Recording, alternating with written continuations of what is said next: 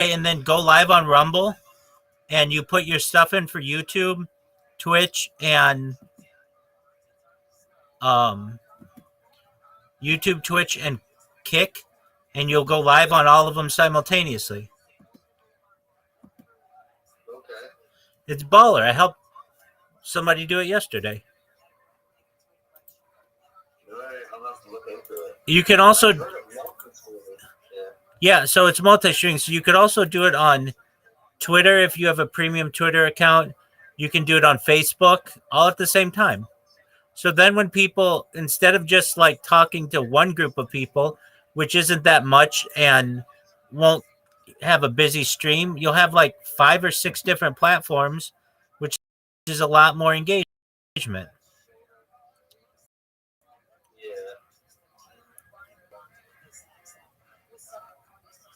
So you get that set up before the weekend. Definitely have to do it. Okay, well, why don't you do it? Why don't you do it now? All right. I'll walk you through it. I'll walk you through it. So log into your Rumble account.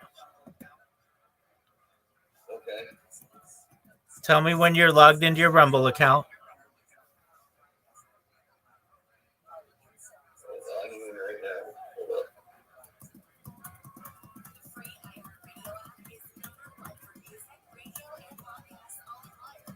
Continue.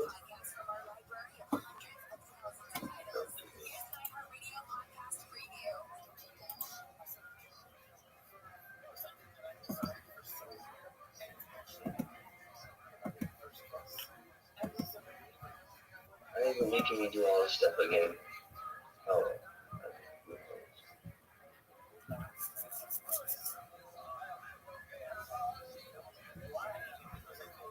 Why is United States on here? It is. Oh, yeah, it is. Yeah.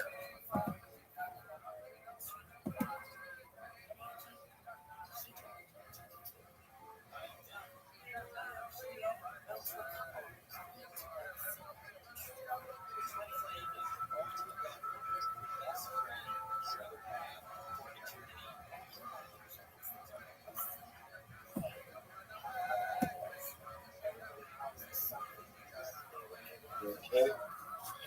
Okay, you logged in? My username is already taken. Well, I thought I had an account, and I guess I don't. All right, well, create an account. Yeah, so the thing I'm not even used, dude. I thought, okay, all right, now I just gotta sign in. Okay, hold up. I thought I already had an account. I tried logging in with Gmail and it doesn't let me do anything. Hold up. Why is that? I don't use the same Gmail for everything, so why is it not signing in?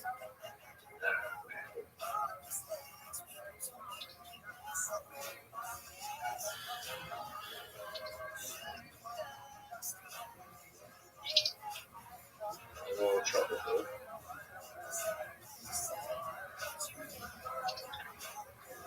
There we go. Now I'm signed in. I thought I had an account. Yep. All right, I'm signed in. Okay, upper right. Go to the upper right corner. Yep. Okay, do you see Rumble Studio in the drop down? Yep. Okay, click it. Sign in. Okay. Okay, did Rumble Studio show up? Yeah.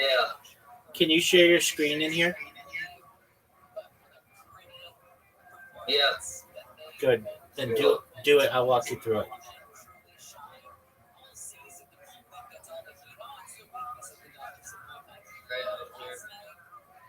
All right, you're sharing your screen? Okay, there we go. All right. Excellent. Okay, do you see in the left-hand, like along the left border, there are 4 icons. There's a gear at the very bottom. Yeah, that one. Yeah, click it. Okay, and then under settings, do you see it says account below there? It says manage connections. manage connections. It's like under settings. It says yeah. There you go. Okay, there you go. Okay, so now log in with all your with your YouTube and Oh shit, dude, it knocks me. Damn it. I can't see, so don't worry. I can't see. Don't worry. If you think it's not streaming, so I don't have it that small, so I can't see. Don't worry about it. Okay, there we go. Facebook.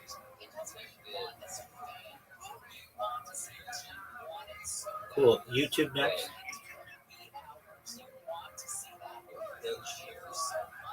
or Twitch or YouTube. Either one works.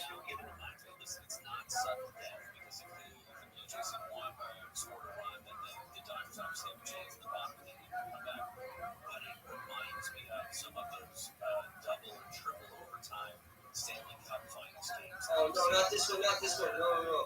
My other one. Alt account. That's okay.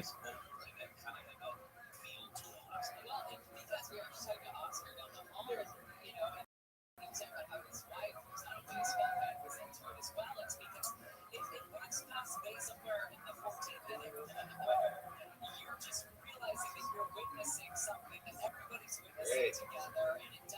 Where's Kick now? Kick does not have one, so what you do is click add the bottom one. Custom, right? Custom, yeah. Okay, now go to your Kick account and get your stream key and get the stream address. It's on, yeah, you know it. Your dashboard.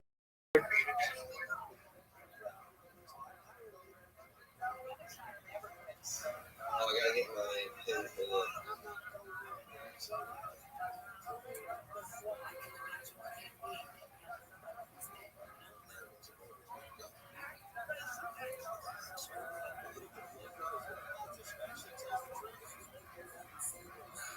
Okay, the top thing, just type Kick under the name. Exactly, and then put the other.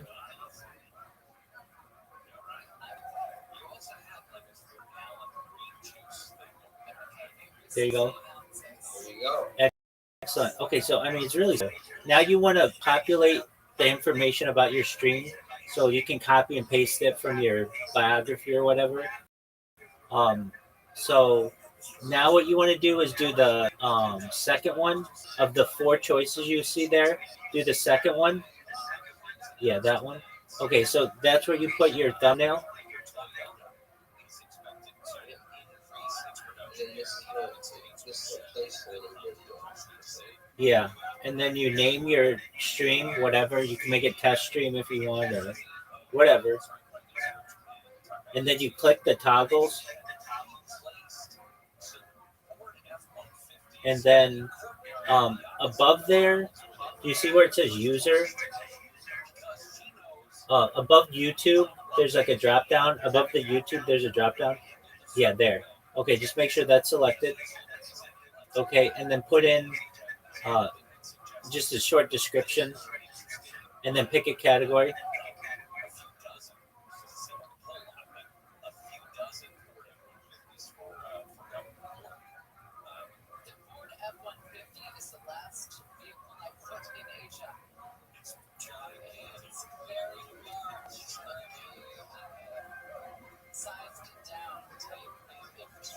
Did you pick a category?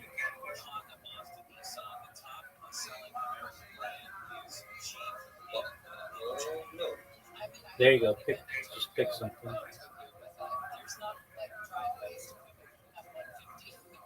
Okay, now, yeah, you can pick whatever. You don't have to pick a secondary. Okay, now do you see the green button? Huh? Yeah, that one. Yeah, click the green button. Cool. Whoa, Okay, press OK. Press OK. Or press the green button, whatever the green button says. Okay, now don't press anything yet. Okay, do you see the choices at the top? Yeah. Click the second one. Like that one. Yeah. You just are on it. There. No. Go back. That one. Click that. Okay, and then turn your camera on, which is at the bottom, and turn your microphone on, which is at the bottom. Yeah, there you go. And if you want to use OBS, you can use a virtual camera. Okay.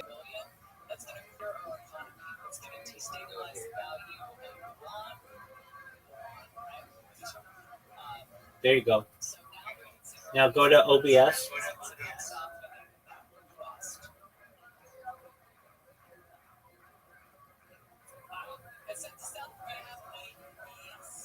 And on the right side, it'll say Start Virtual Camera of OBS. Yep. Okay, turn on your virtual camera.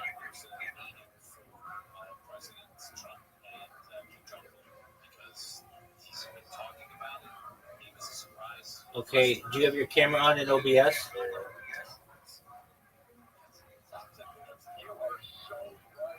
There you go. All right. So you have to go live right now, but if you wanted to, then you just press the button in the upper left, the green one. How do I do watching That's a good. Does it do it automatically? I think it does it automatically. You could test it though. Okay.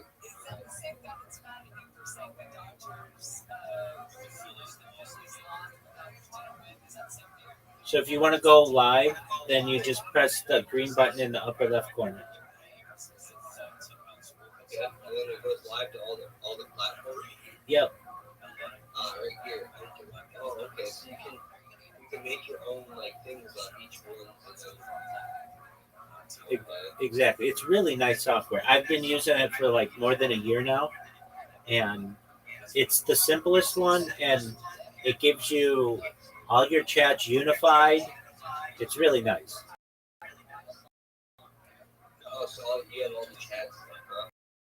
Yeah. So then when somebody types to you in YouTube or Twitch or whatever, it'll show up there.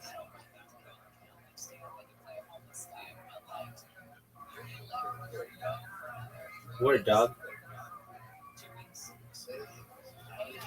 You're welcome, big dog.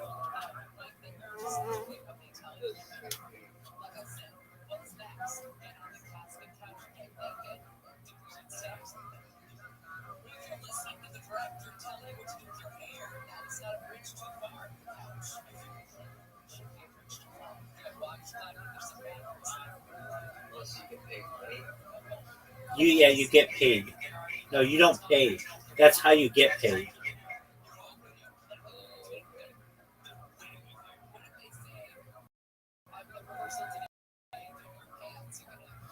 I can get paid. Correct.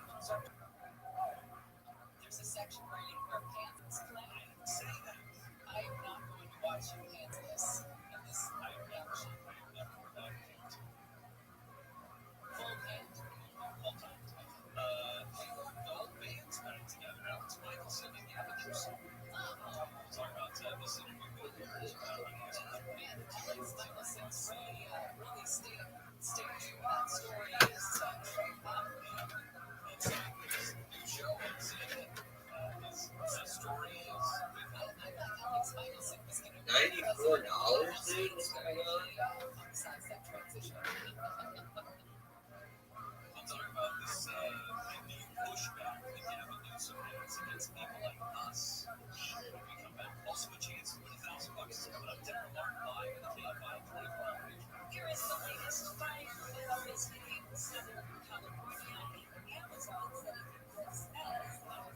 Do I just have to talk about Rumble and this stuff?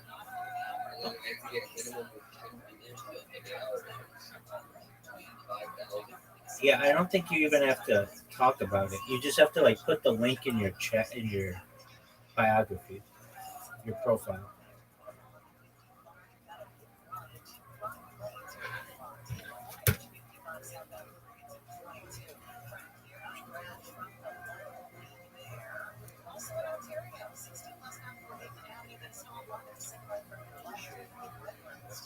You're welcome, big dog. That's why I'm here.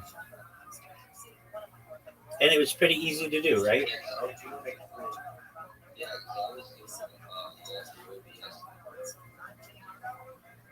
I'm not saying that isn't a good way, but at least you get paid with Rumble. sometimes the things don't fucking work though on my OBS.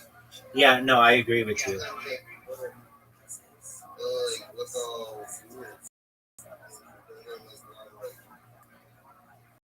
don't know. It's a computer. It's like and I see it happen to like small. I'm not the only one, dude. Like, fuck, I need Linus Tech Tips to come here to freaking fix my computer or something. Right. Right.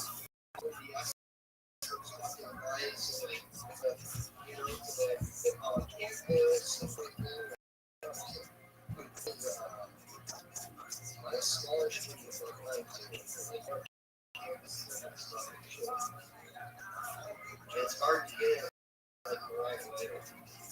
I'm in agreement with you.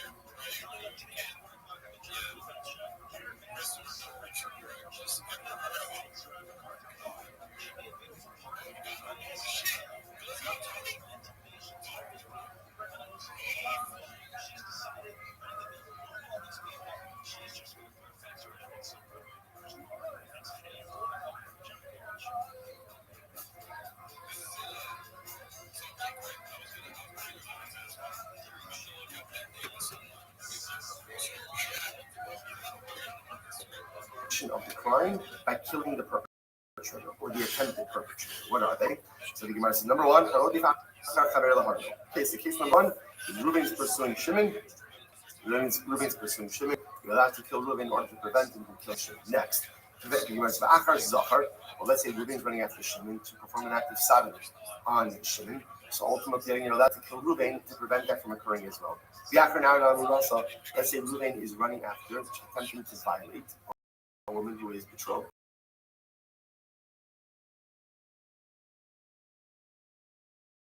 So he's running after an animal because he wants to bestiality. So obviously it's wrong, it's a nisa, but because there's not another human being impacted by that. Okay, so the animals are being impacted by that. That's between Baruch and Reuben. We don't get involved. We're not going to kill Reuben to prevent him from committing an act of bestiality. Or Mechalas Shabbos, Va'ovid Kochav, they voted about this Chom Imatzino Sabanafsh. Assuming again, if you see that Reuben is about to Mechal Shabbos, so again, that's also Chiyuv Nisa, but there's not another impacted party, another human being that's impacted by that. So we're not going to kill Reuben to prevent him from being Mechal Shabbos, or for that matter, to prevent him from worshiping Avodah Zarah. Incredible. Says the Gemara. By the way, we talk about this concept, but where do you know it from? How do I know that if Reuben is running after Shimon to kill Shimon, that I'm allowed to kill Reuben before he does anything to Shimon? Where do I know that's from? The Pasuk says literally, do not stand on your friend's blood. So in other words, if you're standing over here, I see that Chas V'Shalom Reuben is trying to kill Shimon. Don't sit idly by while Shimon is going to go ahead and be murdered, but rather, again, go ahead and take action and prevent Reuben from killing Shimon. One second, that's not what that pasuk is for. That pasuk is here for something else. I need that pasuk for something else. What do I need? How do I see my friend? I see him it's drowning in the water. Or an animal is drowning in the water. Or listing by a lover is being attacked by robbers. I don't have the right to stand idly by. I have to jump in and try to help. Now, happens to be, this is a fascinating discussion in general about what level of danger I am obligated to put myself in order to save someone else. Let's say I see Reuben drowning, but I'm not a strong swimmer. Or I see Reuben being attacked by a lion, and again, I don't have any weapon or anything. So there's much to talk about with it, but the idea that the Gemara is trying to espouse over here is, if you see someone in mortal danger, you can't just simply say, not my problem. You have to jump in. The Gemara says, so again, so we just use that pasuk to teach us that if I see Shimon being pursued by Reuben, that I'm allowed to go ahead and kill Reuben to prevent him from killing Shimon. The Gemara says, that's not what the pasuk teaches me. The pasuk teaches, I see my friend in mortal danger, I can't stand idly by, I have to go ahead and jump in and try to help him. Right? So which one is the pasuk used for? To which the Gemara says, you're right. The pasuk of Lo Samla Damrei Achal really means that if I see my friend in mortal danger, I can't stand idly by. I have to go ahead and I have to step in and I have to try to save him. He's drowning, I have to try to get him. He's being attacked by an animal, by robbers, I have to try to do it. So where do I know that if Reuben is pursuing Shimon, that I'm allowed to kill Reuben in order to go ahead and save Shimon? Where do I know that from? We learn that from Kab Chomer from Na'ara Hamuras. What's the Kab Chomer? So again, when a man is attacking an Na'ara Hamurasa, so the assumption over here is that it's not a threat to life. What he's doing over here is he's trying to violate her. Now, it happens to be, I just want to point out that in Halacha L'Meisa, we view that when a man tries to violate the woman, we see it as Sakanas Nefashis. But the Gemara is kind of talking in the abstract over here. When a man is trying to violate the woman, his intention is not to chas v'shalom kill her. His intention is to take advantage of her. So the Gemara says like this, but yet with all of that, even though again his intention, quote unquote, is to violate her, not to kill her, but yet the Torah says you're allowed to kill the guy to prevent him from violating the Na'ara Muras. So the Gemara says, so again, if a man is trying to violate the Na'ara Murasa, we're allowed to kill him to prevent him from violating her. So all the more so, the Gemara says, and all the more so when I see Reuben running after Shimon to kill him, kill him, right? So Ruvain is running after the Nara Murasa to violate him. And yet the Torah says, even in that case, you're allowed to kill Ruvain to prevent him from violating the Nara Murasa. All the more so if I see Ruvain after Shimon to kill Shimon, of course I'm allowed to go out and kill Ruvain to prevent him from doing so. The rest of one second. If you own Shimon Adin, you can't put someone to death on the basis of Kalachom, right? That's not how halacha works. So debate to the Gemara says debate Rabbi Tana. So in Yeshiva of Rabbi, they said the following. You're right. It's not a Kavachomer. It's a Hekish. And what's Hekish happens to be a juxtaposition within a pasuk. So that's an exegetical principle. So the Gemara says, Tana Hekeshu, Kikasha Yaakov Ish Areu Ras Honefesh. So remember, this is the pasuk of Na'ala Hamu Rasa. And this is talking about, again, Halacha Lamaisa. Halacha Lamaisa, the Na'ara is violent. So the halacha and we go ahead. So the pasuk says sasa davar. It's obviously the narrative didn't do it. Right? So she's the victim. She's the victim. Therefore, kikash shar yaakov ish areo or itzachol nefesh. Because nara murasa is like a case where someone attempts to kill someone else. So what does that mean? What does that mean? So the Gemara says so what is it we're learning out from Rotseach to nara murasa? Which the Gemara says you're right. See, it sounded like we're trying to learn out something from Nara Murasa. I should say, learn something from Rotseach to Nara Murasa. It turns out that no, we're actually learning out something from Nara Murasa and applying it to Rotseach. What are we applying? Listen to this. The Makish Rotseach Nara Murasa. The pasuk itself is giving a hekish, a juxtaposition or comparison between Nara Murasa and Rotseach. How so? Nara Murasa nitinatzilu b'nafsho. So just like in Nara Murasa, you're allowed to go ahead and kill the attempted violator, the attempted rapist. You're allowed to kill him to prevent him from violating the Nara Murasa. So to Afotzeach, Nita Latzilo Benafsho. Ultimately, so to Rotseach, you have to kill him, you're allowed to kill the attempted murder. So what's this? Interestingly enough, it turns out the Torah says explicitly, right, as we're going to see, that Halacha L'Maisa, if a man's trying to violate the Nara Murasa, you could kill him. And then the Torah juxtaposes Nara Murasa with Rotseach to teach us that just as you could kill the attempted violator by the Nara Murasa, so too you could kill someone who's trying to kill another individual. Incredible. So much the Nara Murasa Noah, who from Noah, how by Nara Murasa herself, if you're allowed to kill the man who's attempting to violate her, the term Bera Bishmo, the Ein Moshia law. The plus when it speaks about the Nara, talks about that she violated in the field, right? She cried out, and there's no one there to save her.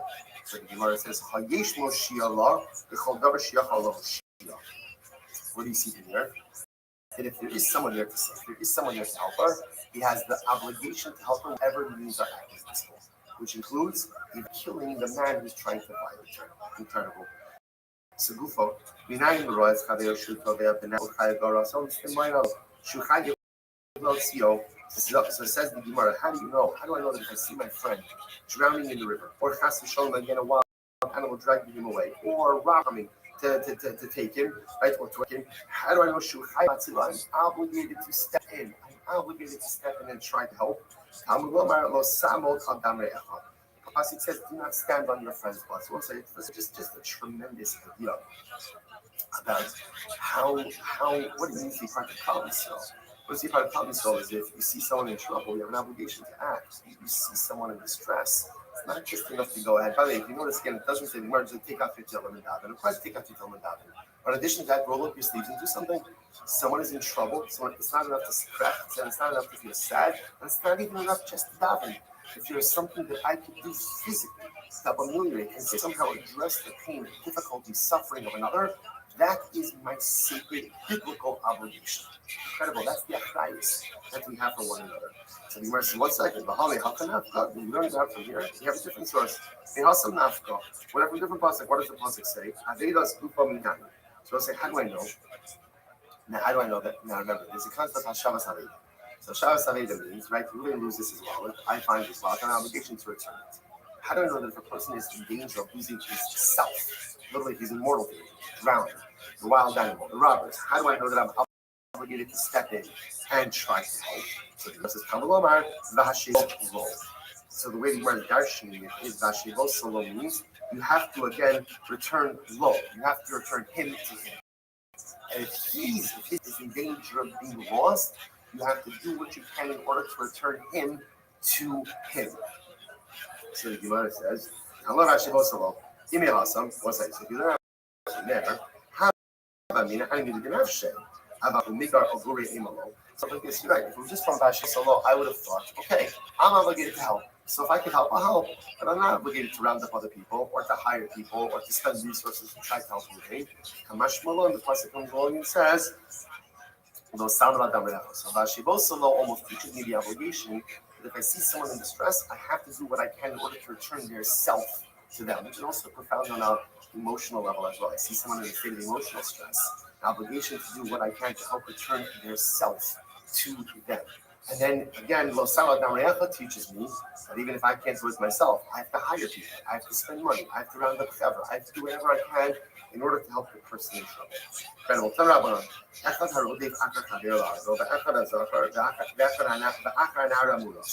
So again, whether I see Ruvain running after Shimon to kill Shimon, or I see Ruvain after running after Shimon to sodomize him, or I see Ruvain running after Nara Murasa to violate her, or I see Ruvain going to go ahead and, let's say, violate someone for whom there is a fee of Musas based on a death penalty, or I see Ruvain running after someone to violate them who's a fee of Krisos. What's that look like? In all these cases, I can kill Ruvain to prevent them from violating. So the Gemara says, if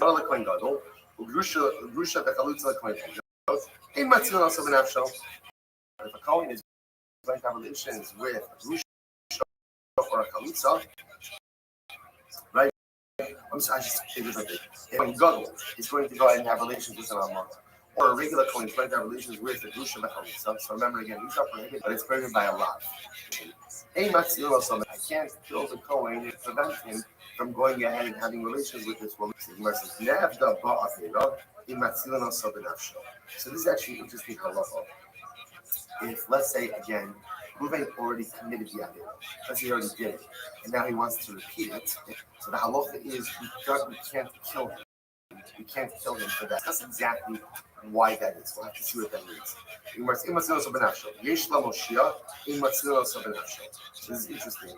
If halacha myself, let's say by Nara Murasa, she's about to be violated, and there's a way to save her without killing Reuven, then of course we have to take advantage of that opportunity. In other words, killing the perpetrator is only the last resort to prevent the commission of the crime.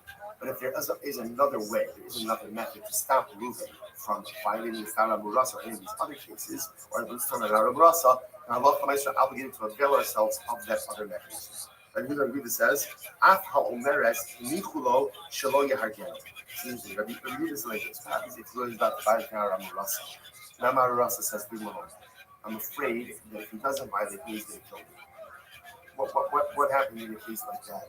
Allah and I say, so what do you do? So the Buddha says, if she says, Nara Murasa says, leave him alone. Let him do what he's going to do because I don't want to run the risk of being killed. And ultimately, the Buddha says, we listen to her. We listen to her. And the Gemara says, no, I need to read all that from.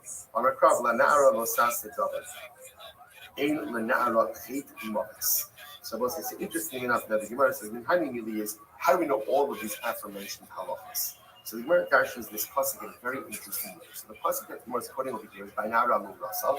And the Gemara is applying it to a number of different scenarios. So the pasuk says, don't do anything to the Nara, because the Nara has no culpability. So the Gemara says, interesting enough, Nara is written in the pasuk Chaser. So we bring out the head. So it can be read as Nar. So what does that teach? Nar Zezachar. That refers to the case that Reuven is running after Shimon to sodomize him. So we could kill Reuven in order to prevent him from doing that to Shimon. Nara refers to Nara Murasa. You see Reuven about to violate Nara Murasa. We're allowed to kill him to prevent him from violating her. Chait, what does Chait refer to? I see Reuven about to have relations with a person for whom there is a fee of kares. We kill him to prevent him from doing that. Right? Maves. Right? This refers again to a relationship that I have a fee of Misa's cases. I kill Reuven to prevent him from doing that. So why do I need all of these cases? Which words I'll tell you why. Because of Rahman Na'ar Mishum Delav Arch. I would have said, why can't I go ahead and kill Reuven before he sodomizes Shimon? Because that's abnormal. That's not normal. So because that's an abnormal event, therefore again I can kill Reuven for preventing him from that. About Nara, the Orche, came alone, and Nara, as much as it's an act of violation, but the act itself, in other words, the idea itself is a quote-unquote normative act. So perhaps, again, Reuben can't be killed proactively for attempting to do that. So therefore, again, the pasuk needs to teach me now that no, even if he attempts to violate Nara Murasa, he can be killed in order to stop him. Because of Rahman and Nara and the plug-in. Furthermore, again, if we would have just said Nara, I would have said the reason you're allowed to go ahead and kill a man before you kill Reuben, before he violates Nara Murasa, is because if he violates her, Hadam means he blemishes her, which is not only a physical damage, but is also a reference potentially to status damage. Now she's got a basula, so ultimately, again, that has other potential marriage ramifications for her as well. Rashi says over here, Rashi says over here, it could also potentially cause some damage to marriage. That her husband may interact differently with her as a result of all of this as well. So the Gemara says, but maybe in the case of Saudi, where again, quote unquote, there's no pigima, there's no damage. In other words, damage. There's no status damage, and there's no necessarily relationship damage to anyone else. Perhaps you couldn't kill Reuben in order to stop him from sodomizing Shimon. Therefore, the pasuk has to say no. You even could kill Reuben if he's attempting to sodomize Shimon. Because of Rahman Hani, and the Torah would have just Nara and Zachar. So far we have again, if Reuben's attempting to violate Nara Murasa, kill him to prevent him from doing so. He's trying to sodomize Shimon to prevent him from doing so. So the Torah would have just said these two. Because of Rahman Hani, it will say Amadeus, Mishum Dahai Lat Archehu, Dahai Kapagim. So Nara because that's Admiral, and Nara because, again, it impacts her status. That's why you could proactively kill Reuben before he perpetrates. About Sharayos, Zorchayu, Lonafish Pigamam, Imolo. Maybe other arayos, but ultimately A, it's quote unquote normal. What do you mean it's normal? It's a normative action. And the ramifications, the Pigima, it doesn't blemish, quote unquote, status wise or relationship wise as much. Perhaps I would not be able to kill Reuben to prevent him from doing so. To which the Gemara says, Therefore, Torah says, no, if Reuben is about to engage in a relationship that is an arayas, we're allowed to kill him to prevent him from doing so. Because of Rahman Chait, if Torah would have just said hate, I would have said, well, then, maybe if I see Reuben about to engage in a forbidden relationship that's quote unquote only forbidden by love, perhaps I should be able to kill Reuben for that as well. Because of Rahmana Modas. Torah says, no, the only time you can actually kill Reuben is if he's about to engage in a relationship which is punishable by death. Because of Rahmana Modas, Haramina Chayim is based in Chayim so slow. If it would have just said Modas, I would have said, oh, what does Modas mean? Modas means Chayim Misos based in. Only relationships are punishable by Misos based in. Right? Chayim Kisos, not. So Rahmana Chait, therefore the Torah says Chait, which comes to include Chayim Kisos as well. So the Gemara says, the lift of Rahmana Chait Modas below by Nar Gemara. So if that's the case, just let the pasuk say it. Let the pasuk say Chait and Modas.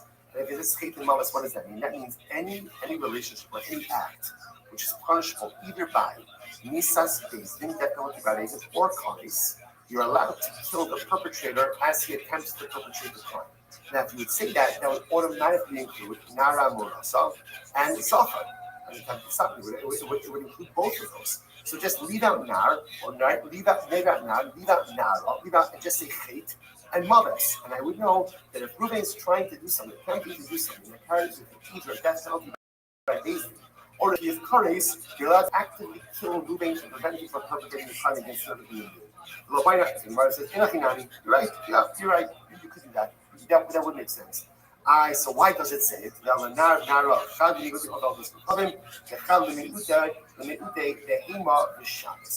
what's this? Here's the difference. Remember, there's a danger. What's the danger? The danger is like this. If it would have omitted Nar and Nara, and would have just said Chait and Mothers, without coming like this. If Reuben is attempting to do anything that carries it to a death penalty, either by Bezdin or by Kares, he's killing to prevent him from doing it. Based on that, I would have said that if Reuben is about to Machalo Shabbos, I can kill him to prevent him from being Machalo Shabbos. Or if Reuben is about to worship Avodah Zarah, I can kill him to prevent him from worshiping Avodah Zarah. So, but the Torah says Nar and Nar, which tells you what? The only time you're allowed to go ahead and kill someone to prevent them from committing an Aveira is when that Aveira impacts another human being, right? But if the Aveira doesn't impact another human being, for example, Reuben is about to Mechal Shabbos, very bad, but it doesn't impact. or he's about to commit an act of bestiality, doesn't impact another human being, or he's about to worship Avodah Zarah, doesn't impact another human being. In those cases, halacha l'maisa, you cannot kill Ruvain to prevent him from committing the act. Incredible. So here's the problem. What about the country Rashki? The Omar only Kohavim Nitamatzilu Benafsho Lamali. Again, we'll talk about this more tomorrow's daf. Shabbos is daf. Rashbi Hashem actually holds that Allah Lamaisa. If you see if Ruben's about to be Michal Shabbos, you can go ahead. Sorry, I should say Avodos Kohavim.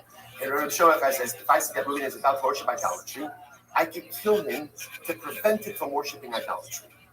Wow. So according to the Shomai Yochai, then why do I need Nar and Nara? The Gemara says, it's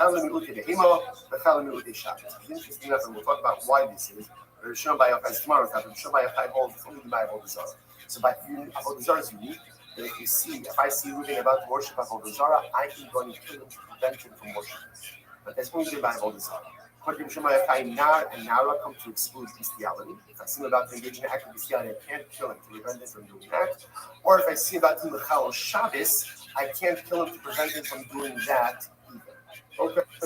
To which the Gemara says, Shabbos. Because I would have thought, Tisi Shabbos, Nechilu Me'avodos Kohavim. I would have thought like this. Both desecration of Shabbos and Avodah Zarah, both use lashon of chilul, to profane. So I might have thought the point of Shomai Yochai, the same way that I could kill him to prevent him from worshiping Avodah Zarah, I could also kill him to prevent him from being Mechal Shabbos. Kamash Malon, no. Kamash Malon is only for Avodah Zarah, not for Shabbos. Already, Elazar Rabbi Shimon, or Mechal Shabbos, Nitan Tzil Shabbos. Oh, there's another shita. There's more. So let's say, so you begin to see that there's three schools of thought. The primary school of thought says like this: the only time you're allowed to kill Reuben is when he is about to commit something that is punishable either by death by basin or kares, and it impacts another person. If there is no other human victim, you can't prevent Reuben from committing that error by killing him. That's the first school of thought. Second school of thought, Rabbi Shimon Yochai, I agree with that, but the exceptions Avodah Zarah. Can kill Reuben to prevent the worship of Avodah Zarah. And then there's Rabbi Elazar Rabbi Shimon. Rabbi Shimon says, not only can you kill Reuben to prevent him from worshiping Avodah Zarah, but you can also kill Reuben to prevent him from being Mechal Shabbos. Mechal Shabbos. So he holds the Amar Mechal Shabbos not so benafsho. That's your Shabbos Mechilu Chilu Me'avodos Kohavim. Because Rabbi Elazar Rabbi Shimon makes the Gzeir Shabbos of Chilu. It says Chilu by Avodah Zarah, by Shabbos, just like you can kill Reuben to prevent him from worshiping Avodah Zarah, so too you can kill Reuben to prevent him from being Mechal Shabbos. So Michael, and according to this approach, according to Rabbi Elazar, Rabbi Shimon, then why you need Nar and Na'ar at all? Because essentially, according to Elazar, Rabbi Shimon, anytime Reuben is about to do something that carries with it a misas basin, right, death by basin or kares, even if it doesn't have a human victim, you're still allowed to kill him to prevent him from doing it. So why do I need Nar and Na'ar? Which one says no? Where it says, no, because one of those will be called Nara or Nara. One of them will come to exclude bestiality. And everyone will agree that if I see Reuben about to commit an act of bestiality, then in that case, we don't kill him to prevent it. So the Ida, I need to consider that one and Nar comes more textual symmetry. And since the Torah wrote Nar, the Torah also wrote Nar. So as I say, interestingly enough, what you see over here, and again, we'll have to see the halacha myself, but essentially three different opinions. Opinion number one is I'm allowed to kill Reuben to prevent it from doing an Avera when the Avera is A, is either punishable by Nisas Basin, Kares, but the important qualifier is it has to have a human victim. It has to have a human victim. If there's no human victim, I can't kill Reuben from perpetrating. You're shown by Yochai, agree, but adds an Avodah Zarah. I can kill Reuben to prevent him from worshiping Avodah Zarah. And according to Elazar, Rabbi Shimon, he adds in also Shabbos. I can kill Reuben to prevent him from being Mechal Shabbos. But everyone will agree that, for example, an act of bestiality, as terrible as that is, if Reuben's about to do it, I can't kill Reuben to prevent him from doing it. Okay, terrible. Let's have a little time. But Yehuda Omer, Af Omer, Sini Chulosh Lo Yarden. So Yehuda added in this case. What happens if Reuben is about to violate the Nara Mugasa? We're ready to kill Reuben.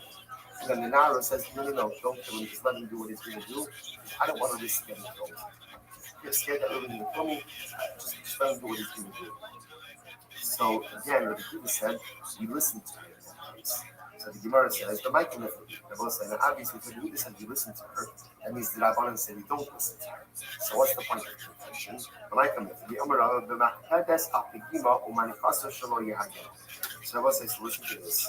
So the focus will be on the following. What happens if we know about this girl that she is Machpedes on the Gemara? She says, the Machpedes on Padma, so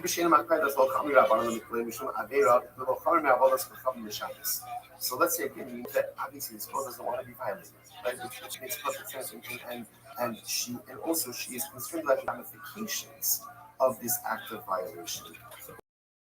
Right? So what if we know that she is makbet on the pikima, but we also know that she's telling us leave him alone. So what do you do in this case?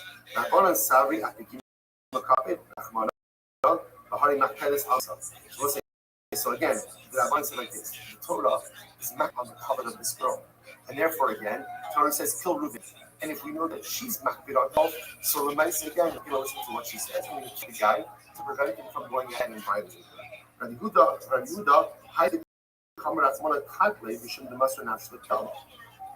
Well, Master Nafshel Kala. So the Gemara says, Rabbi Yehuda will say like this: why does the Torah tell us? Why does the Torah tell us to kill the perpetrator? Because we're afraid that if you don't kill the perpetrator, she's going to consume her life rather than violate it. So we're concerned about the fact that she's going to give up her life rather than be violated, because the Torah says kill the perpetrator. But in this case, which is kind of telling us, just leave it alone. Leave it alone. Let Reuben do what he's going to do. I don't want to get killed. And Yehuda says we listen to her and we don't kill the perpetrator. All of us are actually tell them. I'm going to talk about dying. Amana, since you look at Rashi says over here, the master national color, she snuo, she most has a level, she again, below Tibalo, but Amatori is still Dama, the Dama. So ultimately, again, but Yehuda says in general, that's what we're concerned about. She's going to give up her life rather than be violated. If she's telling us no, just let him do what he wants to do, I don't want to run the risk of being killed. We listen to her. What if a Kohen Gadol is getting ready to violate the Rabbanon, to have relations with the Rabbanon? There's also a biggie. There's a genealogical blemish in that. Because now, if she has relations with the Kohen Gadol, she can't marry the Kohen before. So would we kill the Kohen for something like that? So the Torah seeks out the Gima, like a blemish, talking about something dramatic, like now Ramurasa. The fact that now, again, this Amana won't be able to marry a Kohen, right? Okay, obviously it's ramification, but Lamaisa, again, it's not the type of ramification that the Torah itself is actively concerned with. So they will say, so what's interesting, I just want to point out, is that Halach Lamaisa, we pass the like that it's not like that you go. And even in a case where the woman would say, you know what, leave it alone, Halach, we would not leave it alone. In other words, we would take the life of the perpetrator. So it's also important to understand, let's say, sometimes we see sugyas like this. It sounds a little bit strange. You're talking about a woman who's about to be violated. So, what exactly are like the clarity here? So remember, a lot of times what happens in Gemara is that it's supposed to also, there's an intention like halacha yudisha. Just try halacha. So try halacha is just the examination or the extrapolation of concept, devoid of emotion. And that's what you see over here. But I just want to point out, like halacha l'maisa, we assume that every single kind of man is ready to violate the that is sacrifice. Almost in the same way that halacha l'maisa, we assume that someone who is so yesterday is coming to go and rob someone else. But we assume that halacha l'maisa, that person is ready to kill the house taker. It's the same result over here. A man is willing to use brute force against a woman to have a relationship. Nice again. We assume that act of violence carries a bit of readiness to take life as well. And we'll deal with him as a Rotzeh. We'll deal with him ultimately again as someone who's ready to commit murder. And such, we are allowed to kill him to prevent him from violating a woman. Rabbi Kulish is doing this interesting case where she says, don't do anything. She says, don't do anything. So what should we do in a situation like that where she says don't do anything? So the Buddha says we listen to her. The Rabbanan is saying we don't listen to her.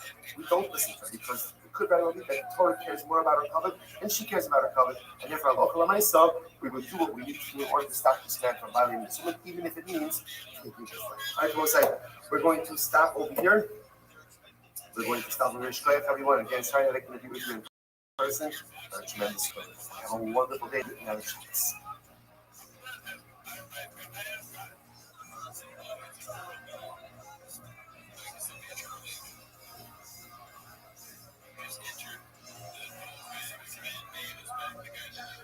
All right, so we'll say good morning. Let's begin. So today's daf is Ayin Dalet 74. Actually, a beautiful daf ahead of us today. We are to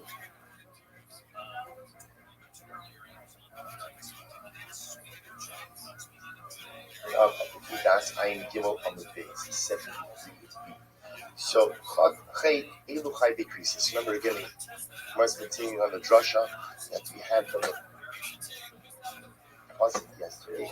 Chay Elu Chay decreases.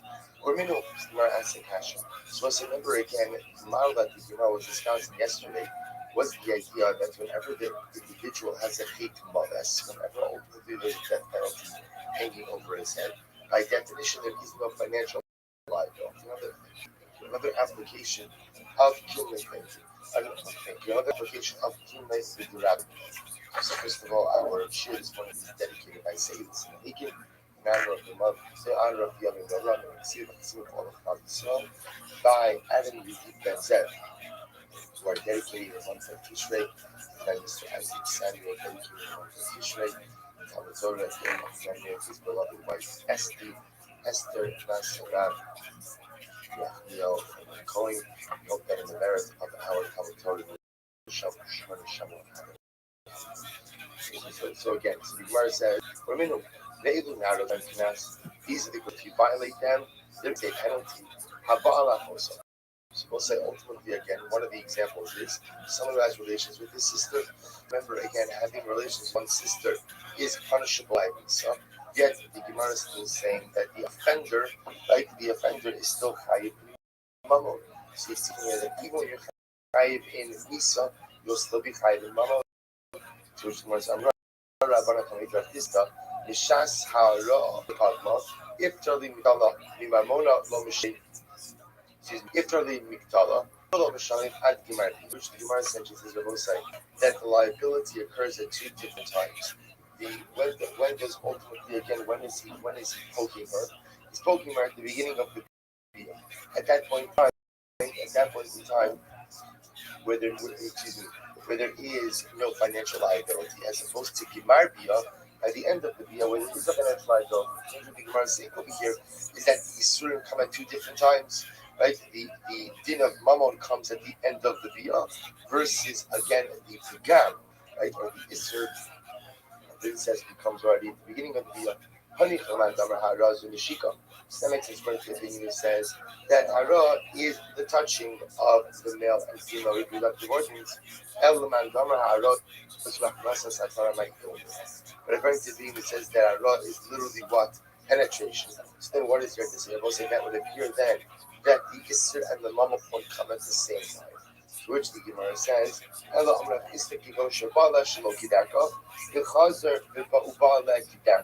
and then we'll say what's the case? The case is where the first Bia was Shaloki Dafo. And that's where the Bia is his son. Then the second time, ultimately, again, the Bia is Mama. Rava Amar, if Rava says what's the case? The case is where the sister is being attacked by the brother, and she tells others who stand ready to help her not to step in. Leave him alone because I don't want him to kill me. Yehudi, and it's supposed to be very Yehuda, goes to Jacob Ayin David. Papa says, Papa says, we're talking about over here. Remember, this is Rabbi Yehuda from yesterday's daf. The Yehuda from yesterday's daf holds that if a woman says, leave the attacker alone, and just let her attack me, that we listen to her because we understand that she is fearful of being killed. Now, Papa says, Papa Ayin David, pick a foot of a Tibriakol. That Papa is literally talking about over here. We're talking about a case of Mafuta. But the case of Mafuta is where the woman was seduced. In the case of Mafuta, ultimately, again, she is complicit in this act. And therefore, again, if she is complicit in this act, we have no right to kill the individual to quote unquote save her. If we have no license to kill her, then by definition, he will be chayiv in Mammon. So Abai says, what's the case over here? Because the case over here is where we can save the woman by injuring the attacker in one of his limbs. In other words, we don't have to kill him in order to save him. So once again, Gemara is suggesting something very interesting. But first of all, two things. Number one, whenever you have the ability to save someone by injuring the attacker, that that is halachically preferable. I don't care what people think.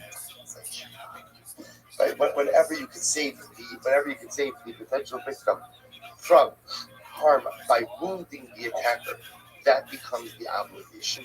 And number two, I will say, remember, if it's a case where the victim could be saved by only wounding the attacker, then this is no longer a case of Dine Nefashis. If it's no longer a case of Dine Nefashis, then the attacker will be chayshim. So the Gemara says here, Rabbi Yonasan ben Shaul, Tanya, Rabbi Yonasan ben Shaul, Rodi, Sherodi Akakavero, Hargo, Biacholosio, Lotzilo, Bechme Barak. Supposed to say, if Reuben is running after Shimon to kill him, and I see that I can injure Reuben, right? I can injure Reuben in a way that will allow him to escape. It doesn't require me to take Reuben, then that is my obligation. And what happens in the event below Hitzil? I will say, what happens if at the end of the day I choose to Reuben? Instead what? I kill him, and Neharagalim. I will say, I'm chayiv. In other words, the idea, now obviously this is a very specific case where everything lines up in a way where it's clear that if I injure him, that halacha l'maisa, again, it will neutralize the threat. If I know I can't injure him, and I be able to control, I guess, the makkah that I'm going to give to Ruvain, and I can injure him, but instead I don't, I am liable to a death penalty. Rabbi Elazar was here speaking about two men who are fighting. One of them bumps into or tramples upon a pregnant woman, and as a result, she miscarries. So the Torah speaks about again that there's liability. So Gemara darshan is that pasuk. So Gemara says, the mitzvahs shebemisak kasod medaber. Torah is speaking about a situation. Ultimately, again, I will say, where someone could have been killed in order to stop them from harming the other. So the Pasuk explicitly says that if there's a tragedy, you will pay one life for the other. So what the Gemara understands over here is that this situation, as much as it's two people fighting with each other, at the end of the day, there is the capacity, ultimately, again, to kill someone. There's the capacity for someone to be killed. And therefore, what does the Pasuk say? The Pasuk says, nevertheless, I know she anish. Supposed to listen to how the Gemara's darshan means. The Gemara says, which means don't kill him if you don't need to kill him. Instead, just injure him, neutralize the threat. Below yason, right? No need to kill his life if it's not necessary. So no need to pursue life if it's not necessary. Rather, I know shanish. We'll say the Gemara's darshan is over here. I know shanish means could have neutralized the threat, simply injuring the person. But instead, what? You choose to kill him. You, now the killer of the pursuer, will be chayiv. So if you tell me the halacha is that when you could save the victim by injuring the pursuer, and you don't do so, the halacha l'maisa again, you are chayiv for that. So the Gemara says, the mishkachos lo the ya'anish. And they're both saying, now I understand what the pasuk is talking about, where it says that I can be punished. To go, what's the case where I, first remember, who am I? I'm the person who's stepping in, trying to save the victim. When is there a case where I, the good Samaritan, who's stepping in to try to save the victim, when would there be a situation where I would be hired? To go, we'll say, what would be the case? We'll say, first right line. Where would be a case where I could save the victim by injuring the pursuer in one of his limbs, and I don't do so. If instead I kill him, the Torah is telling me that's what? There's liability for that. So, but if you tell me that even if at the end of the day I could have saved the victim by injuring the pursuer in one of his limbs, but instead I killed the pursuer, you're going to tell me that even in that case I'm going to be punished. And I was like, what's the case of the pasuk when it says that sometimes I could be punished for taking the life of the pursuer? To which the Gemara says, Dilma, shiny hasan, shiny hafa, the misalazeh, the kashlim lazeh. We'll say maybe this case is different because you remember again in this unique pasuk, there are actually two individuals ultimately again who are hurt. So remember again, so it could be that Reuben is killing one person, but in the course of this tussle, he's bumping into the pregnant woman and causing her to miscarry. So it could be that there's a din misa towards one person. In other words, that Reuben was ready to kill Shimon. The pregnant woman was the unintended victim of this situation. So therefore, again, it could be that Reuben is going to be chayiv misa of the Shimon, but ultimately, again, he would be chayiv mamon for the woman. So it's when we're going back to this, we're really trying to figure out where someone else is attacking someone in a way that makes him chayiv misa, would it also be chayiv mamon? Gemara trying to bring this as a raya, but then Gemara says maybe not. Maybe over here the difference is that the liability goes in two different directions to two different people, to which the Gemara says lo shna. We can't make a decision because we don't look ultimately again at where the liability goes. Rather, what do we look at? Who a person is liable to. The Amar Rav is saying, Rodiv Shayrodив Akakadero. So listen to this. Reuben was running after Shimon. Now, presumably to kill him. Now, what happened? The Sheber Esakim. And while the Rodiv is running after the Nirdaf, so while the pursuer is running after the victim, the pursuer ends up breaking utensils. So we'll say, so what's the Shaila? Is the Rodiv chayiv for the breakage of those utensils? To which the Gemara says, "Vein shall nirdak, vein shall kol adam pater." No, also that's very interesting. If as the Rodiv is running after the nirdak, Reuben is running after Shimon to kill him, and Reuben destroys those utensils. Whoever those utensils belong to, right? Ultimately, again, Reuben is going to be pater. Why? By taima, mischayiv v'nafsho. They will say, why is that? That is because Reuben is chayiv misa. We'll say, why is Reuben chayiv misa? Because Reuben is actually running after Shimon to kill him. Reuben is a Rodiv. So because Rodiv is chayiv misa, because he's chayiv misa, then what? He's going to be pater on the kalim that he takes. He's going to be pater. There's no din when there's a din misa. However, on the other hand, the misa of sheshibra has let's say the person being pursued, we'll call him Shimon, is running away from Reuben, and he breaks utensils. So shall Rodiv pater. If he breaks the utensils, the Rodiv is going to be pater. Shall call adam chayiv. If he breaks utensils of other people, then ultimately he will be chayiv. So the Gemara says, shall Rodiv pater. Why is it ultimately again that he's chayiv for breaking the utensils of the Rodiv? Excuse me, pater for breaking the utensils of the Rodiv. Shelo yehi mamono, chaviv alav midifo. As I said, ultimately again, the Rodiv's money shouldn't be any more important thing than his body. In other words, by running after Shimon, ultimately again, he's putting himself in harm's way because not anyone has the right to kill him. His mammon cannot be more chamer than his goods. So therefore, again, the same way that everyone has the license to go and take his life in order to save Shimon, so too again, when the Nirdaf tramples his kalim, he's going to be pater for that as well. However, again, shall call Adam Chayiv. There was a few imagine this case. So this is Reuben running after Shimon. Shimon runs away from Reuben. Shimon, while running away, breaks Reuben's utensils. But the Gemara is saying over here is that Shimon is going to be Chayiv for that. He's going to be Chayiv. Why? Shematzu atzma v'mamon chaveiro. Because we'll say ultimately again, it's actually a very important episode. You can't save yourself through your friend's money. You can't save yourself through your money, but what? You have to pay. So if Shimon is running away from Reuben and he accidentally breaks or intentionally, he starts throwing ladies' kalim right at Reuben to stop Reuben from running after him. So ultimately, again, he's saving himself from someone else's money. He has to pay that. I'm supposed to listen to this. So it's like, the Rodiv, Shaya Rodiv Akar Kadero Lotzilo. So listen to this. So I see Reuben running after Shimon to kill him. I start running after Reuben to kill Reuben to stop him from killing Shimon. The Shibra Sakilim, and in the course of me running after Reuben, who is the Rodiv, I end up smashing utensils. Then shall Rodiv, then shall Nirdak, then shall Taladam. Whoever's utensils, I go ahead and I break. I'm going to be pater. Why is that? I will say. The truth is, that's not really the technical letter of the law.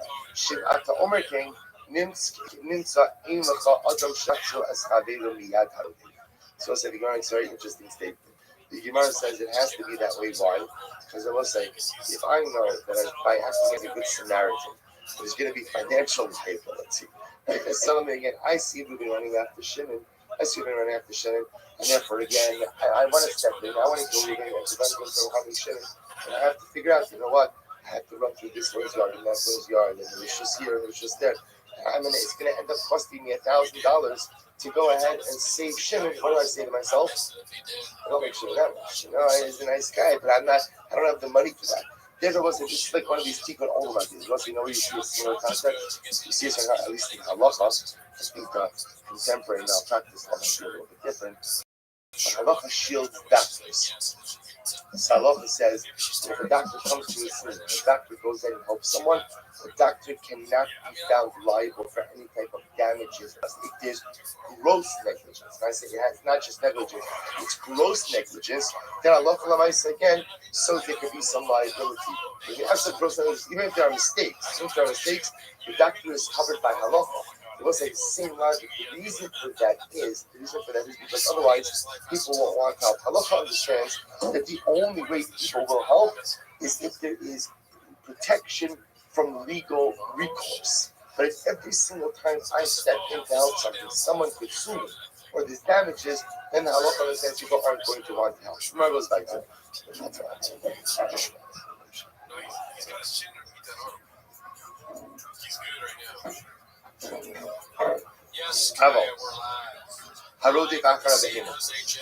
Most remember again, you learned that if somebody is running after an animal, you go ahead and commit an act of bestiality, you don't kill the individual.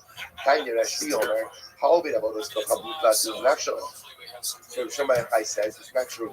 We see someone about to worship idolatry, you kill them to save them from violating that avera. So what's the Kavachomer? Had your if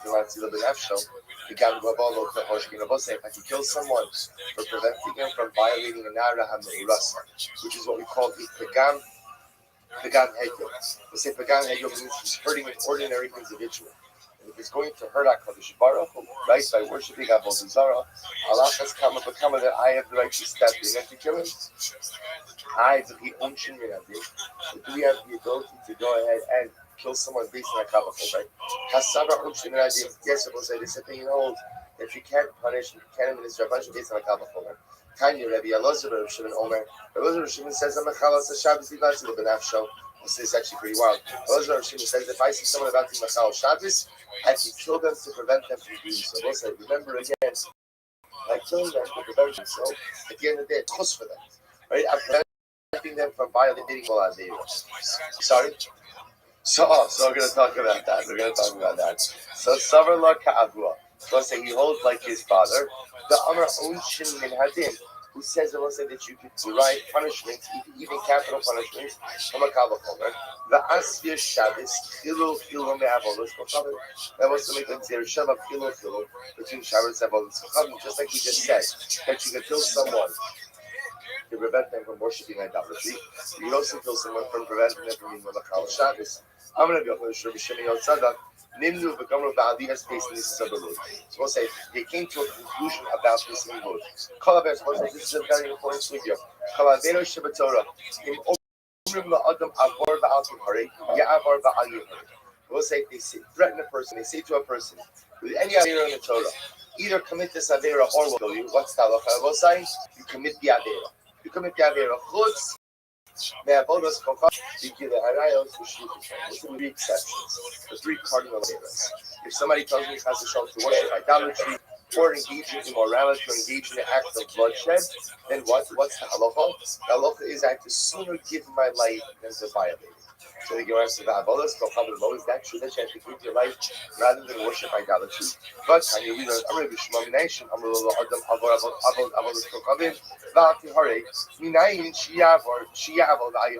we know that if they try the person that told him either worship idolatry or we'll kill you? How do we know that he has to worship the idolatry and not let himself be killed? Because it says, the pasuk says that you shall live through this. The Pasuk wants us to live and not to die. So therefore, again, you see that you can even worship idolatry to save your life. Remember, this is 1 second. You might have thought Rabbi said that this is even true in public. Let's say somebody tells me to worship idolatry and going to kill me. I would have thought that again, Chayvan tells I could even worship Talmud Lomar, therefore, also the Pasuk says, Moshe says, do not go ahead and profane my name. So we'll say at the end of the day, even if so we'll say we don't pass in this way. You pass in that Avodah Zarah is one of the three cardinal averos for which you have to give your life. Right? And that person now again, the scope of that, when that is, what's considered Avodah Zarah, so that there's a lot of halakhic literature, not our topic for today. This other thing, however, that says that no, even idolatry you can worship rather than give your life also has limitations. For example, if this act of idolatry is going to happen in public with our hesyos, then it is not just Avodah Zarah. Then it's full of shame. Desecration of God's name. When there's a desecration of God's name, you certainly have to give your life rather than worship. So the Gemara says, "Imud Amar Kabbalah, Pilosha Kabbalah, the Sanya, Veloz Amar, V'Haftas Hashem Kecha B'Chol V'Avachol V'Chol Nafshcha B'Chol Mo'Decha." It's a beautiful Gemara.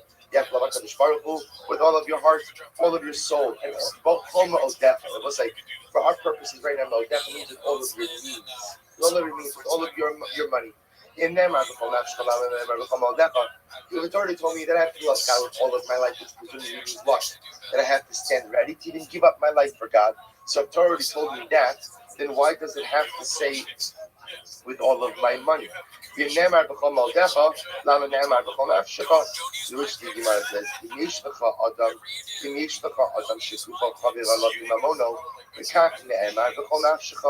we'll say, so some people, life is more important than their money. Who says you have to love me with all of your heart, which means that even if you have to give your life for me, you have to stand ready to do so. We'll say there are some other people whose money is more important to them than their life, and therefore again the Torah says ultimately again with all of their money. So we'll say you see from here. Point of bringing down this thing, besides the fact that it's beautiful, is that from V'Ahavtas Hashem Elokecha, we also learn that love of God means, Rashi says, that you may not switch HaKadosh Baruch Hu with any other deity. So from here we would also see that Avodah Zarah is a Yeharik Bal Yavra. So just an interesting machlokas, where everybody seems to agree on Gila Raya Shishlichus Damin, machlokas about Avodah Zarah. So remember, it's like Gila Raya Shishlichus Damin, Kid Rebbe. So we'll say, where do we learn that Gila Raya Shishlichus Damin? We learn from Rebbe Kid Sanya, Rebbe Omer, Ki Kasher Yakum Isharei Uvaratz Chol Nefesh. Go say the pasuk says, just like a man who rises up against another one and murder him. So the pasuk says, right, and murder him. So the Gemara says, King had davar hazeh. The Chimala Manu Biratzeh. So we'll say, what are we learning out from this case of the murder? We'll say it turns out that this came to teach us something, but we end up ultimately again learning something. So we're going to compare Rotzeach to the Naramura. But just like you know that in order to save the Naramura from being violated, you could kill the offender, right? You could kill the perpetrator. So therefore, again, let's say so to Rotzeach, you can go ahead and you can kill him in order to prevent him from going ahead and committing the act. Umakish Naramura. So Rotzeach. The most I learned out now, comparing Aramus to Rotzeach also. Marotzeach Yorik Gayavar. We'll say just as an act of murder is Yorik Gayavar. Somebody tells the Chas Shalom, either kill Ruvain or I'll kill you. I have to sooner give my life than take the life of another. We'll say so too if a woman is going to be violated or if a man is forced to violate Naramurasa, which are both as an act of adultery, I have to sooner give my life then commit that act. First, 1 second. You just made a statement that murder is Yeharik Bal Yavra. Where do you know that from? Where do you know that from? That I have to sooner give my life than take the life of another. So Gemara says Svara. It's actually, this is amazing. It's actually a Svara. What's the Svara? So we'll say there was a man who came before Rabba, and he said to Rabba, we'll say the local governor said to me, Zil Katli Lafanya, below Katli Lafa, below Katli Lafa. The governor said to me, he said to me, go and kill Reuben. If you don't kill Reuben, I'm going to kill you. What did Rabbi say to this man? You have to let yourself be killed. Do not cast a shalom, kill someone. Who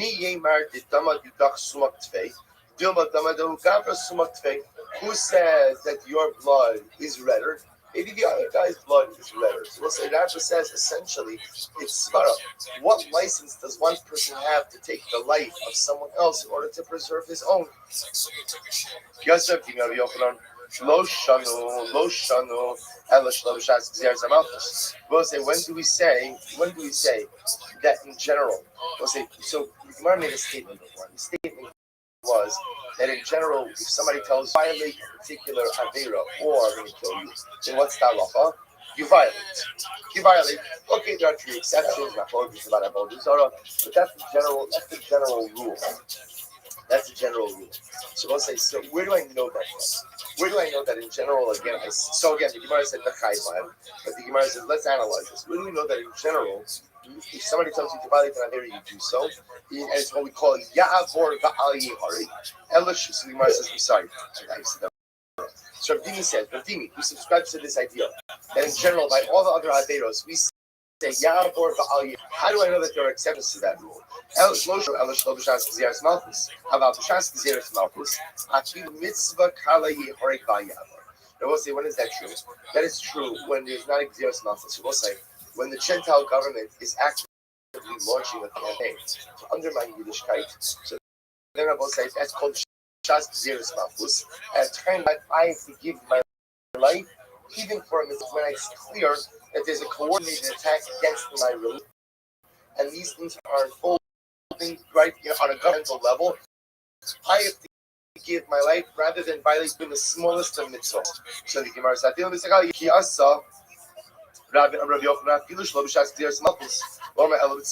furthermore, again, I'll say another qualification. Rabbi Yochanan says, when we said that in general we hold Ya'avor V'al Yehareg by mitzvos kalos, so we'll say that's only true. That's only true. But sinah, that's only true where you're violating these averos in private. How about the parhesia? We'll say to violate even a quote unquote small avera, even at a time where there's not governmental persecution, is going to be asra. You do mitzvah kali yehareg bal yavo. We'll say if I'm being forced to violate in public, even if it's not a time of gzeras malchus, and even if it's just an avera kalo, mitzvah kalo, I still have to go ahead and give my life. Yehareg bal yavo. So says, by the way, my mitzvah kala, the Gemara keeps using this term of a mitzvah kala. What's a mitzvah kala? Amarav Arbari Rabbi Yitzchak Amarav Achilu L'Shanuye Arkisa Demasana. Even if the opening Kochavim are getting me to try to change my shoelace. So say, what does that mean? So let's say again, Gentiles wear one kind of shoelace, Jews wear a different kind of shoelace. So again, that's a mitzvah kala. Under normal circumstances, the Gentile comes over to me and says, change your shoelace, I'm going to kill you. I say, okay, yeah, I'll change my shoelace. And we'll say, so again, what we're saying over here is the following. If it's clear, if this is part of a systematic approach to undermine Yiddishkeit, then I have to give my life to it. I can't participate in anything that is part of a systematic undermining of Yiddishkeit. And number two, if the Gentile is going to make a public display of his look, the Jew is willing to change his shoelace to yield to the Gentile. It's taking place by Farsia, even though again this is the law, the Gemara is suggesting ultimately again that I have to give my life. Now, obviously, in the Farsia piece, and also in the systematic piece, they become elements of Chol Hashem associated. The kind of Farsia, where by the way, how public, right? What's the definition of Farsia? What's the definition of public? So Yaakov or Rabbi Yochanan, in Farsia, for Chutz and Asar than the other. I will say, so Farsia is 10 people. Pshita Yisrael, and I will say, this goes against, by the way, every single piece of instruction we all received before any school trip. Right? You know, say, so like if you went to any right self-respect yeshiva. So what happened before you went on a school trip? What was the speech of the yeshivas? Right? Don't make a cholasha, right? Don't make a cholasha, right? People are going to see you, but going out amongst other people are trying to don't make a cholasha. So just to understand, the point was well taken, but halachically inaccurate. On a technical level, Chol Hashem is a din by Jews. Chol Hashem is not a din by non-Jews. So we see over here that if a Gentile is trying to go ahead and get me to change something in my Yiddishkeit, even if it's Kala, this Farhesia means in front of 10 other Jews. Shita Yisraelim B'nei B'nei B'sot B'nei Yisrael, because the first is I will be sanctified within the midst of the Jewish people. Right, so sorry. Actually, we're going to see there's a Gzir Shava. This pasuk by itself doesn't help me. It's just this pasuk does have the mitzvah of Kiddush Hashem, and by extension, the mitzvah of Chil Hashem. We're going to make the talk in just a little bit. What happens if you have 9 Jews and 1 non-Jew? Did that form a proper quorum for Chil Hashem purposes? Tashma the Tanya Yanai, Ahud Yan Kiva Abba, Asya Tok Tok, was making Gzir Shava Tok Tok, Sipaka, and it dashed him so it says over here, I'll be sanctified in the midst of the Jewish people. Uksip Hasam, he badlu mitoch ha'id hazos. So it says by Korach, it says Tashma says the Moshe Rabbeinu separate this Eidah, right? So Gzir Shava Tok Tok. Malahalon Asara the Kuli Yisrael was it just like now again I just think one interesting thing. There's one more piece of something I bring that elsewhere. In the second part is Gzir Shava of Meraglim. And just like by the Meraglim, Ida represents 10. So too again, Ida represents 10. So you have a twofold, it's Tok Ida. Malahalon Asara the Kuli Yisrael. Just like over there it was 10. And they were all Jews. Therefore, most like by the Israel, it was also what 10, and they were all Jews. So again, and that is halakha. Just you should. Well, I don't want to say halakha yet because you still have work to do. But again, even if you hold that you have to give up your life for a mitzvah kala, that you're being forced to go ahead and perform or to violate with Bar Hesya. Bar Hesya means 10 Jews. So the Gemara said this is such an incredible story.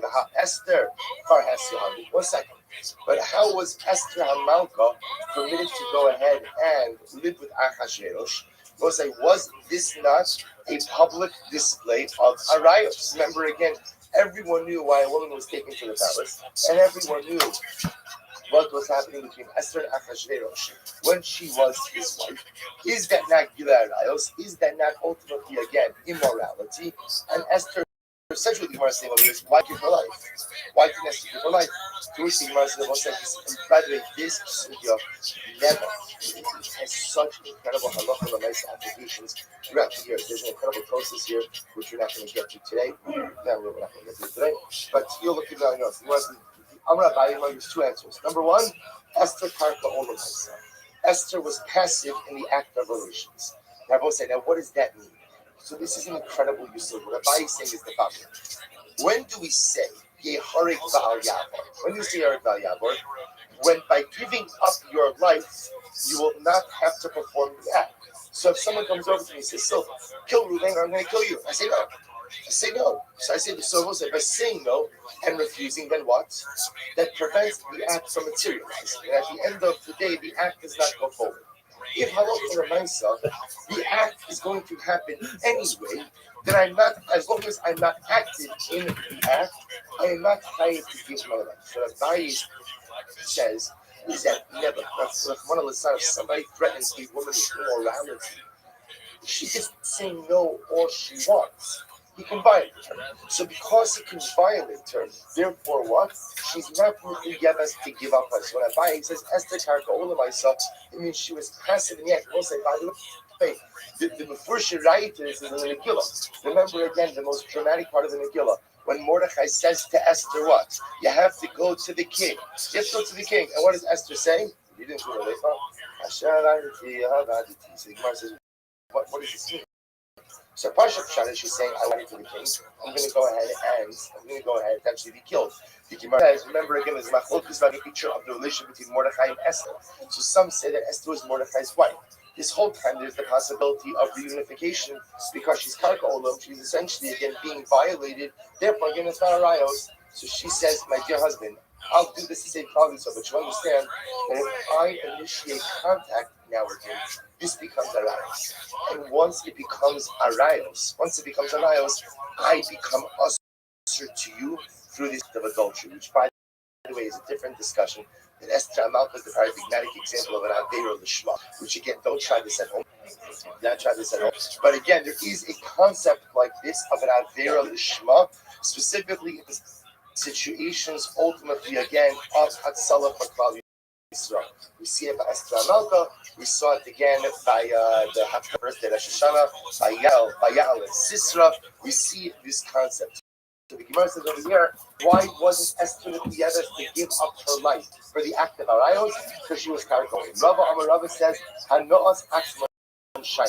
So this is Rava says it's also different. When do we say that a person has to give up their lives ultimately again for these Aderos?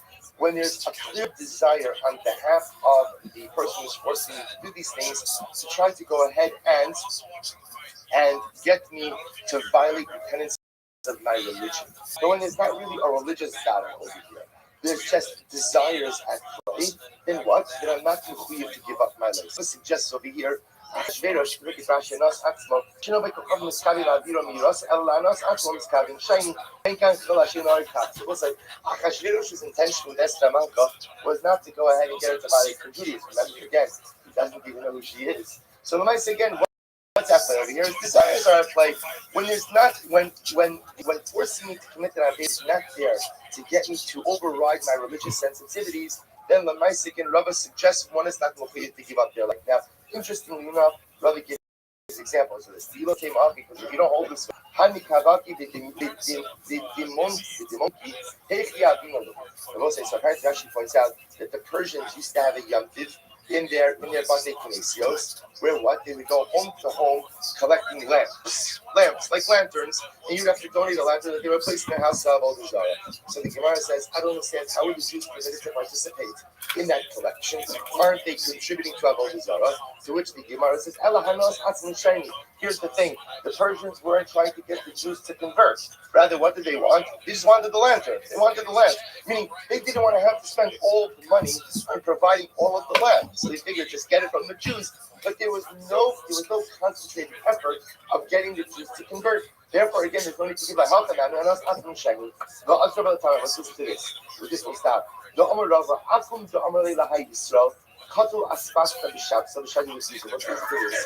an Akum Gentile says to a Jew, cut down this asbasta, we'll say asbasta is a plant, cut down these plants on Shabbos and feed it to the animals. So we'll say, so obviously this is something that's a threat of death. So the Gentile's telling me, if I don't cut down the plant, which isn't considered the Oraisa on Shabbos, he's going to kill me. But he's telling me to cut it down and to feed it to the animals. So what's the halacha will say? If you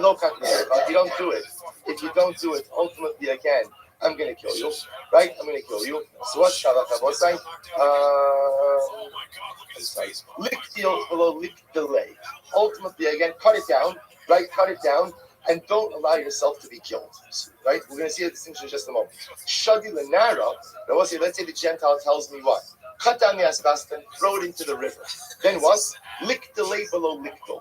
Ultimately, in that case, I have to allow myself to be killed for not cut down the asbestos. We'll say, what's the difference in these two cases? My timer, la bure and yosef. We'll say, what's the deal?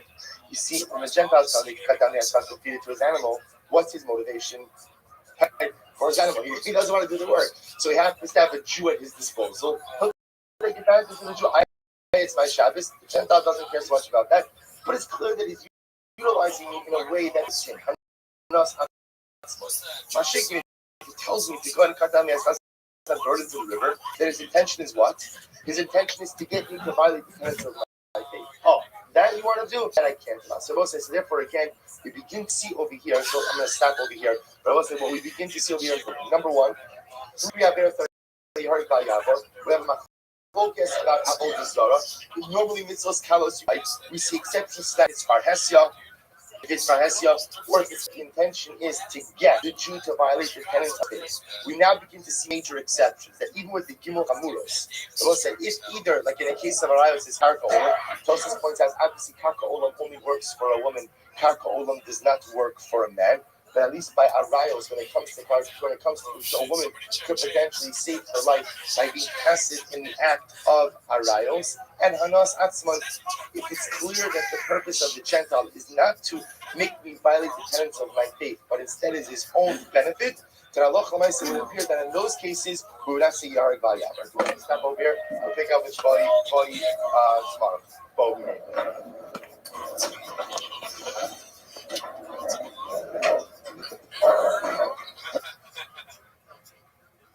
Damn, he got knocked again, bro. Why are they letting him fight? No, he's done. Or no, that was the end of the round.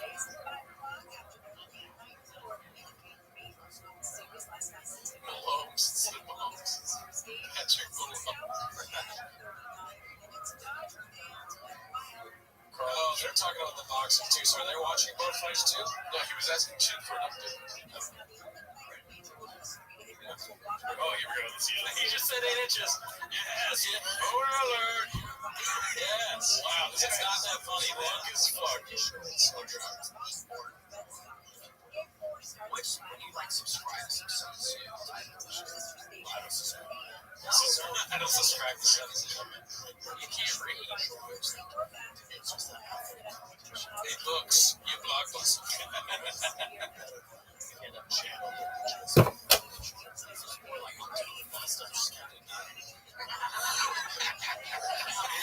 Everyone is so drunk with Magic Martin.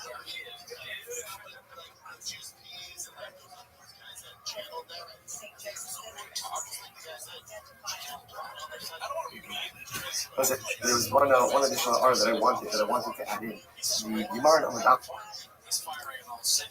and I spoke about the idea about Shivosolo. So the Gemara is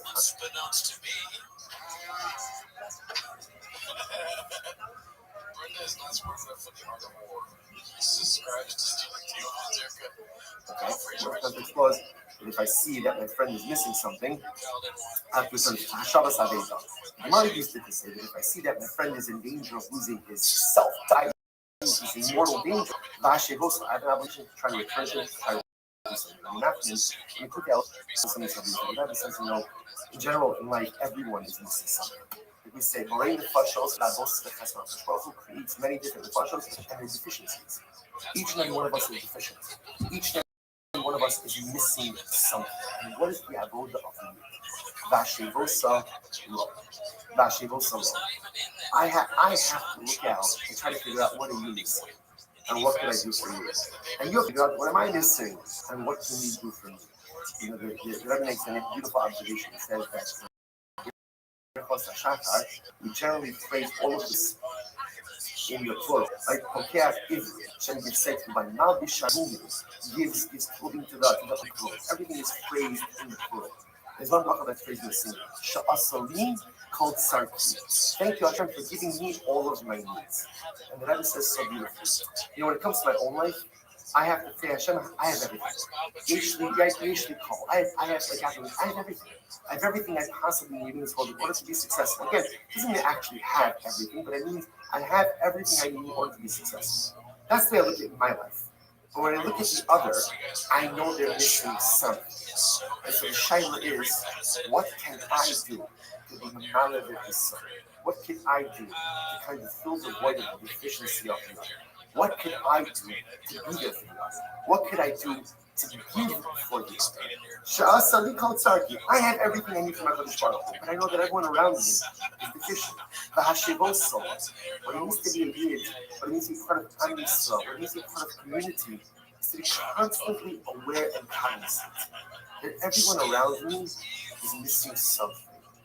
And my sacred duty, my sacred opportunity in life is to try to figure out what you are missing and to figure out how I can return it to you.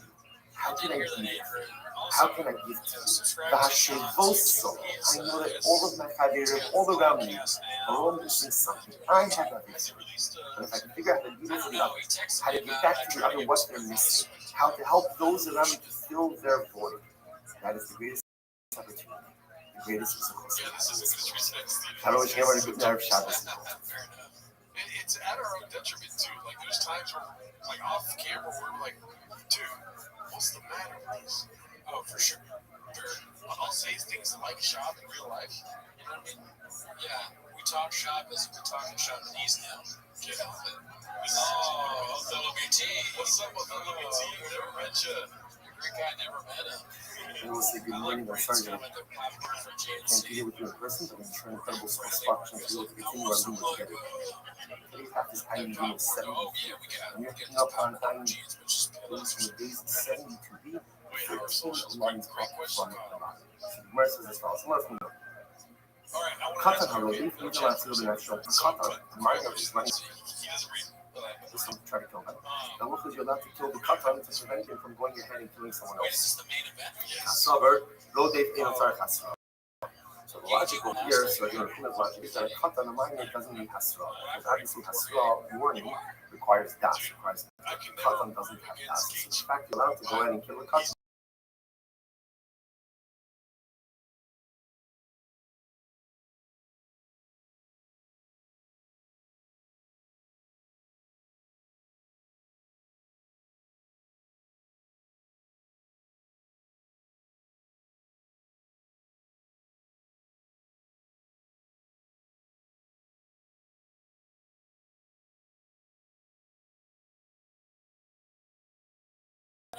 What happens if halakha makes a woman to give birth?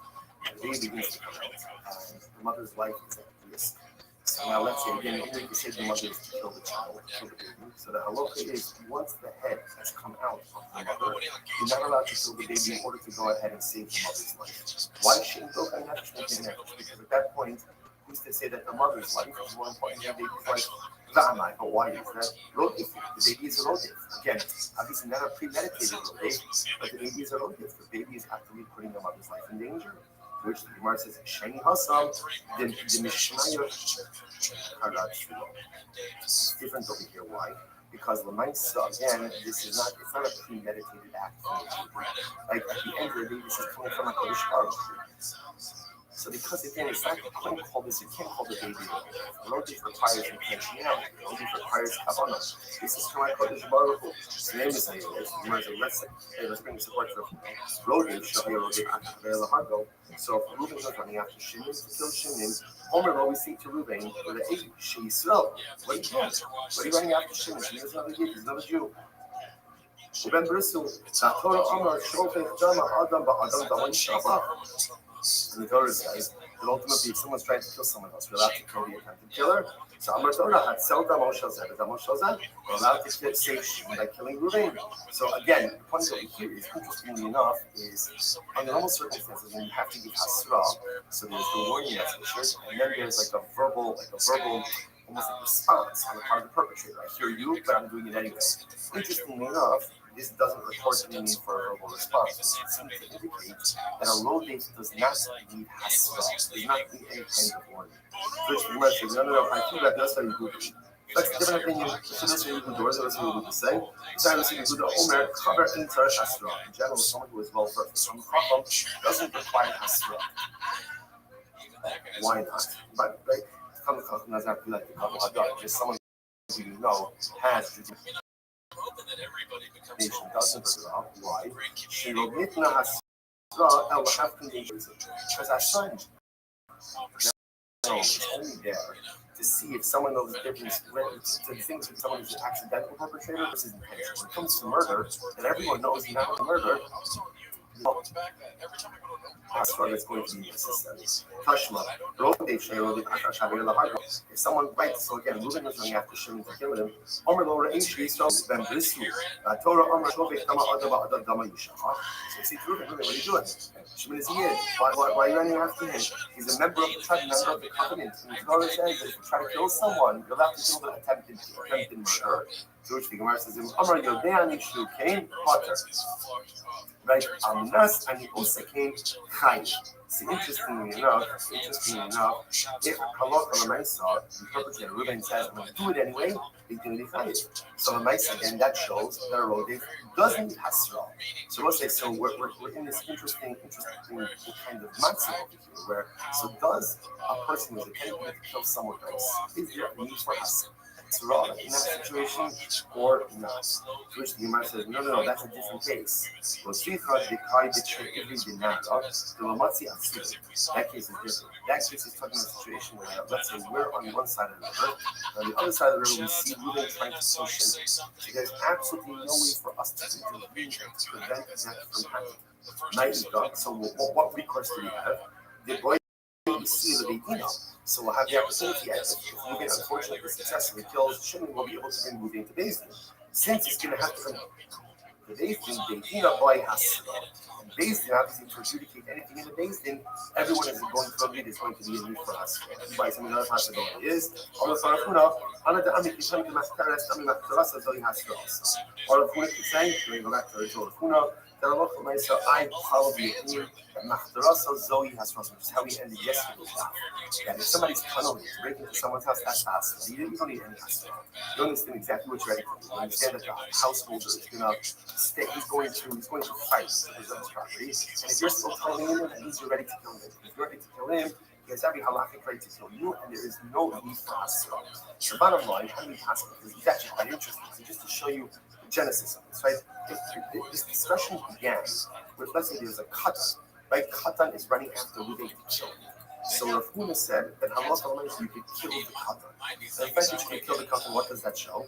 That a rodef doesn't need hasra. And when someone's about to kill someone else, you're allowed to kill them even without giving them formal warning. The Gemara then quotes a second opinion that says that a rodef doesn't need hasra. How do we paskin? This is very interesting. So the Rambam paskins in Hilchos Notzeach, Perek Aleph Halacha Zayin. The Rambam writes as follows: "This is Aval Rodif After Chaver Lahardo. Afilam Haya Rodif Katan Hari Yisom Mitzvah Hatzla Nirdak Miyad Rodif Afil Natural Show." The Rambam says like this: Halacha means if you see someone pursuing someone to kill them, the halacha is you have to step in and you have to save the pursued party. You have to kill the attempted killer. That interestingly enough, the Rambam makes no mention of Hasra, which then leaves the Kesef Mishnah to say, Hasavar, Rodef in Sarah Hasra, Loshna Nodol, Loshna. The Kesef Mishnah says, you see here, the Rambam holds that a Rodef is not Hasra. Whether the Rodef is Nodol, is a Katan, no Hasra is necessary. Incredible. I will say, $73. The Elohim, that's also in the Nafshon. So these are the people, if they're about to commit this crime, a particular crime, we'll fill in the blank of which crimes, you're allowed to go ahead and prevent the commission of the crime by killing the perpetrator or the attempted perpetrator. What are they? So the Gemara says, number one, okay, so case number one is Reuben's pursuing Shimon. Reuben's pursuing Shimon. You're allowed to kill Reuben or to prevent him from killing Shimon. Next, the Gemara says, well, let's say Reuben's running after Shimon to perform an act of violence on Shimon. So ultimately, you're allowed to kill Reuben to prevent that from occurring as well. Let's say Reuben is running after, attempting to violate a woman who is betrothed. And also, so again, so you're allowed to kill Reuben to prevent him from doing that as well. Interesting enough, let's say Reuben's running after an animal because he wants to commit the act of bestiality. So again, obviously it's wrong, it's but because there's not another human being impacted. Okay, so the animal is that's between Baruch and Reuben. We don't get, we're not going to kill Reuben from committing an act of bestiality. Or Bechal, it's a Shabbos, Ba'ovid Kochav, Ba'ovid Ba'ovid Kochav, Matzin on Nafshon. So again, you see that Reuben is about to go Bechal Shabbos. So again, that's also Chiyuv Yisrael. But there's not another impacted party, another human being that's impacted by that. So we're not going to kill Reuben to prevent him from being a Shalom Shabbos, or for that matter, to prevent him from worshiping Avodah Zarah. Incredible. Says the Gemara, by the way, we talked about this concept, but where do you know it? How do I know that if Reuben is running after Shimon to kill Shimon, that I'm allowed to kill Reuben before he does anything to Shimon? Where do I know that from? The Pasuk says literally, do not stand on your friend's floor. So in other words, the standing over here, I see that fast Shalom Reuben's trying to kill Shimon. Don't sit idly by while Shimon is going to be murdered, but rather again, go ahead and take action and prevent Reuben from killing Shimon. That's not what that pasuk is for. That pasuk is needed for something else. I need that pasuk for something else. What do I need it for? How do I know that if I see my friend drowning in the water, or an animal away, or listing by a lover is being attacked by robbers, I don't have the right to stand idly by. I have to jump in and try to help. Now, happens to be, this is a fascinating discussion in general about what level of danger I am obligated to put myself in order to save someone else. Let's say I see Reuben drowning, but I'm not a strong swimmer. Or I see Reuben being attacked by a lion, and again, I don't have any weapon or anything. So there's much to talk about with it, but the idea that the Gemara is trying to espouse over here is, if you see someone in mortal danger, you can't just simply say, not my problem. You have to jump in. Gemara says, so again, so we just use that pasuk to teach us that if I see Shimon being pursued by Reuben, that I'm allowed to go ahead and kill Reuben to prevent him from killing Shimon. Gemara says that's not what the pasuk teaches me. The pasuk teaches me that if I see my friend in mortal danger, I can't stand idly by. I have to go ahead and jump in and try to help him. So which one is the pasuk used for? To which the Gemara says, you're right. The pasuk of Lo Sama Gare Achal really means that if I see my friend in mortal danger, I can't stand idly by. I have to go ahead and I have to step in and I have to try to save him. Drowning, I have to try to get him. If being attacked by an animal, by robbers, I have to try to help him. So where do I know that if Reuben is pursuing Shimon, I'm allowed to kill Reuben in order to go ahead and save Shimon? Where do I know that from? I see the Kap Chomer Na'ara Amura. You don't have the Kap Chomer from Na'ara Amura. What's the Kap Chomer? Ma Na'ara Amura Shelo Ba'el Ba'okma. So again, when a man is attacking Na'ara Amura, so the assumption is that it's not a threat to life, but he's legal. He's trying to violate it. Now, I just want to point out that in halacha l'maaseh, we view that when a man tries to violate a woman's that's not precious. See, that's not precious. But you must put it in abstraction here. When a man is trying to violate a woman, his intention is not to chas v'shalom. So his intention is to take advantage of her.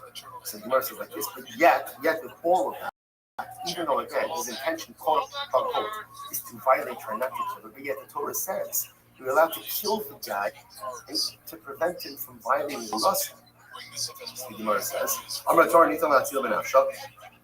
so again, if a man is trying to violate the Na'ara Amura, we're allowed to kill him, prevent him from violating her. All the more so, the Gemara says, all the more so, then all the more so when I see Reuben running after Shimon to kill him, right? In the Na'ara Amura, so Reuben is running after the Na'ara Amura to violate her. And yet the Torah says, even in that case, you're allowed to kill Reuben to prevent him from violating the Na'ara Amura. All the more so if I see Reuben running after Shimon to kill Shimon, of course I'm allowed to go and kill Reuben to prevent him from doing so. Twist the once again. If he owns Shimon Adin, you can't put someone to death on the basis of the Kal V'chomer. That's not how halacha works. So the Gemara says debate Rabbi Tana. So in Yeshiva Rabbi they said the following. You're right. It's not like Kal V'chomer. It's a hekesh. And once a hekesh happens to be in juxtaposition within a pasuk. So that's an exegetical principle. So the Gemara says Tana hekeshu. So remember, this is the pasuk of Na'ara Amura, and this is talking about again halacha l'maaseh. The Na'ara is violated. So the halacha is we go ahead. So the pasuk says la Na'ara lo sasa davar, ila Na'ara hikmalish. Obviously, the Na'ara didn't do anything. Right? So she's the victim. Therefore, Kikasha Yakum Ish Areo or Tzafo Nefesh Kina Davraza. And Na'ara Amura is like a case where someone attempts to kill someone else. So what does that mean? So the Gemara says, so what exactly are we learning out from Roseach Na'ara Amura? Which the Gemara says, you're right. See, it sounded like we're trying to learn out something from Na'ara Amura. So I should say we're trying to learn out something from Roseach Na'ara Amura. It turns out that no, we're actually learning out something from Na'ara Amura and applying it to Rotseach. What are we applying? Listen to this. You must love it. Then it's Makish Rotseach Na'ara Amura. The pasuk tells you a hekesh, the juxtaposition or comparison between Na'ara Amura and Rotseach. How so? Ma Na'ara Amura nitinatzi b'nafsho. So just like in Na'ara Amura, you're allowed to go ahead and kill the attempted violator. You're allowed to kill him, prevent him from violating the Na'ara Amura. So to Achotzeach, Nita Matzilo Benafsho. Ultimately, so to Rotzeach, you're allowed to kill him, you're allowed to kill the attempted murder. So what's interestingly enough, it turns out, the Torah says explicitly, right, as we're going to see, that halacha l'maaseh, if a man's trying to violate the Na'ara Amura, you can kill him. And then the Torah juxtaposes Na'ara Amura with Rotzeach to teach us that just as you can kill the attempted violator by the Na'ara Amura, so too you can kill someone who's trying to kill another individual. Incredible. So much the Na'ara Amura in Noah, who from Noah, hide by Na'ara Amura yourself, that you're allowed to kill the man who's attempting to violate her. To design the Bered Ishmael. The term Bered Ishmael, the Ein Moshia Law. The pasuk when it speaks out the Na'ara talks about that she's violated, in the field, right? She cried out, and there's no one there to save her. So the Gemara says, "Hayesh Moshiach Allah, v'chol davar sheyachal lo Moshiach." What do you see here? And if there is someone there to save her, if there is someone there to help her, he has the obligation to help her with whatever means are at his disposal, which includes even killing the man who's trying to violate her. Incredible. So Gufo, Binayin Roetz Chaver Shuto Benar Ochai Barasol Stemaya Love Shuchai Gevlot Sio. So it says in Gemara, how do you know? How do I know that if I see my friend drowning in the river, or Chas V'Sholom again a wild animal driving him away, or robbers are coming to take him, right, or to attack him? How do I know Shuchai Latzila? I'm obligated to step in. I'm obligated to step in and try to help. Plus it says, do not stand on your friend's body. So just a tremendous idea about how what is he trying to tell me so? Tell me so is if you see someone up, we have an obligation to act. If you see someone in distress, it's not just enough to go ahead. By the way, if you notice again, it doesn't say emergency, take out this element out. And of course, take out this element out. But in addition to that, roll up your sleeves and do something. So it's not enough to scrap, it's not enough to get sad, and it's not even enough just to doubt. If there's something that I could do physically to ameliorate and somehow address the pain, difficulty, suffering of another, that is my sacred biblical obligation. Incredible. That's the achayus that we have for one another. So you might say, 1 second, Bahami, how can that go? You're learning out from here. You have a different source. Behasam Nafka. Whatever different pasuk, what does the pasuk say? So I say, how do I know? Now, how do I know that? Now, remember, there's a concept of Shavas Aveda. So Shavas Aveda means, right, you really lose this as well. I find this well, I have an obligation to return it. How do I know that if a person is in danger of losing his self, literally he's in mortal danger, drowning, the wild animal, the robbers, how do I know that I'm obligated to step in and try to help? So the Gemara says, Tamalomar, Vahashevoso Lo. So the way the Gemara is darshaning it is Vahashevoso Lo means you have to again return Lo. You have to return him to him. And if his self is in danger of being lost, you have to do what you can in order to return him to him. So the Gemara says, "Amar Hashem give me a awesome." What's that? So if you learn from there, how do you even have shame? About mitzvah for migar aguri imo. Someone thought, okay, you're right. If you just from Hashem, I would have thought, okay, I'm obligated to help. So if I can help, I'll help. I'm not obligated to round up other people or to hire people or to spend resources to try to help you. The pasuk comes along and says, "You know, so Hashem almost teaches me the obligation." But if I see someone in distress, I have to do what I can in order to return their self to them, which is also profound on an emotional level as well. I see someone in a state of emotional stress. The obligation to do what I can to help return their self to them. And then again, Losama Damayafa teaches me that even if I can't do it myself, I have to hire people, I have to spend money, I have to round up cover, I have to do whatever I can in order to help the person in trouble.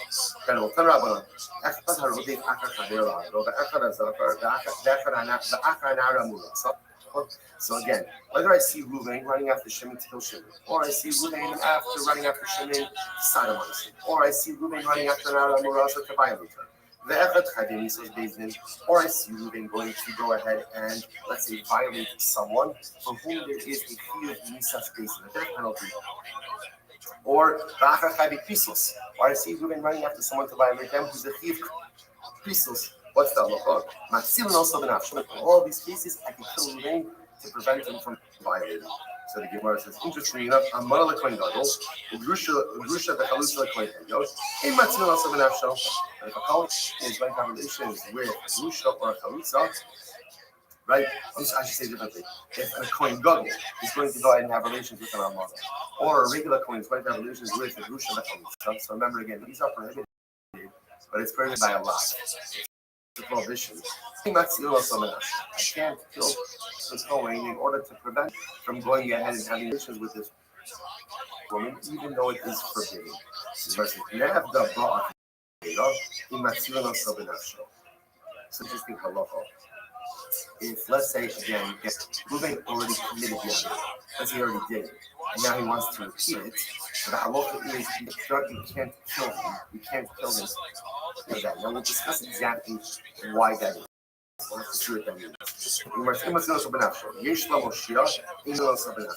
So this is interesting. If halacha l'maisa, let's say by Nara Murasa, she's about to be violated, and there's a way to save her without killing Ruvain, then of course we have to take advantage of that opportunity. In other words, killing the perpetrator is only the last resort to prevent the commission of the crime. But if there is another way, there is another method to stop Ruvain from violating the Sala Murasa or any of these other cases, or at least from Nara Murasa, then halacha l'maisa obligated to avail ourselves of that other mechanism.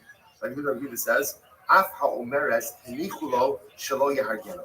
So this is Rabbi Yehuda is like this. Perhaps it's really about to violate Nara Murasa. Nara Murasa says, leave him alone.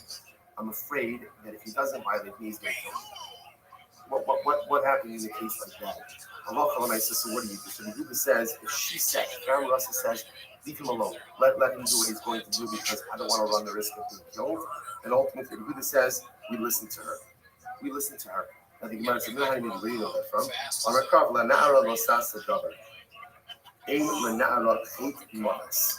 Shabbos says, interestingly enough, that the Gemara says, Mihani Mili is, how do we know all of these affirmations halachas? So the Gemara dashes this pasuk in very interesting ways. The pasuk that Gemara is quoting over here by Na'ara Murasa, the Gemara is applying it to a number of different scenarios. The pasuk says, don't do anything to the Na'ara, because the Na'ara has no culpability. Because interestingly enough, Na'ara is a pasuk chaser. It's really without the hay. So it can be read as Na'a. So what is that? Zezachar. That refers to the case that if Reuven is running after Shimon to sodomize him, we could kill Reuven in order to prevent him from doing that to Shimon. Na'ara refers to Na'ara Murasa. You see Reuven about to violate Na'ara Murasa to prevent him from violating her. Chait, what does Chait refer to? Elu Chayvi Kisos. I see Reuven about to have relations with a person for whom Kares, you could kill him to prevent him from doing that. Right? Maves, right? Elu Chayvi Misos Basic. This refers again to relationships that have a Chayvi Misos Basic. You kill Reuven to prevent him from doing that. Kol Hani Lalali. So why do I need all of these cases? Which words I'll tell you what. Tzvichi, because of Rachmana Na'ar Mishum Vlav Orcha. Said, why can't I go ahead and kill Reuven before he sodomizes Shimon? Because that's normal. That's not normal. So because that's an abnormal event, therefore again I can kill Reuven for preventing it from doing it. About Nara, the Orche, Himelo, Nara, as much as it's an act of violation, but the act itself, the act is real itself, the quote unquote normative act. So perhaps again, Reuven can't be killed proactively for attempting to do that. So therefore, again, the person teach me now. But no, even if he attempts to violate Nara Murasa, he can be killed in order to stop it. Because of Rahman Nara and Shum Dukar. Furthermore, again, if I would have just said Nara, I would have said the reason you're allowed to go ahead and kill a man before he violates Nara Murasa is because if he violates her, Hagam means he blemishes her, which is not only a reference to physical damage, but it's also a reference potentially to status damage. So ultimately, again, that has other potential marriage ramifications for her as well. Rashi says over here, Rashi says over here, could also potentially cause some damage her marriage. The husband may interact differently with her as a result of all of this as well. So the Gemara says, but maybe in the case of sodomy, where again, quote unquote, there's no quote unquote, there's no damage. In other words, there's damage. But you understand, there's no status damage, and there's no necessarily relationship damage to anyone else. Perhaps you couldn't kill Reuven in order to stop him from sodomizing Shimon. Therefore, the pasuk has to say no. He even can kill Reuven if he's attempting to sodomize Shimon. Because of Rachmana Hani, and if the Torah would have just said Nara and Zachar. So right, so far we have again, if Reuven's attempting to violate Nara Murasa, kill him to prevent him from doing so. He's trying to sodomize Shimon to prevent him from doing so. So the Torah would have just said, because of Rachmana Hani, we'll say Amud Beis, Mishum Dahai Lat Orchehu, Dahai Kapagin. So Na'ar because that's abnormal, and Na'ara because, again, it impacts her status. That's why you can proactively kill Reuven before he perpetrates. About Shar Rayos, Dor Chayu, Lo Nafish Pigaman, Imalo, Eba Adar Rayos, we're ultimately at A, it's quote unquote normal. What do you mean it's normal? It's a normative act. And the ramifications, the dima, it doesn't blemish, quote unquote, status wise or relationship wise as much. Perhaps I would not be able to kill Reuven to prevent him from doing so. To which the Gemara says, "Rachmana hate." Therefore, Torah says, "No. If Reuven is about to engage in a relationship that is a chiyuv, that is an arayos, we're allowed to kill him to prevent him from doing so because of Rachmana hate. Hava minachilu kaidi lavin." If Torah would have just said hate, I would have said, well, then maybe if I see Reuven about to engage in a forbidden relationship that's quote unquote only forbidden by love, perhaps I should be able to kill Reuven for that as well. Because of Rachmana modas. Torah says, no, the only time you can proactively kill Reuven is if he's about to engage in a relationship which is punishable by death. Because of Rachmana modas, how to Mrs. Based in Chaydik so slow. If it would have just said modas, I would have said, oh, what does modas mean? Modas means Chaydik Mrs. Based only for English is punishable by death. Based in like Chaydik Pisos, not Because of Rachmana. Hate. Therefore, the Torah says hate, which comes from the good Chaydik Pisos as well. So the Torah says, Rachmana hate mothers below Bar V'Nara. So if that's the case, just let's say it is. Let's possibly say hate and mos. And if it is hate and mos, what does that mean? That means any relationship or any act which either by necessitating definitely by reason or cause, you're allowed to kill the perpetrator as he attempts to perpetrate the crime. Now, if you would say that, that would automatically include Ramur and Zahar, and attempted something. It would include both of those. So just leave out Nar, right? Leave out Nar, leave out just say hate and mothers. And I would know that if Reuven is trying to do something, attempting to do something that carries with it either death penalty by Beis Din or a chiyuv kares, you're allowed to proactively kill Reuven to prevent him from perpetrating the crime against another human being. Well, why not? The Gemara says, "Inachinami." You're right. Yeah, you're right. You could do that. That would make sense. So why does it say it? Oh,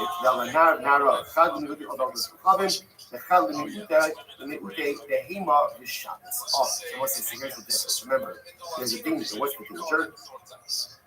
The danger is like this. If it would have omitted Nar and Nara, and would have just said Hate and Mothers, without coming like this. If Reuven is attempting to do anything that carries it to a death penalty, either by Beis Din or by Kares, you can kill him to prevent him from doing it. Based on that, I would have said that if Reuven is about to be Mechalel Shabbos, I can kill him to prevent him from being Mechalel Shabbos. Or if Reuven is about to worship Avodah Zarah, I can kill him to prevent him from worshiping Avodah Zarah. So, but the Torah says Nar and Nara, which tells you what? The only time you're allowed to go ahead and kill someone to prevent them from committing an Aveira is when the Aveira impacts another human being, right? But if the Aveira doesn't impact another human being, for example, Reuven is about to commit Mechalel Shabbos, very bad, but doesn't impact another human being. Or he's about to commit an act of bestiality, doesn't impact another human being. Or he's about to worship Avodah Zarah, doesn't impact another human being. In those cases, you cannot kill Reuven to prevent him from committing the Aveira. Incredible. Here's the problem. What about the the Amar Ovi Kohanim Nitamatu Benafsho Lamali. Again, people say, and we'll talk about this more in tomorrow's daf, Shabbos daf. Rashmi Hashemah actually holds that Allah Khamai. So if you see, if you're thinking about doing Tawal Shabbos, you can go ahead. Sorry, I should say Avodos Kohanim. And Rabbi Shoachai says, if I see that Reuven is about to worship idolatry, I could kill him to prevent him from worshiping idolatry. Wow. So according to Rishon Bayochai, then why do I need Nar and Nara? Gemara says, it's interesting enough when we talk about why this is. Rishon Bayochai tomorrow, that Rishon Bayochai holds it's only by Avodah Zarah. So by using Avodah Zarah is unique. If I see Reuven about to worship Avodah Zarah, I can go and kill him to prevent him from worshiping by Avodah Zarah. According to Rishon Bayochai, Nar and Nara come to exclude bestiality. If I see him about to engage in active bestiality, I can't kill him to prevent him from doing that. Or if I see about him Mechalel Shabbos, I can't kill him to prevent him from doing that either. Okay? So which the Gemara says, Shabbos. Not right, because I would have thought, Tisi Shabbos, Nichilu, Chilu Me'avodos Kohanim. I would have thought like this. Both desecration of Shabbos and Avodah Zarah both use lashon of chilul to profane. So I'm at a point of Rishon Bayochai, the same way that I could kill Reuven to prevent him from worshiping Avodah Zarah, I could also kill Reuven to prevent him from being Mechal Shabbos. Kamash Malon, no. Kamash Malon is only for Avodah Zarah, not for Shabbos. Rabbi Elazar, Rabbi Shimon, or Mechal Shabbos. Nital Tzilah B'Shabbos. Oh, so but there's another shita. There's more. So let's say, so to begin to see that three schools of thought. The primary school of thought says like this: the only time you're allowed to kill Reuben is when he is about to commit something that is punishable either by death by dazing or kares, and it impacts another person. But if there is no other human victim, you can't prevent Reuben from committing the avera by killing. That's the first school of thought. Second school of thought, Rabbi Shimon Bar Yochai, I agree with that, but the exception is Avodah Zarah. You can kill Reuben to prevent abortion of Avodah Zarah. And then there's Rabbi Elazar, Rabbi Shimon. Rabbi Shimon says, not only can you kill Reuben to prevent him from worshiping Avodah Zarah, but you can also kill Reuben to prevent him from being Mechalal Shabbos. Mechalal Shabbos. So it's very Hiyol Shalom Mechalal Shabbos. That's Reuben Avshel. That's your Shabbos Michilo Chilo Mi'avodos Kochavim. Because Rabbi Elazar, Rabbi Shimon makes the Gzeira Shava of Chilo. It says Chilo by Avodah Zarah. It says Chilo by Shabbos. Just like you can kill Reuben to prevent him from worshiping Avodah Zarah, so too you can kill Reuben to prevent him from being Mechalal Shabbos. So, like, according to this approach, according to Rabbi Elazar, Rabbi Shimon, and why you need Nar and Na'ala at all. Because essentially, according to Rabbi Shimon, anytime Reuben is about to do something that carries it to the Misas Bezdin, right, death by Bezdin or Kares, even if it doesn't have a human victim, you're still allowed to kill him to prevent him from doing it. So, why do I need Nar and Na'ala? Each one says, no. Where it says, no, because one of those we will call Nara or Nara. One of them will come to exclude bestiality. And everyone will agree that if I start committing act of bestiality, in that case, we don't kill them to prevent them doing so. The Idach, I need the Kasav Rachmana Nar, Kasav Nari Nar. The other one is more for textual symmetry. And since the Torah wrote Nar, the Torah also wrote Nar. So, also, it's interesting enough what you see over here, and again, we'll have to see the halacha myself, but essentially, it's three different opinions. Opinion number one is I'm allowed to kill Reuben to prevent him from doing an avera when the avera A is either the punishable by Misas Bezdin, Kares, but the important qualifier has to have a human victim. Has to have a human victim. If there's no human victim, I can't kill Reuben to prevent him from perpetrating. Restream by Yochai, agreeing, but adds in Avodah Zarah. I can kill Reuben to prevent him from worshiping Avodah Zarah. And according to Elazar, Rabbi Shimon, he adds in also Shabbos. I can kill Reuben to prevent him from being Machal Shabbos. But everyone will agree that, for example, an act of bestiality, as terrible as that is, if Reuben is about to do it, I can't kill Reuben to prevent him from doing it. Okay, so let's a little bit back to it. But Yehuda Omer, Afal Maris, and Nicholo Shol Yagim. So Yehuda added in this interesting case. What happens if Reuben is about to violate the Nara Masa? We're ready to kill him. And then the Nara says, no, don't kill him. Just let him do what he's going to do. Because I don't want to risk getting killed. If you're scared that Reuben's going to kill me, just let him do what he's going to do. So again, Rabbi Kudu said, we listen to him in that case. So the Gemara says, the Mike Mifri. I both say, now obviously, if Rabbi Kudu said you listen to her, that means the Rabbanan said you don't listen to her. So what's the point of contention? So Rabbi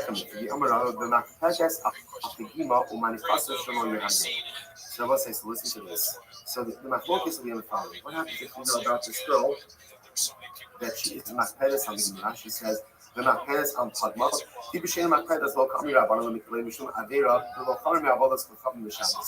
So let's say again, you know that obviously this girl doesn't want to be violated, right? Which makes perfect sense, and she is concerned about the ramifications of this act of violation.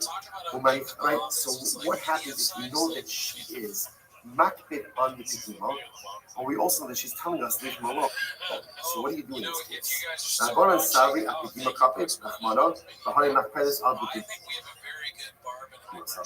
say, so again, the Rabbanan said like this: the Torah is makbid on the cover of this girl, and therefore, again, Torah says, kill Reuben. We know that she's makbid on herself. So the mice, again, we're not going to listen to what she says. I'm going to kill a guy to prevent him from going ahead and violating. Rabbi Yehuda, hide your camera from one calculate which the Master Nafshel Tala. Oh, well, Master Nafshel Tala. So the Gemara says, Rabbi Yehuda will say like this: why does the Torah tell us? Why does the Torah tell us to kill the perpetrator? Because we're afraid that if you don't kill the perpetrator, she's going to sooner give her life rather than be violated. So we're concerned about the fact that she's going to give up her life for other things to be violated. The Torah says to the perpetrator. But in this case, where she's kind of telling us, leave it alone, let Reuben do what he's going to do. I don't want to get killed. And Yehuda says we listen to her and we don't kill the perpetrator. So if you look at Rashi, Rashi says over here, the Master of like Kala, she Snuot, she must have some levels, she again, a little Tivala, but Amratora, he's still dumb, Dama, but Dama. So ultimately, again, for the says in general, that's what we're concerned about. She's going to give up her life rather than be violated. And she's telling us, no, just let him do what he wants to do. I don't want to run the risk of being killed. We listen to her. What if a Kohen Gadol is getting ready to violate the law? There's also a Pigima. There's a genealogical blemish in that. Right? Because now if she has relations with the Kohen Gadol, she can't marry afterward. So when we kill the Kohen for something like that, but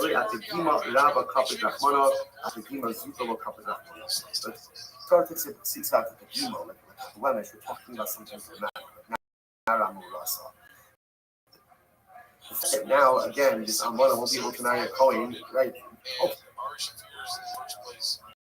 Okay, obviously it's ramification, but Lamaisa, again, it's not the type of ramification that the Torah itself is actively concerned. So what's interesting, as I point out, is that he passed like that, and even the case where the woman would say, you know what, leave it alone, I said we would not leave it alone. In other words, we would take the life of the perpetrator. It's also important to understand that sometimes we see sugyas like this, and it sounds a little bit strange. You're talking about a woman who's about to be violated. So what exactly are like the clarity? So remember, a lot of times what happens in Gemara is that it's what's called, there's an expression like halacha yudhish. Just try halacha. Halacha is just the examination or the extrapolation of concepts devoid of emotion. And that's what you see over here. But I just want to point out, like halacha l'maisa, we assume that every single time a man is ready to violate a woman, that is sakanas nefashos. Almost in the same way that halacha l'maisa, we assume that someone who is habam machtarif, so yesterday is coming to go and rob someone else. But we assume that halacha l'maisa, that person is ready to kill the householder.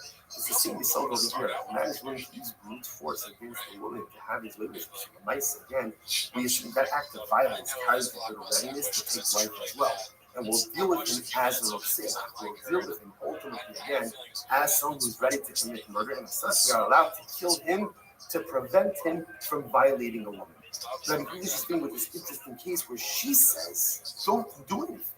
She says, don't do anything. So what should we do in a situation like that where she says don't do anything? So Yehuda says we listen to her. Rabbanim is saying we don't listen to her. We don't listen to her because it could very well be that Torah cares more about her covenant and she cares about her covenant. And therefore, we would do what we need to do in order to stop this man from violating this woman, even if it means taking his life. All right, we'll say we're going to stop over here.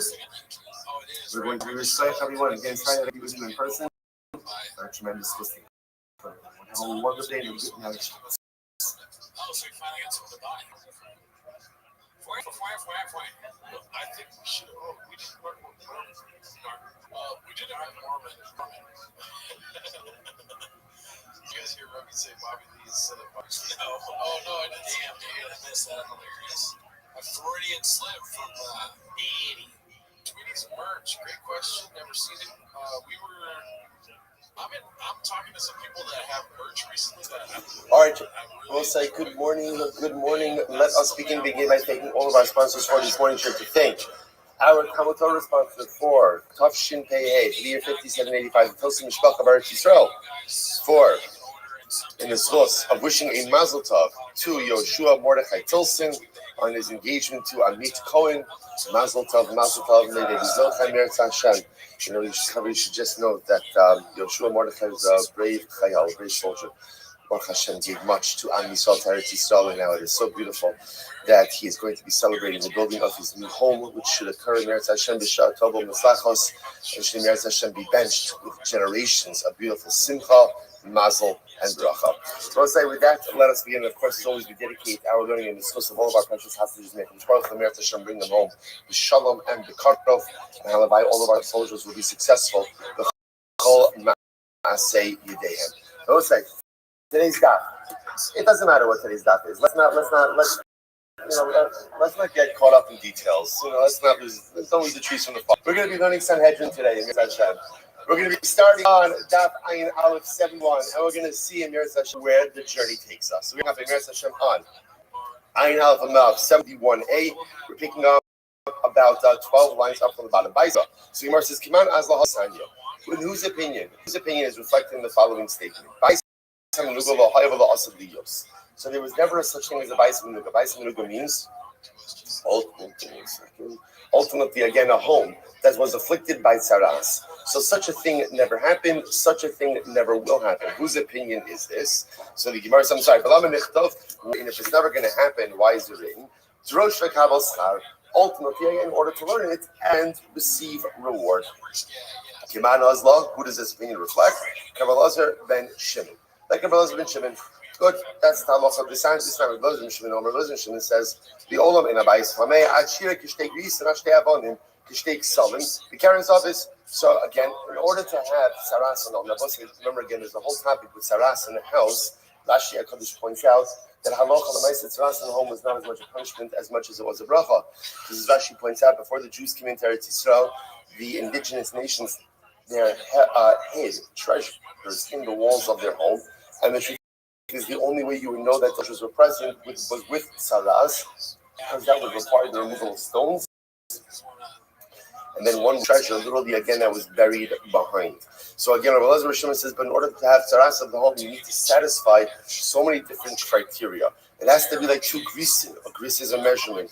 Ashtei avanim on two different stones. B'shtei ksalim on two different walls. B'keren zavis. So essentially, it means you have to be in a corner.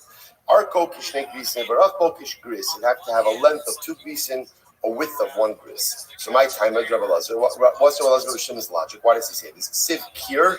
Uksiv kiros, because the pasuk says, talking about tzaras on the home, it says it at the wall, and then it appears on walls, plural. So the Gemara says, "Ezuhu kir shuki kiros." What ultimately again is a home? What is a wall that is like walls, plural? Havi Omer is that Karen Zavis. This refers ultimately again to a corner. So Tanya Amar Elazar Tzadok. So we'll say so. Elazar Tzadok says. Makom haya betchum azah, v'hayu korim also churvasa segirta. So the Gemara says, but there was a place in Azah, and they call this place in Azah churvasa segirta. So again, interestingly enough, Rashi points out that here is mitzora. It was called the mitzora.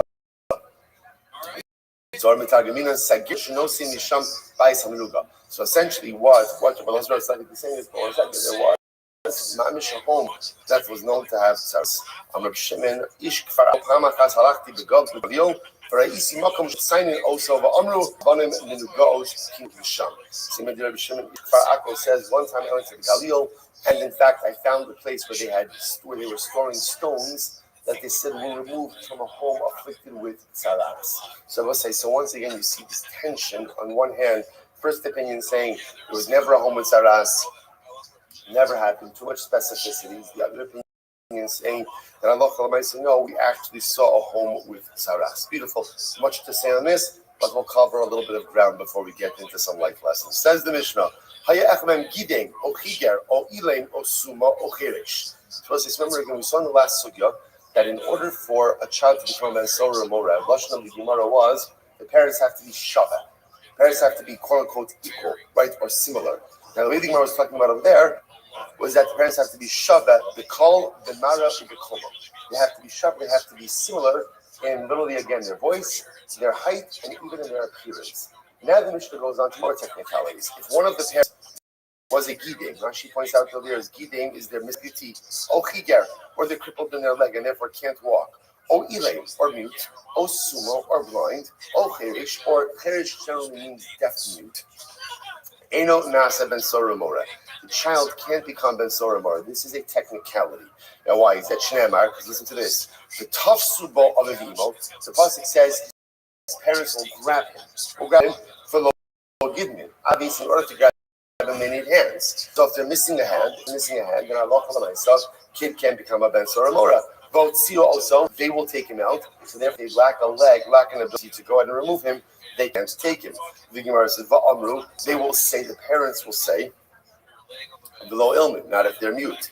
Benenu zeh, that's able to identify this son below sumin, and not parents who are blind. Enenu shomea bekolenu.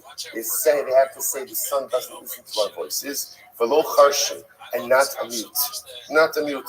Gemara says masrin bob b'fnei shlosha umalkin also. They warned the Ben Sora Mora, so again there's Hasra. They warned him first in the presence of three, and then ultimately administered Malchus afterwards. Chazar b'kilgal. So you know, say it's interesting because here we're introduced to something new. Apparently, there is like a Hasra. They warn the kid about his behavior in front of three, right? So again, apparently the way it works is like this: the child or the young man steals the money, purchases the meat and the wine, conforms to all of the criteria that we established in the Tablet. His parents warn him in front of a basin of three, and then again they flog him. They give him Malchus. If he repeats the behavior again, that's when he becomes a Ben Sora Mora. If he goes ahead and repeats this errant behavior, then he is judged by a basin of 20 years. Makes sense because now this is a capital case. But again, he's only stoned, he's only executed if part of the basin of 23 consists of parts of the I should say differently. The original three who essentially judged him for Malchus have to be part of the subsequent basin of 23. Shenehemar benenu zeh shalaka b'fneichem, because they have to say, the parents say benenu zeh, this son. This son means the son that was warned and flogged in front of you, the first three, is now going to be executed for becoming a Ben Sora Mora. Incredible. Shamas Mina, the Gemara says, what do you see from here? What you see from here is something very interesting. That halacha l'maisa, when a pasuk is written a certain way, that's the process that has to be followed. In other words, you want to say, what does this mean? So you would have thought like this. If you look at this pasuk of Ben Sora Mora, right? So the pasuk says, "Tafsu bo avivim." His parents will take hold of him. And they will take him out right to the basement. They say. Now, if you notice what's happening over here, if you notice, there's a very literal interpretation of the pasuk in here, right? That literally they have to be able to grab him.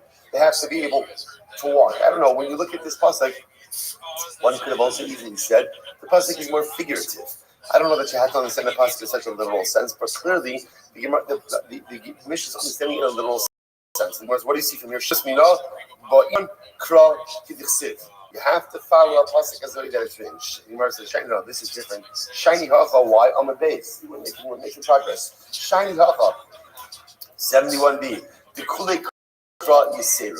So I say, no, this is different because here the pasuk itself is written in elongated form. Look here, Rashi. Kulei kra yiseru. The matzi l'michot seisen also shara here hos skeleton. Clean out this whole thing. Parents will grab hold and just say. Take it to the basement. Done. The fact that the pasuk is written so longhand indicates to us that there is a hakpada. The Torah says the parents have to be able to engage in all of these processes, and in order to do so, prevent the kid from becoming so. Okay, and we warn him in front of three. Why do you need three? The trace idea. Why do you have to in front of three? You just need has thrown in front of two witnesses.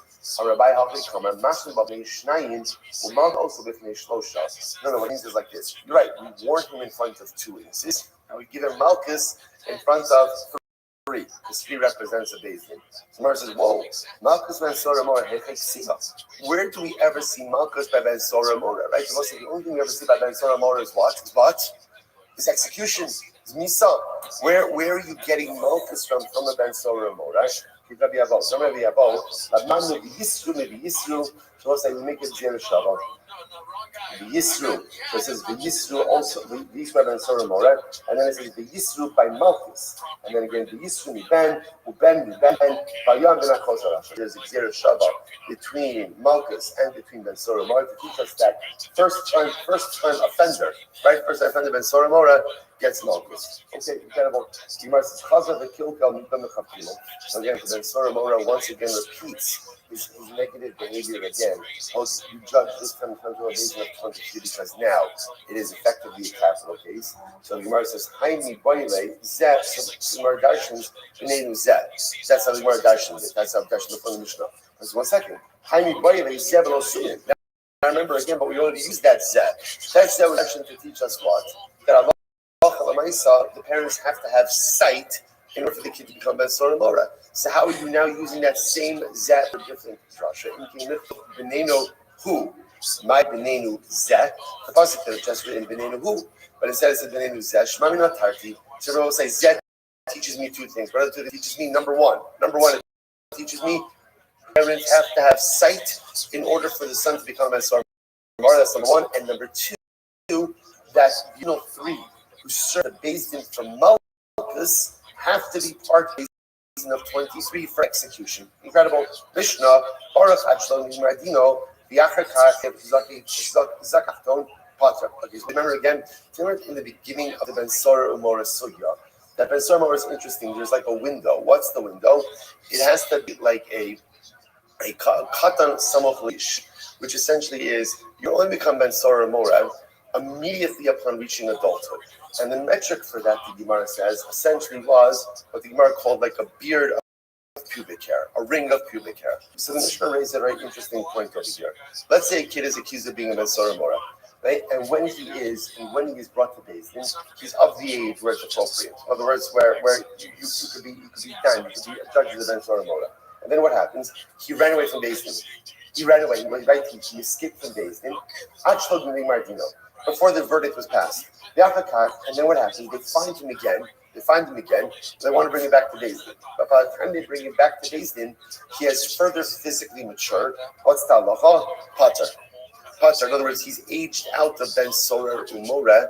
And therefore, again, so the interesting part, remember again, this is because he escaped before his verdict. So if he escaped before his verdict, by the time we get him back to Beis Din, he's already too physically mature, right?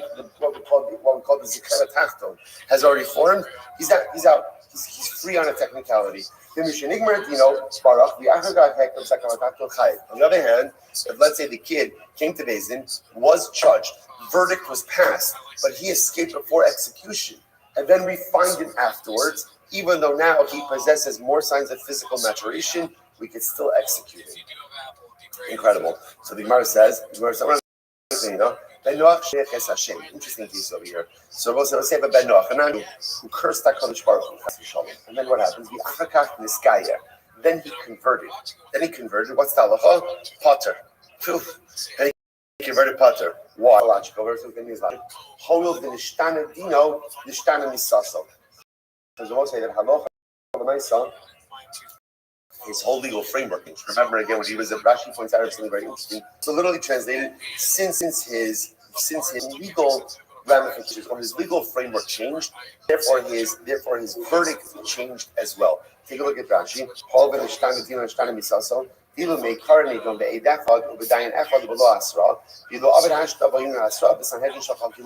As a Ben Noach, right? A Ben Noach is judged with one witness, one judge, right? One judge, and no hasra. A Jew is judged of 23, hasra and everything else. So therefore, again, since now he converted, since his legal framework changed, therefore what? His din, his halacha changed as well. Incredible. So the Gemara says, Ner Mesayele, Baruch Achlon Nigmar. So we'll say our Mishnah would seem to support the same idea. If the Ben Sora Mora, if he escaped before the verdict was delivered, and before again, and then when they found him, he already exhibited further physical maturation. He's Potter, my time, but what is him?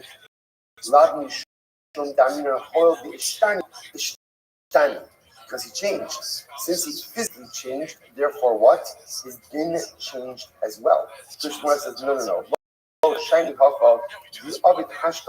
No, it's different. Why?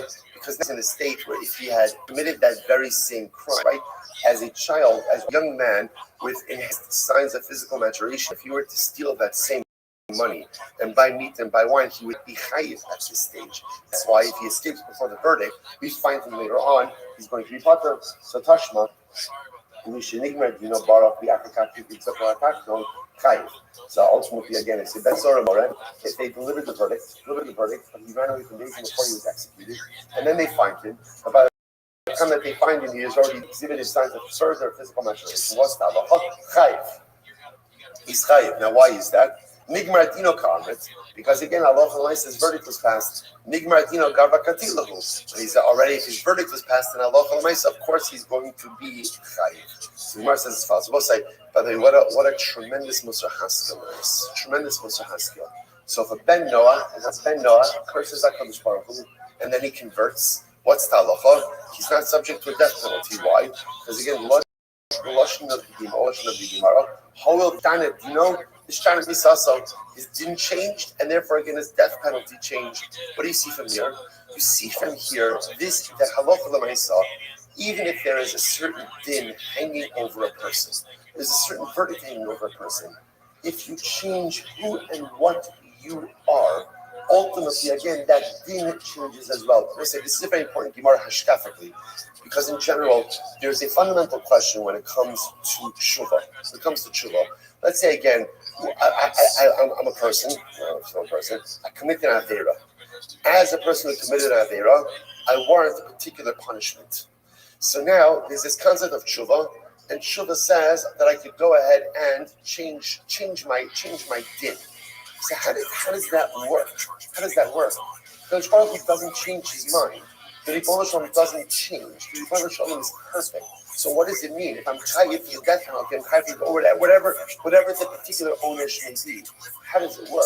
So what's like interesting enough, the way it works perfectly is the din doesn't change. The din is always the same.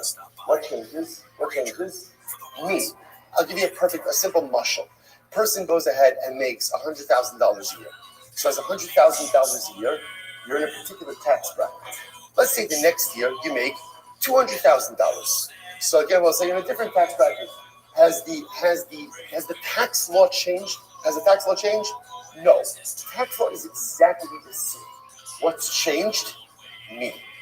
That's the whole dynamic of tshuva. The din is the din. If I remain the same person, then this is the din. This is where it is. But the beautiful opportunity we have in life is that I don't have to remain the same person. I could change myself. And when I change myself, suddenly again, the din, the judgment that was over here, is still there. It's still there. And if I choose to become that same person again, it's going to be waiting for me over there. But if I choose to become someone different, there's just a whole new set of laws and a whole new set of realities and a whole new set of ramifications that are there for your side. That's the greatness of change, the greatness of tshuva. I can take myself from one framework to another framework. The framework is still there. The framework didn't change. I changed. So the Ben Noah who curses HaKadosh Baruch Hu chas v'shalom. If he becomes a yid, So at the end of the day, again, he's now all the ishtani. He's a different person, and therefore a separate set of being. When we become Bali Tshuva, when we change, when we uplift ourselves, we just take ourselves from one framework to another framework. Most incredible thing in the world. Let's go right there. In Tashma, Ben Noach Sheikas Kabero, all ages Kabero, this guy listen to this. A Ben Noach, non-Jew, who goes there and hits his fellow non-Jew, or commits adultery with the wife of his fellow non-Jew. And then what happens? So obviously getting himself into a whole boatload of trouble over here. And then he decides to convert. Now what Bezin is taking this guy, I'm not exactly sure, right? But tonight, again, he goes ahead and he converts. What's halacha? Potter. He's potter, right? He's potter from all of these things. Why? And we'll say now, what's the logic over here? The logic over here is that halacha l'maisa. Remember, when he converts as a Jew who goes ahead and hits the Ben Noach, or a Jew who commits adultery with the wife of the Ben Noach, is not subject to a death penalty. So therefore, halacha l'maisa says the Ben Noach, he was subject to a death penalty. Now halacha l'maisa, he is not subject to these halacha. So death penalties also can be Yisrael and Iskayachai. But if a Ben Noach hit a Jew, or a Ben Noach committed adultery with the wife of a Jew, and then he converts, he's still going to be liable. Why? Because again, these are actions. Had he committed them as a Jew, he would also be liable. Since the Ben Noach, he's liable as a Jew, he's liable. Why? Name a horrible ishtani. Why would he go out and say, but he changed, converted? In order to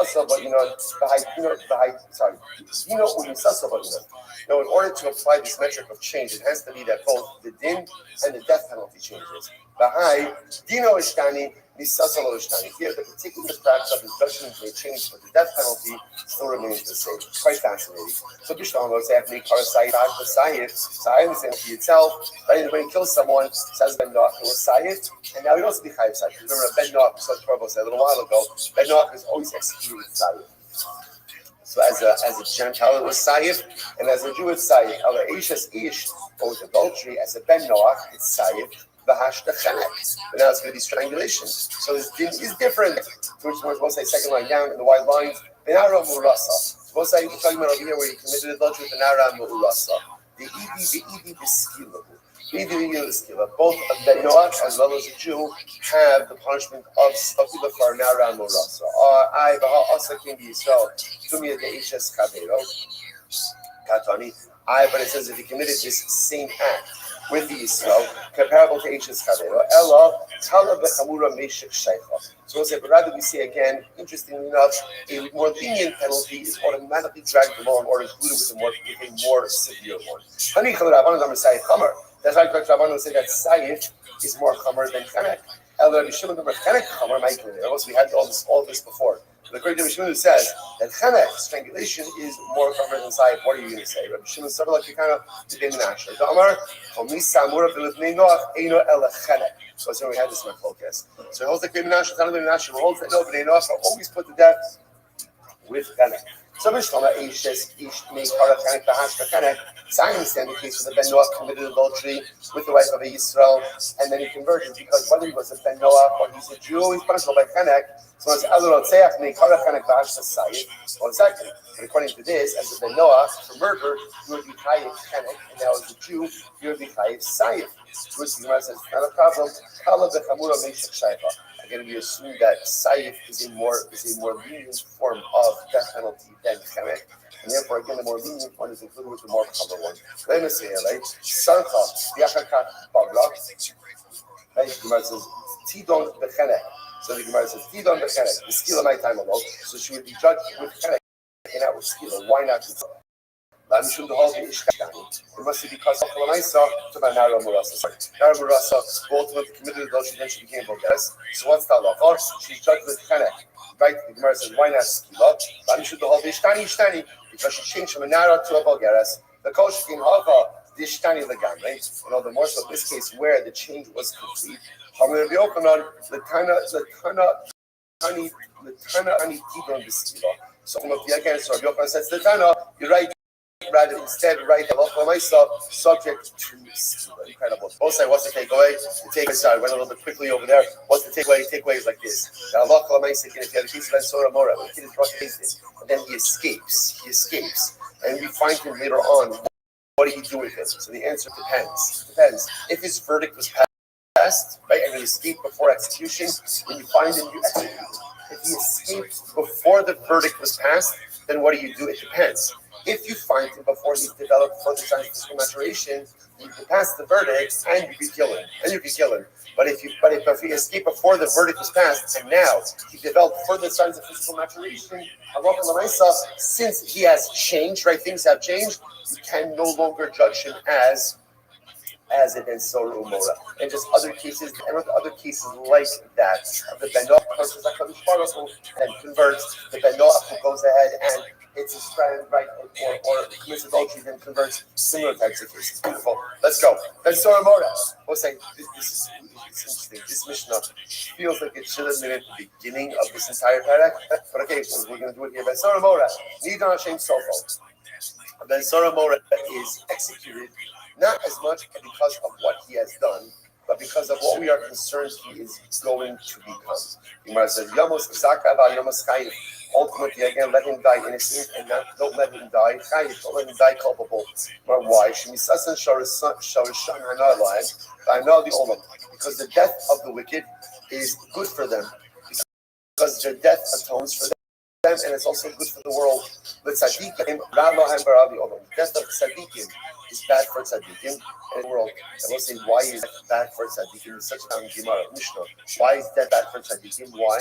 Because the Maisa, with death, you no longer have the ability to go ahead and perform mass and or say life is the greatest gift. Because as long as you're alive, you have the ability to just change yourself, change the world. So death for tzaddikim is a bad thing, because with their death, they lose their ability to impact change. And it's bad for the world. The Gemara says, Pizza, sorry, Yayin B'Shem L'Rishon Hanala, and Banali Olam. So I'll say, listen to this, wine and sleep, for the Rishayim, it's pleasurable for them, and it's good for the world. Why?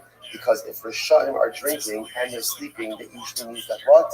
They're not bothering anyone else. Good. So be occupied with your wine, be occupied with your sleep, and go for it. But tzaddikim, ra'lahem, ra'li olam. We'll say this is incredible. But for tzaddikim, wine and sleep is terrible for them and terrible for the world. Isn't that profound? This is why? Because when the tzaddik is drinking too much, or the tzaddik is sleeping, he's not accomplishing. And if the tzaddik is sleeping and not accomplishing, drinking and not accomplishing, that's bad for him and it's bad for him. We'll say, here it is. But this is a raya to what you do. Sleep is bad. Sleep is bad, apparently. It feels so good. That's right. But apparently, again, it's not good if you want to be tzaddikim. Incredible. These are the Rishayim.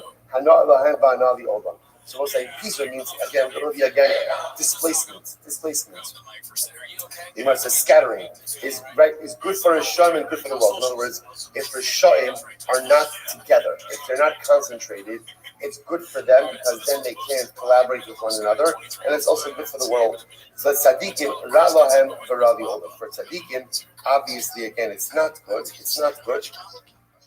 Because again, when tzaddikim are together, they're able to go ahead and collaborate, and they're able to be a force amplifier. So for Rishayim, Pizur is good.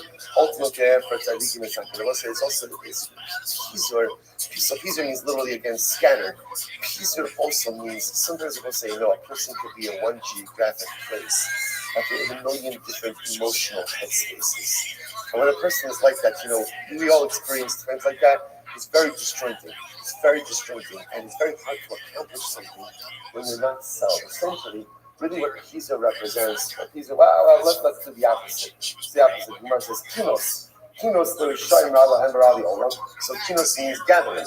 When the Rishayim are together, that's bad for them and bad for the world, obviously. Because then they can collaborate. But let tzaddikim, hano'ah lahem, v'hano'ah li'olam.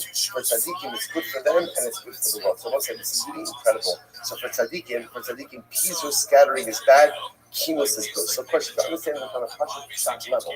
When tzaddikim are together, that's great. They can collaborate. They can accomplish. It's a force multiplier. And when they're dispersed, again, they can only accomplish as much as any one individual can. But it's not just true for others. This is also true on a personal level. Sometimes in life, I'm in a state of Pizur. Pizur is I'm all over the place. When I'm all over the place, well, it's hard to accomplish when you're everywhere. Why? Because I will say Pizur means the lack of mindfulness. There's a lack of presence, right? Kinos means there's mindfulness. Kinos means a gathering. I'm in one place. I'm mindful. I'm attentive. I'm there. It's interesting. Sometimes we like to think that when we focus on multiple things, we're accomplishing more. But we know this. When you multitask, maybe you are accomplishing more, but the quality of the work is significantly diminished. That's Pizur. Pizur is multitasking. So just know again, it's not the best thing. Kinos is where there's mindfulness, there's attentiveness, I'm present. When that happens, it's good for me and it's good for the world. Incredible. Let's finish up. You might say, Shaket, tranquility. It's bad for Rishayim, because when it's tranquil, Rishayim can do a lot more damage, and it's bad for the world. For the right when Rishayim have Shaket. Let tzaddikim hano'ah lahem v'hano'ah la'olam.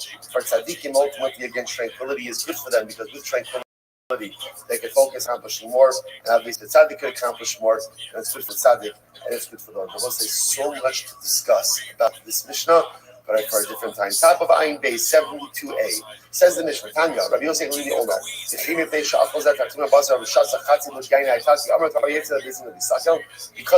Because the Ben Solar Amora has stolen money and has purchased some, he can purchase some wine, he should be executed. You know, so it's $1 million question. Rather, the Torah knows what is going to happen with Ben Sora Umora. The Gemara says, why? That's why at a certain point he's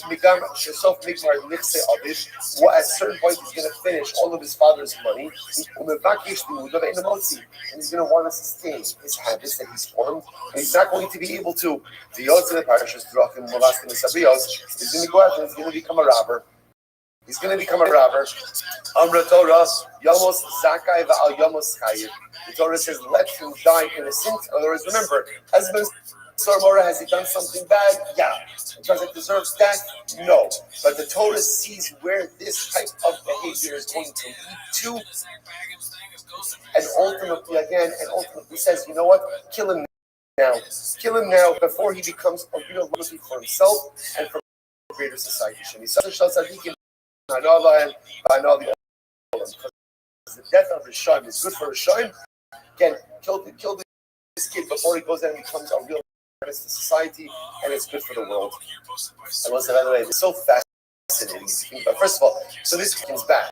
I like that face. It feels like Anyway, so it's I feel like you see an accent. Anyway, so this is why we don't finish that.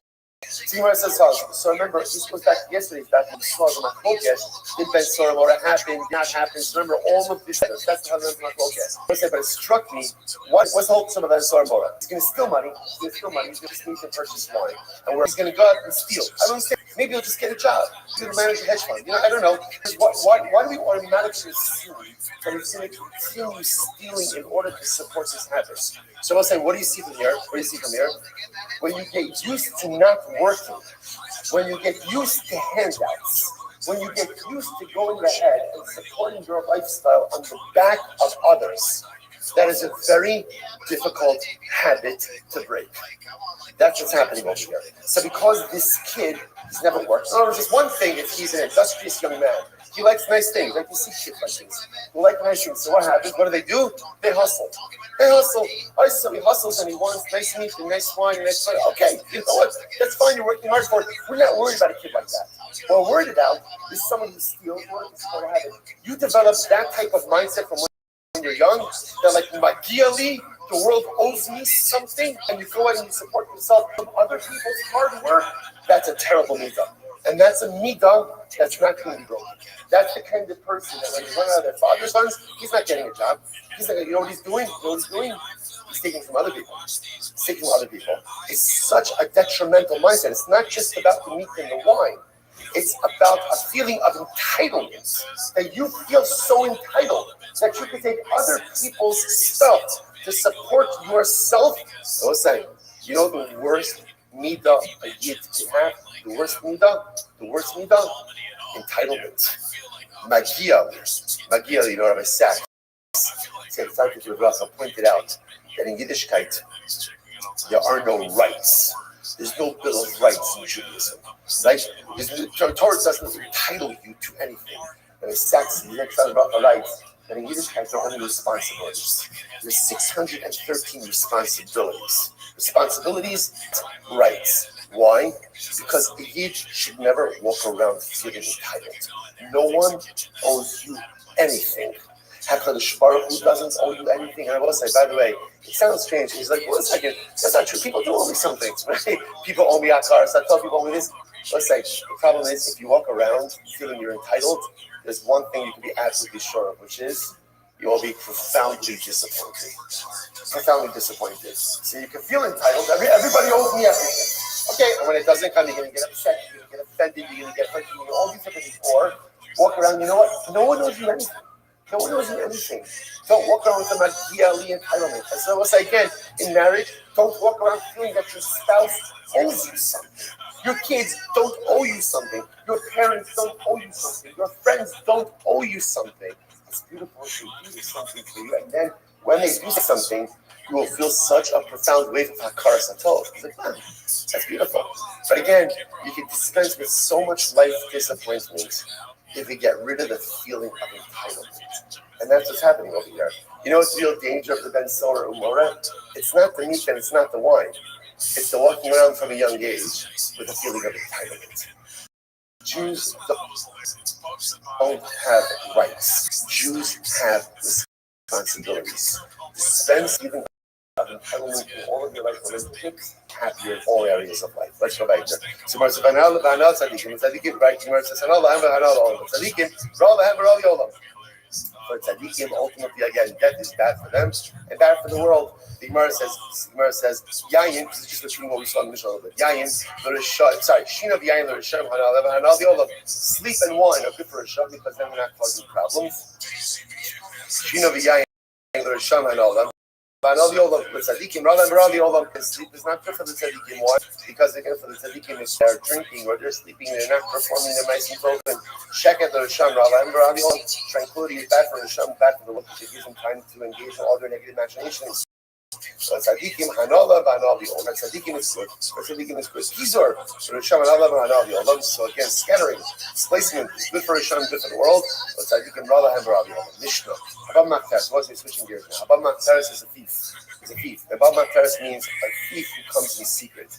I will say now, literally, Maktaris, the way that Rashi understands it, the way Gemara understands it over here, is a thief who comes in through tunneling.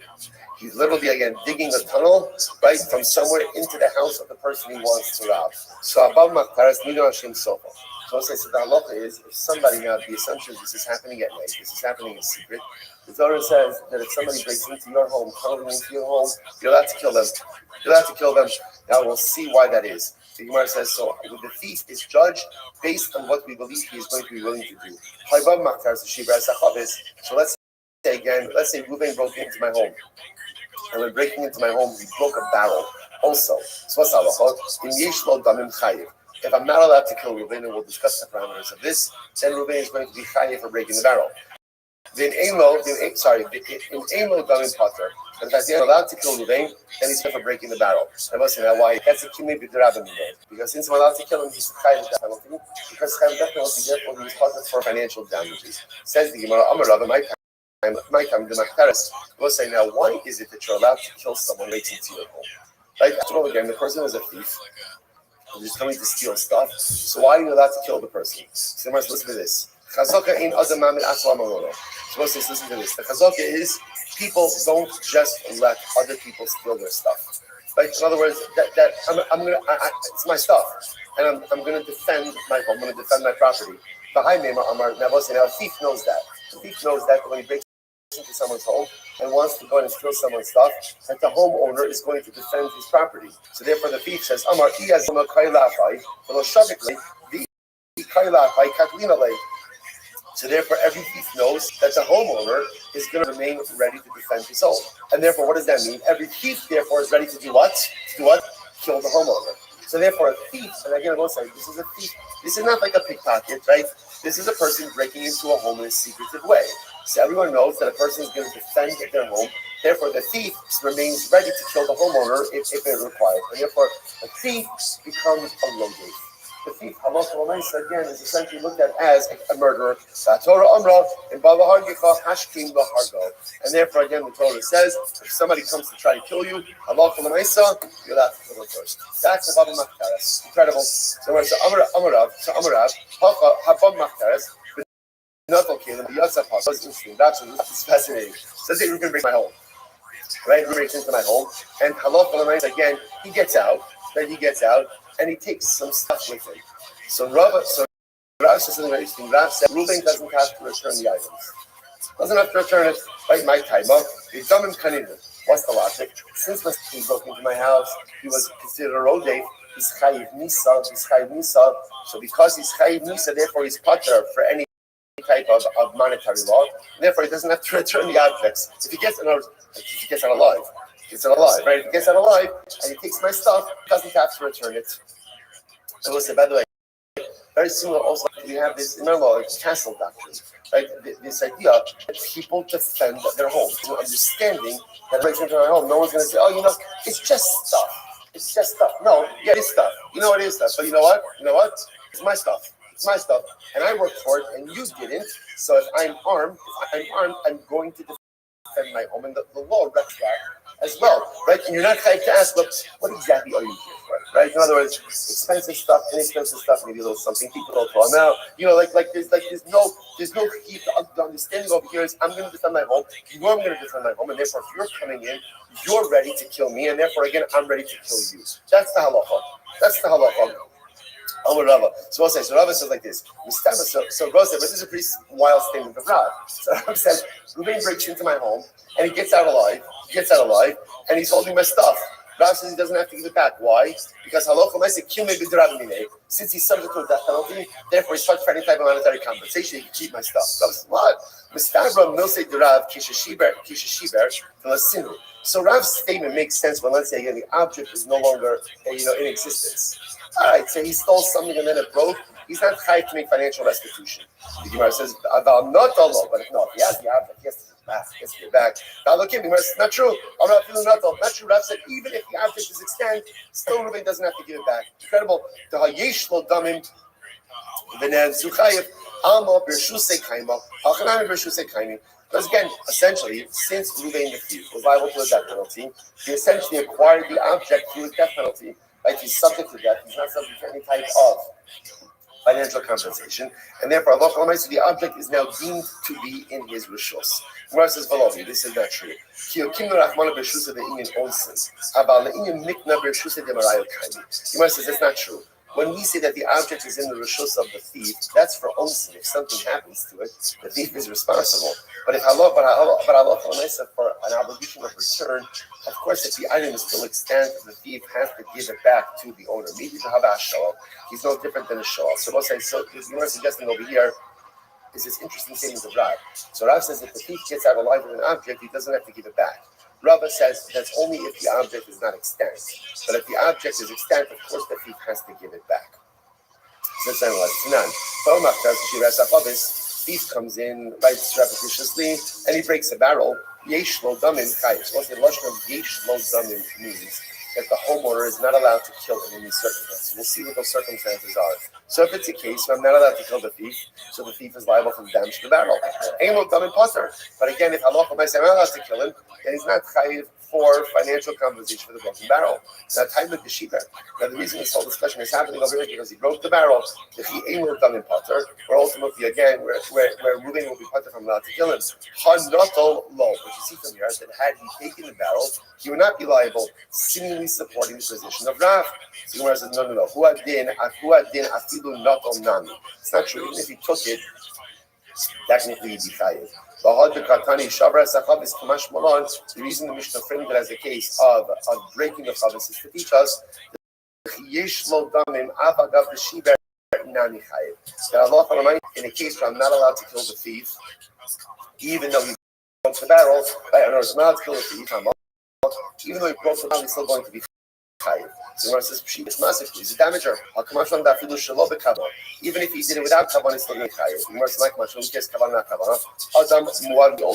right? The person is always responsible for damages that they cause, whether they have intention for it or not. So Tanina, the Gemara says, the person is always muad. So the Gemara says, you're right, Kasha, you're right, I don't know what to do with this. So Masib Rabbi Barabai. I go in this case, we've seen this case many times. Ruben steals my money bag on Shabbos. What's the halacha? So Chayiv, so this Chayiv gave a call to Shem Lazay Kisur Shabbos. I will say now normally again. Now what's the halacha? So Ruben steals my purse on Shabbos. Then what does he do? Now obviously he picks it up and then he leaves my house. There's two things that are happening over here. What are the two things? Number one, theft. Number two, Chilul Shabbos. Remember, for Chilul Shabbos you Chayiv Misa. But the halacha over here is he's chayiv for both things. Why? Because there's no simultaneity. Why is there no simultaneity? When does the theft occur? When he picks it up. When does the Chil Shabbos occur? Only when he picks it out of my delivery. Because there's no simultaneity, there's no queuing with Rabbi Minei, and therefore Allah is chayiv for both.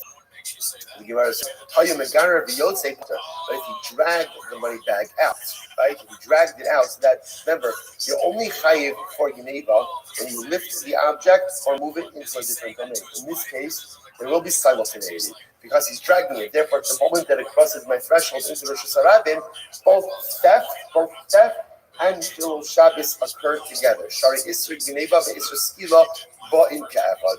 The song. And the boss says, so the Gemara says over here, what do you see from here? You see from here that Allah again, right here is the and ultimately, again, Rashi says over here, five lines over the bottom, the case ultimately, again, where we said that it's potter, It would be a case ultimately again where the object was thrown into the river and therefore no longer exists. So most what the Gemara is suggesting, remember all of this is in Rav, right? So again, what the Gemara is suggesting is like this. Rav says that if a thief is chayiv misa and steals an object and gets away with the object, he has no obligation to return it. No obligation to return it. Now, Rava and everyone else is incredulous. It doesn't make any sense. And now, what's Rav's logic? Rav's logic is since as a thief you're liable to death, therefore you are exempt from any other monetary liability, even if that object is not sitting in your hand. Rava and everyone else is what talking about. I understand that the object is destroyed, the object is lost, the object is broken. There's no obligation to restitution. But if the thief is literally holding the object in his hand, of course he has to give it back. So that's the ongoing machlokes. Rava ignibu leit defeated machkarta. So this is this. Rava. Now remember, Rava was the one who argued on Rav, and Rava had goats. Had goats stolen from him. Right? It's repetition. Someone tunneled into his pen and stole the goats. What happened? During the deal, then the thief had to change the part, and the thief wanted to give it back. But lo kablinu, Rava would not accept it back. Why? Amar, hol v'nafik mipuid Rav. Since Rav said his piece, Rav said his piece. Now let's remember again. Now Rava argued on Rav. And Rava said, since Rav said that so when a thief steals something, he's not obligated to go ahead and return it. This was Rav's statement. And Rava says, even though I disagree with it, I accepted halacha l'maisa. Incredible story. So much to say about that, but for a different time. Listen, what I just want to point out is halacha l'maisa, though, just to be clear, we don't paskin like we paskin like Rav, but only when the object is no longer in existence. So if a thief goes ahead and tunnels in an object and gets away, Salah again is going to be liable. But now technically speaking, obviously you can't kill him back, right? But Lamaisa again, if the object is no longer in existence, the thief is not obligated to financial restitution. But if Reuben came in, stole my object, gets out, and then we find the object. If the object is still in existence, halacha l'maisa, we don't pass like Rav, we pass like Rava, and halacha l'maisa, the object itself has to be returned. Incredible. All right, let's go. Turn our banon. Ein lo damim mizar Hashem Shalom. So the pasuk says that the homeowner, right, is not chayiv for killing the thief. If the son, literally again, if the sun is shining, says, I don't understand. The chi hashemish alav dovadza is the sun only shining on one person. What's the meaning of the pasuk? In rather, what it means is like this: if you know with absolute certainty that the thief is there, if it's as clear as the sun that the thief is there to kill you, kill him first. Then love, but if you're not absolutely certain, I'll target you. Don't kill him. I will say, now watch this. That's Brisa 1. Brisa 2, Tanya Idach. Zarcha Shemesh Alav, Damin. If Shemesh Alav Dovad Zarcha, Ella. In Barlacha Kishemesh Yish Lo Shalom Imach. Rather, the second verse says like this: if it is as clear as the sun that the guy loves you and is not going to kill you, then don't kill him. Being love, but if it's not as clear as the sun, Hargeyu, kill him. That will say. The Gemara says, Kasha Stella. Now, you see what just happened over here? They're two dramatically different Bryce. Bryce number 1 essentially says like this: the only way you're allowed to kill someone is if what? Is if it is as clear as the sun they're going to kill you. If it is not as clear as the sun they're going to kill you, you can't kill them. According to the second Bryce, only if it is clear as the sun that the guy is not going to kill you, then you can't kill him. But if there's any suffix, you can kill him first. I will say, those are two pretty dramatically different prices. So what do you do with this? Lokasha, I'm going to say this. I'm a base. We are great. I'm a base. 10 minutes to go. I'm a base. Kan ba'aval ben. Kan ben ala. Wow. The boss says everything depends on who the thief is. Right? One is talking about a father stealing from the son. The boss said when a father steals from the son, it's absolutely certain his father will never son. So if the son, again, father might steal from his son apparently, right? But the father is having his son. So if the son discovers stuff and his father's in his house tunneling in, stealing stuff, the son is not allowed to kill his father. Because the son knows that a father will never take the life of his son. May steal from the son. So you see what you see from here is parents sometimes do mistreat their children. Right? After all, you see over here that you have a case of you can't say that father will steal from the son because apparently that does happen. So sometimes parents, knowingly or unknowingly, will mistreat their children. But one thing you can count on is Rachmanas of a father towards his child. A father will never kill his child. On the other hand, if a son breaks into his father's house, it's not so pashut. Not so pashut. Sometimes a son could kill a father. So say so such a heavy Gemara. So therefore again, if the thief is a father, the son knows with absolute certainty his father is not going to kill him, and therefore again the son has no license to kill the father. On the other hand, halacha says the son breaking into the father's home, the father you don't know. You don't necessarily know what the son may be prepared to do. Incredible. Amrad called the Asiyali Ma'alai Mafkara, Haklina Leila Bar Meirav, Hanina Bar Shila. Which is interesting. So I've said, anyone who breaks into my house, I'm gonna kill. Except if it's Rav Hanina Bar Shila. Let's say such an interesting compliment, right? In other words, anyone else who breaks into my house, I'm gonna take him down. Except if the thief is Rav Hanina Bar Shila. My time, what's the reason? Maybe because Rav Hanina Bar Shila is a tzaddik. Well, obviously, he wouldn't be such a tzaddik. Sometimes when it breaks into someone else's house. Ella, we should be killing the guy. So this is such a touching Gemara. Not just because I know that Rav Hanina Bar Shila loves me like a father. Something so beautiful about this. I know that Rav Hanina Bar Shila loves me like a father, so I know that even if he were to break into my home, I know that halacha l'maisa, he would not go ahead and take my life. So what you also see from here is, apparently there could be other relationships outside of an actual father-child relationship where someone could love you like a father. So it does exist. There's nothing like a father's love. So the father's love is unique, a parent's love is unique. But apparently in life, there are other people who could love me with that unconditional, non-judgmental love, like a father loves his son. Incredible. So much to say about this, but I'm going to lose my job if I don't go on. So tell Rabbanan. So Damim Lo, Vein B'chol Bein B'Shabbos. Ein Lo Dam Bein B'chol Bein B'Shabbos. So the Gemara says all of these halachas. So essentially, what you have over here is as follows. So metric you adopt this like this. If someone breaks into your home repetitiously, your understanding is that the person is going to stand up and defend their property, which means that anyone who's breaking into my home secretly is ready to kill me. Because he's ready to kill me, therefore what? I have the halakhic obligation to kill them first. But when are you allowed to take life of a thief? Only when you are not 100% sure that they come in peace. If I'm 100% sure that they come in peace, then I can't kill them. The only real example of that is like a father or someone who loves you like a father. Otherwise, if you're not sure, defend your life and defend your life at all costs. Now the Gemara says these halachas apply both by Shabbos and by so ultimately, again, I understand I'm allowed to take the life of the thief, whether it's Shabbos or weekday. That makes sense. Why do I need that qualification? It's how that this is kind of like execution, just like raising his warrant protecting someone. So too, if the thief is coming in, and I don't know 100% that he comes in peace, I'm allowed to kill him. So this is like I become like basement. I become like the basement. I'm at a thought that Shabbos lokapinon. So I'm at a thought that basement doesn't execute on Shabbos. Maybe I can't kill this thief on Shabbos. Kamash one of us said first my line tikapinon that I can. Ella donim lo bein b'chol bein b'Shabbos. So said, but again, in case I'm not allowed to kill the thief. And there is liability for killing the thief. So now that halacha applies on Shabbos and during weeks. You must understand what's the condition. If I can't kill him during the week, I certainly can't kill him on Shabbos. So it means it's like this. Let's say somebody breaks into my home on Shabbos and then the wall collapses on him. Sif halacha is clear that he was going to kill me. I can't remove the rubble from him. The halacha is because he's liable to that penalty.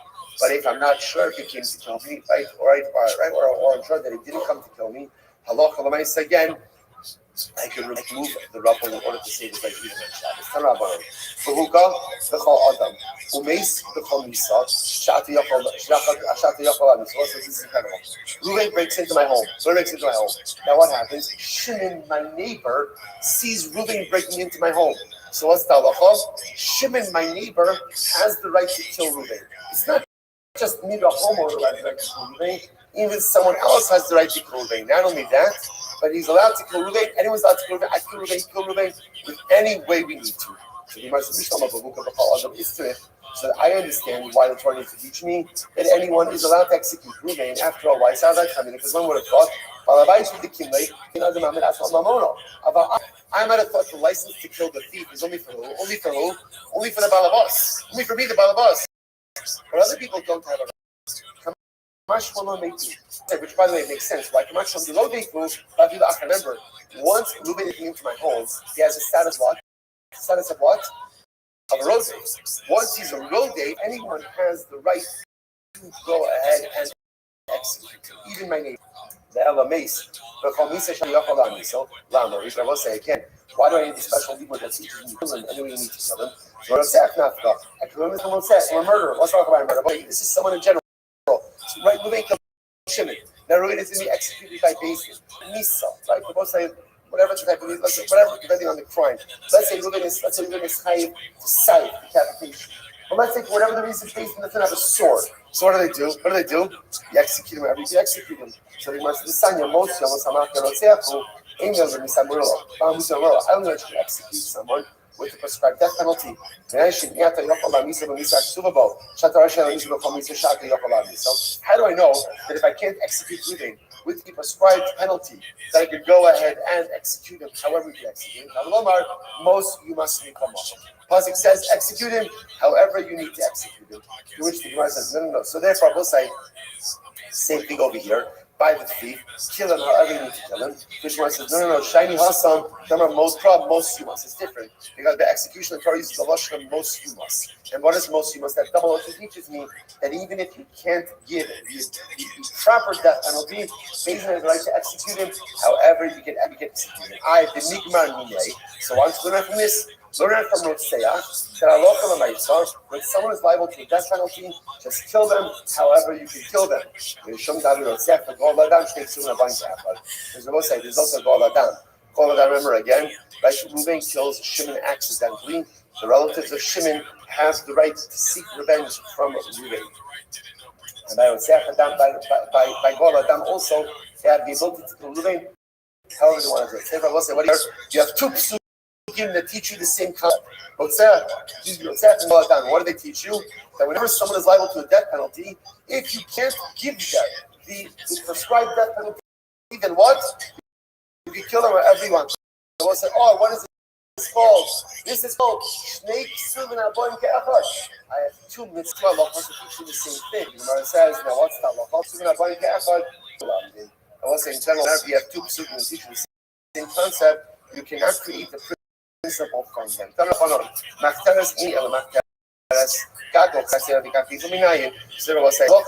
therefore, we don't very important. Number one, not only the homeowner is permitted to kill the thief, but who else is? Anyone else. Why? Because the thief has the status of a road. That's number one. Halacha number two. How do you kill the thief? How do you kill him? However you need to. However you need to. Part of the law. Another part of the law. Machteres. Any of the machteres. I only know if the thief is tunneling in. The Gemara says, Gadol, Chasero, Karfifo Minai. How do I know that it is coming through my roof, my chutzah, my carpet? How do I know? Or even if it's not tunneling, it's going through a window that I could also kill him. The Pasuk says, however you find the thief, wherever the thief is found, without executing. Came, not Tamil Machteres. That's reason why does the Pasuk say Machteres? If they sharov, Garnovim, you see Machteres. Because the majority of thieves, tunnels. Torah just spoke about the normal way that it's done. Finally, you got Machteres, any Machteres. I only know that if he tunnels in. Hell is coming through the window, through the closet, through the roof. You must say, so ultimately, again, if that's the case, then why does it say Machteres? Because Machteraso, Zohi Hasra also.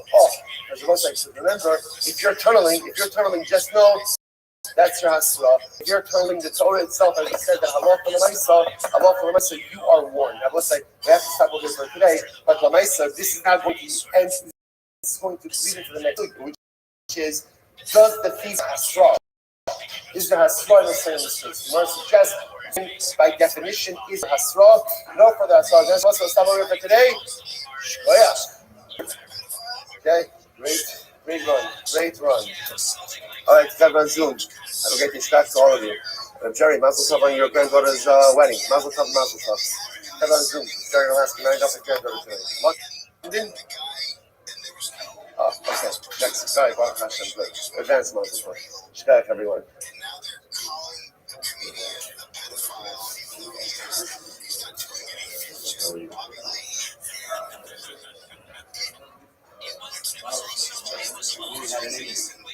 Sorry? It's only extenuating circumstances. I'm laughing. That's like our third episode was when that happened. It was actually, we listened to the Tiger Belly where Shaw went on, and then we listened to Fighter and the Kid the week after that. Yeah. It's podcasting at its finest. Yeah, you just saw Black Color podcasting. Yeah, you guys. Welcome to Change. Yes. Great additions, Dave and Garrett. Yeah, pay Garrett a little more, Dave. We need some stuff. All right, this next one's All right, so we'll say good morning. Let us begin by thanking all of our sponsors for this morning. Turkish Fame, our Talmud Torah sponsor for Touchshin Pay 8, year 57. And 85, the Tosin Shvach of Eretz Yisrael, for in the source of wishing a mazel tov to Yoshua Mordechai Tilson on his engagement to Amit Cohen. Mazel tov, and then the Zochar Meretz Hashem. We should just note that Yoshua Mordechai is a very chayal, very soldier. Baruch Hashem gave much to Am Yisrael, Eretz Yisrael, and now it is so beautiful that he is going to be celebrating the building of his new home, which should occur in Eretz Hashem, B'Shar Kavod Mitzvachos, and should in Eretz Hashem be benched with generations of beautiful simcha, mazel, and bracha. Well, so with that, let us begin. Of course, as always, we dedicate our learning and discuss of all of our precious haftarahs, Necham Shvar, from Eretz Hashem, bring them home, the Shalom and the Karov, and halabai all of our soldiers will be successful. B'chol Ma'aseh Yideihem. So let's say today's daf. It doesn't matter what today's daf is. Let's not get caught up in details. Don't lose the trees from the forest. We're going to be learning some Hedron today in Eretz Hashem. We're going to be starting on Daf Ayin Aleph 71, and we're going to see in Eretz Hashem where the journey takes us. So we are picking up in Eretz Hashem on Ayin Aleph 71a. We're picking up about 12 lines up from the bottom. By some Yuga. So you want to say, Kiman Azla Hadisanya. Whose opinion is reflected in the following statement? So there was never such thing as a Bais Minuga. Bais Minuga means ultimately again a home that was afflicted by tzaras. So such a thing never happened, such a thing never will happen. Whose opinion is this? So the Gemara says, why is it written? If it's never going to happen, why is it written? Ultimately, in order to learn it and receive reward. Who does this mean reflect? Kabbalazar ben Shimon. Like Kabbalazar ben Shimon, what says Talmud designs Islam it says the Olam in a Beit Hameh Akshira Kishtei Gris and Ashtei Avonim Kishtei Ksavim. The Karen's of it. So again, in order to have Saras and Nabasa, remember again, there's a whole topic with Saras in the house. Last year, Kodesh points out that Halacha L'maisa Saras in the home is not as much a punishment as much as it was a bracha. He actually points out before the Jews came into Eretz Yisrael, the indigenous nations hid treasures in the walls of their home, and the truth is the only way you would know that those treasures were present was with Saras, because that would require the removal of stones, and they wanted to see the treasure literally again that was buried behind. So again, a lot of Rishon says, in order to have Saras and you need to satisfy so many different criteria. It has to be like two grisim. A grisim is a measurement. Ashtei Avonim are two different stones. The Shtei Ksavim are two different walls. The Karen is Zavis. So essentially, they have to be in a corner. Our code is Shnei Grisim, but our code is Gris. It has to have a length grisim or width of Gris. So my time is what's the Rishon's logic? What's he say? Is Ksib Kir or Ksib Kiros? Because the pasuk says, talking about Saras on the home, it says it appears on a wall, and then it says it appears on walls, plural. So the Gemara says, Eizim Kir, Shuki Kiros. What ultimately again is a home? What is a wall that is like walls, plural? Havi Omer Zekar is Zavis. This refers ultimately again to a corner. Shaitan Yamar Rabbi Tzadok. So what I say? So Rabbi Tzadok says, Makom Hayat B'Tchum Azah, V'Hayikorim also Churbesos Segirta. So the Gemara says, but there was a place in Azah, and they called this place in Azah Churbesos Segirta. So again, interestingly enough, Rashi points out over here, Churva is Mitzora, and Churva is called Mitzora. So essentially, what the Balazar started to say is, there was mamish a home that was known to have tzaras. Reb Shimon, Ish Kfar Akko, Pamachat Halachti Begog Megalio, Isi Makom Shemitzayim also Va'amru Abanim Minugos Pinu Yisham. So Reb Shimon, Ish Kfar Akko says, one time I went to the Galio, and in fact I found the place where they were storing stones that they said were removed from a home afflicted with tzaras. So let's say, so once again you see this tension. On one hand, first thing you're saying, there was never a home with tzaras, never happened, too much specificity. The other opinion saying that Allah might say, no, we actually saw a home with tzaras. Beautiful. Much to say on this, but we'll cover a little bit of ground before we get into some life lessons. Says the Mishnah, so it's this one we saw in the last sugya that in order for a child to become an Ansar or Morad, Russian of the Gemara was the parents have to be shabat. Parents have to be quote unquote equal, right, or similar. Now, reading what I was talking about over there was that parents have to be shabat, the kol, the mara, and the koma. They have to be shabat, they have to be similar in literally again their voice, their height, and even in their appearance. Now the Mishnah goes on to more technicalities. If one of the parents was a gidin, Rashi points out earlier, gidin is they're missing the hand, an amputee. Or they're crippled in their leg and therefore can't walk. Or elaine, or mute, or sumo, or blind, or cherish, or cherish generally means deaf mute. Eno nasa ben soromora. This child can't become ben soromora. This is a technicality. Now why? Because listen to this. The tough subo of the Vimo, the pasuk says his parents will grab him. Will grab him for no giving. Obviously, in order to grab him, they need hands. So if they're missing a hand, then Allah kid can become a ben soromora. But also, they will take him out. So therefore, again, if they lack a leg, lack an ability to go out and remove him, they can't take him. They will say, the parents will say, below illness, not if they're the name is that they will identify this son below suing, and not parents who are blind. And then they have to say the son doesn't listen to our voices. Below harshly and not a mute. Not a mute. Right, Masum of the Mishnah, or Malkin also. So again, Hasra, they warn him first in the practice free, and then ultimately the Malchus after. So you will say it's interesting because he introduces something new. Apparently, there is like a hasra. They warn the kid about his behavior in front of food. Right? And so again, apparently the way it works is like a child or a young man steals the money, purchases them in the wine, conforms to all of the criteria that we established in the last couple of chapters. Parents warn him in front of a basin of food, and then again they flog him. They give him out this. If he repeats the behavior again, that's when he becomes a Gemara. If he goes ahead and repeats this errant behavior, then he is judged by a reason of 23, which makes sense because now this is a capital case. But again, he's only stoned, he's only executed if part of the basin of 23 consists of part of the I should say differently. The original three, who essentially Justin from Malchus, have to be part of the subsequent basin of 22. Because they have to say, the parents are doing that this son means the son that was warned and flogged in front of you, the first three, is now going to be executed for becoming Ben Soromor. Incredible. What do you see from here? Well, crop. I was saying, what you see from here is something very interesting. That halakha l'maisa, when the pasuk is written a certain way, that's the process that has to be followed. In other words, you'll say, what does this mean? So you look at like this. If you look at this pasuk of Ben Sorah or Mora, right? So the pasuk says, the top suitable of the his parents will take hold of him. So see also al zikne ilo, thou shalt come. Take them out right to the basement. And they say, now if you notice what's happening over here. You notice there's a very literal interpretation of the process in here, right? That literally they have to be able to grab it.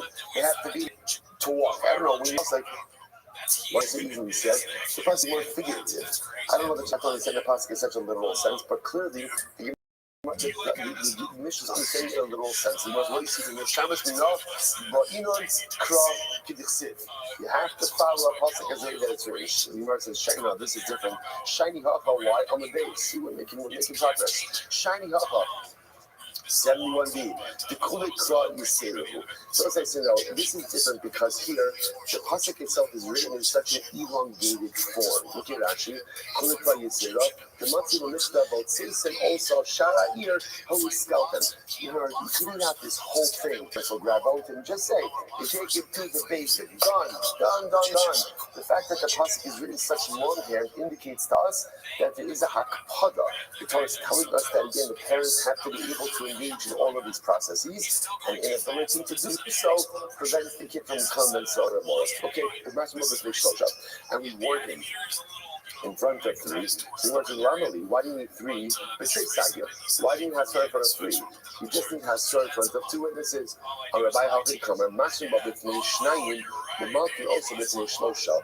Really, what it means is like this. You're right, we warn him in front of two witnesses, and we give him Malchus in front of three, because three represents a basic.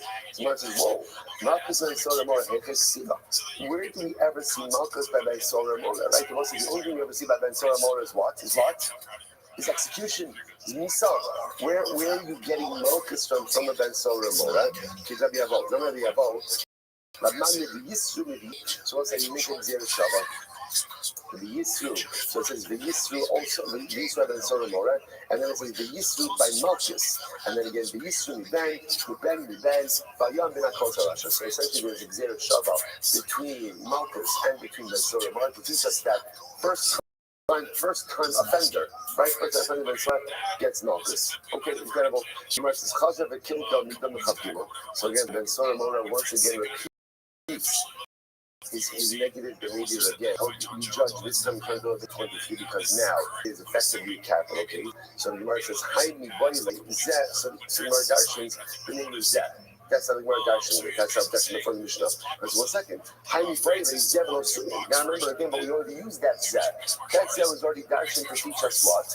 That Allah Kalamaisa, the parents have to have sight in order for the kid to become Ben Sora Mora. So how are you now using that same Zeh for a different drasha? You can misspell Benenu Hu. My Benenu Zeh.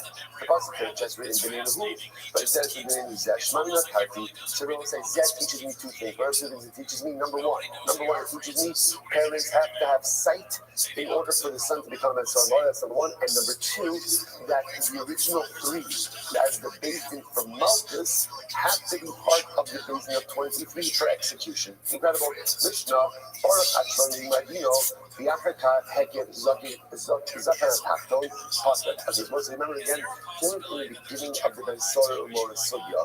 That Ben Sora Umor is interesting. There's like a window. What's the window? It has to be like a katan samach, which essentially is you can only become Ben Sora Umor immediately upon reaching adulthood. And the metric for that, the Gemara says, essentially was what the Gemara called like a beard of pubic hair, a ring of pubic hair. So the Mishnah raises a very interesting point over here. Let's say a kid is accused of being a Ben Sora Mora, right? And when he is brought to Beis Din, he's of the age where it's appropriate. In other words, where you could be a judge of the Ben Sora Mora. And then what happens? He ran away from Beis Din. He ran away, he escaped from Beis Din. Atod Marie Mardino, before the verdict was passed. And then what happened? They find him again, and they want to bring him back to Beis Din. But by the time they bring him back to Beis Din, he has further physically matured. What's Talacha? Pater. In other words, he's aged out of Ben Sora Umora, and therefore, this is the interesting part. Remember again, this is because he escaped before his verdict. He escaped before his verdict. By getting back to Beis Din, he's already too physically mature, right? What we call the Zakana Tachtos has already learned. He's out. He's free on a technicality. Then we say, Baruch, we after that text of Zakana Tachtos Chayes. On the other hand, if let's say the kid came to Beis Din, was judged, verdict was passed, but he escaped before execution, and then we find him afterwards, even though now he possesses more signs of physical maturation, we can still execute him. Incredible. So the Gemara says, interesting piece over here. So let's say the Ben Noach, a non-Jew, who cursed that HaKadosh Baruch Hu, Chas v'Shalom. And then what happens? The Afrikach Niskaya. Then he converted. What's the halacha? Potter. Then he converted Potter. Why? What's the logic? We're getting his logic. Holo v'nishtane dino, nishtane misaso. Because the one say that halacha l'meisa, his whole legal framework changed. Remember again, he points out to me very So literally translated, since his ramifications or his legal framework changed, therefore his verdict changed as well. Take a look at Rashi. Even may currently go to Eidachod, Ubedain Echod, Velo Asra. As a Ben Noach, right? Ben Noach is judged with one witness, one judge, right? One judge, and no high. A Jew is judged with a basin of 23, Hafsman, and everything else. So therefore, again, since now he converted, since his legal framework changed, therefore what his din is his halacha changed as well. Incredible. So the Gemara says, Baruch actually need my idea. So let's say our Mishnah would seem to support the same idea. If the Ben Sora Mora, if he escaped before the verdict was delivered, and before again, and then when they found him, he already exhibited signs of further physical maturation. He's Potter, my type of what's the reason? Because he changed. Since he physically changed, therefore what? His din changed as well. First says, no. Well, shiny papa, the Ovid Hashtalah Barkitalu. No, it's different. Why? Because now he's in a state where if he had committed that very same crime, right?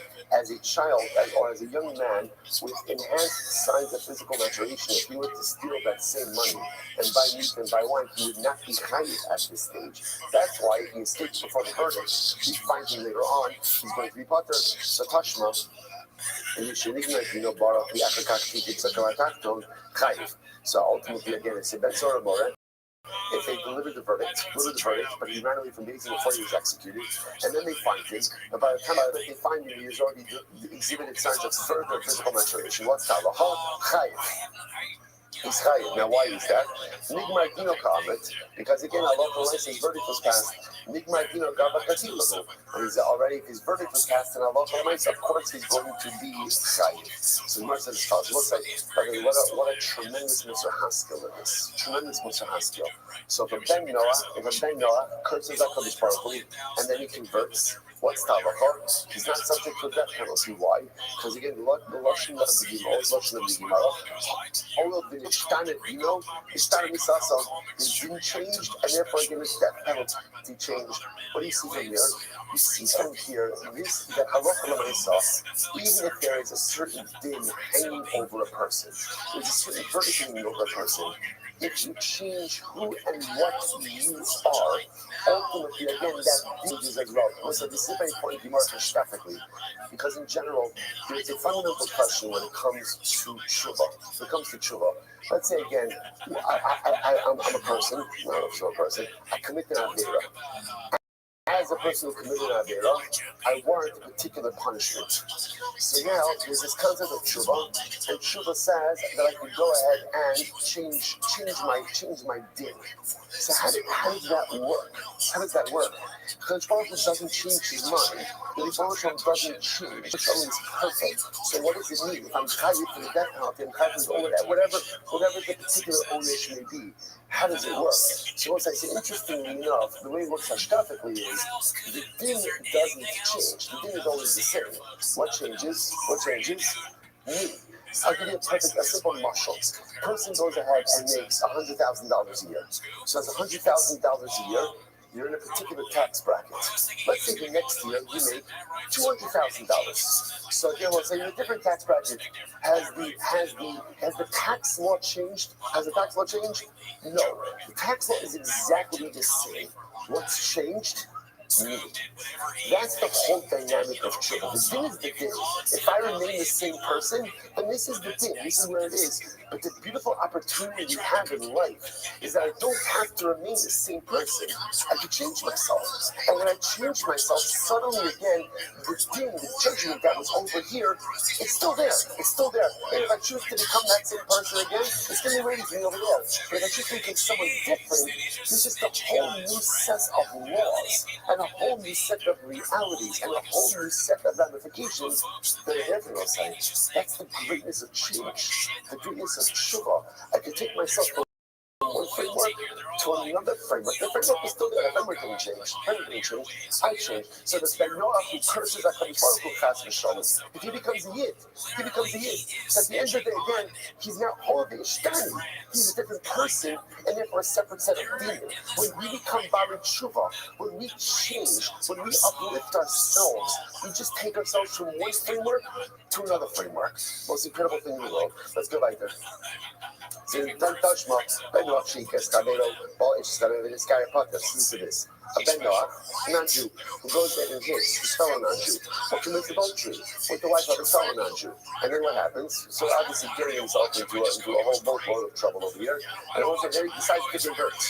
Now what reason is taking this guy? I'm not exactly sure, right? But the nice again, he goes ahead and he converts. What's the halacha? Potter. He's potter, right? He's potter from all of these things. Why? And let's say now what's the logic over here?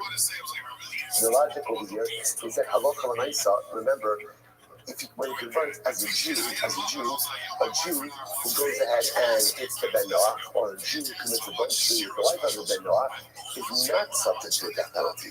So therefore, halacha l'maisa says that Ben Noach, he was subject to a death penalty. Now, halacha l'maisa, he is not subject to these halacha. So death penalties also came to you. So this guy but if a Ben Noach hit a Jew, or a Ben Noach committed adultery with the wife of a Jew, and then he's still going to be liable. So be liable. Why?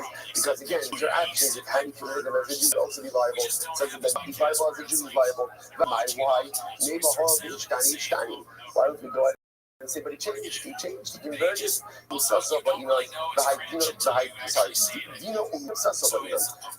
to apply this metric of change, it has to be that both the din and the death penalty changes. The high, Dino Ishtani, Misasalo Ishtani. Here, the particulars perhaps of his judgment may change, but the death penalty still remains the same. Quite fascinating. So, Bishlam was at me, Karasai Baj, the Sa'id is in the death penalty itself, right? When he kills someone, says Ben Noach, it was Sa'id, and now we don't speak Chayiv Sa'id. Remember, Ben Noach, we saw Provo a little while ago, Ben Noach was always executed with Sa'id.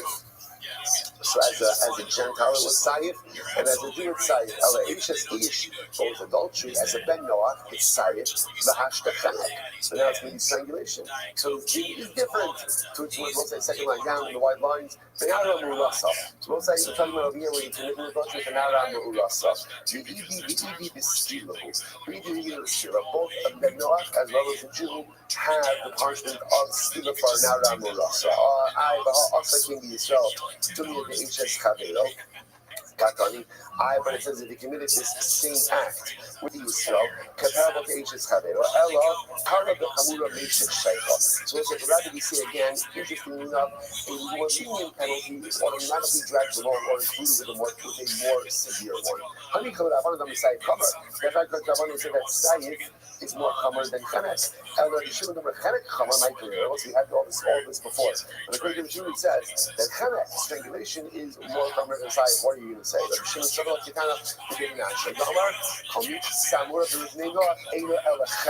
What's really had this my focus. So I don't think we're not always put to death with Chenek. So Mishlama Ashes, each Mikara Chenek, Bahash the Chenek, Sayin is the indication that Ben Noach committed adultery with the wife of Israel, and then he converted because one was a Ben Noach or he's a Jew, punished by Chenek. So it's Elot Seach, Mikara Chenek, Bahash the Sayin, or second. But according to this, as a Ben Noach, for murder, he would be Tayyip Chenek, and now as a Jew, he would be Tayyip Sayin. To which the Gemara says, it's not a problem.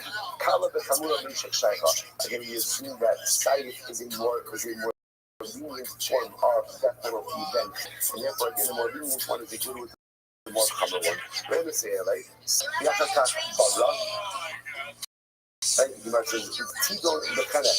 So the Gemara says, Tidon B'Chenek. The Skila time alone. So she would be judged with Chenek and not with Skila. Why not with Skila? It must be because Halacha L'Maisa to my Nara Murasa. Sorry. Nara Murasa.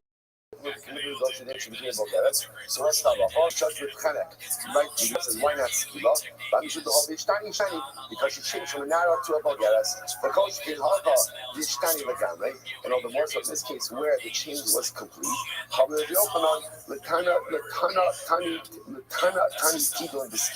So ultimately, again, so Yochanan said to Tana, he writes rather instead, write that Halacha L'Maisa subject to Skila. Incredible.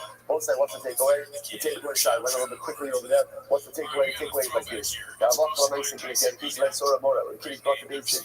And then he escapes. He escapes. And we find him later on. What do you do with him? So the answer is, it depends. It depends. If his verdict was passed, right, and he escaped before execution, when you find him, you execute him. If he escapes before the verdict was passed, then what do you do? It depends.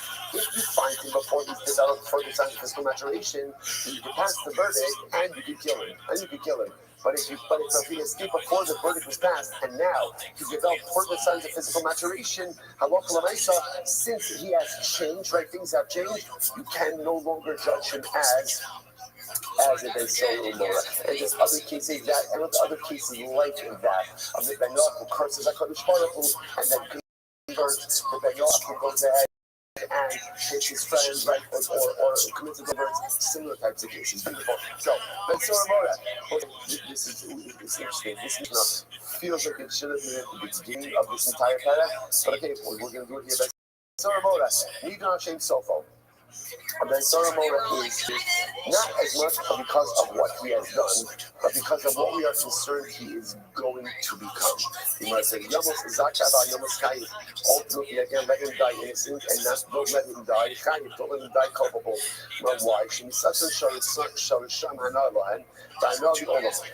death of the wicked is good for them, because the death atones for them, and it's also good for the world. With tzaddikim, the death of the tzaddikim is bad for tzaddikim, and it's bad for the world.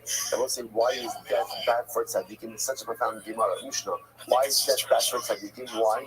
Because with death, they no longer have the ability to go ahead and perform nice and totally. We'll say life is the greatest gift, because as long as you're alive, you have the ability to just change yourself, change the world. So death for tzaddikim is a bad thing, because with their death, they lose their ability to impact change. And it's bad for the world. The Gemara says, Peter, sorry, so also listen to this, wine and sleep, for the Rishayim is pleasurable for them, and it's good for the world. Why? Because if Rishayim are drinking and they're sleeping, it usually means that what? They're not bothering anyone else. Good. So be occupied with your wine, be occupied with your sleep, and go for it. But tzaddikim, ra'lahem, the other will say this is terrible. But for tzaddikim, wine and sleep is terrible for them and terrible for the world. This is how profound this is. Why? Because when the tzaddik is drinking too much, or the tzaddik is sleeping, he's not accomplishing. And if the tzaddik is sleeping and not accomplishing, drinking and not accomplishing, that's bad for him, and it's bad for him. What's the here? They expect this is a lie. They want you to do. Sleep is bad. Sleep is bad, apparently. I feel so good. But apparently, again, it's not good if we want to be tzaddikim. Incredible. Pizor l'rishayim, hana Elohem ba'anavi olam. So we'll say pizor means, again, literally again, displacement. The Gemara says scattering. It's good for Rishon and good for the world. In other words, if Rishon are not together, if they're not concentrated, it's good for them because then they can collaborate with one another, and it's also good for the world. But tzaddikim, ra'lohem v'ravi olam. For tzaddikim, obviously, again, it's not good. It's not good. Because, again, when tzaddikim are together, they're able to go ahead and collaborate, and they're able to be a force amplifier. So for Rishayim, Pizur is good. Ultimately, but tzaddikim is not good. It's also Pizur. So Pizur means literally again scattered. Pizur also means sometimes we'll say a person could be in one geographic place, but they're in a million different emotional headspaces. And when a person is like that, we all experience times like that. It's very disjointing. It's very disjointing, and it's very hard to accomplish something when you're not settled. Essentially, really what Pizur represents, let's do the opposite. It's the opposite. The Gemara says kinos. Kinos l'rishayim ra'lohem v'ravi olam. So kinos means gathering. When Rishayim are together, that's bad for them and bad for the world, obviously.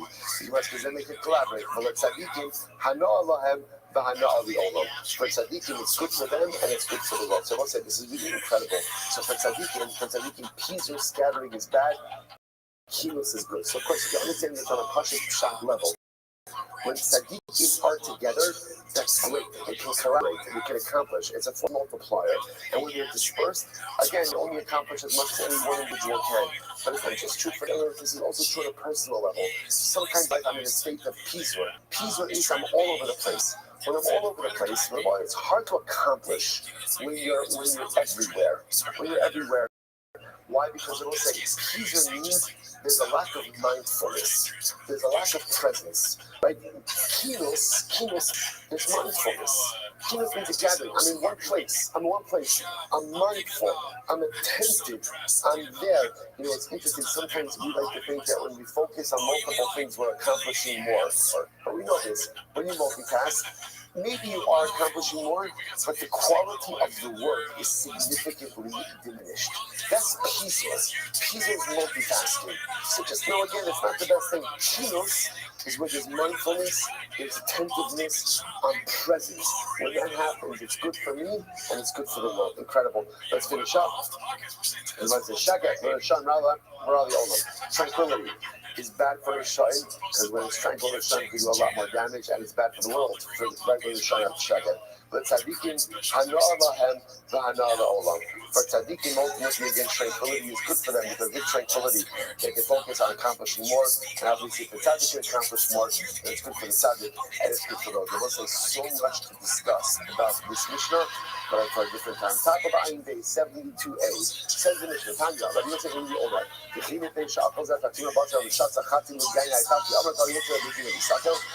the days because the Daisora Mora has stolen money and has purchased some meat and purchased some wine, he should be executed. You know, say, $1 million question.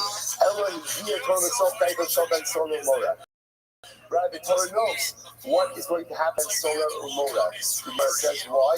That's why.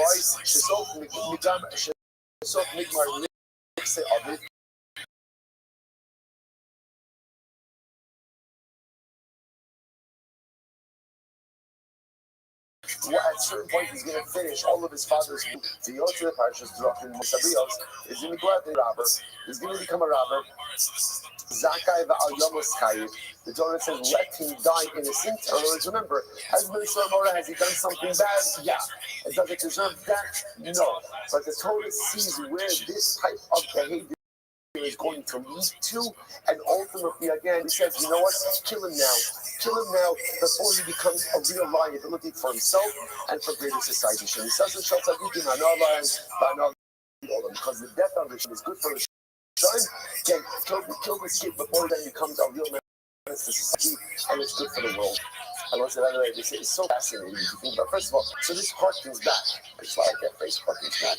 Feels like, and so say, so I feel like it says an accent. Harkens, I don't know. Anyway, so this is why we don't finish it out. So remember, this goes back to yesterday's back when we saw the Machlokes. Did that story what happened? Did it not happen? So remember all of this together. So that's the Haggadah Machlokes. And I was like, it struck me. Why is it this, right? What's the whole thing about Restream? He's going to steal money. He's going to purchase meat and purchase wine. And we're afraid that when he finishes his father's money, he's going to go out and steal. I don't understand. Maybe he'll just get a job. Maybe he'll manage a hedge fund. I don't know. Why do we automatically assume that he's going to continue stealing in order to support his habits? So I'll say, what do you see from here? When you get used to not working, when you get used to handouts, when you get used to going ahead and supporting your lifestyle on the back of others, that is a very difficult habit to break. That's what's happening over here. So because this kid, he's never worked. In other words, there's one thing is he's an industrious young man. He likes nice things. Like you see kids like this who like nice things. So what happens? What do? They hustle. He hustles and he wants nice meat and nice wine and nice food. Okay, you know what? That's fine. You're working hard for it. We're not worried about that. We're worried about someone who steals in order to support it. You develop that type of mindset from when you're young. They're like, ideally, the world owns you, and you go out and you support yourself from other people's hard work. That's a terrible mitzvah. And that's a man that's not going to be broke. That's the kind of person that run out of their father's funds. He's not getting a job. He's not, you know what he's doing? He's taking from other people. It's such a detrimental. It's not just about the meat and the wine. It's about a feeling of entitlement. That you feel so entitled that you could take other people's stuff to support yourself. You know what I'm saying? The worst midah a youth can have, the worst midah, entitlement. Magia, you know, the sex. So exactly what Rachel pointed out. That in Yiddishkeit, there are no rights. There's no Bill of Rights in Judaism, right? The Torah doesn't entitle you to anything. The Saxon writes that in Yiddishkeit there are only responsibilities. There's 613 responsibilities. Responsibilities, not rights. Why?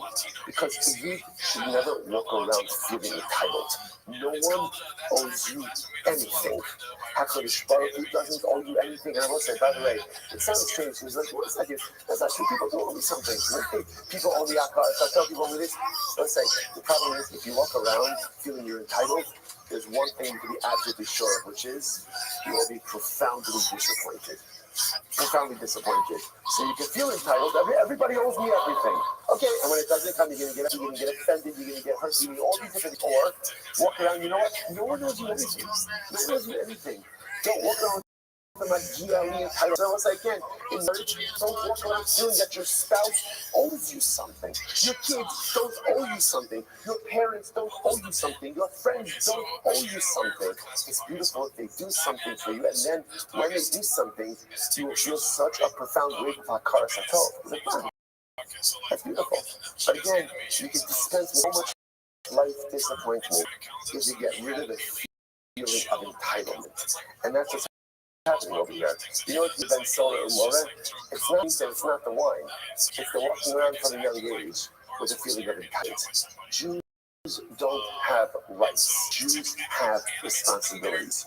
Dispense with the feeling of entitlement in all of your life relationships, happier in all areas of life. Let's go back there.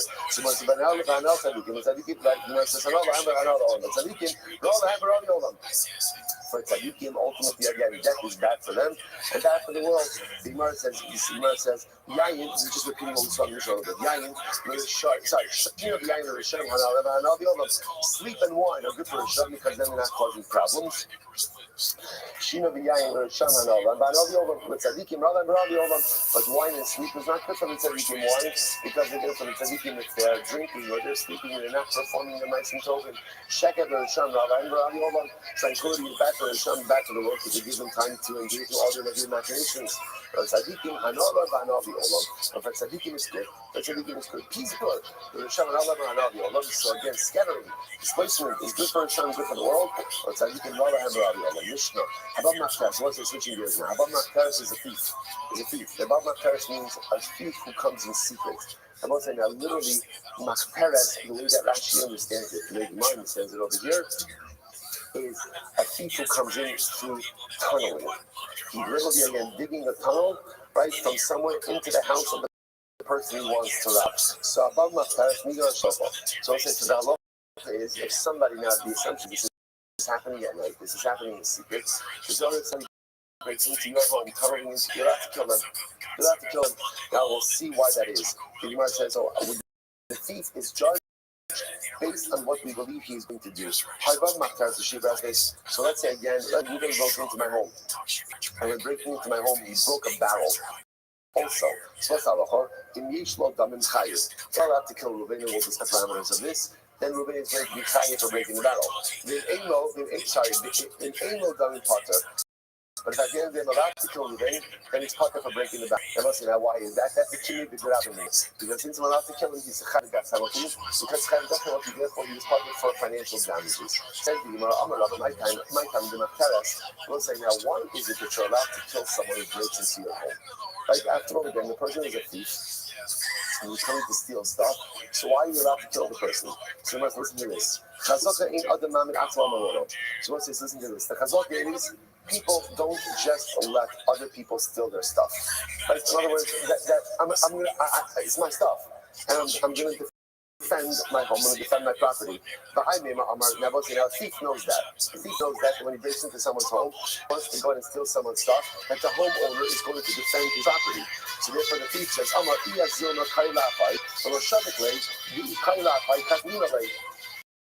so therefore every thief knows that the homeowner is going to remain ready to defend his home. And therefore what it means, every thief therefore is ready to do what? Kill the homeowner. So therefore a thief, and again I will say, this is a thief, this is not like a pickpocket, right? This is a person breaking into a home in a secretive way. Everyone knows that a person is going to defend their home, therefore the thief remains ready to kill the homeowner if it requires. And therefore the thief becomes a rodent. The thief, halacha l'maisa, again, is essentially looked at as a murderer. And therefore, again, the Torah says, if somebody comes to try to kill you, halacha l'maisa, you're allowed to kill them first. Incredible. So it's Amarav, Haka, Benatal Kalim, Yasa Parties. What's the name? So this is fascinating. Something really makes into my home. Right? Really makes into my home. And halacha l'maisa, again, he gets out, and he takes some stuff with him. So Rav says, Reuben doesn't have to return the items. Doesn't have to return it, right? My timer. It doesn't kanivu. What's the logic? Since when he broke into my house, he was considered an OJ. He's chayiv nisa. So because he's chayiv nisa, therefore he's pater for any type of monetary law, and therefore he doesn't have to return the objects. If he gets out alive, right? If he gets out alive and he takes my stuff, he doesn't have to return it. I will say, by the way, very similar also like we have this, remember, like the castle doctrine, right? This idea that people defend their home. And there's an understanding that if somebody in their home, no one's going to say, oh, you know what, it's just stuff. No, yeah, it is stuff. You know it is stuff. But you know what? It's my stuff. And I look for it, and you didn't. So if I'm armed, I'm going to defend my home, and the law recognizes that as well. Right? And you're not trying to ask, look, what exactly are you here for? Right? In other words, expensive stuff, inexpensive stuff, maybe there's something people don't call now. You know, there's no the understanding over here is I'm going to defend my home, you're going to defend my home, and therefore if you're coming in, you're ready to kill me, and therefore again, I'm ready to kill you. That's the halacha. So Rav says like this. So Rav said, but this is a pretty wild statement of Rav. So Rav says, Reuben breaks into my home, and he gets out alive, and he's holding my stuff. Rav says he doesn't have to give it back. Why? Because since he's subject to a death penalty, therefore he's part of any type of monetary compensation, he can keep my stuff. Rav says, what?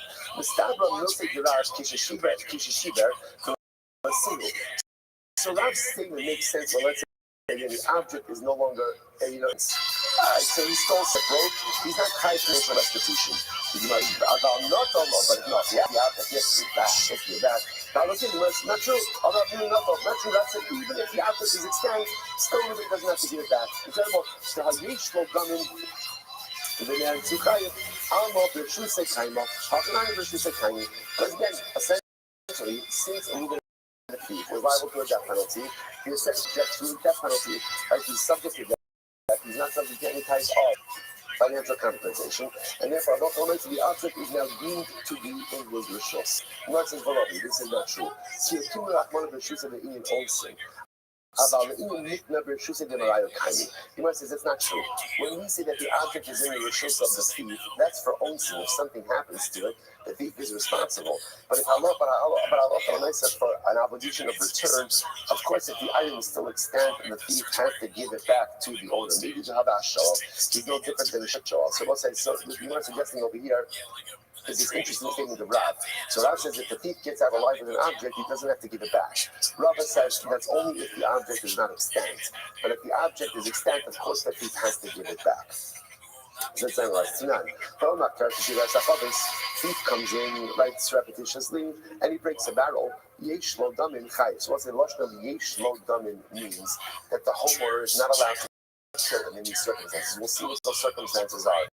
So if it's a case where I'm not allowed to kill the thief is liable for the damage to the barrel. But again, if I'm not allowed to kill him, then there's no compensation for the broken barrel.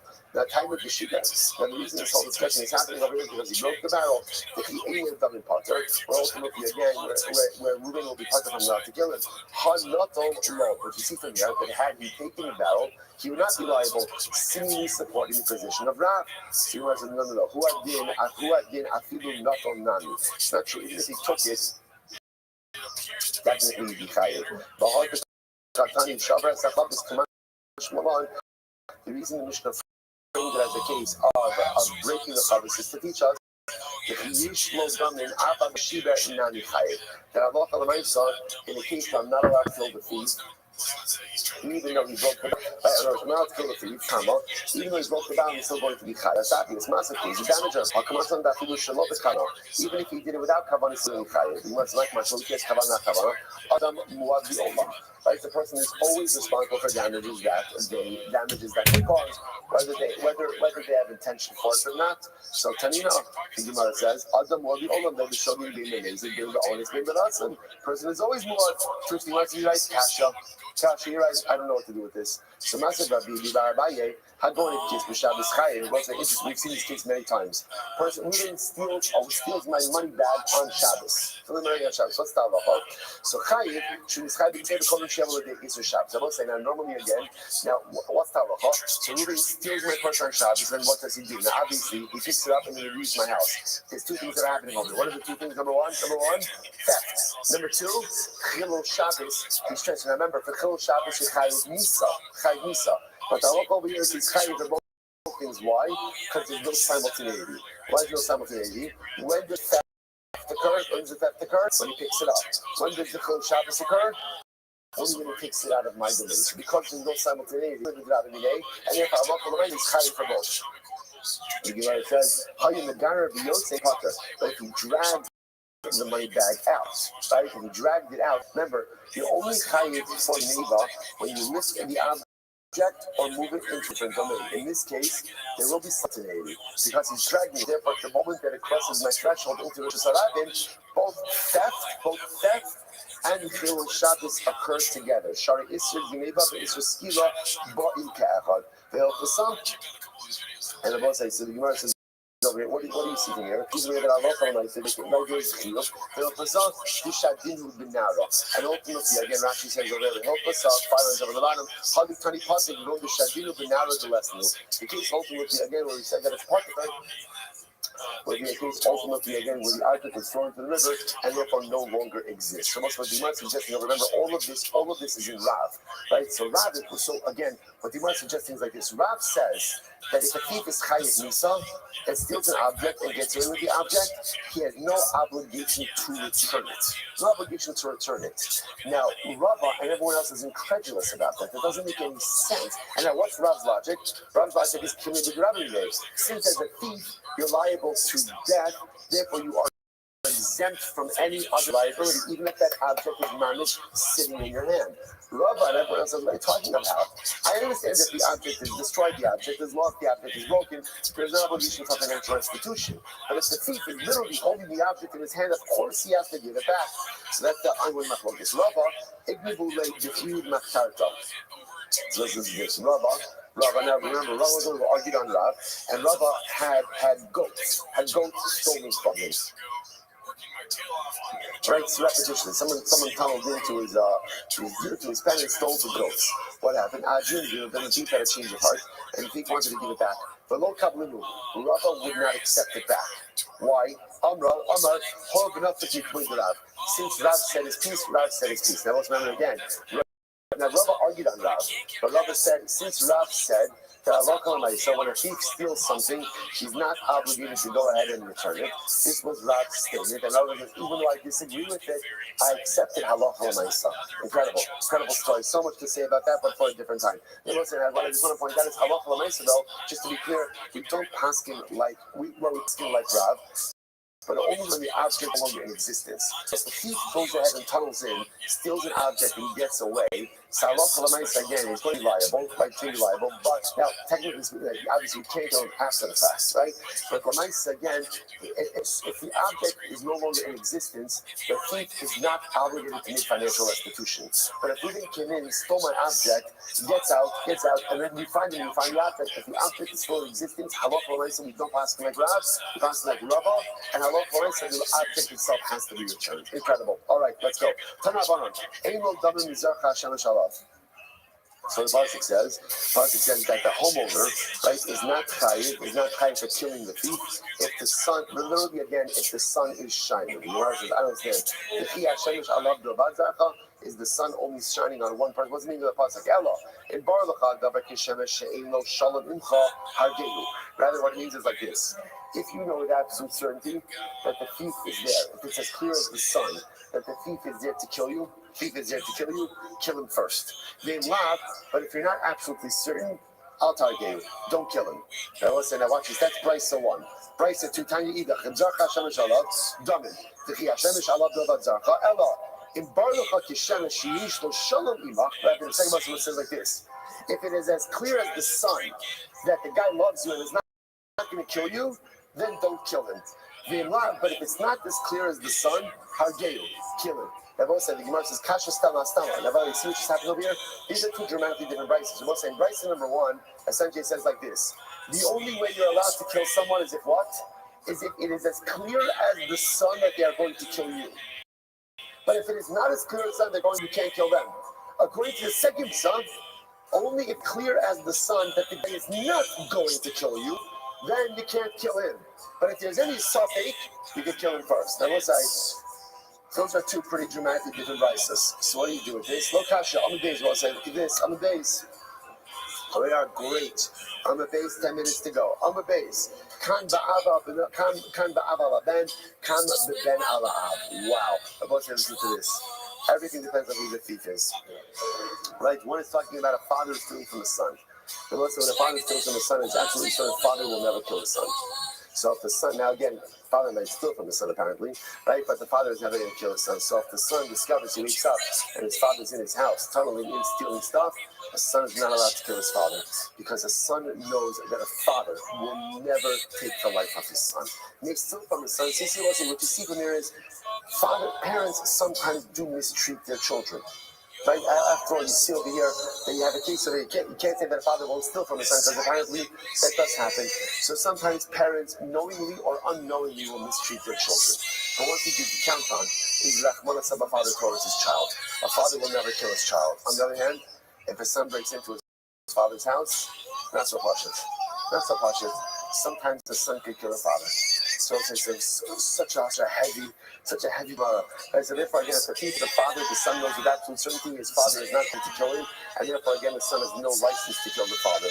On the other hand, the halacha says the son breaking into the father's home, we don't know. We don't necessarily know what the son would be prepared to do. Incredible. Amrav called the As Alai Machtara, Kaklin Bar Meirav Chanina Bar Shil. This is interesting. So Rav said, anyone who breaks into my house, I'm going to kill, except if it's Rav Chanina Bar Shila. Well, it's such an interesting compliment, right? Now, if anyone else who breaks into my house, I'm going to take him down. Except if the thief is Rav Chanina Bar Shila. Mar says, my time, what's the reason? Either maybe because Rav Chanina Bar Shila is a tzaddik. Well, we see he wouldn't be such a tzaddik. So that's when it breaks into someone else's house.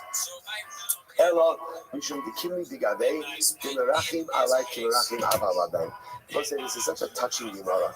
Rav says, because I know that Rav Chanina Bar Shila loves me like a father.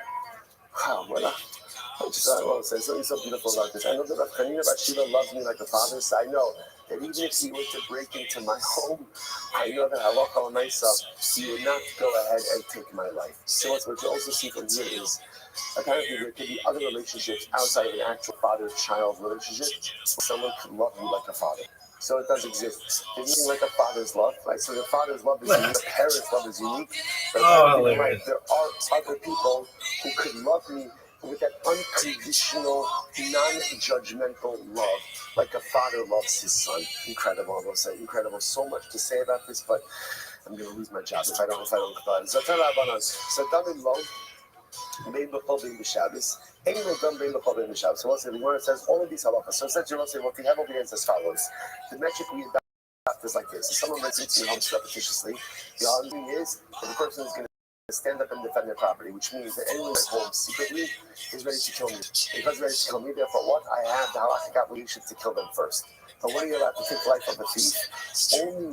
Only when you are not 100% sure that they come. If I'm 100% sure that they come in peace, then I can't kill them. The only real example of that is like a father. like a father or someone who loves you like a father. Otherwise, if you're not sure, defend your life and defend your life at all costs. Now the Gemara says these halachas apply both by Shabbos and by weekday. So the Gemara says Bishlam Elov Dam and Bein the Shabbos Itzrich. So ultimately, again, I understand I'm allowed to take the life of the thief, whether it's Shabbos or weekday. That makes sense. Why don't we get qualification? It's how that kind, we need to have that already based in. Because we'll say this is kind of like execution by Bezin. Just like Bezin is warranted to execute someone, so too if the thief is coming in. And I don't know 100% that he comes in peace, I'm allowed to kill him. So this is like, I become like the Bezin. So I'm at a thought that the Shabbos Lokatino, so I'm at a thought that Bezin doesn't execute on Shabbos. Maybe I can't kill this thief on Shabbos. Kamash was the first white line, think that I can. Elo Donim Lo, Bein B'Chol Bein Shabbos. But again, the case I'm not allowed, and there is like to kill this thief. So now the halakha applies on Shabbos and during the week. So you might understand what's the Hashta B'Chol Lokatino the Shabbos Miboy. If I can't kill him during the week, I can't kill him on Shabbos. But it means that it's clear that he was going to kill me. I can't remove the rubble from him. The Allah can become more liable to a death penalty. But if I'm not sure if he came to kill me, again, I can remove the rubble in order to save his life even. So who got the call Adam? Who makes the call Misa? Shati Yachol Ruben breaks into my home. Now what happens? Neighbor sees my home. So what's the halacha? Shimon, my neighbor, has the right to kill Ruben. It's not just me, the homeowner, has the right to kill Ruben. Even someone else has the right to kill Ruben. Not only that, but he's allowed to kill Ruben. Anyone thought to Ruben, I kill Ruben with any way we need to. So the Gemara says, so I understand why the Torah needs to teach me that anyone is allowed to execute Ruben after a white child that coming. Because one would have thought, I'm at a thought. The license to kill the thief is only for who? Only for who? Only for the balabas. Only for me, the balabas. For other people don't have a right. Kamash Mola may do. Which by the way makes sense. Why Kamash from the road they fool? Remember, once Ruben is coming into my home, he has a status of what? Of a road date. Once he's a road date, then anyone has the right to go ahead and execute him, even my neighbor. So, I will say again, why do I need a special legal that teaches me to kill him? Anyone needs to kill him. So I can only say from a murderer. What's not about murder? This is someone in general. So Ruben killed Shimon. Now Ruben is going to be executed by Bezdin. There's a particular type of misa, right? The most whatever the type of misa, whatever depending on the crime. Let's say Ruben is chayiv to saif, decapitation. But let's say for whatever the reason, Bezdin doesn't have a sword. So what do? You execute him wherever you can execute him. So the Gemara says, this time, I only know that you can execute someone with the prescribed death penalty. How do I know that if I can't execute Ruben with the prescribed penalty, that I could go ahead and execute him however you can execute him? Most you must become Malcolm. Pasuk says, execute him however you need to execute him. To which the Gemara says, no. So therefore, I will say, same thing over here, by the thief, kill him however you need to kill him. To which one says, no, shiny Hassan, most you must. It's different because the execution authority is the Lashon most you must. And what is most you must? That double Lashon teaches me that even if you can't give the proper death penalty, Baby has the right to execute him however you get executed. So why don't you learn from this? Learn from Rotseach. That when someone is liable to a death penalty, just kill them however you can kill them. Because there's also Gol Adam. Remember again, right? Ruben kills Shimon accidentally. The relatives of Shimon have the right to seek revenge from Ruben. And by Gol Adam also, they have the ability to kill Ruben however they want to do it. Say, what do you have over here? You have two psukim that teach you the same concept. Rotseach and Gol Adam. What do they teach you? That whenever someone is liable to a death penalty, if you can't give them the prescribed death penalty, then what? You can kill them wherever you want. So let's say, what is this called? This is called Shnei Psulim Aboim Ke'echad. I have two mitzvahs, two halachos that teach you the same thing. So the Gemara says, now what's the halacha? Because Shnei Psulim Aboim Ke'echad, Ein Melamdin. I will say in general, whenever you have two children teaching the same concept, you cannot create the principle from them.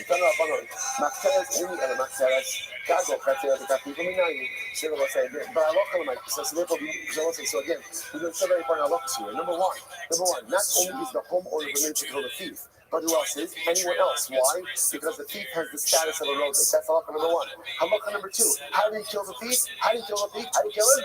However you need to. Two parts of halakha. Most of the halakha. Machteres. Even the machteres. The most I don't even know if the thief is tunneling in. And you might say, Gadol, Chatzero, Kartif from the how do I know that if he's coming to my roof, my chutz are perfect? How do I know? Even if he's not tunneling, it's coming through a window that I can also yell. You must say Hagon of Mikamakom. The pasuk says you must say, however you find the thief, wherever the thief is found, you're allowed to execute him. In Jay Tamur Machteres, in that case, then why does the pasuk say Machteres? If they Sharov Davin, you see Machteres. So it goes back to your thieves' tunnels. Charge us spoke about in one more that it's not time you eat Machteres in Machteres. God will cut you the Kapit Minayin. I only know that if he tunnels in. Head on the window to the pocket to the Talomar, Matzi Hagon of Mikamakom. So ultimately, again, if that's the case, then why does it say Machteres? Because Machtereso, Zohi has also off. Because remember, if you're tunneling just know that's your hasra. If you're tunneling, the Torah itself has already said that halacha l'maisa, you are warned. Now, let's say we have to stop over for today, but l'maisa, this is not going to end. It's going to lead into the next thing, which is, does the thief require hasra? Is there hasra necessary in this case? We might suggest tunneling in. By definition, is your hasra. No further hasra. That's what's going to stop over for today. Shkoyach. Okay, great run. All right, everyone, Zoom. Have a great Ishkak to all of you. And Jerry, mazel tov on your granddaughter's wedding. Mazel tov. Everyone, Zoom. Jerry Lansky marrying off his granddaughter today. London? Oh, okay. Next. All right, Baruch Hashem, good. Advance mazel tov. Ishkak, everyone. In December 2014, Brendan Shaw was coming off the third brutal loss of his professional fighting career. The man he considered his North Star held an intervention, attempting to protect Brendan from further brain damage. If he had only known the redacted wars Brendan would fight as a result of his guidance. There's shit that other people can do that you can't do. There's a bridge between you. All right, everyone, say good morning. Let us begin by thanking all.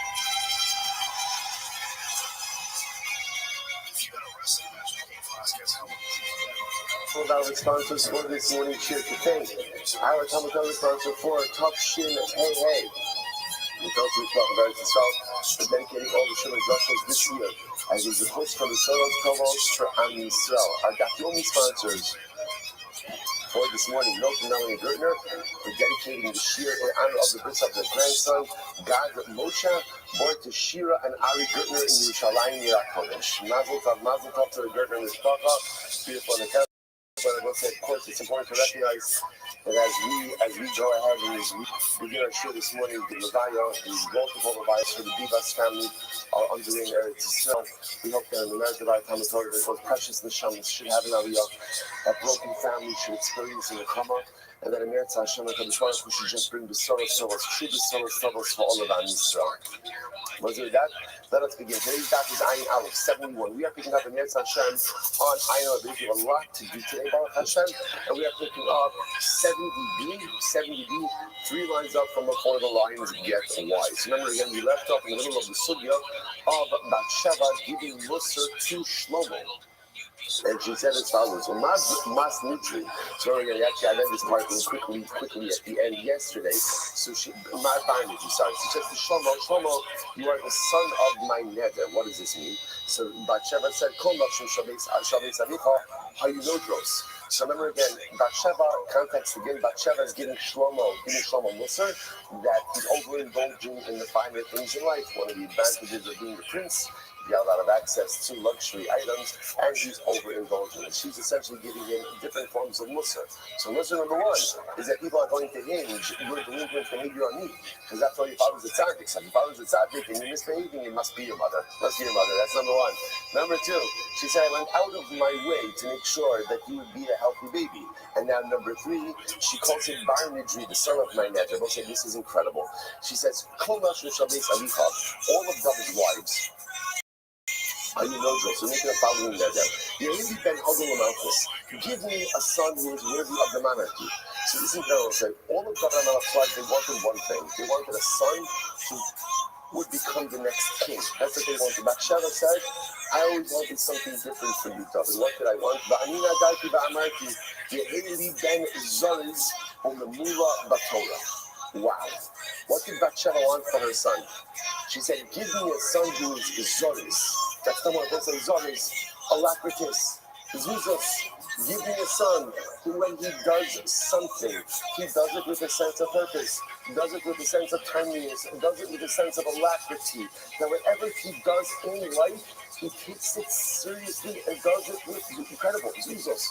Give me a son, ultimately, who is filled with Torah. And ultimately worthy of prophecy. Now, if you notice, by the way, she doesn't say, give me a son who's a prophet. And she said, give me a son who's worthy of prophecy. I must say, there's so much to be learned from the schema. What do we want for our children? So also too often in life, put the wrong emphasis on what we want for our kids. And we often focus on, what we want our kids to do when they grow up. I want to make sure that my son, my daughter is able to be a doctor, a lawyer, a rabbi. No, we don't want a rabbi. An accountant, all different. And there's such a hyper focus on what my kid is going to do for Parnasa, which of course is incredibly important, as we all know. But at the end of the day, it's interesting to see what Sheba wanted for her son and the qualities that she wanted for her son. Give me a son who takes life seriously. That's his reason. So let's say, you can tell a lot about a person by how they approach the different initiatives in life. That people who are, Jesus is a midah, and Jesus is a midah of seriousness. And when you have midah of Jesus, that's why again Ramchal puts it so early on. In Mesilas Yesharim, when you have the midah of Jesus, it means that you have a seriousness and a Kovid Rosh approach to life. And when people who are Zoris are successful in whatever it is that they do, Mamula B'Torah, don't be what it means to be Mamula B'Torah, to be filled with Torah. In other words, the way you can approach Torah, first you can take a lackadaisical approach to Torah, lackadaisical approach to learning, a lackadaisical approch to observance, or a person could be Mamula. Mamula means I'm mole, I'm fully committed. Hagul and Nevius is all-encompassing. What are the qualities that are necessary in order to become a Navi? I don't know. But I would imagine that you have to have Allah Milas to be a Navi. That's what a mother wanted for her child. Is Rizos, Mamula B'Torah, Hagul and Nevius. Incredible. Al Malachim Shasu Yain. So Hashem says to Shlomo, Al Malachim Amrabo, Malachim Itim Malachim Shasu Anishtashin, Romim Lama Manu Kel. So Bathsheba said to Shlomo, it's incredible, you got the wrong friends. Why are you hanging out with those kings who become intoxicated? It's like the king Chevra, like the monarch Chevra. Why are you hanging out with the monarch Chevra? Because they drink too much wine. And after drinking so much wine, what do they say? What do we need God for? We're the king, we're all powerful. And rose in the Sheikhah, and those rulers, they abuse the intoxicated beverage too much. Nisha called Rav the Olam Yimlo, Nisha Yain Nisha. You have access to the one before whom all secrets are revealed. Coming imbued with wine. It looks like, remember, we keep seeing the two sides of wine, right? And on one hand, the ability of wine to, first of all, take sometimes the edge off life and allow me to lean into my newfound circumstances. Also to unlock, to bring down the walls of sometimes one being buffalo in the Kedusha. On the other hand, it's easily abused and easily misused as well. So, halakha l'maisa, Bathsheba said to Shlomo, what are you doing? Why waste your time with wine when you have access to the world of of all secrets to HaKadosh Baruch Hu. So no matter how powerful a ruler is subservient to HaKadosh Baruch Hu. So again, if you have to go ahead and anyway show up in front of the ruler of the universe, why waste your time in one? I'm a Yitzchak. How do we know that Shlomo did tshuva, so to speak? In other words, Shlomo was Mekabel, his mother's Musar. So he says literally again, I'm less than an ish, and I don't even have wisdom. It's incredible. Who's the ish is referring to? Noah. Shlomo was excited. Again, Gemara faulted Noah for going ahead, and the first thing that he did is he planted vines. So Shlomo recognized, you know what? I made myself even more mundane than Noah. But Pinas Adam Yik, and there's not even the proper wisdom of man. Who's that? He's that Adam Arishon. That first Adam Arishon, again, had one mitzvah, wasn't able to comply. Shlomo HaMelech lament that he's not even on that level. Incredible. So let's say right away, another tremendous Moshe Haskell. What is the hallmark of great people? One of the hallmarks of great people, the ability to take Musa. No one likes Musa. No one likes it. No one likes rebuke. No one likes critique. No one likes constructive criticism. No one even positive feedback. I've come to find positive feedback is often laced with, sometimes laced with some other. You don't like it. It's natural. It's normal. Great people are able to hear, especially when that positive feedback or that negative feedback or that feedback is coming from someone who loves them. As much as it stings, they're able to hear it, they're able to inculcate it, and they're able to pivot with it. And it's God was Shlomo was the wisest of men. Gets a patch from his mother. And essentially, what does he say? He says, thank you. That's God. Let's go. Okay, let's go back. Send the Gemara. I'll call the Kabula. I'm not the about. So yes, that was back. I'm not the about. So this is very interesting. Then sort of what we're pushing yesterday's staff, right, is again, what, or I should say, to see what he has to buy that money and how much of it he has to consume. Now the Gemara is pivoting a little bit, and we're talking about who does he have to consume it with? Who does he have to consume it with? So Rabbi Abo says he's only chayiv if he eats it with a group of srikim. Now, what are srikim? If you look at Rashi, this group of srikim, it's like 3 lines up from where we are, across from Rashi. Rikim, shiagilu b'kach. So it's fascinating. What turns a person or turns the king into a Bensor or Mora is not just that he's stealing money, that he's creating an addiction for overindulgence for wine and meat. It's also the chevra that he hangs out with. Chevra means everything. So Rabbi Abo says he's only chayiv if he eats it with a group of srikim. Now it's interesting. Rashi defines srikim over there as rekim. Well, what does rekim mean? Empty people. Empty people. Shirajilu b'kach. So the bitch made him to these type of habits. Aval nish b'chabura adam hagun b'fi haygavno l'manshich. Me'onan seben sorah mora. The Chabura Gulav Mitzvah Kama. So what's that? This is a Kabbalah. Rav says, what is Ben Sorah Morachayiv? Only when he's eating the meat and the wine with a group of srikim. I just want to point out over here, it's interesting. If you notice how Rashi defines srikim, he doesn't say like Avayonis, people who go ahead and commit Averos. How does he define a bad chevra? Rekim. Empty people. Empty people. An empty person may or may not committing an Avera. What is in there? There's nothing in you. There's no drive. There's no she'ifa. There's no pull to something greater. There's no, as we saw before, there's no znizus. There's no mamuga l'torah. There's no hugging in the there's nothing pulling a person towards something greater. Well, if I have nothing pulling greater, I'm empty. And what she's saying is, you know what I'm saying is, a chevra of people is much dangerous than a chevra of single people. So first of all, not every chevra is a chevra of single people, because all of us commit averas. I said, but at least when a person committing an avera, what does it say, person? If it's a desire for something. Desire for something? Okay, maybe the wrong people desire for something. Maybe desire for nothing. Maybe desire for nothing. Just like emptiness, that's the dangerous chabura. So the concern over here is, if he's surrounding himself with these kind of people, that's when the Ben Sora Umora addictions are really facilitated. However, the but we learned. The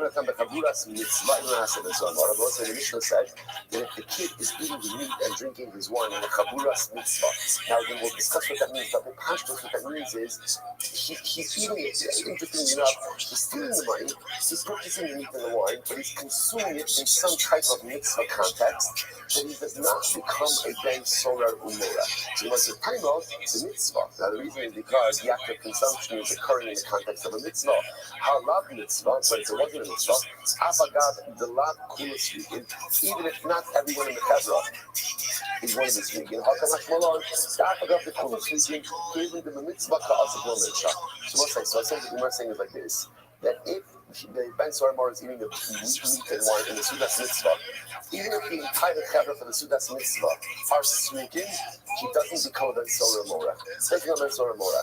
Or if it's not a mitzvah, if the entire group is sneaking, he doesn't become Ben Soramora. Or Halacha again, if the entire group minus one person are sneaking, or if there's one good guy in that chevra, he also doesn't become Ben Soramora. He only becomes a Ben Soramora if it's a non-mitzvah meal and all sneaking. So let's say two profound lessons over here. Number one, well, three profound lessons. Number one, the power of chevra. The power of chevra. Surrounding yourself by the right people. We go through life and we think that the truth is it doesn't really matter who I surround myself with, who I'm friends with, who I share my Shabbos meals with, whatever. I can kind of insulate myself against that. It's not true. It's not true. Who you hang out with and who you keep company with makes you who you are. That is the way that it works. So the Chabura Kula speaking, terrible things are going to occur. On the other hand, interestingly enough, what you see over here is, if it's a chevra all sneaking, but there's one good guy, then what? That's not a chavura sneaking. What do you see from there? The power of the individual to impact the chevra. That one person in a chavura of sneaking can have a tremendous and overwhelming impact. Never underestimate your ability to have an impact on the people around you. Number three, even if you have a whole chavura of sneaking, but you're eating a sudas mitzvah, it's not a problem. It's not going to become Ben Soramor. Why? If you put yourself in the right circumstances, even if you don't necessarily have the best chevra, putting yourself in the right circumstances has a hashbah on you as well. So putting yourself in the right circumstances has a hashbah on you as a proper right. That's a sudas mitzvah. Putting yourself in the right chevra has the right hashbah on you, but never underestimate the ability to have an impact, even if you find yourself surrounded by the wrong type of influences. Incredible you are. What you begin to see for Ben Solar or Moab, interestingly enough, is all of these things fuel his addiction, right? In other words, that it's the theft of the money, the overindulgence, or the development of an appetite for expensive things like the Italian wine, the meat, right? And then also embedding himself with the wrong groups of people. All of these things are necessary in order to make Ben Solar or Moab. But about Ibra Chodesh, so remember, the example that the Mishnah gave for a Sudas Mitzvah was the Suda that they made for Ibra Chodesh. Ibra Chodesh, what you said before, the intercalation of the new month. In other words, adding on an extra day to the month, making it a month of 30 days instead of 29 days. They made a Suda for that. So you might say, one second, the Basri had Masku, is that saying that they hadn't eaten wine for that Suda? But you learn, in Overlaw, Elabas, the love and the kittens, no about, but that meal is actually a very simple meal. What did they have at the meal of integration of the month? They had bread, right? They had bread, meat, and kidneys and legumes. So that was a very light meal. Think about it, brother. They had to decide about how to integrate the month. You don't want that turning into a fabrengen, right? In other words, that needs to be like there's a lot of decisions that have to be made over there. So you need food, right? Because it might take a long time, but you want to keep a very simple menu over here. So you might just walk around from the Apagat and only on about the business we do. I said, but we are in Bako, came to the mitzvah class and that's the Kiddush. You're right. Normally the people who would go in for this, they were only an interesting fact. What did they eat by the Suda for bread? Wheat. Ben Soromora shows up that meal, or he's not a Ben Soromora yet. He's a candidate, right? Ben Soromora candidate shows up for that meal with stolen meat and stolen wine. It sits down and eats with them. That can't transform him into a Ben Soromora. Why? Because he's eating it in the context of a Sudan mitzvah. So eating even stolen items in the context of a Sudan mitzvah will not make you into a Ben Sora Umora. Incredible. Turn up on Ain't Olin Libra. It's not just a word about that Suda. Ain't Olin Libra. Kos Mia Sara Ben Adam. That is the minion, right? That really is that Suda for Ibra Hodash. Ain't Olin Law. The top dog in the kidneys. And you're only going to go up there with bread. Actually, it's not really bread. It's pasta. Actually, it's bread made from wheat and kidneys and legumes. They only or eat burro, and you only go up on the night to the 31st, like the night after the 30th. They only go for the Suda at night and not by day. They only go up time. The Ivor direction says they go up to the Suda by day and not by night. So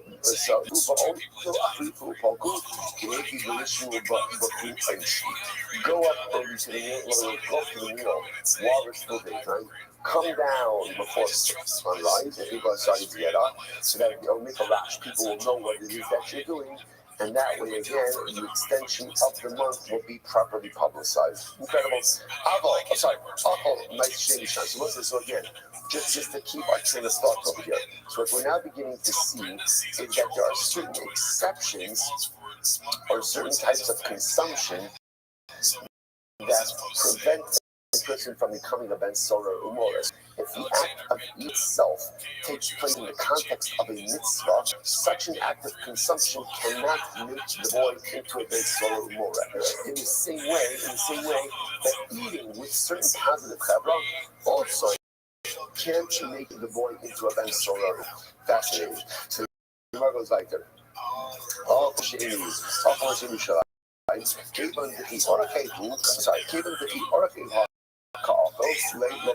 So let's remember again, if he steals money, he steals money, makes a shady money, goes and purchases meat and wine, eats in Yerushalayim. So again, it doesn't become a Ben Sora or a wine act, because that's a normative act, right? He's performing something normative. Granted, he stole the money, but the act of consumption itself is a normative act of consumption. What makes him into a Ben Sora or Mora is the development of non-normative appetites as developed through non-normative acts of consumption. But if you do something quote unquote normal, you can't become a Ben Sora or Mora like that. Fascinating. Let's go back there. All the let's straight, let's scratch and Ben Sora Mora is great. Chicken can't make you into Ben Sora or Mora. It's gotta be flesh. It's gotta be meat. Right? So he goes there and he steals money, and he buys a schnitzel, right? That's not going to make him into a Ben Sora or Mora. Alright, one on top of we learned in the Mishnah. Also, the was a trade for Shkatim, but I'm not saying that's Ben Sora or Mora. Hasahoy that's Ben Sora or Mora. For 1 second. That's not true. The Mishnah indicates to us if he stole money and bought non-kosher food, we'll see why that is, he doesn't become a Sora Mora. The inference from that is that as long as he's buying kosher food, even if it's chicken, right, even if it's fowl, and Allah for myself, he should become a Sora Mora. To which the says, no, so this is remember, how much meat does how much meat does Ben Sora have to eat in order to go and become a Sora Mora? Right? Machlokas. First opinion in Mishnah. Right, tartimar. So let's say, for example, you eat a little bit less than a tartimar. Tartimar, I don't know, minus kizayis. So the halacha is if he's mashlins the kizayis with fowl with chicken, that can make a Ben Sora Mora. That's the chiddush. So you can't eat the tartimar. Ultimately, again, can't eat the tartimar of fowl.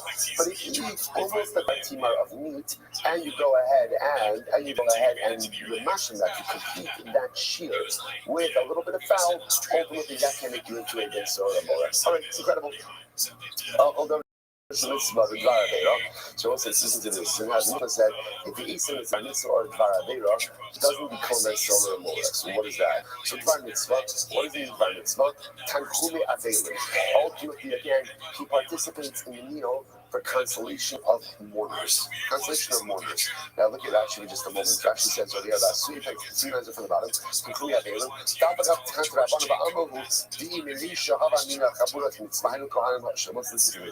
Let's say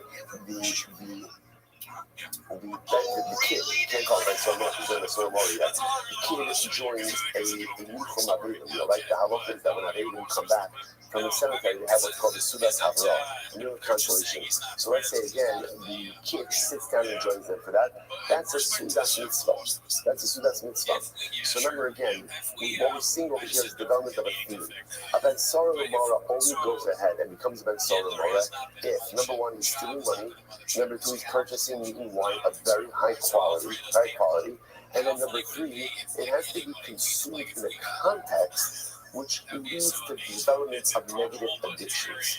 But what we see over and over is if the consumption itself takes place in a positive context, then we are not concerned about the feeling of addictions. So again, obviously, a positive context would be Suda Shabbos. I mean, he does it in the Shabbos and all. He's like, the Chiddush over here is that, let's say something even as simple as a Sudas Havra, the meal for our Galen. That's also enough of a mitzvah that we're not concerned about the feeling of a negative addiction. Incredible. So the Gemara goes back there. The Gemara says, kindness tzibur. So let's say he steals money, purchases meat and wine, and eats it during the fast day. Eats on kindness Esther.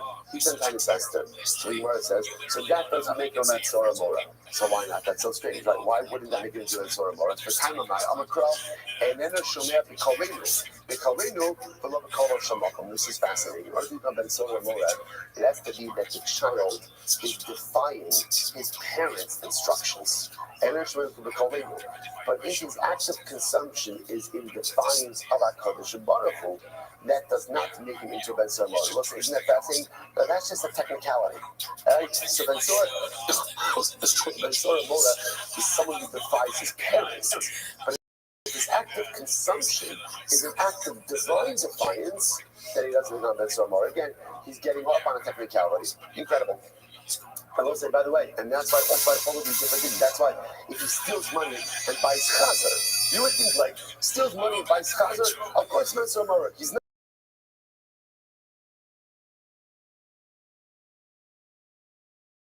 It's fascinating. He's not.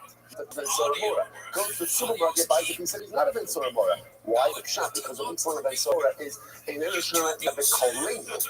His act of defiance is actually defiance against his parents, but it's not an act of defiance against God. I mean, the whole thing is an act of defiance against God, but because he's stealing. But the consumption itself, technically, is halakhically permitted. But if his act of consumption itself is halakhically prohibited, then halacha myself. He's not a Ben Sormor. Let's go back there. I'll go for my phone. I'll go for my phone. So for example, it's therefore same idea. If Ben Sormor ate anything but didn't eat wine, didn't eat meat. He doesn't know Ben Sormor. You have to eat meat. In order to Ben Sormor, he has to drink wine. So the Gemara says, what is it? He didn't eat so what say? So even if he ate a cake of pressed figs. A cake of pressed figs from Kilas, was a very high quality, very high quality food. And in certain respects, you can have that quality almost of like meat. I'm not sure, even if you eat the Vela Kilas, Allah Kalamaisa, you still don't come in Sormor. B'shasa, Vash V'chalav, sorry, V'loshasa, and actually Vash V'chalav. So interestingly enough, apparently the drinking of wine, of milk and honey can have an intoxicating effect on a person as well. So even if he drank those items which have an intoxicating effect, even though the effect is the same, if he doesn't drink wine, he doesn't drink more. The sign of it's also interesting enough to for Kohanim. If a Kohen goes ahead and eats a Dvela Kiris, this cake of pressed figs from Kiris, or he drinks honey or milk and goes into the Beis Hamikdash and does the avodah, he's chayiv. Now why is he chayiv? He's chayiv for doing the avodah under the influence. Right? That's how local you're not allowed to be intoxicated. And if you go look for this after having consumed these items, there's a level of inebriation, and it's going to be higher for that. Absolutely incredible. Once I from about 71A. International summer. Shiur Chabad Yishti Ton Rabbanon, Alcohol, Kol, Markovolo, Alcohol Basar. And so more, the kid eats item but doesn't eat meat. Shasa Kamabalo Shasa Yain, or he drinks a drink but he do not drink wine. International Solomora Achioka Basar Yishti Yain. You only become a Solomora when you go ahead and you eat meat and you drink wine. Shneamar, Zolel, this Sovei. Because the Pasuk calls him again a glutton and a guzzler. Even though I'm going to say, I don't really know specifically what Zola and Solve means, and I don't know what it's referring to. Right, you try there's still a scriptural allusion. Plus, we just saw it in the description. This Solve Yain. Do not be amongst the guzzlers of wine and the Zololate Basar Lamo, or gluttonous consumers of meat. Va'omer, he sobe the Zola Yoresh Ukraim Kalbish Numa. So we'll say, so again, interestingly enough, the Torah uses the lotion of Zola for Sobe, and then we see from this other pasuk in Mishlei that again, Sobe refers to wine and Zola refers to meat. So we put that all together and we understand that from Ben Sora Mora, his issue is overconsumption of meat and wine. Incredible. But let's say this is a fascinating Gemara. I'm going to be zero. Whoever sleeps in the base medrash, Torasa Nasa Lo Kiraim Kiraim. His Torah becomes patchy. So it becomes patchy, right? Like patches of clothing. Shinei or Kiraim. Talbish Nima. The one who slumbers will wear patches. I will say, the truth is, there's no great clues to this Gemara. It's actually very straightforward. I would say one of the most important things, right? When it comes to learning, there's two studies, there's two sides. On one hand, there's an experiential piece of learning. And that experiential piece of learning really happens just by showing up. As Rabbi says, even if a person doesn't understand what it is that they're learning, your mind maybe doesn't understand. The heart absolutely does. The neshama understands everything. You see, even I walk out saying, what did you learn? I have no idea. Right? But I switch some days with that feeling like that, right? But I know that I was there for 40 minutes, 50 minutes now, whatever it is. The neshama is fundamentally changed as a result of that. That's one level of Torah. But of course, we don't want to suffice ourselves with that. I really want that comprehension. I really want to have it understood. I really want to be bought in. So I'll say, what's the formula for being bought in? What's the formula? It's a critical one. Don't be distracted. Don't be distracted. Pay attention. Pay attention. Don't allow yourself to get distracted. Yashin doesn't really have to mean that I'm asleep. Yashin just means that sometimes I'm on the dock, sometimes I'm on my phone, sometimes I'm over here, sometimes I'm over there. What's the result of that? Again, now by the way, do you get a shpah for showing up? Of course. But then don't be surprised when the Torah I walk out with is patchy. Because again, here I was email, here I was WhatsApp, here I was talking, here I was this, and again, the reality is, the Torah is broken up. It's not cohesive because I wasn't fully listening. By the way, you begin to see a theme, right? You begin to see a theme. What did Bathsheba want for Shlomo? What did she want? She wanted Jesus. So let's say, so again, so what does Jesus mean? Jesus means when I'm doing something, I'm in. Now let's say ever in a meeting with someone and they're checking the email in the middle of the meeting. Ever happened to anyone? Right? My cloud bubble is. I have started this now. Right? If you're checking it immediately, I have better things to do. Better things to do. Same thing on a Zoom meeting, right? It's okay. If you're too busy, go. Do what you have to do. But it's a lack of better words. What are we doing? We're never focused on what it is that we're doing. We're always somewhere else. So we're in the office. I'm trying to have a few minutes to learn. Chaver, don't learn in your office. Don't learn in your office. You should be doing one thing in your office. Work in your office. And that is working. Work. You're in your office. I guess if you're self-employed, you can do whatever you want. But if you work for someone, they're not paying you to catch a couple of minutes of learning here and there. Do your work and be zealous and be committed and be involved. And when you're here, learn your Torah and don't be at work.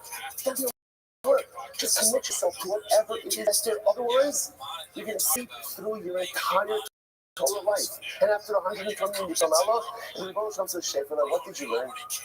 Tell me. What did you learn? And you're going to say, I'll tell you, I remember there was that day when we did this sugya. But I'll tell you, I got through 10 emails that day, right? And I texted 10 of my chaverim during shir that day, right? And I checked the news 14 times that day. I remember a piece of this. Why? Why? If we're going to do it, and just do it, and commit yourself to shutting off the distractions. Commit yourself, and this is during learning. This is during davening. Otherwise, I'm here, but I'm sleeping. I'm sleeping through davening because I'm elsewhere. I'm sleeping through learning because I'm elsewhere. We have literally, the greatest treasure in the world at our fingertips. Every single day. Every single day. And we live in a door. We live in a time where it is so ridiculously easy. There's only one thing we have to do. Pay attention. Don't fall asleep. Don't go ahead and get involved in multiple things. Just don't sleep figuratively in the base medrash. And if you could just do that, bring us Jesus to our learning, bring us Jesus to our davening. We're all young people. There is no telling what we can accomplish in our remaining years in this world. Let's go back to Mishnah.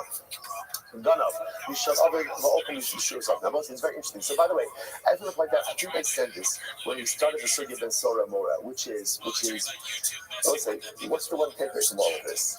Clearly, the system is rigged so that this doesn't happen, right?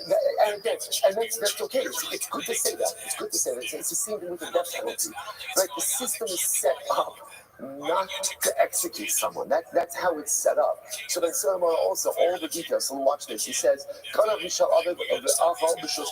to this. Kid, we'll just call him kid. Well, he's an adult. Remember again, we'll say, also on piece of narration. How old is Ben Solomon? How old is he? Right? So remember again, he is a gadol who was watching the Gemara, somewhat British. In other words, he just recently entered into adulthood. We're going to see that concept again. Shortly. So watch this. He stole his father's money, but he ate the stolen food in his father's rishos. Okay, or he went ahead and he stole other people's money and ate it in their rishos. Okay, or he stole other people's money and he ate it in the rishos of his father. Let's say first one line, Ayin Aleph Amud Aleph. And also Ben Sora Mora. Was in all these cases going Ben Sora Mora as Sheigno Mishal Aviv Yochal Rishos Acherim until he steals his father's money and goes ahead and he eats it in someone else's rishos. But listen, let me just say this outside for just a second. Remember, Ben Sora Mora is all about what? Formation of addictive behaviors. So the idea over here is as follows. If he's eating this, right?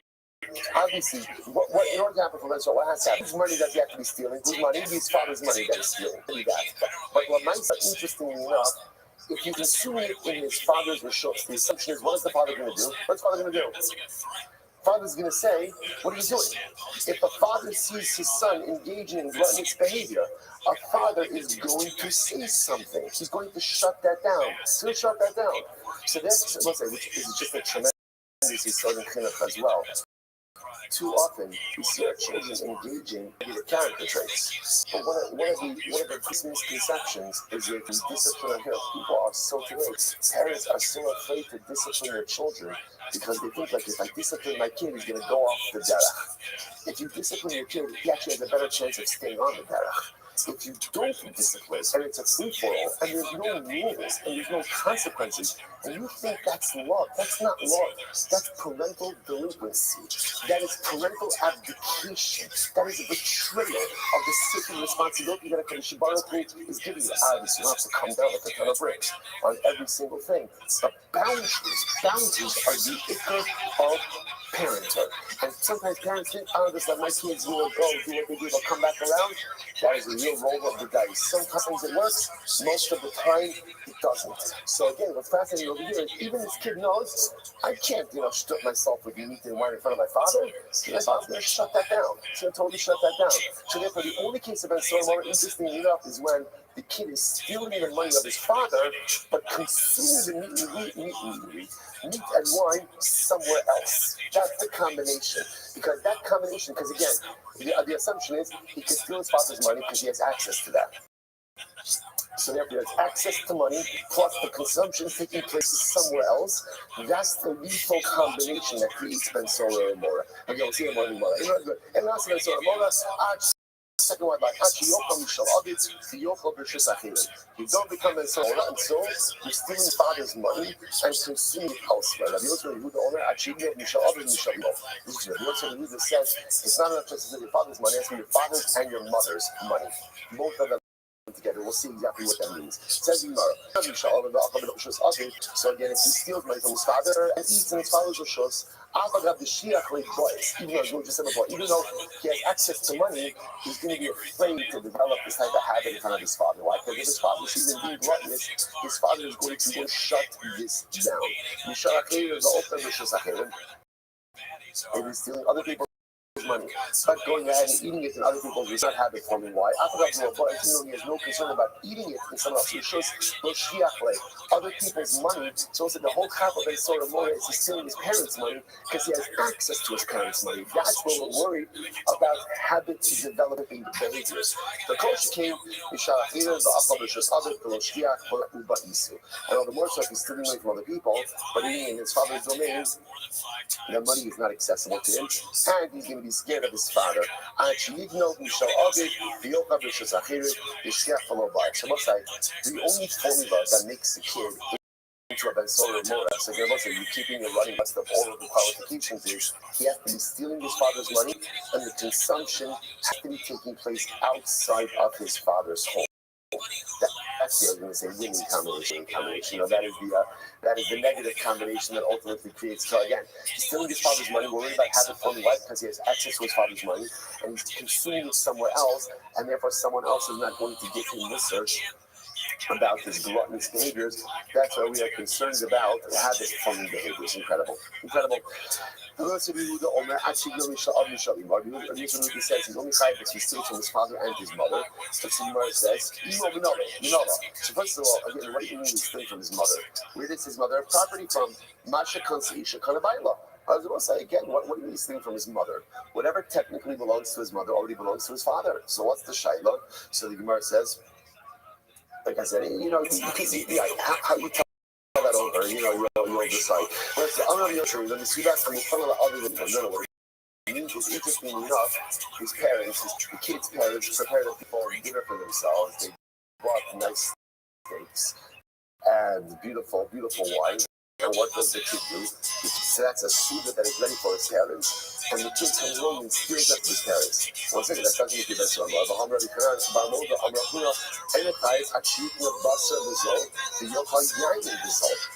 how it works. Remember, you don't become a Salmar if you steal food. You don't become a Salmar if what? If you steal money and then purchase expensive wine at a discount and expensive meat at a discount. So the Gemara says, you're right. Rather than what happened, the father had set aside money to take his wife out to dinner. And we got to dinner for an expensive friendship suda made up of meat and wine. And what did this kid do? The kid stole the money that was set aside for both of his parents. Or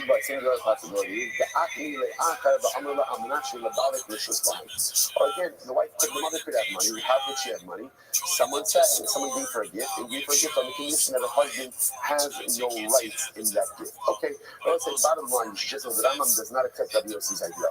The Rambam does not accept it. The money does not have to belong to the father and the mother. It just has to belong to a parent, whichever parent it is. Mishnah, Haya Avi Rotsa, the Rotsa, said this is incredible. Let's say the father. They wanted to bring him to the basement, but the mother did not. Or other than a Rosh Hashanah, the father didn't want to, the mother wanted to. They don't ask him, so Mora actually to shmir him. Actually, shame of sorry. Until only goes Ben Sora Mora when both parents are committed to bringing him to basement for the Ben Sora Mora process. So Ruza says, if the says, if your marriage is an illegal one, that's what it sounds like. If husband and wife have an illegal marriage, son can't become a Be'er Umora. All right, so what does this mean? What does that mean exactly? What does that mean that Allah looks at the wife for her husband? So the Gemara says,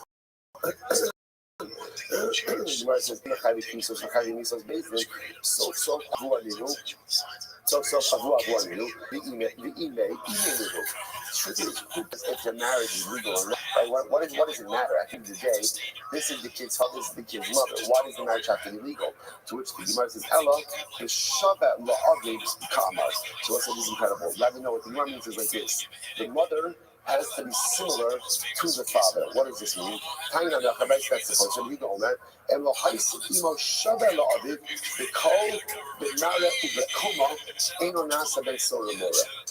is wild. The parents actually have to resemble each other.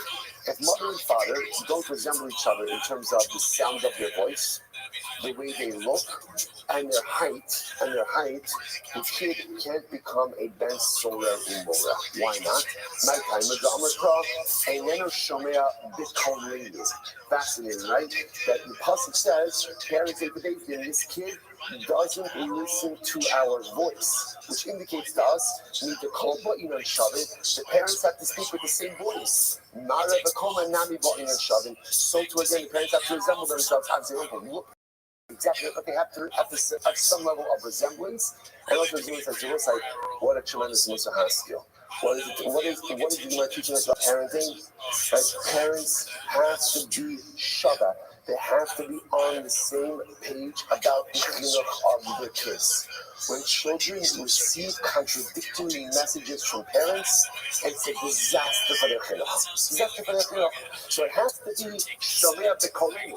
Parents have to speak. Now, one second. What if parents have differences of opinion about the chinuch of their kids? Okay, that happens all the time. But that's the job of parents then to reconcile that and to figure out a unified approach independent of their children. But when they present to the kids, when they talk to the kids, when they imagine the kids, that has to be done with one voice. Because again, if you're giving your kids two different types of if the mother's saying one thing and the father's saying one thing, don't be surprised when the kid goes down the wrong derech because he's not getting a unified, cohesive message. So interestingly enough, if the parents are giving two forms of the kid can't become Ben Sarmora. Why? Because he can't fault the kid for making poor decisions when the child is receiving a non-unified chinuch. If the child is receiving a unified chinuch and still making terrible decisions, okay, that's when Ben Sarmora kicks in. But what if the family is still by chinuch? Mother and father have to be shava, have to figure out a way to get on the same page about the vision of the family you want to raise and the type of children they want to inspire. Incredible. So we might go right there. Kiman also had from where. According to who? According to the following opinion. Ben Solamora. So we'll say, okay, so this is. It's not my fault. It's not my fault that we cannot make it. This should be broken up like in 10 blocks. You can't put all of this on one page. It's literally with the Eva. So the Gemara says as follows. Kiman, I'm not rushing. I just want to put you on $4 to say. So if people from other shir talk about the slow pace of our shares, just remind them in the last two cycles we never finished later than any other share, right? So at the end of 7.5 years we'll be exactly where we have to be.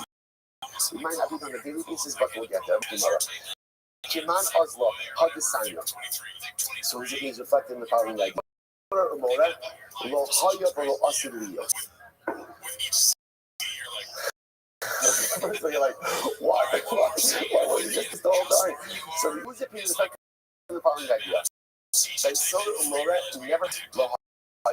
it never happened and it never was. So I'll say, by the way, actually this after all we've seen in a lot of sense.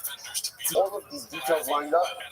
No, what could that happen? So actually, in a sense, again, it's not saying it's not clear. It's not saying it can't happen. I mean, it can't happen. You might just say with probabilities, never has happened and never will happen. You might have a lot of nichtov. So why was it written? So you must be Josh the Kabbalah Star. Again, in order to learn it and receive the reward. Some things you learn because you need to know what to do, and other things you learn because you get schar. I just want to point out. The Gemara says, now, just sometimes when you look at that phrase, drosh v'kabel schar, means what? Just learn it for the sake of learning it, and you get schar for the act of learning, even though there might not be anything practical that you could do with this, but there is schar, there's no word for the act, so it's a very important lesson. So there's schar for the act of just engaging in Torah learning for the sake of Torah learning.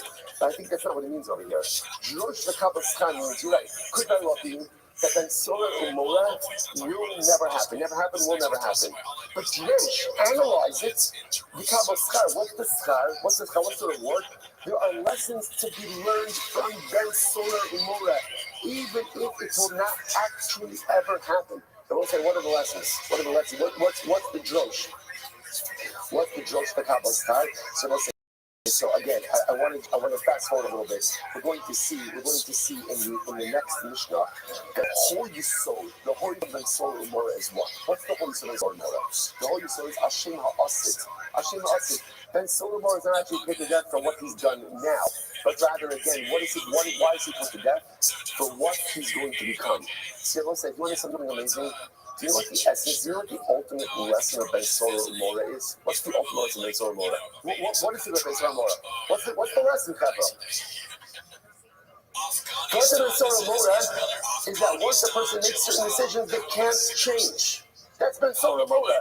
The kid made a decision at a young age to steal money, to buy meat, to buy meat, to buy wine, right? That's the decision. And what Ben Solar Umora says, you made those bad decisions, you have put yourself on an irreversible course. So the Gemara comes along and says, that's not true. That's not true. Ben Solar Umora exists as a concept, but practically it's not true, because there's no such thing as a year can't change. Then no matter how bad your decisions have been in life, you can always put it in reverse. You can always go ahead and take the right way. That's what it means when it says. Listen, that's the word. The Gemara says, I'm sorry. Ben Solar Umora. There's no such thing. Because conceptually, there's no such thing as a person who can't change. So says the Gemara. So we're not going to hook up. So I give you Drosh for Kabbalah schar. So learn it and receive the reward. What's the reward about? So what is Drosh? So analyze. And so what's the analysis? The analysis of the Torah is, but yet there are so many people who think that they can't change. There are so many of us who think that we can't change. So when I read Ben Solar Umora, I learned about a person who quote-unquote can't change. He needs certain terrible to can't back himself out of it, but that's not true. That's not true. Listen, no matter how much of a bad spot I've landed myself in life, I can always get myself out of it. It doesn't mean it's not collateral damage, and it doesn't mean that there aren't irreversible realities. There are. Sometimes you make decisions, and we can't undo that which is done, but change is absolutely always possible. That's what it means by Solar Umora. There's no such thing as a person who cannot change. So what should you do with it? Because so many times in life, we think we can't change. So learn Ben Solar Umora and recognize that you absolutely can. The Gemara says, Kiman. The Gemara says, Kiman Azal Desan, Ben Solar Umora, so who's the thing? Is this Kiman Kadihuda? Kadihuda. Ibay saying that Rabbi Shimon we decided is very interesting. All Rabbi Shimon, the king of Nisha Afazeta Kuma Basa the Shasa Khatsi Mudjana Kalki. All the Motsilas of the Skila, because this kid stole some money and purchased meat and wine, instead of taking out to get stoned, and Lohaya for Lo Asilios. And Solomon never happened and is never going to happen in the future. So why is it here? Josh the Kabbalah schar. I will say this is it. This is probably the most important line in the entire sugya. Never happened, never will happen, because the concept that a person can't change is theoretical to Yiddish. So what do you do with Ben Solar? Because that's what Ben Solar is. A kid can't change. Never happened. No such thing as a person who can't change. So what do you do with this whole section? Drosh, learn it. Analyze it. Kabbalah schar, reap the benefit. What's the benefit? By learning the context of the kid who can't change. And recognizing that never happened, never will happen, I received the greatest reward in the world. The greatest reward is a recognition that I absolutely unable to change at any juncture and point in life. Incredible. To be honest, I'm going to be honest. Rabbi Yonasan says, 1 second, what are you talking about? Listen, it's this. I'm here to see it. Rabbi Yonasan says, I saw a Ben Solar Umora. I saw him. I sat on his grave. How can it never happen? I saw it. I went to the Levaya. I saw it. I sat on his grave. Now, why exactly he sat on his grave? We're not sure. Have a whole discussion about this. Not for now. The Gemara says, come on, so what do you do with this? So, was Ben so much. Once I think the way it works is like this. Rabbi Yonasan is not arguing. There never was a Ben Sora Mora, and there never will be a Ben Sora Mora. Yonasan is lamenting the fact that many people go through life thinking that they are a Ben Sora Mora. Rabbi Yonasan says, you know what? I've been to many Levias. People who left this world, and they left as a Ben Sora Mora. They left this world thinking that they couldn't affect change. They left this world thinking that they couldn't make something better of themselves. You're right. There's no such thing as a Ben Sora Mora. Yet you'd be surprised how many people leave this world thinking that they were a Ben Sora Mora. I would say one of the most tragic things in life is we leave this world with so many things unaccomplished. We leave this world without actualizing our potential. We leave this world without becoming the kind of people that we're really capable of becoming. So I don't think that Jonathan is disagreeing. I think that Jonathan is just talking about human nature. So the reality is there's no such thing as Ben Sora Mora because change is always possible. But yes, Jonathan says tragically, I've gone to the Levias of so many Ben Sora Moras. People who left this world and never made the changes they could because they thought that they couldn't. Because they believed too much in Ben Sora Mora. Incredible. The Gemara says this house. Come on, Oslo Hadisanya. So we'll say, whose opinion is reflected in the following idea? Yerni Dachas. So Yerni Dachas is a city wiped out of idolatry. Well, incredible. Never happened, never will happen. But so why is it written in the Torah? So much as drunk the Kabul Schar, ultimate and to receive reward. Same idea. The Rebbe said, what does this mean? How could it be that there's never Yerni Dachas? As the Rebbe said, there's no such thing as a city of Jews where there's not one tzaddik. It's not possible. It's not possible. You can't have a place. Every single yid who's there is bad. It's impossible. It's just not possible. Someone's not holy. So learn it and you receive reward. Rabbi Eliezer, the son of Omer, called Yish Mafino Zuzah Achos, Eno Nasi Yerni Dachas. Oh, so the Rebbe says if there's even one mezuzah in the city, it can't become an Yerni Dachas. It can't become an Yerni Dachas. So much of my time, what's the reason for that? I'm going to talk about cultural people, because what if you do the Yerni Dachas? So what if you do this? You have to gather everything and burn it in the middle of the city. Now, the Chayvah, you eat the mezuzah, after the city, you have to mezuzah, you can't burn a mezuzah. Right? Why can't you burn a mezuzah? Because mezuzah is the name of Hashem. You can't burn the name of Hashem. So therefore, you see if there's even one mezuzah, it can't become an Yerni Dachas. It can't become an Yerni Dachas. Therefore, it's impossible that Yerni Dachas ever existed. I'm not the only son. Guys, I need to see up. Yeah, shop the opera. I get about the nurse and say, you're wrong. It's Yerni Dachas. I was there. I visited. Right? I went on tour. Right? I could see Yerni Dachas walking by. And again, I saw it. I saw the ruins of the city.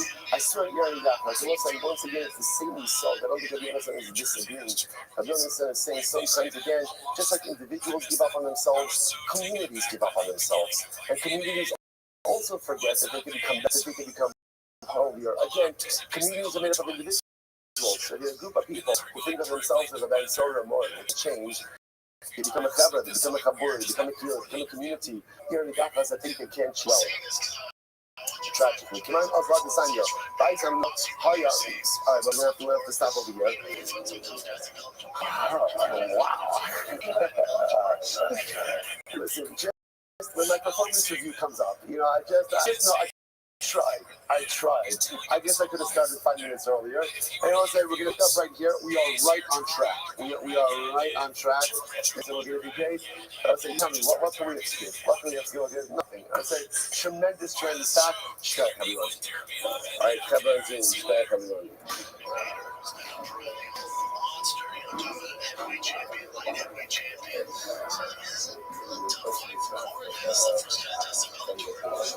This was like the first fight to see if the decision goes right. People said, don't tell me who you are. Tell me your friend God. Oh, I forgot about that. It's very well done. That's funny. That's all he says. They're running business like Ryan Bader, who's been a perennial monster, talking about heavyweight champion, light heavyweight champion. Like, he just won fights. Like, what are we doing, man? Like, let's line up the fighters. And Ryan Bader is at what's going through that guy's head right now? He's probably like, oh man, I'm gonna let this guy talk, dude. Did they pay them for this or?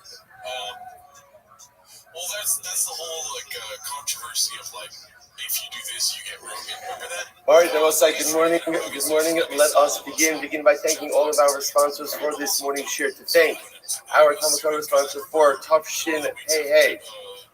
Also, Mishpach of Eretz Yisrael for dedicating all the Sherman Drushos this year as a zechus for the Soros Tovos for Am Yisrael. Our sponsors for this morning, Milton and Melanie Gertner, for dedicating the shir in honor of the bris of their grandson, Gad Moshe, or to Shira and Ari in Yerushalayim, Yerushalayim. Mazel tov to the Gertner Mishpacha. And I will say, of course, it's important to recognize that as we begin our shir this morning, the Levaya, the multiple Levayos for the Divas family are underway in Eretz Yisrael. We hope that in the merit of our Talmud Torah, that those precious neshamas should have an aliyah, that broken family should experience in the Chama, and that in Eretz Hashem for the Torah should just bring the solos to the solos tovos for all of our Yisrael. Let us begin. Today's daf is Ayin Aleph 71. We are picking up in Eretz Hashem on Ayin Aleph. There's a lot to do today by Hashem, and we are picking up 70b, 3 lines up from before the lines get wide. Remember, when we left off in the middle of the sugya of Bathsheba giving Musar to Shlomo. And she said as follows, I read this part quickly at the end yesterday. So she says to Shlomo, you are the son of my neder. What does this mean? So Bathsheba said,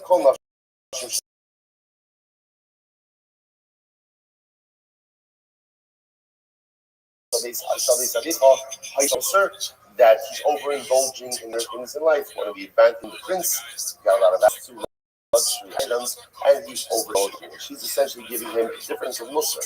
So Musar number 1 is that people are going to hinge your delinquent behavior on me. Because that's all you fucking say. If father's a tzaddik and you're misbehaving, it must be your mother. That's number 1. Number 2, I went out of my way to make sure that you would be a healthy baby. And now number 3, she calls him Barnidri, the son of my neder. Both said this is incredible. She says, all of David's wives are you nodros, so make the following neder. Yehivi ben Hagam Malchus. Give me a son who is worthy of the monarchy. So this is incredible. Say, all of David HaMelech's wives, they wanted one thing. They wanted a son who would become the next king. That's what they wanted. Bathsheba said, I only think different for you, David. What did I want? Yeheli ben Zoriz on the Mula Batora. Wow. What did Bathsheba want for her son?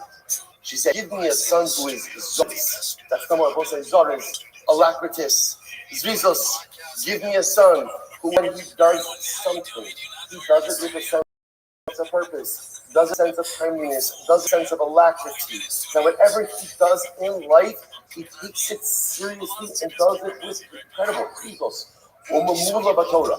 Give me a son, ultimately, who is filled with Torah.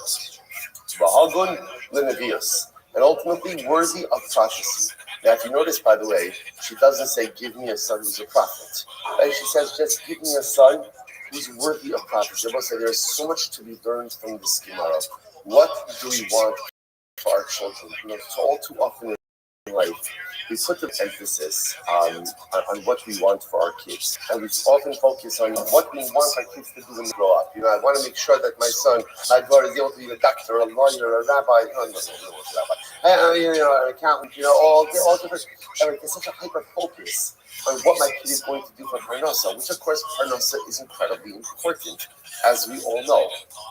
But at the end of the day, it's interesting to see what Bathsheba wanted for her son and the qualities that she wanted for her son. Give me a son who takes life seriously. That's his reason. So let's say, you can tell a lot about a person by how they approach the different initiatives in life. There are people who are, Zrizos is a midah, and Zrizos is a midah of seriousness. And when you have midah of Zrizos, that's why again the Ramchal puts it so early on in the Sila Sisharb. You have the midah of Zrizos. It means that you have a seriousness and a covered rosh life. And when people are zoris, are successful in whatever it is that they do. Mamula b'Torah. Don't be, what does it mean to be mamula b'Torah? To be filled with Torah. In other words, there's different ways you can approach Torah. First, you can take a lackadaisical approach to Torah, a lackadaisical approach to learning, a lackadaisical approach to observance, or a person could be mamula. Mamula means I'm mole, I'm fully committed. Hagum Levius is all-encompassing. What are the qualities that are necessary in order to become a Navi? I don't know. But I would imagine You have to have Allah Milas to be a Navi. That's what a mother wanted for her child. Jesus, the Mula Torah, Hagel Navias. Incredible. Welcome, good morning. Allah, welcome, Shasha Yani. Hashem says to Shlomo, "Welcome, Amravo. Malachah itum malachim shosem yakim. B'omrim lama banu kel." So Bathsheba said to Shlomo, "It's incredible. You've got the wrong friends. Got the wrong friends. Why are you hanging out with those kings who become intoxicated? You know, it's like a king chevra, like a monarch chevra. Why are you hanging out with the monarch chevra? Because they drink too much wine. And after drinking so much wine, what do they say? What do we need God for? We're the king. We're all powerful. We're those in the and those rulers, they abuse the intoxicating beverage too much. Misha called Laze Olam Gluyimbo, Yishka Yain Yisaka, and you have access to the one before whom all secrets are revealed.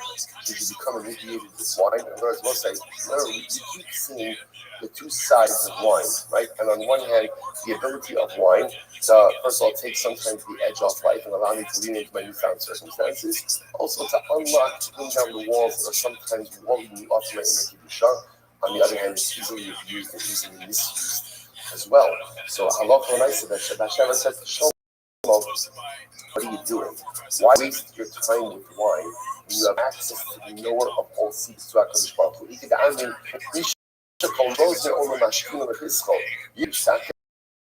So no matter how powerful a ruler is subservient to HaKadosh Baruch Hu. So again, if you have to go out and anyway show up in front of the ruler of the universe, why waste your time with wine? I'm going to be Yitzchak. How do we know that Shlomo did tshuva, so to speak? In other words, Shlomo was Mekabel, his mother's Musar. So he said literally again, I'm less than an ish, and I don't even have wisdom. Who's the ish is referring to? Noah. The Siv, Vayochel Noah, ish ha'adama. Shlomo was excited. Again, he faulted Noah for going ahead, and the first thing that he did is he planted vines. So Shlomo recognized, you know what? I made myself even more mundane than Noah. But Pinas Adam reach, and there's not even the proper wisdom of man. Who's that? He's the Adam Arishon. That first Adam Arishon, who again had one mitzvah, wasn't able to comply. Shlomo HaMelech lament that he's not even on that level. Incredible. I would say, by the way, another tremendous Musar Haskell. What is the hallmark of great people? One of the hallmarks of great people, the ability to take Musar. No one likes Musar. No one likes it. No one likes rebuke. No one likes critique. No one likes constructive criticism. No one even likes even positive feedback. Sometimes positive feedback is often laced with, sometimes laced with some other. You don't like it. It's natural. It's normal.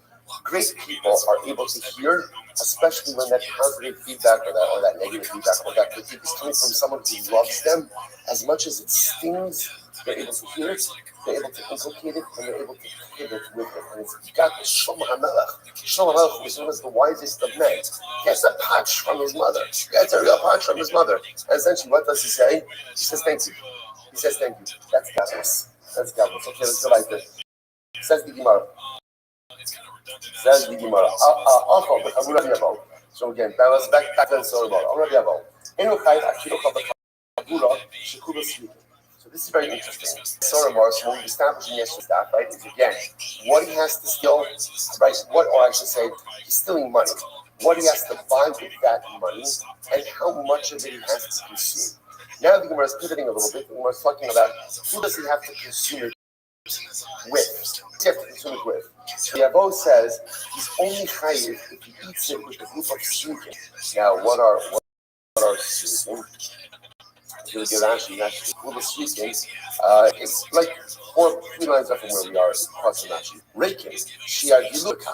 So it's fascinating. What turns a person or turns a kid into a Ben or a Mora is not just that he's stealing money, that he's creating an addiction for overindulgence for wine and meat. It's also the chevra that he hangs out with. Chevra means everything. So Rabbi Avoh says he's only chayiv if he eats it with a group of shluchim. Now it's interesting. Rashi defines shluchim over here as raking. Well, what does raking mean? Empty people. Empty people. Shia Gilu Bakach. Who will habituate him to this type of this. Aval nish bechavura adam hagul. Bechi hayat. No, mamamshich. They don't say Ben Sorah Mora, the Chabura the Lav Mitzvah Kama. So we'll say this in Kabbalah. The other says, when is Ben Sorah Mora Chayiv? Only when he's eating the meat and the wine with srikin. I just want to point out over here, it's interesting. If you notice how Rashi defines srikin, he doesn't say like Avar Yonim, people who go ahead and commit Averos. How does he define a bad chevra? Rakin. Empty people. Empty people. An empty person may or may not be committing an Avera. What is it when you're empty? There's nothing in you. There's no drive. There's no she'ifa. There's something greater. As we saw before, there's no zizus. There's no mamula latorah. There's no hagum in the dias. There's nothing pulling a person towards something greater. Well, if I have nothing pulling me towards something greater, I'm empty. And what Rashi is saying, they say, you know what? A chevra of empty people is much more dangerous than a chevra of sinning people. Well, first of all, because every chevra is a chevra of sinning people, because all of us commit averas. I will say, but at least when a person is committing an avera, what does it say about a person? They have a desire for something. Okay, maybe the wrong thing is the desire for something. Raking is a desire for nothing. You have a desire for nothing. Just like emptiness, that's dangerous kabula. So the concern over here is, if he's surrounding himself with these kind of people, that's when Ben Sorah and Mora are really facilitated. However, what we learn, the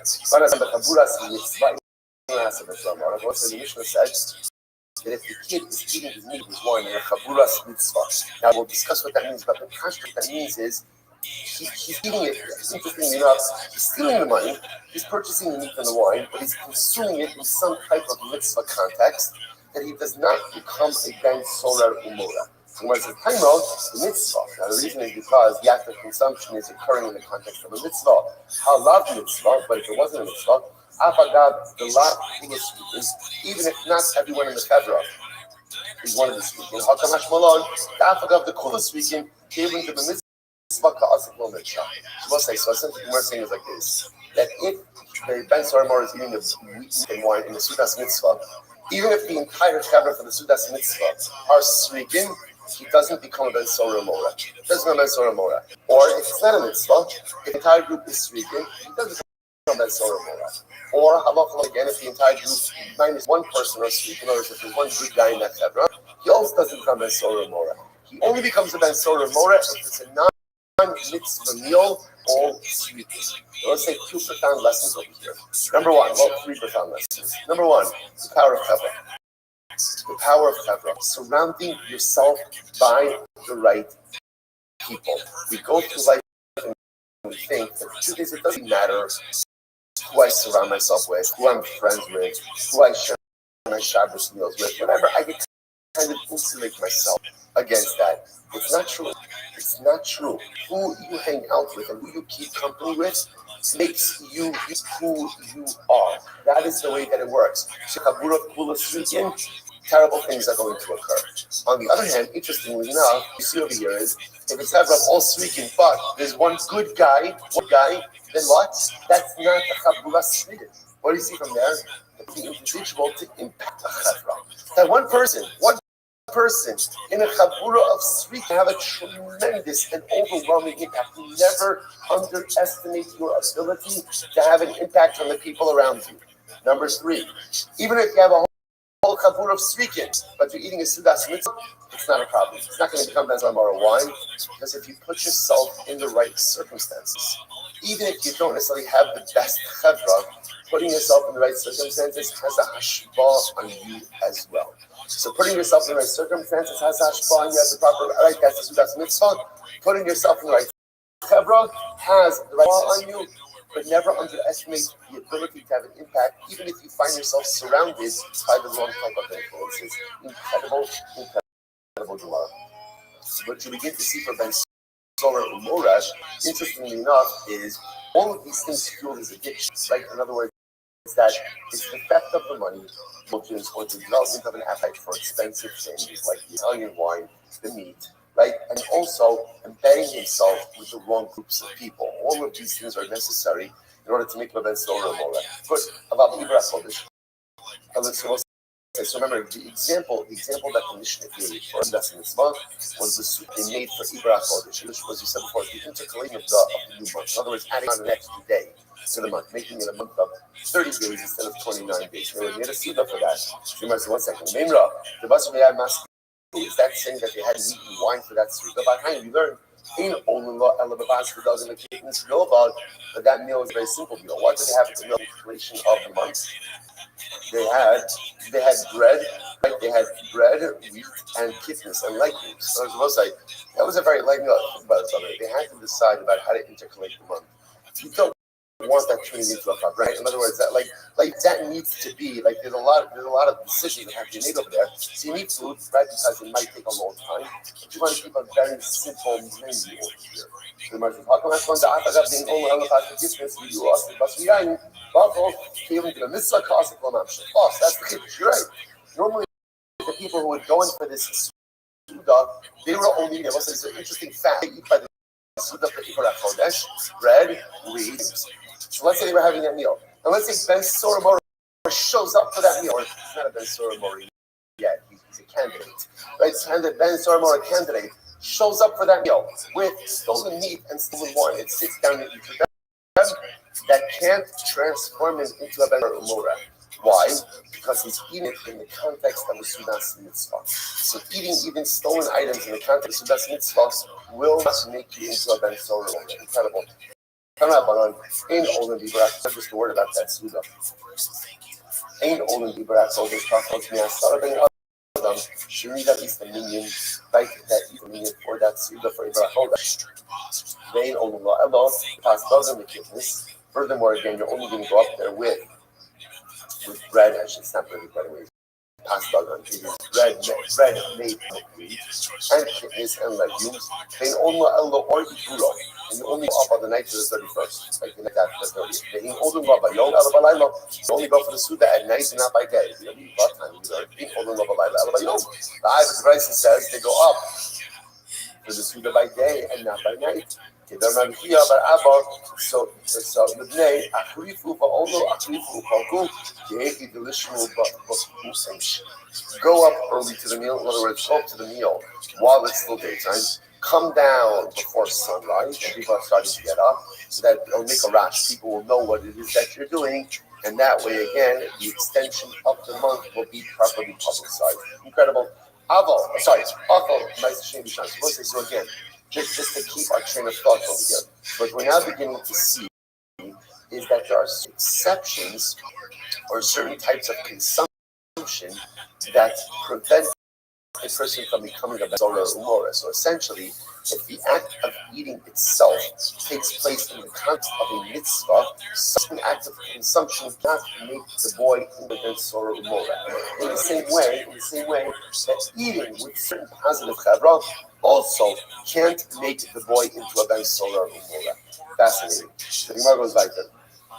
Oh, my Susheni, oh, my Susheni, even the Orachay. So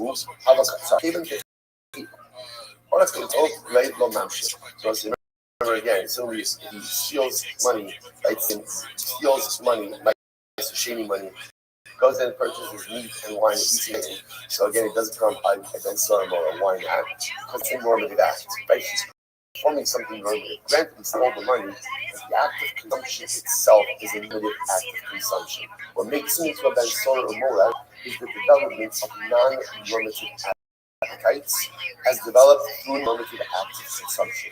But if you're doing something quote unquote normal, you can't become a Ben Sora or Mola like that. Fascinating. Let's go back to Alcohol Novelo straight by discussing Brahmas. Alcohol Basar O, International Ben Sora or Mola. It's great. Chicken can't make you into Ben Sora or Mola. It's gotta be flesh, gotta be meat. Right? So he goes there and he steals money, and he buys schnitzel. Right, that's not going to make him into a Ben Sora or Mola. But we learned in the Mishnah.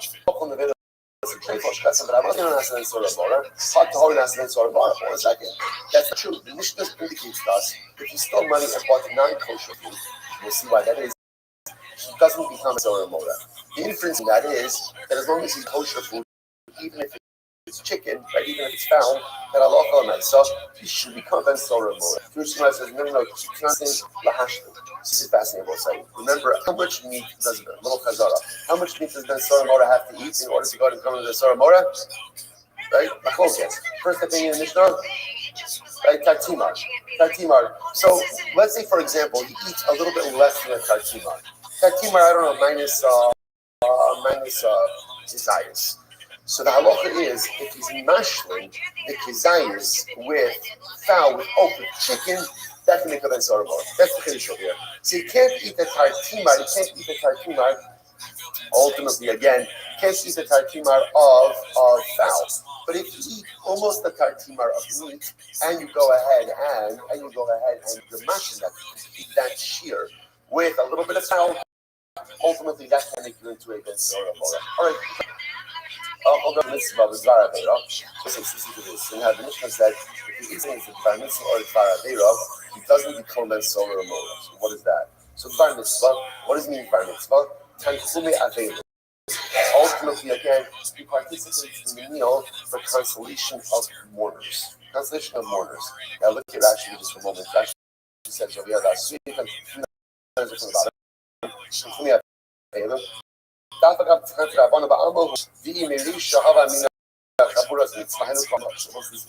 let's say the kid, can't call Ben Sorah because Ben Sorah yet. The kid joins a Nichum Avila, like the halacha is that when Avelim come back from the Senate does Havra, little consolation. So let's say again, he sits down and joins him for that. That's mitzvah. That's mitzvah. So remember again, what we're seeing over here is the development of team. A Ben Sorah only goes ahead and becomes Ben Sorah Mora if, number one, he's stealing money. Number two, he's purchasing wine, very high quality. And then number three, it has to be consumed in a context which leads to the development of negative addictions. But what we see over and over is that the consumption itself takes place in a positive context. Then we are not concerned about the feeling of addictions. So again, obviously, a positive context would be Suda Shabbos. Right? He does it in Shabbos. The Chiddush over here is that, let's say something even as simple as Suda Havra, the meal for Akelim. That's also enough of a mitzvah that we're not concerned about the feeling of addiction. Incredible. The Gemara says,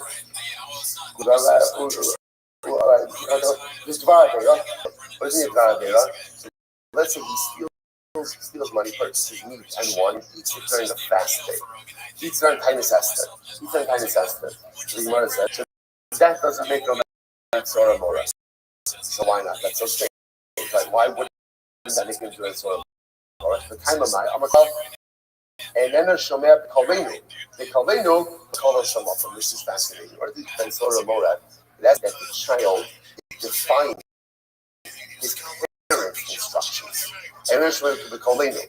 But defines that does not lead into Ben Sorah Mora. Isn't that fascinating? That's just a technicality. Right? So Ben Sorah Mora, someone who defies his parents. But if his act of consumption is an act of divine defiance, then he doesn't. Again, he's getting off on a technicality. Incredible. I will say, by the way, and that's why all of these different. That's why if he steals money and buys chazer, you would think like steals money and buys chazer. Of course, Ben Sorah Mora. He's not. It's fascinating. He's not. If he goes to the kosher butcher and buys the finest cut of meat, he becomes Ben Sorah Mora. Goes to the supermarket, buys a piece of chazer. He's not a Ben Sorah Mora. Why? Because that's the shot. Because each one of Ben Sorah Mora is. His act of defiance against his parents, but it's not an act of defiance against God. I mean, the whole thing is an act of defiance against God, but because he's stealing. But the consumption itself technically is halakhically permitted. But if his act of consumption itself is halakhically prohibited, then halacha l'maisa, he's not a Ben Sorah Mora. So let's go like this. So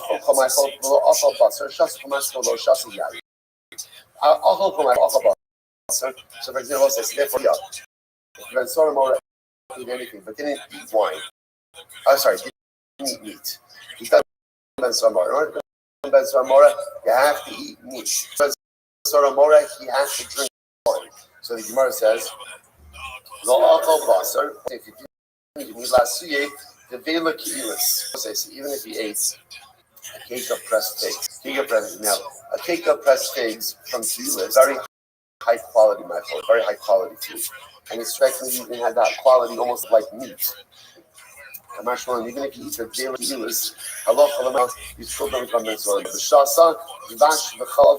Sorry, but v'lo shasa and sweet vash v'chalav. Interestingly enough, apparently, the drinking of wine, of milk and honey could have an intoxicating effect on a person as well. So even if he drank those items which have an intoxicating effect, even though the effect is the same, if he doesn't drink wine, he doesn't drink Mesor more. The Sanya, Achov Vilikilis, Shas Dash, the Chalav, the Nichnas, when Mitosh, Chai, Tabah, line up. Because what's interesting about for Kohanim, if a Kohen goes ahead and eats a Vilikilis, his cake of fresh figs and kilos, or he drinks honey or milk and goes into the base of Mikdash and does the avoda, he's chayiv. Now, why is he chayiv? He's chayiv for doing the avoda under the influence. Right? That's the halacha. You're not allowed to do the avoda while intoxicated. And if he goes into the base of Mikdash after having consumed these items, there's a level of inebriation, and he's going to be chayiv for that. Absolutely incredible. Let's say Ayin Aleph from Dal 71a. Eronasa, that's why I'm more actually supposed to be Ayin. Rabbanon, Akol, Kol, Markobolo, Akol Basket. Right? Ben Soramor, the kid eats any item that doesn't eat meat. Shasa Kamash Kolo Shasa Yain, or he drinks any drink, but he cannot drink wine. In Unasa Ben Soramora, Achioka Basar, Yishti Yain. You only become Ben Soramora when you go ahead and you drink wine. Solel, this Solve. Pasuk calls him again, glutton and guzzlers. Maybe we're going to say, I don't really know explicitly in the Torah what Zola means, and I don't know what it's referring to. There's still a scriptural allusion. That's what we saw in the Mishnah. Do not be amongst the guzzlers of wine and the Zolale Basar Lama, or gluttonous consumers of meat. The Omer, the Sobe, the Zola, Yoresh, Uksvaim, Kaldish, Juma. So again, interestingly enough, this Torah uses the Lashon of Zola for Sobe, and then we see from this other pasuk in Mishlei that again Sobe refers to wine and Zola refers to meat. So we put that all together and we understand that for the Ben Sora Mora, his issue is overconsumption of meat and wine. Incredible. So let's say this is a fascinating Gemara. Amram Zira, Chalayashin the base of Medrash. Whoever sleeps in the base of Medrash, Torasa Nasa Lo Kira'im Kira'im. His Torah becomes patchy. So it becomes patchy, right? Like patches of clothing. Sheneh. The one who slumbers will wear patches. I will say the truth is there's no great prince to this Gemara. It's actually very straightforward. I will say one of the most important things, right? When it comes to learning, there's two sides. On one hand, there's an experiential piece of learning, and that experiential piece of learning really happens just by showing up. Like Rabbi Nachman says, even if a person doesn't understand what it is that they're learning, your mind maybe doesn't understand, but your heart absolutely does. The neshama understands everything. You see, even I walk out, someone says, "No, what did you learn?" I have no idea, right? But I switch some days with that yoga like that, right? And but I know that I was there for 45 minutes, 50 minutes, an hour, whatever it is. The neshama is fundamentally changed as a result of that. That's one level of Torah. But of course, we don't want to suffice ourselves with that. I really want to have a comprehension. I really want to have an understanding. I really want to be bought in. But listen, what's the formula for being bought in? What's the formula? It's a pretty simple one. Don't be distracted. Don't be distracted. Pay attention. Pay attention. Don't allow yourself to get distracted. Yashin doesn't literally have to mean that I'm asleep. Yashin just means that sometimes I'm on the dock, sometimes I'm on my phone, sometimes I'm over here, sometimes I'm over there. What's the result of that? Again, now by the way, do you get a shvat for showing up? Of course. But then don't be surprised when the Torah I walk out with is patchy. Because again, here I was emailed, here I was this. And again, the reality is the Torah is broken up. It's not cohesive because I wasn't fully invested. By the way, you begin to see a theme, right? You begin to see a theme. What did Bathsheba want for Shlomo? What did she want? She wanted Jesus.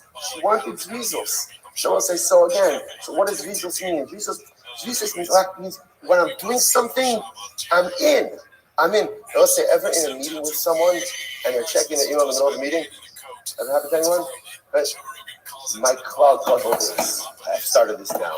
Right? If you're checking email in a meeting with me, I have better things to do. Better things to do. Something on a Zoom meeting, right? Better things, it's okay. You're too busy. Go, do what you have to do. But it's a lack of direct alert. What are we doing?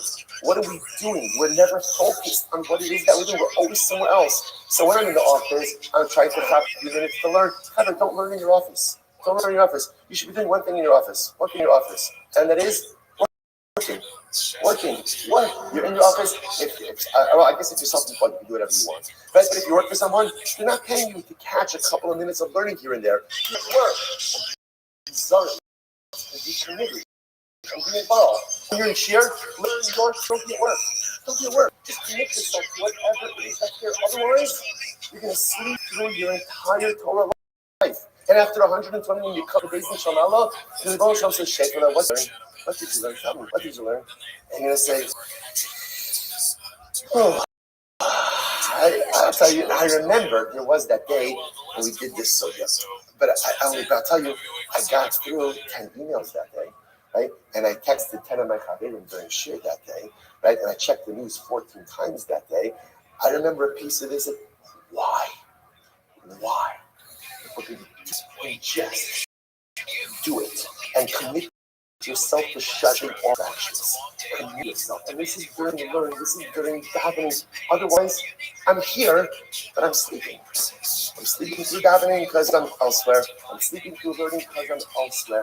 We have literally, the greatest treasure in the world at our fingertips. Every single day. We live in a dar. We live in a time where it is so ridiculously easy. There's only one thing we have to do. Pay attention.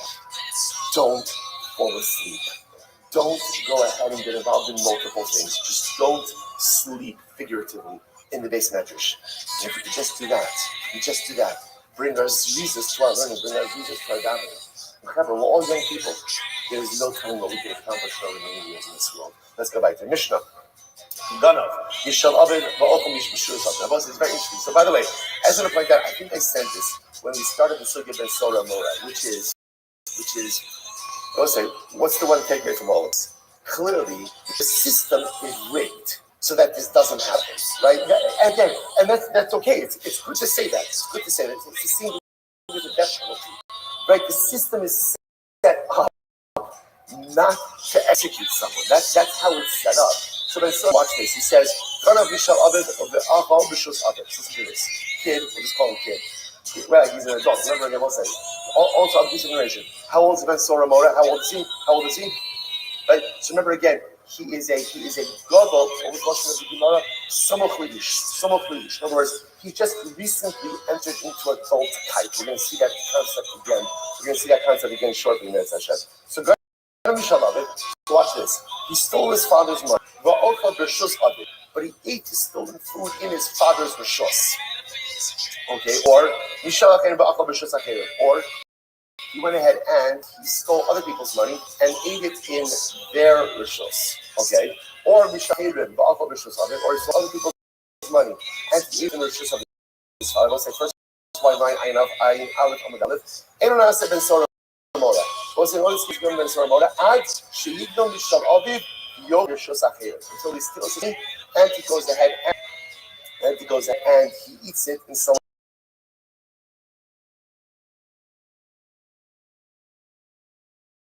else's rishos. What? All formation of addictive behaviors. So the ideal there is as follows. If he's eating this, right? Obviously, what in order to happen for that, so what has to happen? Whose money does he have to be stealing? Whose money? Has to be his father's money that he's stealing, right? It has to be that. But Lamaisa, interestingly enough, if he's consuming it in his father's rishos, the assumption is, what is the father going to do? What's the father going to do? The father's going to say, what are you doing? If a father sees his son engaging in gluttonous behavior, a father is going to say something. He's going to shut that down. He'll shut that down. So there's which is just a tremendous yisod in chinuch as well. Too often, we see our children engage in negative character traits. But one of the greatest misconceptions is if we discipline people are so today, parents are so afraid to discipline their children because they think like if I discipline my kid, he's going to go off the derech. If you discipline your kid, he actually has a better chance of staying on the derech. If you don't discipline, and it's a free-for-all, and there's no rules, and there's no consequences, and you think that's love, that's not love. That's parental delinquency. That is parental abdication. That is a betrayal of the sacred responsibility that HaKadosh Baruch Hu is giving you. You don't have to come down like a ton of bricks on every single thing. The boundaries are the speaker of parenting. And sometimes parents think, oh, just let my kids, go do what they do, they'll come back around.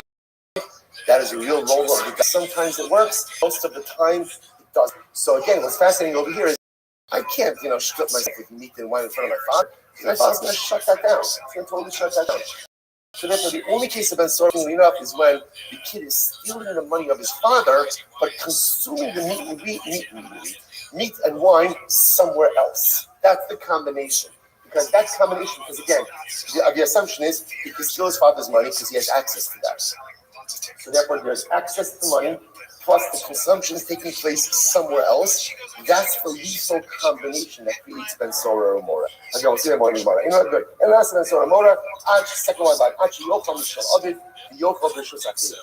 You don't become Ben Sora Mora until you're stealing your father's money and consuming it elsewhere. Rabbi Yosef Yehuda Omer, actually, Mishal Aviv, Mishal Imo. This is Rabbi Yosef Yehuda says it's not just your father's money, it's your father's and your mother's money. Both of them together. We'll see exactly what that means. It says in Gemara, so again, if he steals money from his father and eats in his father's rishos,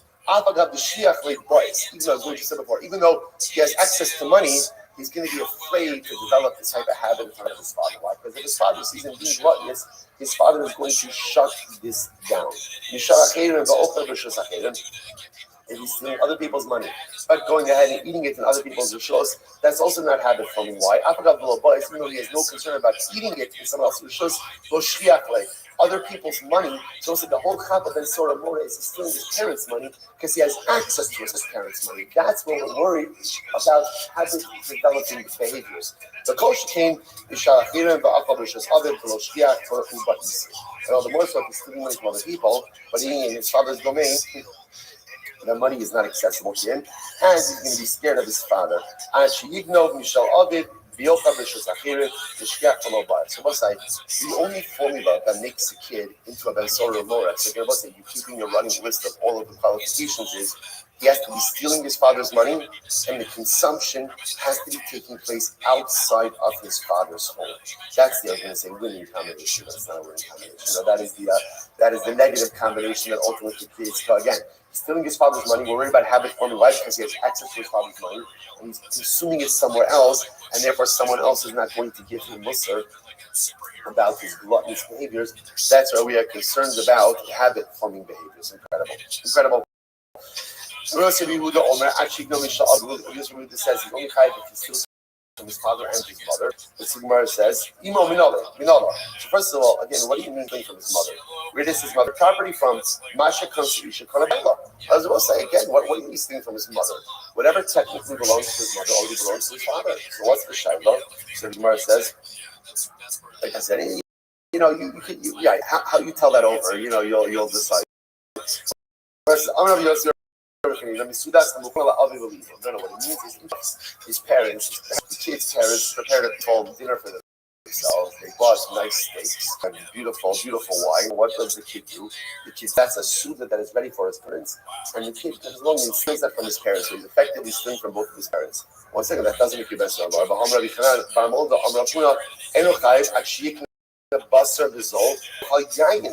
But that's not how it works. Or remember, you don't become Mitzvah more if you steal food. You don't become Mitzvah if you steal money and purchase expensive wine at a discount and expensive meat at a discount. So the Gemara says, you're right. Rather, again, what happened? The father had set aside money to take his wife out for dinner. Made out for dinner for an expensive fleshik suda made up of meat and wine. And what did this kid do? The kid stole the money that was set aside for both of his parents. The possibility is or again, the mother could have money. How could she have money? Someone gave her a gift and gave her a gift on the condition that her husband has no rights in that gift. Okay, I would say bottom line, you should just know the Rambam does not accept Rabbi Yossi's idea. The Rambam does not accept it. The money does not have to belong to the father and the mother. It just has to belong to a parent, whichever parent it is. Mishnah, Haya Aviv Rotz Aviv Minor Rotz says, this is incredible. Let's say the father. The father wanted to bring him to Beis Din, but the mother did not. Or Aviv Din Rotz Aviv Rotz, so the father didn't want to, the mother wanted to. Sorry. A kid only becomes Ben Sora Mora when both parents are committed to bringing him to Beis Din for the Ben Sora Mora process. So the Yehuda says, right, so the Yehuda says, if the marriage was an illegal one, so it sounds like if husband and wife have a legal marriage, their son can't become a Ben Sora or Mora. All right, so what does this mean? What does that mean exactly? What does that mean that Allah place of the wife is not fit for her husband? So the Gemara says,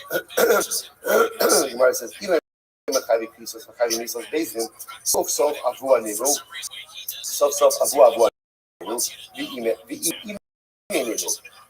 who cares if they're married legal or not? Right? What does it matter? At the end of the day, this is the kid's father, this is the kid's mother. Why does the marriage have to be legal? To which the Gemara says, Ella, Shavat La'avid Tamar. I'll say this is incredible. Rather know what the Gemara means is like this. The mother has to be similar to the, what does this mean? That's what so the Omer. And Lohaisik Shavat La'avid called the Nara the Koma. So say this is wild. The parents actually have to resemble each other. If mother and father don't resemble each other in terms of the sound of their voice, the way they look, and their height, the kid can't become a Ben Sora Umora. Why not? My time of the Amar Pra, and then Shomea Bikon Lingu. Fascinating, right? That the Pasuk says, parents say today, then this kid doesn't listen to our voice, which indicates to us, the parents have to speak with the same voice. So too again, the parents have to resemble themselves. Look exactly what they have to have some level of resemblance, and also resemblance of the what a tremendous Musa has to do. What is the Gemara teaching us about parenting? Like parents have to be shava. They have to be on the same page about the chinuch of their kids. When children receive contradictory messages from parents, it's a disaster for their chinuch. So it has to be shomea b'kolenu. Parents have to think, well, now one second, what do parents have differences of opinion about the chinuch of their kids? It happens all the time. But that's the job of parents then to reconcile that and figure out a unified approach independent of their children.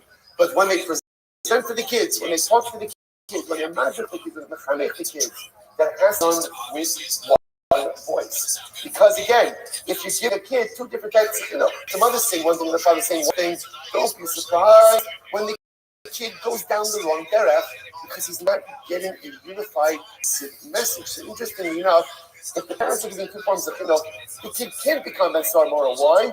Because you can't fault the kid for making poor decisions when the child is receiving a non-unified chinuch. If the child is receiving a unified and still making terrible decisions, okay. That's when Ben Sora Mora kicks in. But I was able, what if family mother and father have to be shava, have to figure out a way to get on the same page about the vision of the family they want to raise, the type of children they want to inspire. Incredible. So Gemara goes like this. Kiman Azla Desanya. From where, according to who, the following opinion. Ben Sora Mora. So we'll say, okay, so this is, it's my fault. It's not my fault that we cannot. This should be enough, like in the same block. You can't put all of this on one page. It's literally lifnei iver. So the Gemara says as follows: I'm not rushing you. I just want to put you on $4.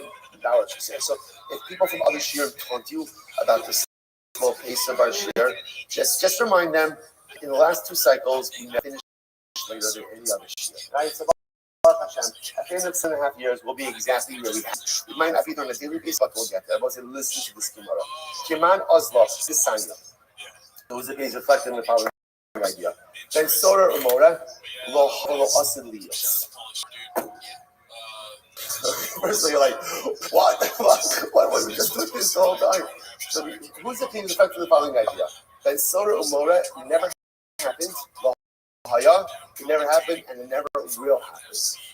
Someone said, by the way, actually, when you see it makes a lot of sense. To get all of these details lined up, no, what was the probability of that happening? So actually, it makes a lot of sense. Again, it's not saying it's not clear. It's not it can't happen. It's not it can't happen. You might just think with probably never has happened and will happen. I the Gemara said, stuff. So why was it written? Why was it written? So the Gemara says, push the Kabbalah start. Again, in order to learn it and receive reward. Some things you learn because you need to know what to do. Other things you learn because you get caught from it. Listen, I just want to point out. The Gemara says, now, just something that phrase, drosh the Kabbalah schar, means what? Just learn it for the sake of learning. Schar for the act of learning, even though there are many things practical that you can do with this schar. There's no word for the act. So it's a very important lesson. There is schar for the act of just engaging in Torah learning for the sake of Torah learning. I think that's not what it means over here. Drosh the Kabbalah schar means, you're right, could very well be that Ben Sora Umora will never happen. Never happen. But Drosh, analyze it. Kabbalah schar, what's the schar? What's the schar? What sort of work? There are lessons to be learned from Ben Sora Umora, even if it will not actually ever happen. And we'll say, what are the lessons? What's the drosh? What's the drosh for Kabbalah schar? So we'll say, so again, I want to fast forward a little bit. We're going to see in the next Mishnah that the whole yisod of Ben Sora Umora is what? What's the whole yisod of Ben Sora Umora? The whole yisod Shem HaAsid. Hashem said, Ben Sora Umora is not actually to death for what he's done now, but rather again, what is he put to death for what he's going to become. So we'll say, do you want to something amazing? What the essence, you know what the ultimate lesson of Ben Sora Umora is? What's the ultimate lesson of Ben Sora Umora? What is the Ben Sora Umora? What's the lesson, Kevin? The lesson of Ben Sora Umora is that once a person makes a decision, they can't change. That's Ben Sora Umora. The kid made a decision at a young age to steal money, to buy meat, to buy wine. That's not a major decision. But Ben Sora Umora says, oh, you made those bad decisions, you have put yourself on an irreversible course. So the Gemara comes along and says, that's not true. Ben Sora Umora exists as a concept of fixity. Practically, it's not because there's no such thing as a yid who can't change. Bad word decisions have been in life. Please put it in reverse. You can always go ahead and take your life in a different. That's what it means when it says. That's the words. The Gemara says, sorry. Ben Sora Umora. Lo haya lo asid lios. There's no such thing. Because conceptually, there's no such thing as a person who can't change. So says the Gemara. So why is it here? Drosh the Kabbalah schar. So learn it and receive reward. What's the reward? What does it mean drosh? So analyze. So what's the analysis? The analysis of Ben Sora Umora is, but yet there are so many people who think that they can't change. There are so many of us who think that we can't change. So when I learn Ben Sora Umora, I learn about a person who quote unquote can't change. He makes incredible decisions and he can't back himself out of it. But that's not true. Listen, no matter how much of a bad spot I've landed myself in life, I can always get myself out of it. It doesn't mean it's not collateral damage. And it doesn't mean that there aren't irreversible realities. There are. Sometimes we make decisions and we can't undo that which is done. But change is absolutely always possible. That's what it means, Ben Sora Umora. There's no such thing as a person who cannot change. So what should you do with it? Drosh the Kabbalah schar. Because so many times in life, we think we can't change. So learn Ben Sora Umora and recognize that you absolutely can. The Gemara says, Kiman, son, you've been Sora Umora, Asid lios, Alamanich. The Drosh the Kabbalah schar, so who's the opinion? Is this Rabbi Yehuda? Rabbi Shimon, he found this very interesting. Rabbi Shimon,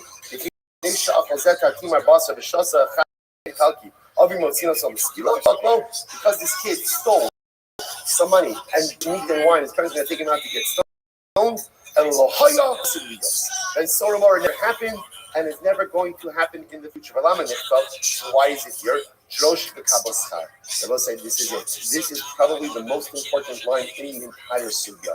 It never happened, never will happen, because the concept that a person can't change is antithetical to Yiddishkeit. So what do you do with Ben Sorah? Because that's what Ben Sorah is. A kid who can't change. Never happened. No such thing as a person who can't change. So what do you do with this whole section? Drosh, learn it. Realize that Kabbalah's can reap the benefit. What's the benefit? By learning about the context of the kid who can't change and recognizing that this never happened, never will happen, I received the greatest reward in the world. The greatest reward is recognition that I actually unequivocally have the ability to change at any junction, at any point in life. It's incredible. Rabbi Yonasan says, 1 second, what are you talking about? It's incredible. Watch this. Ani Yisif. Rabbi Yonasan says, I saw a Ben Sora Ramora. I saw him. He had shot the Al Kivro. He sat on his grave. I sat on his grave. How can you tell me it never happened? I saw it. I went to the Levine. I saw it. I sat in his grave. Now, why exactly he sat on his grave? About this, not for now. Not for now. The Gemara says, "Come on, Aslan." So what do you do with this? So Jonathan says, there wasn't a sermon. It's supposed to say like this. But Jonathan's not arguing. There never was a Ben Sorah Morah. There never will be a Ben Sorah Morah. Jonathan is lamenting the fact that many people go through life thinking that they are a Ben Sorah Morah. But Jonathan says, you know what? I've been to many Levites, people who left this world, and they left the Ben Sorah Morah. They left this world thinking that they couldn't affect change. They left this world thinking that they couldn't make something better of themselves. You're right. There's no such thing as a Ben Sorah Morah, yet you'd be surprised people leave this world thinking that they were a Ben Sorah Morah. Those things in life, tragic things in life, is we leave this world with so many things unaccomplished. We leave this world without actualizing our potential. We leave this world without becoming the kind of people that we're really capable of becoming. So I don't think Rabbi Yonasan is disagreeing. I think Rabbi Yonasan is just talking about human nature. So the reality is there's no such thing as Ben Sorah Morah because change is always possible. But yet Rabbi Yonasan says, tragically, I've gone to the Levias of so many Ben Sorah Morahs, people who left this world never made the decisions they could because they thought that they couldn't. Because they believed too much in Ben Sorah Morah. Incredible. Mara says this also. Come on, Oslo Adesanyo.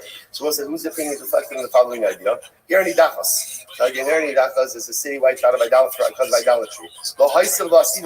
Incredible. Never happened, never will happen. So why is it written in the Torah? So Mara says, Drosh v'kabel schar. Ultimately, again, to learn it and to receive reward. Same idea. How can it be that there's never Irani Dachas? As the said, there's no such thing as a city of Jews where there's not one tzaddik. Not possible. It's not possible. You can't have a place where every single yid who's there is bad. Impossible. It's just not possible. Someone's not published. Someone's not holy. So learn it and receive it. Rabbi Eliezer, the son of Rabbi Eliezer, Omer, called Yish Bafilu Mezuzah Achos, Eno Nasi Irani Dachas. So Eliezer says if there's even one mezuzah in the city, it can't become an Irani Dachas. It can't become an Irani Dachas. So most of my time was the reason for that. Because what do you have to do with the Irani Dachas? So what do you have to do with it? You have to gather everything and burn it in the middle of the city. Now if there's a mezuzah, you can't burn a mezuzah.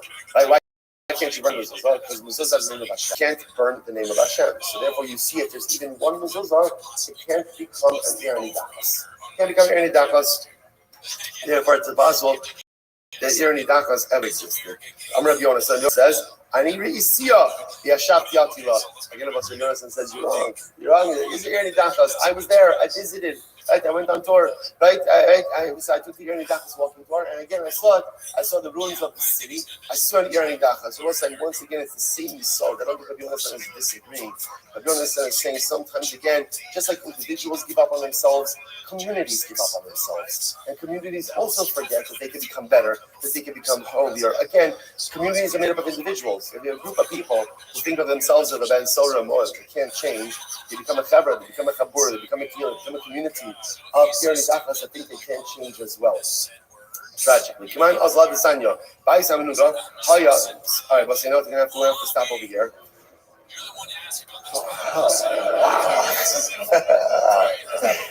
Listen, just when my performance review comes up, I tried. I guess I could have started 5 minutes earlier. And I will say we're going to pick up right here. We are right on track. we are right on track. We're going to say, I'll say, you tell me, what can we have skipped? What can we have skipped? There's nothing. Tremendous stuff.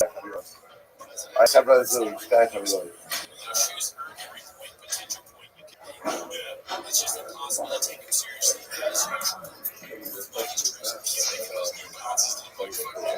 Jordans, dude. The New Balances look like, it looks like a suit. Someone's wearing a full suit. I mean, the way Brian's dress is kind of ridiculous too. He has on like a mafia, jumpsuit, but also jeans, maybe ankle socks. But I mean, that's fine. It's not that weird. But just that is wild. His right side of the screen is out of control. Scares the shit out of me. If you go through that list, it says here is that there are a lot of Republicans in power who would love to see Donald 100% black voters. I'm sorry, not Biden, Chance or Trump. I think DeSantis can win. If I become president, I will pardon Trump because he gets Trump supporters. That'd be his biggest ally move. He's kind of said that. He's already that. He's been very good. The problem is all right, so we'll say good morning. Good morning. It's Baruch Hashem to see everyone back in person. That's good stuff. So it's beautiful. It's a great story. A great source Baruch Hashem team. Let's come back to our register together. So we have an incredible dot ahead of us today. Begin by taking all of us sponsors to thank our annual Talmud sponsor, the Tosin Mishpacha B'Yisrael, for dedicating all the shiurim as also as a zechus for the Solos Tovos for Am Yisrael. Our Dafyomi sponsors for today: Melon, Karen Round, Levi Mishmas, Mel's father, Mordechai Ben Yitzchok, and Ariel Asapov, in the merit of his continued good health. In the merit of the continued good health of his mother, Arina Bas. We hope that we met our Talmud Torah. She together with co-ladies. So I have a complete and enduring Yeshua, which Hashem provided to all of the Shams and come to the feast.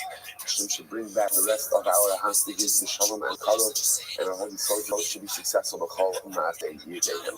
First, with that, we have an incredible daf today. Today's daf is Ayin 70. We are picking up at the Mishnah on Ayin Amud Aleph 78. Ne'ima Sekai, Zortai Torer Umoreh. Spencer Umoreh. What point in time is a Ben More Chayit for being a Ben Sora More? So the Mishnah says, this is fascinating. So as a Ben Sora More Chayit, when he goes and he eats a tartimar, now we'll discuss exactly how much a tartimar is. But when he eats a tartimar of meat and he drinks a lug of Italian wine. Fascinating. Not Israel wine, not French wine, Italian wine. One second. For the wine connoisseurs, hold up. So first of all, take a look at Rashi. Rashi can tell you that used to be a Yaina Italki. Italian wine is the best. Rashi says, a price for a Ben Sora or Mora. Right? So if Italian wine is the best, he says, so what we're going to see is as follows. The entire issue of Ben Sora or Mora is not really what he has done presently, but what we are concerned he is going to become. So part of that is developing certain appetites that he's going to get addicted to. So the Mishnah works under the assumption, this is quite fascinating. What do people get addicted to? People get addicted to really good things. Generally, it's interesting. You don't find people getting addicted to mediocre things. They get addicted to things that provide a high. So the idea over here is he's only kind if he steals money to purchase very high-end wine. So in the Mishnah's time, the high-end wine came out of Italy. It was Italian wine.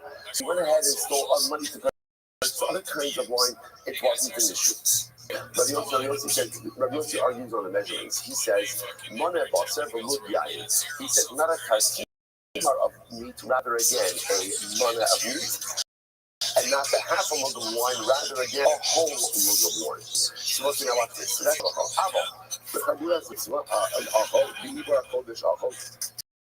let's say it's that because Mora stole the money and went ahead and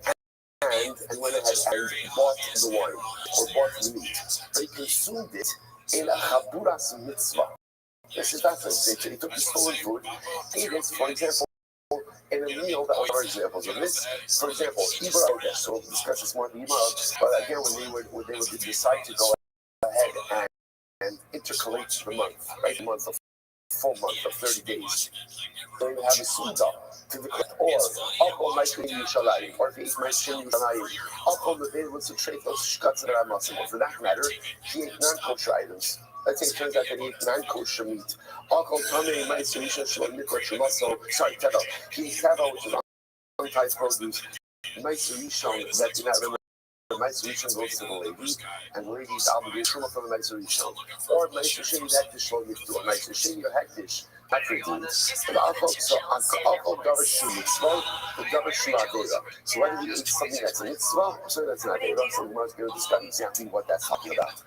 Alcohol, so again, I will say, so interestingly enough, so first part of the Mishnah gives us the measurements. How much wine does he have to purchase with the stolen money? How much meat does he have to purchase with stolen money? That's Machokas, Tanakama, and Rabbi Yossi. After that, we then have an interesting exception. An interesting exception is if he consumes the stolen meat or stolen wine in what the Mishnah calls a chaburas mitzvah. A chaburas mitzvah. So Aloch Ramais again, he's going to be pastor. We'll see that what that means as well. What happens if he then saw him or stole money? He didn't purchase meat. He purchased something else, like anything else, but not meat. Or Shasa Kamash Shasa Yadi, or for that matter, again, he stole money, he purchased a drink. But he bought beer. He didn't buy wine. Eno Masad Ben Sora Mora, Achiyoko Bossa the Yushti Yayin. So this is a question. Torah says, Mr. says he does not become Ben Sora Mora until he steals money and he uses that money to purchase meat or wine. Purchase of any other food item or purchase of any other drink does not make one into a Ben Sora Umar. The pasuk says, Yisodel. So let's say, so this is the pasuk from the Torah, right? Zabura Tikne says Besora Umora, and then Zobel Yisodel. Literally again, he's a glutton and a guzzler, right? A glutton representing the meat, guzzler representing the wine.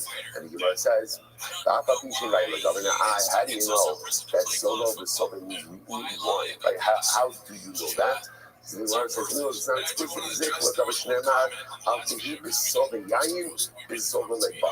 So you see here the Russian of Sobe, don't be a guzzler of wine, and don't be again a gluttonous consumer of meat. Okay, so this is Mishnah incredible. Now let's analyze. So I'm going to says, so remember again, the Tanakama said that the amount of meat for which a Bensora Umora is chayiv, if he steals money and buys it, is a tartima.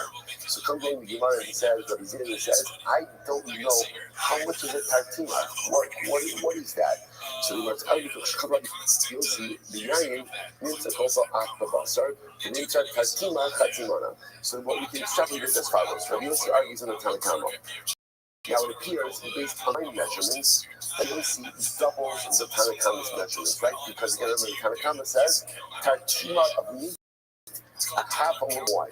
Rabbi Yossi said a mana of meat and 1 lug of wine. So the fact that he doubles the wine measurements, the Kash just means that wash. He doubles the meat measurements as well. And therefore, what's a tartimar?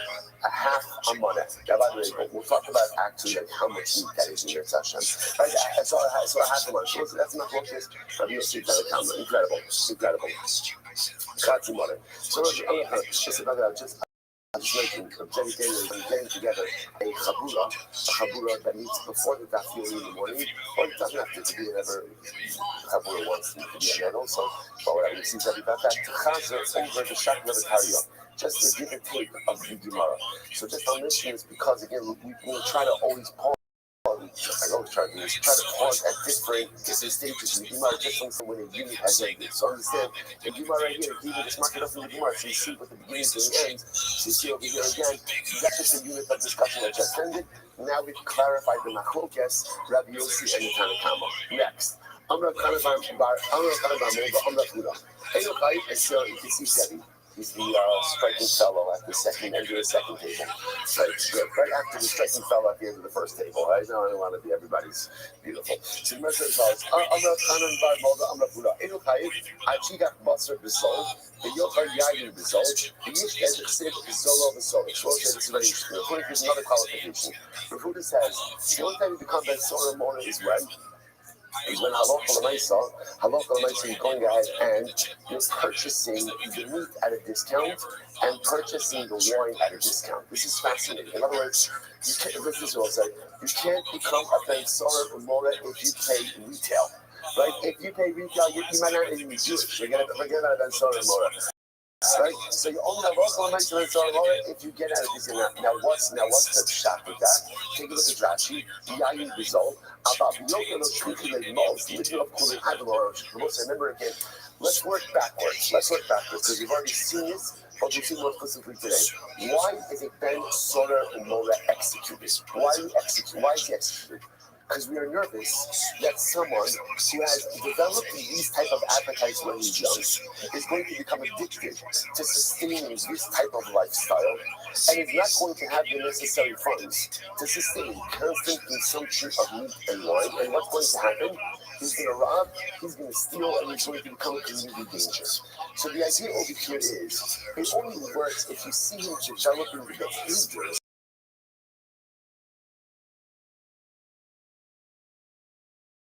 that would lead us to get good as the chap, good one cheaply, good meat cheaply.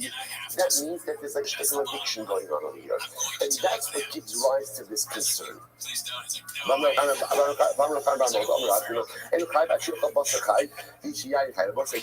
Furthermore, he's only chayiv if he eats raw meat and drinks undiluted wine. Now the Gemara says, 1 second, really raw meat, undiluted wine?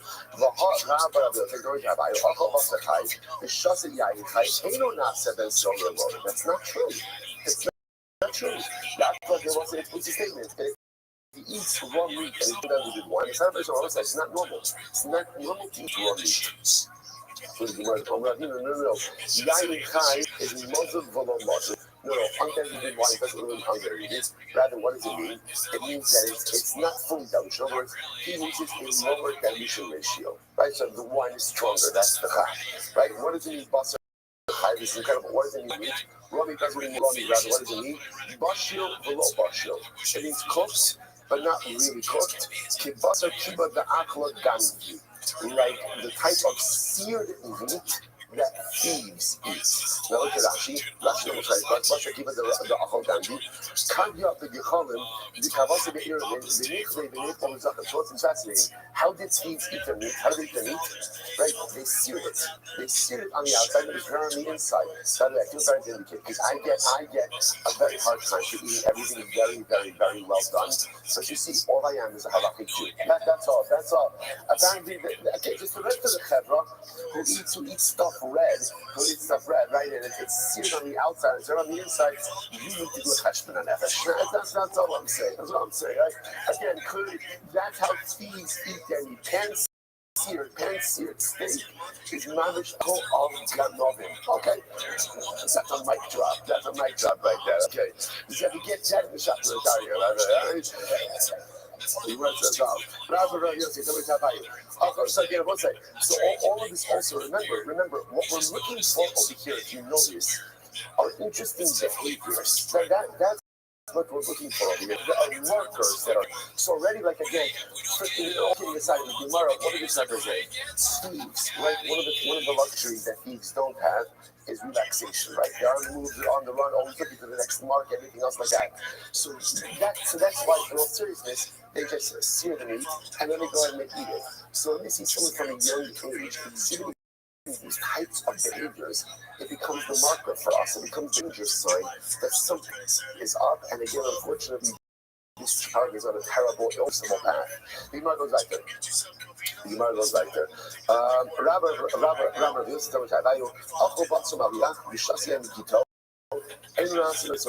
is fascinating. If the Mitzvah eats salted meat, or he drinks wine from the press, that doesn't make you a Ben Sarmar. Now, this is very interesting.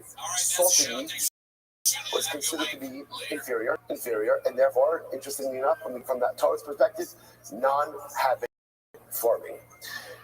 But off the press is inferior, and therefore, again, non-habit forming. So therefore, if you have a boy, he steals money from his parents, he uses that money to buy salted meat, or to go and buy wine right off the press,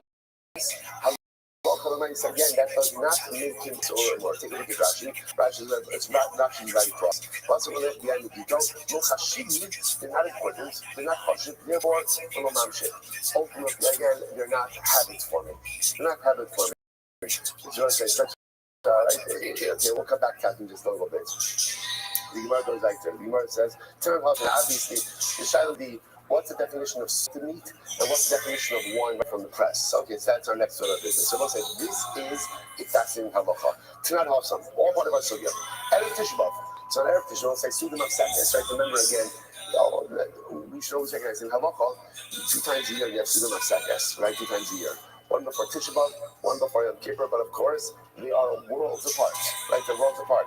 The Suda Mafsakis before Yom Kippur is a Yom Tov Suda. It's Mamishi Yom Tov Suda. Right? It is a celebratory Suda, excited for the cleansing and the tshuva that's about to come. I think that's interesting. Even also, when you talk about Yom Kippur, like you have like butterflies in your stomach, like excited for that. So it is almost excited for that upcoming opportunity to mamish cleanse ourselves. Conversely, Erev Tisha B'Av, Suda Mafsakes, is a morning meal, right?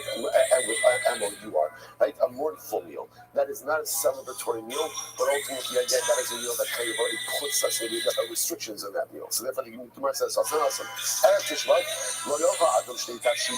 a person should not eat 2 cooked foods. At the Suda Mafsakes, can't have 2 difficult foods. You can't eat meat and you can't drink wine. Listen to this.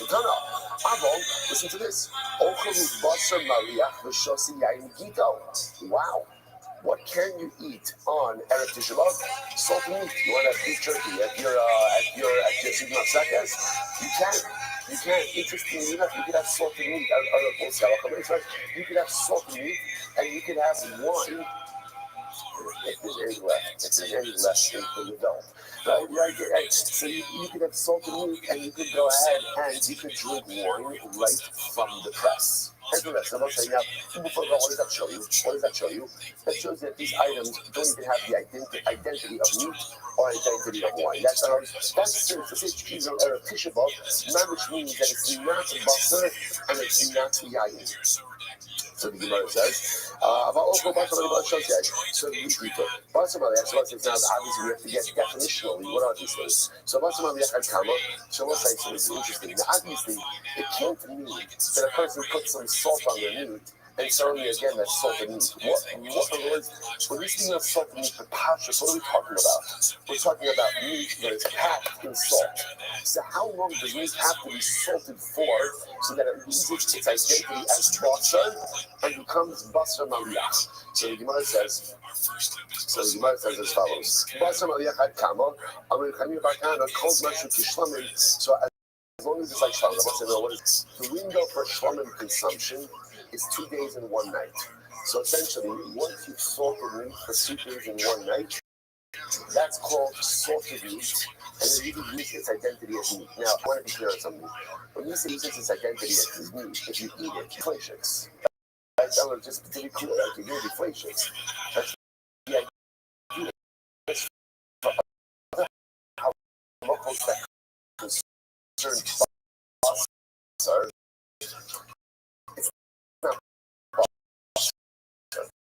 So the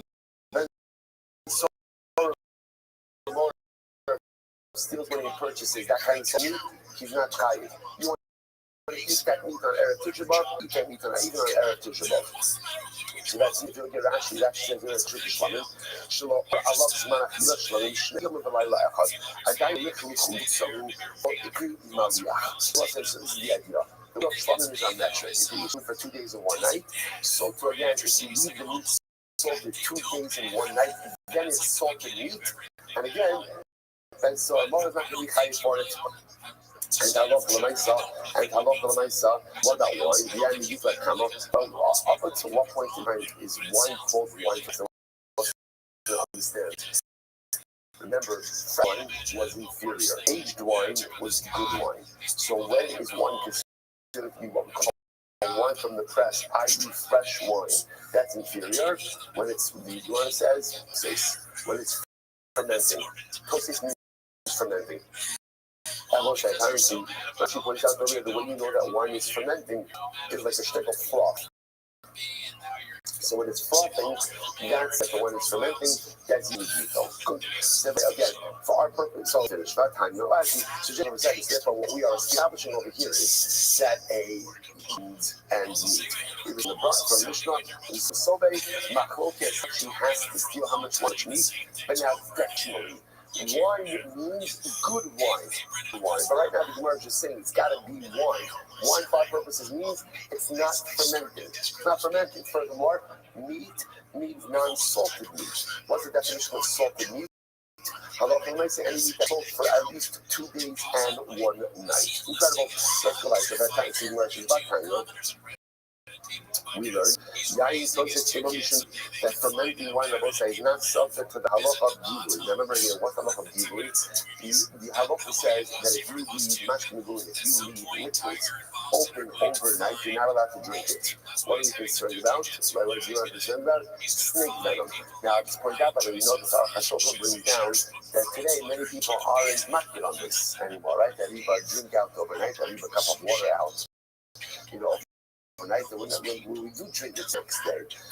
So you might say some that's because it can be accounts where venomous snakes are not really as common. That's why you'll see in general people back behind anything. The point over here is frothing right fermenting wine is not subject to the halacha of uncovered liquids. Apparently snakes don't come next to fermenting wine. So let's see. So how long does that process last for? 3 days. So apparently for the first 3 days after the wine is first treated, after it's pressed, it's still in the state of fermentation. And therefore, again, Allah service of givui. Half nice. And interestingly enough, so with the point reason we might bring this up over here is the definition of fermenting wine is as long as here it says 3 days. Now the pashtus sounds like the wine froth for even longer than 3 days. So what's the halacha about Ben Samar? You need to know what kind of wine is Mikhayev for stealing. So he mentions Hasan stealing. Called out Truth Ishmael, Nami is based in part. So ultimately, again, when it comes to, let's say, for example, Tisha B'Av, right? When it comes to Tisha B'Av, so we're again, it's beginning Simcha. So therefore, again, as long as the meat is like shmonim, i.e., it's been salted for less than 2 days and 1 night, then it's considered to be meat, and it's going to be an element called Ha'kamishum Shukri. By then, so Marvel say, it's not a din in Simcha. What is it a din in? What is it a din in? Addiction. That's developing. I hesitate to use that word addiction because that word is often used very loosely. But we're using now. We're worried about him being drawn into a particular lifestyle. So you might say, or the whole shul, in order for the Ben Solim Mora to be for there to be a fear of addiction to the high life. So ultimately, again, and actually something of really high quality. So even if halacha is salted for less time, it could still be that would not be a deal, or that would not be subject ultimately again to that Sorah Umora. The yain is ad yom, but for wine up to 40 days. So up to 40 days after it's been pressed, it's still considered to be fermented, and therefore halacha l'maisa ben Sorah would not be chayav for that. I want to say now it happens to be, it appears from the Gemara. There's a Gemara that halacha l'maisa that we will be for Ben Sorah Mora, we adopt the Shlomo Mesre. So if it's salted meat, and the definition of salted being 2 days and 1 night, if he steals money and purchases that, he's not going to be chayav. He's only chayav when he purchases what we call fresh meat, which is the same idea. Chayav for wine, if it's not fermenting. What's the definition of not fermenting? It's not bubbling, it's not frothing. But if it's still frothing, then ultimately again, it's not going to be chayav. Incredible. We'll say beautiful Gemara. I'm not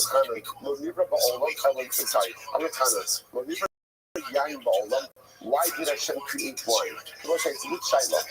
You know, it's interesting, by the way. Wine is fascinating. Why? Because on one hand, there's no life cycle event without wine. Right? A bris milah has wine.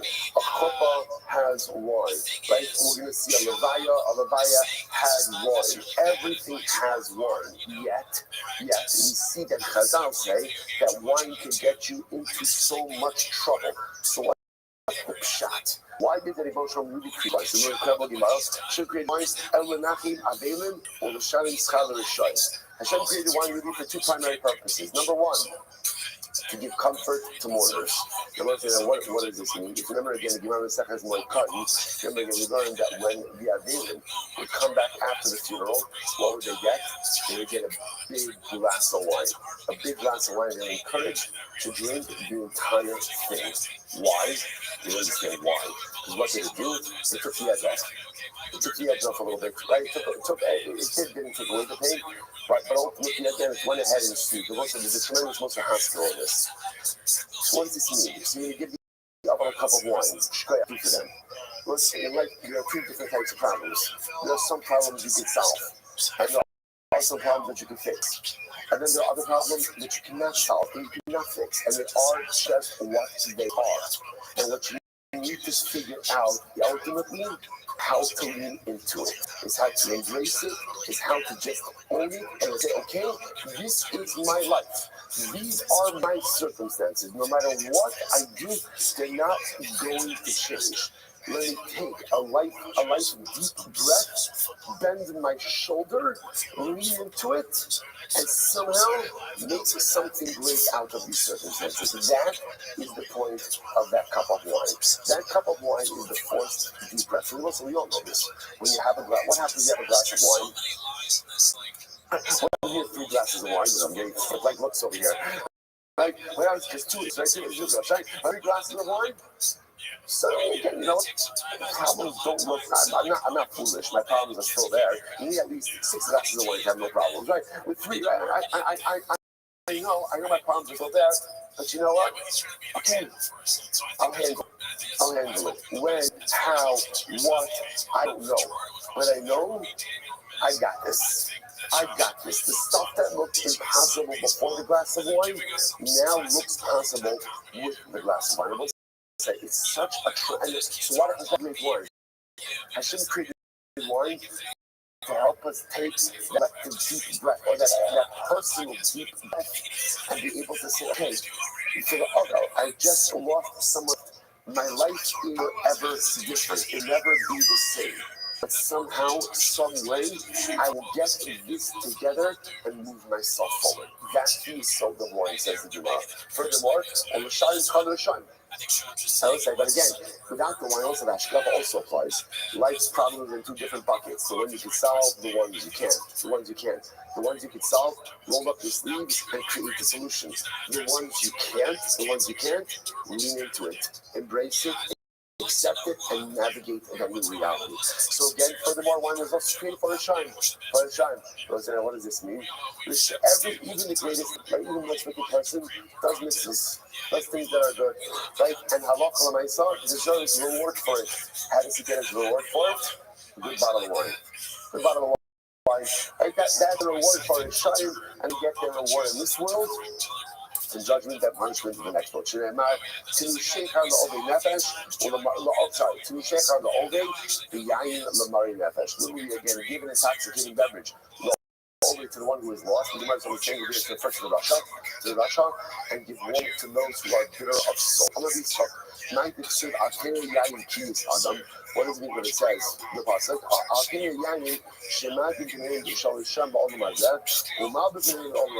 So be careful with wine, because what does wine do? Wine makes the face of the shine red, right? When you drink a little bit, so you get a little bit flushed. So when the shine gets red, they get flushed with the enjoyment of this world, but they will be pale in the world to come. Meaning again, so enjoy the shine, right? Enjoy the wine, and enjoy whatever's coming to you in this world, because you know that judgment awaits you in the world to come. Be careful with wine. Be careful with wine, because we'll say sometimes too much consumption of wine could lead to blood, meaning could lead to certain deleterious results. Of kind of so it's a kind of contrast to Dupsuk. On one hand, it says it says Tirash Vikarinon Tirosh. So let's say it's quoting over here. It's quoting over here from the pasuk of these are the brachos. These are the brachos of Yitzchak Avinu to Yaakov. V'yitin l'cha Elokim is again we say someone to Shabbos. V'yitin l'cha Elokim v'talashan mishmani haaretz v'rov Dagon the Sirosh. The most like Sirosh means grapes. But what you must point out over here is it's written chaser, it's written without the vav. So it can be read as tirash, right? It could be looked right, you see it's tirash, but yet we read it as tirosh. So we'll say, what's the difference? Listen to this. Zaha na'aseh rosh.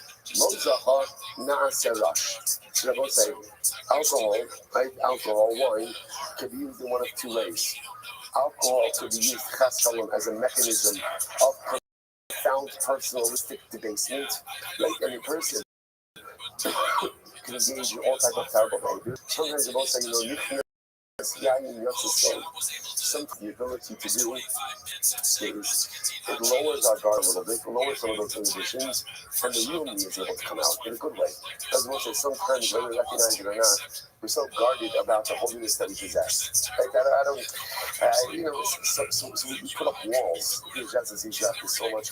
We put up walls around our neshama, and those walls we block ourselves from fully spiritually self-actualizing. But sometimes a little bit of wine comes in, the walls come down, and my real neshama is able to come out. So interesting that the same thing, wine, can either be rash means like a bottle, like a nothing. For some people, wine unlocks debasement, and for other people, rosh, like a head. A little bit of wine can lower those walls and allow me to finally access my neshama. Incredible. Rav Aramik says, Yismach or Yishmach, Vikarunan Yismach. So again, according to wine makes the heart happy. So again, it's not vocalized. So it can be like Yishmach or Yismach. So the Gemara says, if a person is righteous, then ultimately again, wine will go ahead and cause the person much joy. Lo zacha, if I'm not the person is not zocha, neshama mehu. Wine can destroy it. So you will say the whole cup of wine. Without wine, I will say anyone could project an image of personal piety. What does wine do? Wine gets out the inner you. And then I will say, then when that inner me comes out, that's when the true me comes out. So the shaila is, who am I really on the inside? Am I a Russia chas v'shalom masquerading as a tzaddik? Or perhaps again, I'm really a mediocre guy. You say I'm a tzaddik masquerading as a mediocre guy. And ultimately, a little bit of wine is able to show what is really on the inside of the individual. Incredible. Rava said, wine and nice smells, like aromatic smells, made me very smart. So Rava would say it like this, that a little bit of wine helped me to access a lot of my inner kedusha, and I was again, the scent of smell is also linked directly to the neshama. Right? Because remember again, when Hashem created Adam and Chava, the part says, Vayipach ba'apav, Hashem blew life into the nostrils of Adam. So the sense of smell is directly connected with the neshama. Which is why on Matzah Shabbos you have the summon, right? Why you have the summon, that's why somebody can have the custom to smell the summon on Erev Shabbos as well. All of that to unlock the neshama. Incredible. By the way, it's interesting. Rava says that it's wine and sense that made me smart. What about like learning, right? So I came to Shir, I went to Yeshiva, I went to this. So I say, what you see from Rava is very, very interesting. That so much of self-actualization is not just about the information you learn, but it's the ability to access your insides. Right? So often in life, what we do is we're walled off to who we are on the inside. So I spend a lot of time like on external things. I daven a lot, I learn a lot, but then I wonder like, why doesn't it have the full impact on you? And the answer is very simple. If you're not in touch with your inner self, you can't fully self-actualize. You have to know your neshama. You have to be connected to your neshama. You have to understand who I really am on the inside. That's why Rava says, of course I learned about Torah, Rava says. Of course I learned about Torah. So I get this off the Torah, Rava says, I also knew who I was on the inside. That's what wine and the sun represent. I know I'm in touch with my inner self. I'm in touch with who and what I am, about what's working, what's not working, what's whole, what's broken. And because of that, because I'm in touch with my inner self, I'm able to become the best version of me. It's incredible.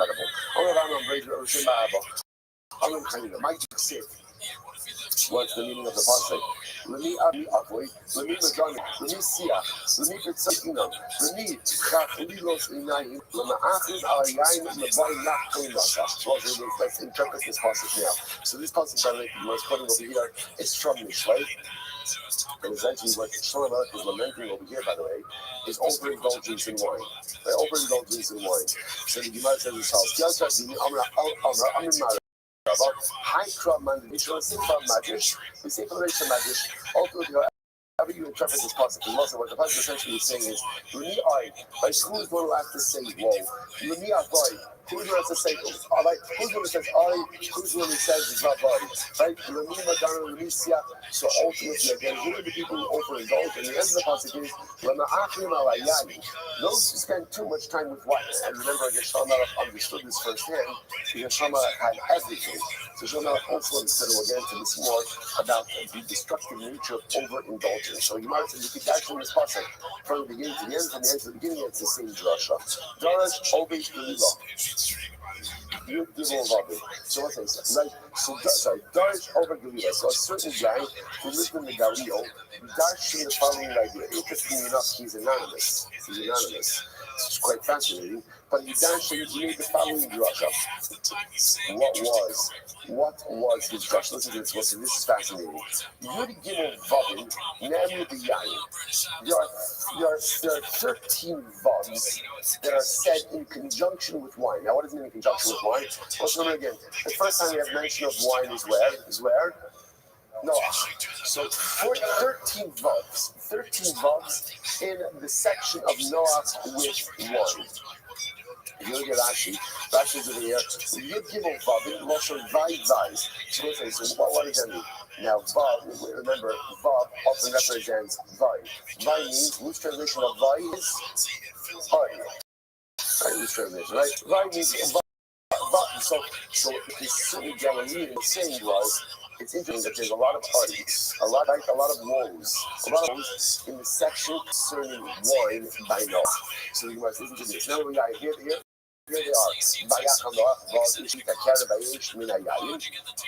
So 2 vowels right there. Again, we'll count as we go along. So Vayichal, Vayish. So again, Enoch cut off the table. The first thing he did was he planted a vineyard. Right? Vayira, Vayar Cham Avikinan, as Erbas Avik. Vayadi B'Shtein Echad B'Chol. It's like so Cham. So remember again, Noah gets drunk. He falls asleep. He's naked, or at least in some state of disrobement. Cham sees his father in the state, comes and sees the other brothers. Vayikach, another about. Shem, Vayafas, another about.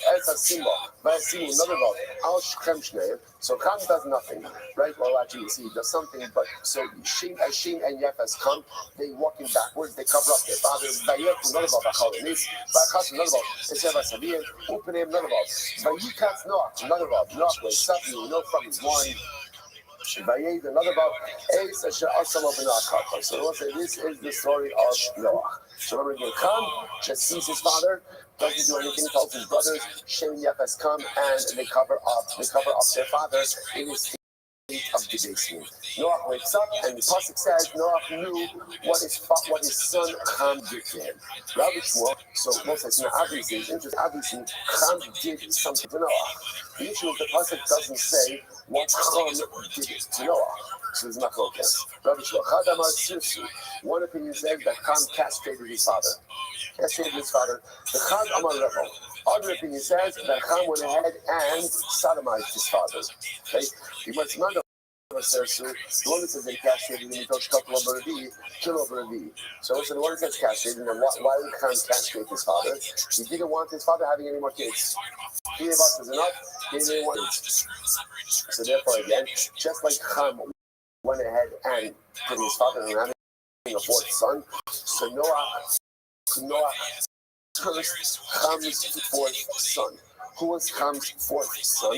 Cham's 4th son, both sides was Cush. Right? So Cush decided to put the Canaan. So Cham's 4 sons were Cush, Mitzrayim, put the Canaan. So just like again, So just like Ham prevented Noah from having a fourth son, Noah cursed Ham's fourth son. Omanda, about one of the Salamat, Gomer, Vayar, Ksifacha, Vayar Ham, right? And Viknan, as Erbas Abu, Ksimasam, Vayar Osa Shchem ben Hamor, when Shchem abducted and violated Dinah. And again, there both again Chazal tell us that he violated her with Dia Shaloti Darcha. So the Gemara Mandama says, "So Shulaki Kiru Berdi." So ultimately, again, so it makes sense. Don't say that he castrated him. As well as having the fourth son, it makes sense. And then that Noah cursed Ham's fourth son. Elamandama Rivo Maishna Berdi Milati Bahagya. But according to the one who says that he sodomized him, why did he curse his fourth son? Why not just curse his first son? To which the Gemara says, "Ha Bahadi, according to that opinion, that he sodomized him, he both sodomized him and castrated him. Okay? So, okay, no life lesson here. Okay, the Gemara says, so what happens? So the pasuk says, Noah for faith, and he planted a vineyard. So again, so just to point out over here, the Lashon over here is incredibly important. The Lashon Olam is bringing Noah to task. So the first thing that he does in the new world is he plants a vineyard. That's what should have He prepares himself. Noah, what are you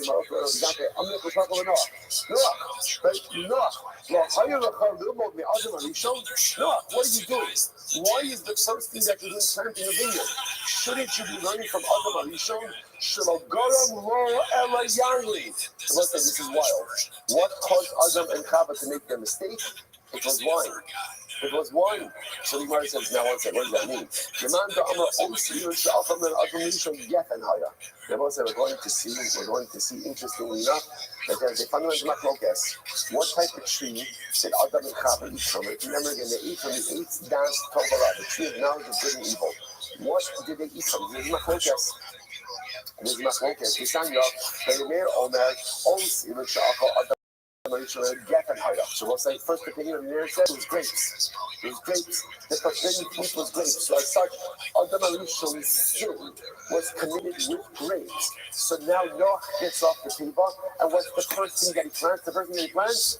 Grapes. Because what's the matter with you? What are you doing? Did you not learn from Adam Arishon? I'll say, I'm a base. And also, the Meir says, that where does the Meir get this from? It's almost as if the Meir backs into this, because the Meir says, there is nothing which brings misfortune upon a person like wine.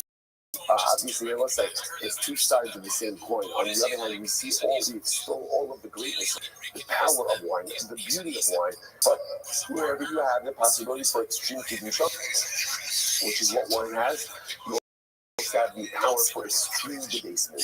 Which also, by the way, I want to point out, it's not sort of cover, which is why it really is important, besides supporting Israel, to really drink Israeli wine. Again, we're living in a time where Israel has the most incredible and beautiful award-winning wines.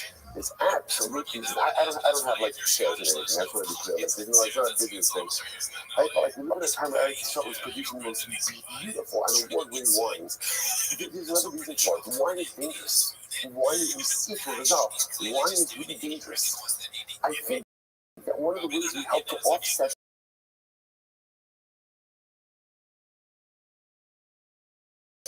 that danger a little bit. So it's learning the Holy Source itself. I absolutely know that. I don't know how it's true, but I know that it's true. That if wine comes to the Holy Source of itself, by definition, that wine has a condition that other wines do not have. And therefore, by definition, I think one has the ability to utilize that wine in a much more covetous way than they can with any other type of wine. Okay, the information is over. Any event, so the message is we must say, therefore, wine comes along, elegant. So therefore, again, that's why Chris Baruch brings Noach to task. How can you go ahead and be planting wine when other people are into trouble with wine? But Yudah says, no, it wasn't wine. What was it? It was wheat. The 8 is fascinating. The 8 das tovara was wheat. Now, what does that mean? Does that mean that wheat grew differently in Gan Eden? or just maybe ate was sort of like a description not to be taken literally, but they have to do this like with wheat. They are liberal about Ima actually don't count dollars. But also interestingly enough, wheat in that way when a child begins, it's interesting because wheat really represents like the first consumption of like solids. So when a child begins to consume solids, so again there's a certain level of das that comes with that. Now the Nehemiah says no, was a thing was a fig. I will say why? Because the very thing that they sinned with was the very thing that they covered themselves with. Remember after Adam and Chava eat from the eat back to the tree of knowledge of good and evil, they recognize what they were naked. So what did they do? They covered themselves. Now Chazal tells us elsewhere, none of the other trees wanted to give them their leaves, because they sinned. The fig tree gave them the leaves because, again, that was the tree with which they went ahead and they said, by the way, just fasting for my podcast as to what Adam and Chava sinned with. Opinion number 1, grapes. Opinion number 2, wheat. Opinion number 3, figs. Interestingly enough, what will you never find mentioned in Chazal? Apples. Apples, right? So where does that come from? Where does that come from? Because that Adam and Chava ate the apple. So we'll say it's actually an interesting connection. Remember that Yitzchak Avinu, when Yaakov comes along and comes in masquerading as his brother Esau. So remember, Yaakov comes in, Yitzchak thinks that it's Esau, and remember what are the words that Yitzchak uses? He says, the scent of my son is like the scent of the field. Rashi HaKadosh says scent of the field. Like when somebody's murdering and butchering animals, they stink. What does that mean? So no, it says the scent Yitzchak Avinu is referring to Reach HaSada was Gan Eden. And Rashi HaKadosh quotes Medrash that says, what's the Reach of Gan Eden? Gan Eden smells to stay tapuche, like an apple orchard. Gan Eden has the scent of an apple orchard. So that's the scent of Gan Eden. Rashi quotes that. So somehow, so again, and that's a fact. So again, so it evolved that because Gan Eden has the scent of an apple orchard, so it became assumed that Adam and Chava ate from an apple. But Lamaisa, you see over here, there is no Mandama that says it was an apple. One of these three in any event. So according to the opinion that says that Allah Lamaisa it was grapes. So Shloku takes Noach to task for going ahead in grapes. So we'll say incredible different than more Melech Masa Yisarsu Imo. Okay, so let's get ready for this. These are the words of Lemuel. And Lemuel was chastised by his mother, right? King Lemuel was chastised by his mother. Even kings get chastised by their mother. So what is this? First I will say, who is Lemuel? So actually points out over here, Lemuel is Shlomo HaMelech. Lemuel Maisa B'Chachmos L'Kadosh Baruch Hu. So I'll say Lemuel is actually 2 words, Lamo Kel. That all he was wasn't actually Kadosh Baruch Hu. So again, what's the answer in this Gemara? Shamalach was rebuked by his mother. What did his mother say? Listen to this. So Bathsheba, remember again, so Shamalach's mother is Bathsheba. Bathsheba literally tied Shlomo to a post and was ready to flog him. That shows you how angry parents can get with children, right? And I'm saying this is an adult son. She tied him to it. Now she wasn't really going to flog him, but rather she wanted to put a little fear of God into him. So Bamalo, she said to him, Mabri, Umar Bar Bitni, Umar Bar Nitri. She said to him, what are you doing, my son? Marbri, my son, the son of my womb, the son of my vow. What are you doing? So he was saying, Mabri, what was Bathsheba chastising Shlomo about? Hakol Yodim, Shavicha Yari Shamayim. Everyone knows your father David HaMelech is such a big tzaddik. What we're going to see is Shlomo was living the high life. Right? He's the son of the king. Right? He's got money. He's good looking. He's got everything going for him. See, he's living a good life. And his mother is chastising him for too much overindulgence. And the first thing she says to him is, you know what people are going to say? Tell them it's tzaddik. It must be that this side of Shlomo, that must come from the mother's side. That must come from the mother's side. Right? So people are going to hate all of your overindulgent errands, and you're on me. Omar Bar Bitni and the son of my womb, all of your fathers otherwise came to Shem. Once they become pregnant, they no longer have relations with the king. So apparently, from Chazal's perspective, so he's healthy for the fetus. So she's Bathsheba said to her son, said to Shlomo, you know me, even after I was pregnant with you, I made sure to have relations with your father. And what about type of child? very interesting parent-child conversation, right? But Lamaisa, she said, you see, I worked so hard for you, what you give me back. Well, why agree? So what I'll do, I'm leaving. We'll stop over here. Stop over here, both sides. Again, we're fine. We're fine, by the way. It got short and knockers, so we're gonna be fine. We're gonna go outside. What's the rush? What's the rush? Shkaka no one's going back to the cover.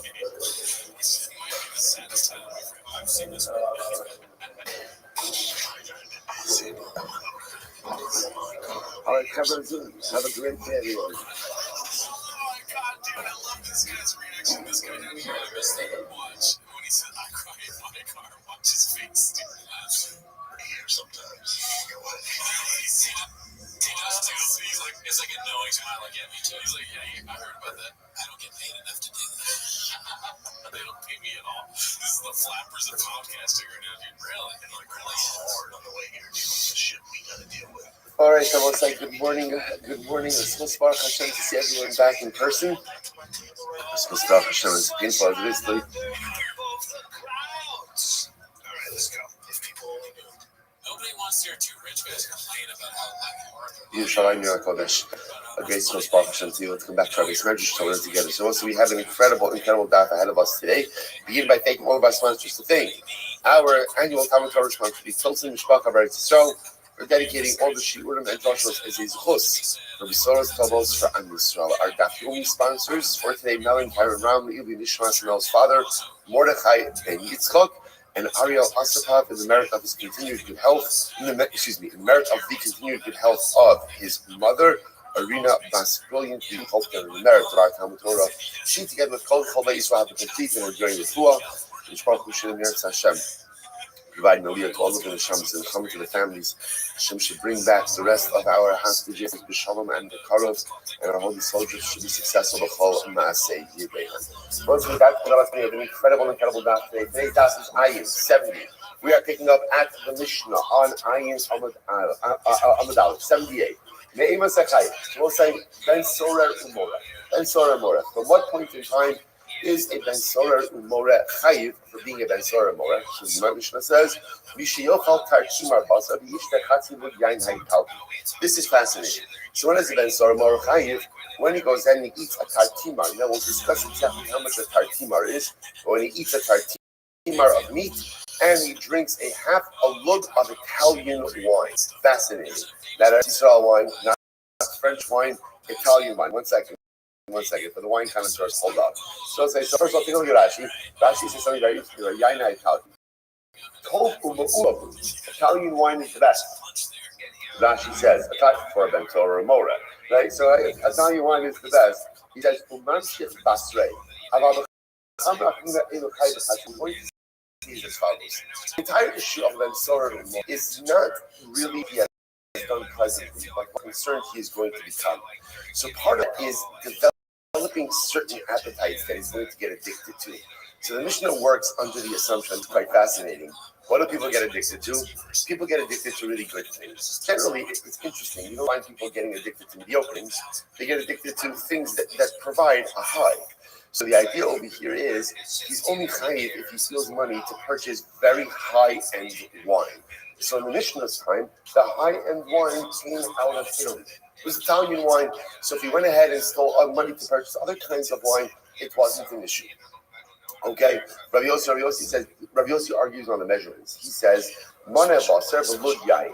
He says, not a tartimar of meat, rather again a mana of meat, and not the half a lug of wine, rather again a whole lug of wine. Okay, so we'll see now watch this. That's the halacha.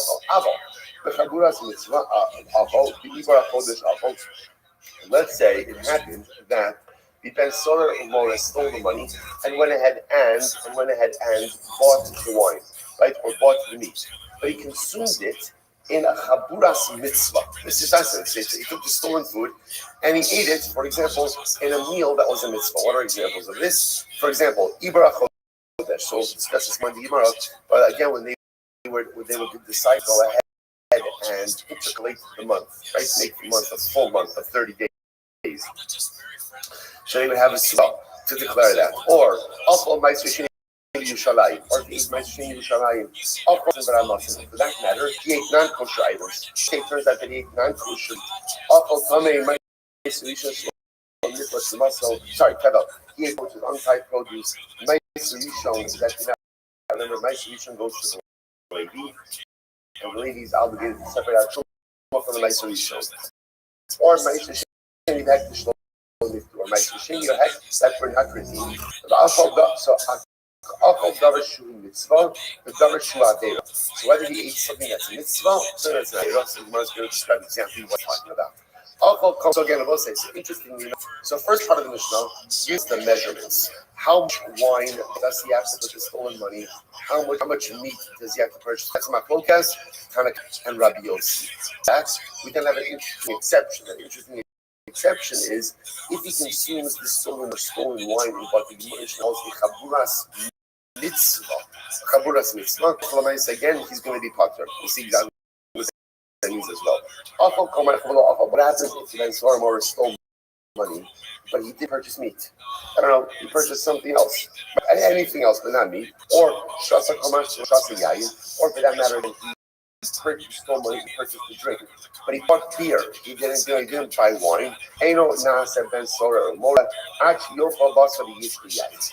Paul said, Torah says, Mishnah says, he does not become ben sora mora until he steals money and he uses that money dafka to purchase meat or wine. Purchase of any other food item or purchase of any other drink does not make one into a ben sora mora. Shneimar, the pasuk says, Zovel v'sovei. So we'll say, so this is the pasuk from the Torah, right? V'amru 6:8 says Sora umora and Enu Shor Zovel v'sovei.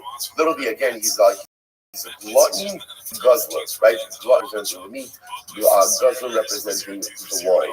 And the Gemara says, how do you know that Zovel v'sovei means meat and wine? Right? How do you know that? The Gemara says, no, it's not explicit. Is sober like basa. You still get the lesson of sobe. Don't be a guzzler of wine, and don't be again a gluttonous consumer of meat. Okay, so we'll say so. This is Mishnah Ben Soromar. Incredible. Now let's analyze. Some Rabbi Zera said, "Tartimar ze'eli the amount." So we'll say. So remember again, the Tanakh said that the amount of meat from which a Ben Sorer Umora is chayiv, if he steals money and buys it, is a tartimar. So come going to Gemara and says, Rabbi Zera says, I don't know how much is a tartimar. What is that? So it's only Rabbi Yossi Biyayin Nimboka after Basar. It's our tartimar chatimana. So what we can extrapolate is as follows. Rabbi Yossi argues on the Tanakama. Now it appears based on the wine measurements that Rabbi Yossi doubles the Tanakama's measurements, right? Because you can remember the Tanakama says tartimar of meat, a half a lug of wine. Rabbi Yossi says a mana of meat and 1 lug of wine. The fact that he doubles the wine measurements, the Pash just means that what? He doubles the meat measurements as well. And therefore, what's a tartimar? A half a mana. Now, by the way, we'll talk about actually like how much meat that is in the session. Right? So a half a mana. So that's my focus. Rabbi Yossi Tanakama. Incredible. So I just mentioned Terry Daniel is working on getting together a chabura that meets before the daf yomi in the morning, or it doesn't have to be whenever chabura wants to be at night also, but whatever. You'll see something about that. Chazer over the shakla v'tarya, just the give and take of the Gemara. So just I'll mention this because again we try to always pause. Try to pause at different stages of the Gemara just to understand when a unit has ended. So understand. In the Gemara right here, you see even just mark it up in your Gemara, so you see with the beginnings and the ends. So you see over here again, that's just a unit of discussion that just ended. Now we've clarified the Machlokas, Rabbi Yossi, and the Tanakama. Next. Amrav Kana Bar Moga, Amrav Huda. Enochai, and so you can see Zebi, the striking fellow at the second end of the second table.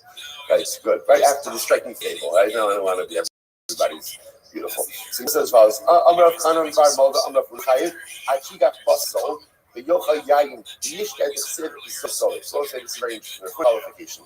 The Buddhist, the only time you become Ben Sora more is when Halacha L'Maisa, you're going ahead and you're purchasing the meat count and purchasing the wine at a discount. This is fascinating. In other words, you can't become a Ben Sora if you play retail, right? If you play retail, you might not even be Jewish. Forget about Ben Sora Mora, right? So you only have local Mesa Sora Mora if you get out of this. What's the shot with that? Take a look at Rashi. Yain Bizol. About Yokelo Shkipulate most. Remember again. Let's work backwards. Because we've already seen this, but we'll see more specifically today. Why is a Ben Sora Mora executed? Why is he executed?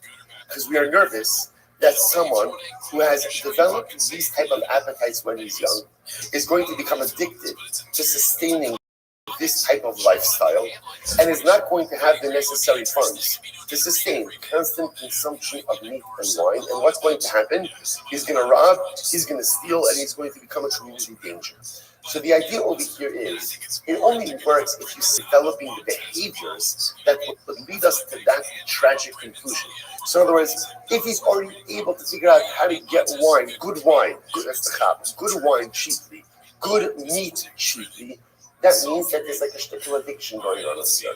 And that's what gives rise to this concern. Get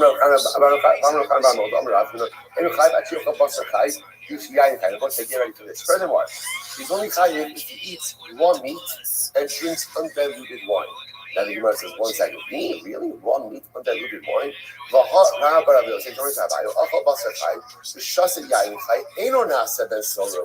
not true.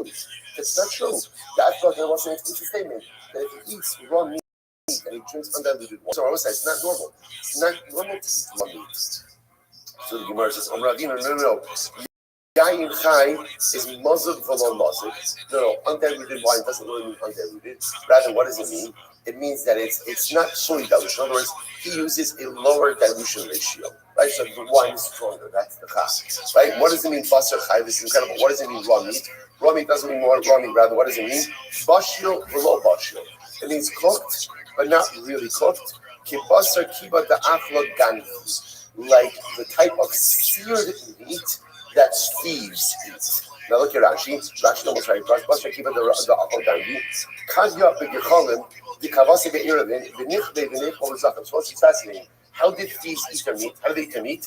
Right? They seared it. They seared it on the outside. It was burnt on the inside. By the way, I feel very vindicated because I get a very hard time because eating everything very, very, very well done. But you see, all I am is a halakhic Jew. That's all. Apparently, it's just the rest of the chevra who eat stuff red.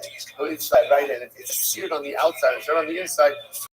You need to do a cheshbon on that. That's all I'm saying. Again, clearly, that's how thieves eat their meat. Pan-seared steak is a meichel of gambling. Okay? That's a mic drop. That's a mic drop right there. Okay. So if you get that, the shot will tell you. Right? He wants us out. So again, what's that? So all of this also, remember, what we're looking for to notice are interesting behaviors. That's what we're looking for over here. There are markers that are here. So already, like again, all kidding aside, in Gemara, what does this represent? Thieves, right? One of the luxuries that thieves don't have is relaxation, right? They're on the move, they're on the run, always looking for the next mark, everything else like that. So that's why, in all seriousness, they just sear the meat and then they go ahead and they eat it. So when you see someone from a young age exhibiting these types of behaviors, it becomes the marker for us. It becomes the danger sign that something is up. And again, unfortunately, this child is on a terrible, almost irreversible path. The Gemara goes like this. Rabbi Yosef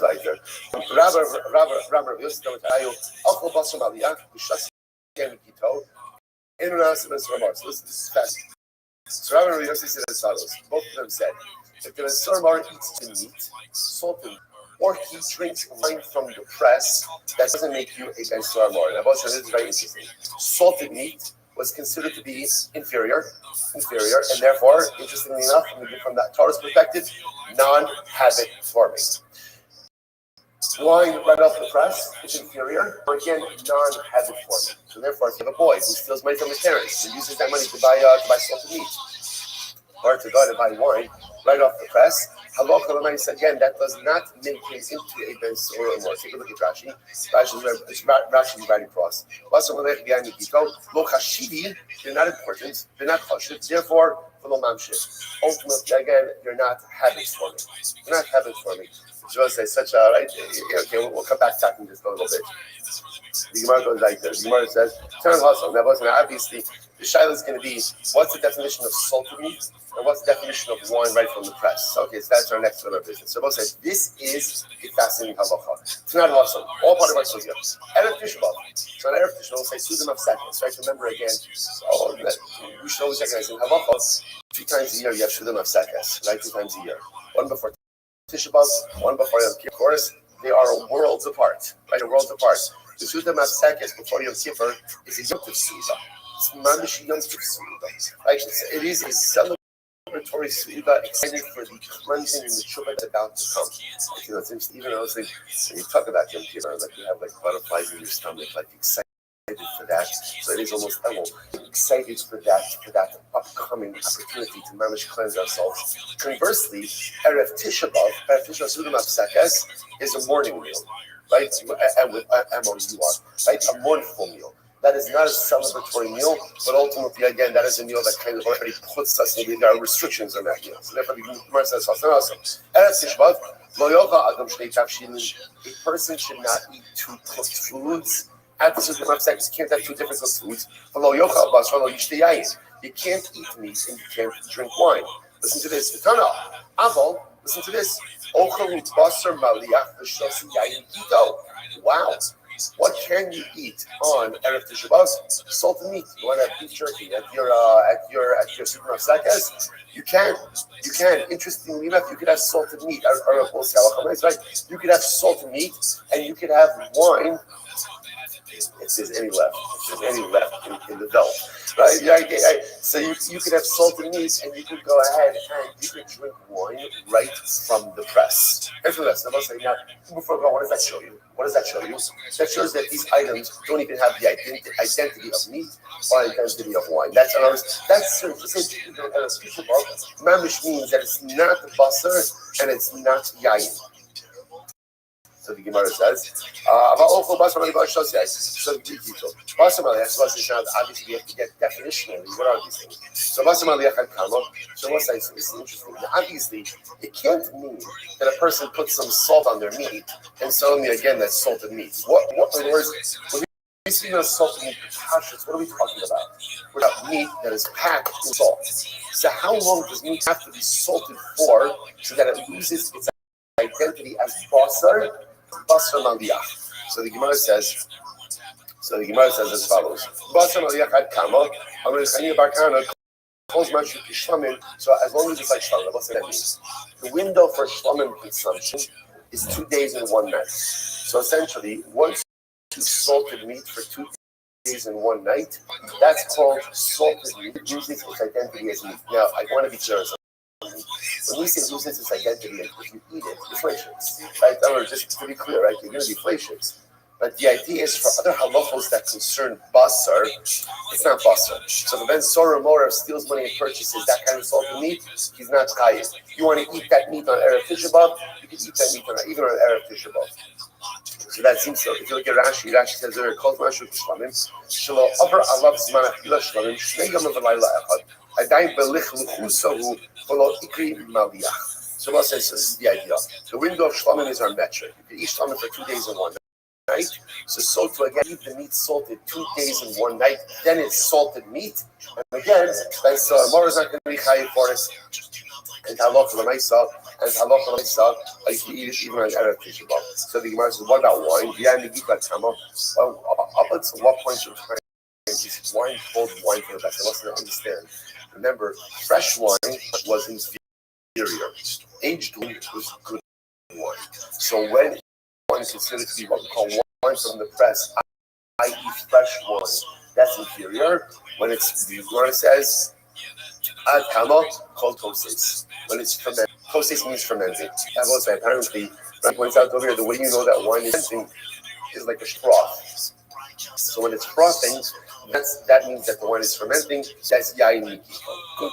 So everyone say again, For our purpose, so that's just finished. That time, actually, so just to pause over a second, therefore, what we are establishing over this that a Ben Sora is chayiv for stealing missing wine and meat. We've established already from Mishnah, the Zolel, the Sobe, Machlokes, how much he has to steal, how much wine, how much meat. But now, definitionally, wine means good wine. Good wine. The Mishnah called it Italian wine, but right now the Gemara is just wine. Wine for our purpose means it's not fermenting. It's not fermenting. Furthermore, meat means non-salted meat. What's the definition of salted meat? Halacha l'maaseh, any meat that is sat in salt for at least 2 days and 1 night. Incredible. Let's go right. The Gemara says, we learned Yain process that fermenting wine is not subject to the halacha of gilui. Remember again, what's halacha of gilui? The halacha says that if you leave liquids open overnight, you're not allowed to drink it. What are we concerned about? What is Gemara concerned about? Snake venom. Now, I'll just point out, but we know this Aruch HaShulchan brings down that today many people aren't makbid on this anymore, right? They leave a drink out overnight, they leave a cup of water out, overnight. When we do drink it the next day. So the Gemara says that's because again we live in locales where venomous snakes are not really as common, and that's why again you see in general people are not makbid on. In any event, the point over here is frothing, right? Fermenting wine is not subject to the halacha of uncovered liquids. Apparently, snakes don't come next to fermenting wine. So, how long does that process last for? 3 days. So apparently, for the first 3 days after the wine is first treated, after it's pressed, it's still in the state of fermentation, and therefore again, there's no issue of gilui. So what's this? Interesting enough. So, with the point reason I'm bringing this up over here is beforehand we said that the definition of fermenting wine is as long as it's frothing. Here it says 3 days. Now the contrast, it sounds like the wine froths for even longer than 3 days. So what's the halacha about Ben Sora Mar? In other words, we need to know what kind of wine is he chayiv for stealing. So the Gemara says, "Hasam mishum simchahu." Calls Marshu Tishmamim, Nami is Simcha.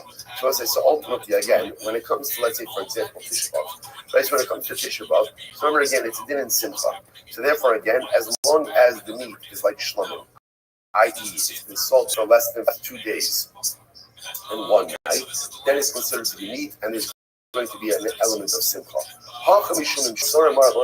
It's not a din Simcha. What is it? What is it? Addiction. That's the developing. I hesitate to use that word addiction because that word is often used very loosely, but we'll use it now.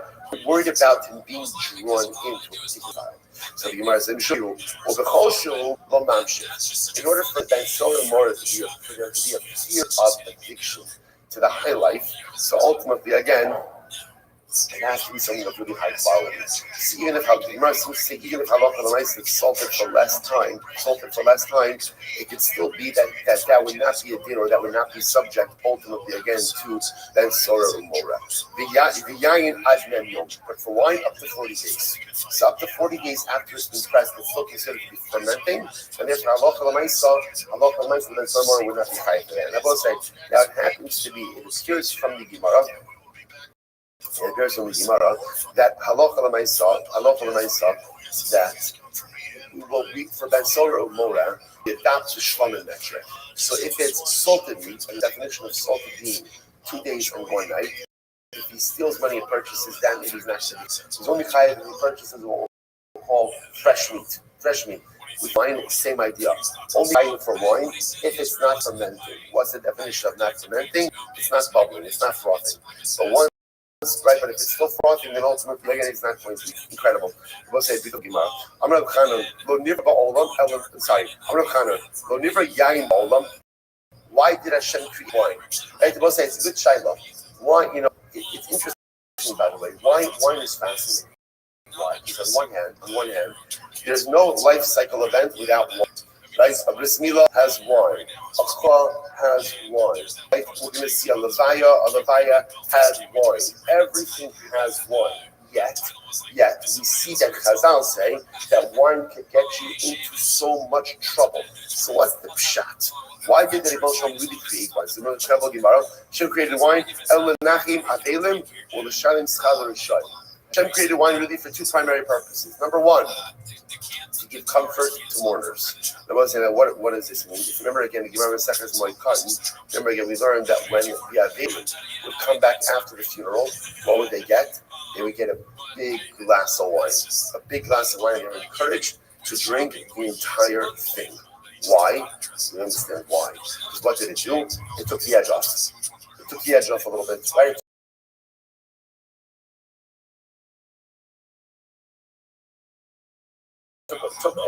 So what does this mean? So you're going to give the other a cup of wine. Okay, what does it do for them?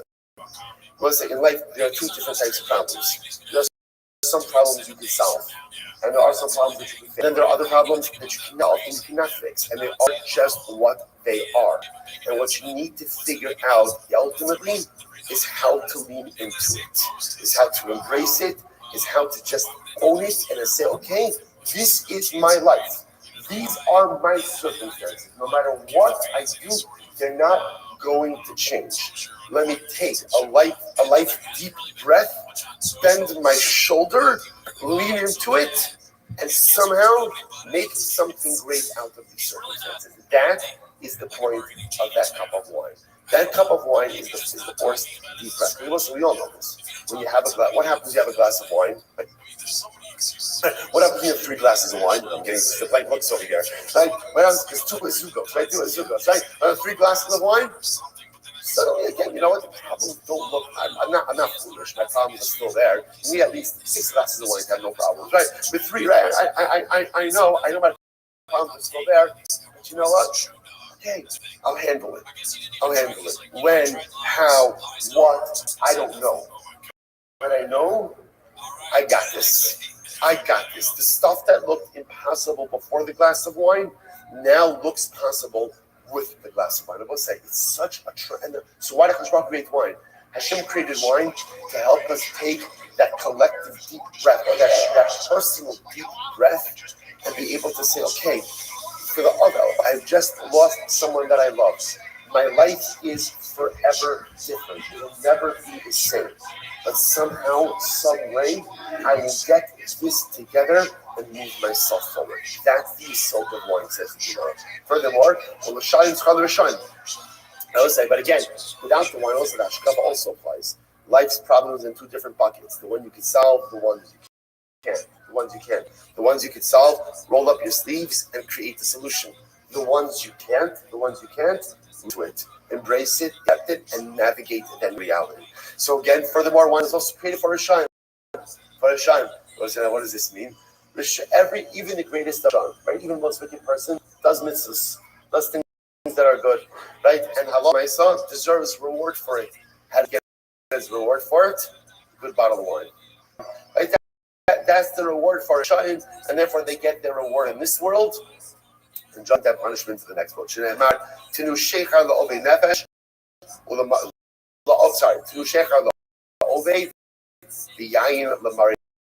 Literally, again, give an intoxicating beverage over to the one who is lost, which the Gemara is understanding over here to refer to the Rasha, and give wine to those who are bitter of soul. What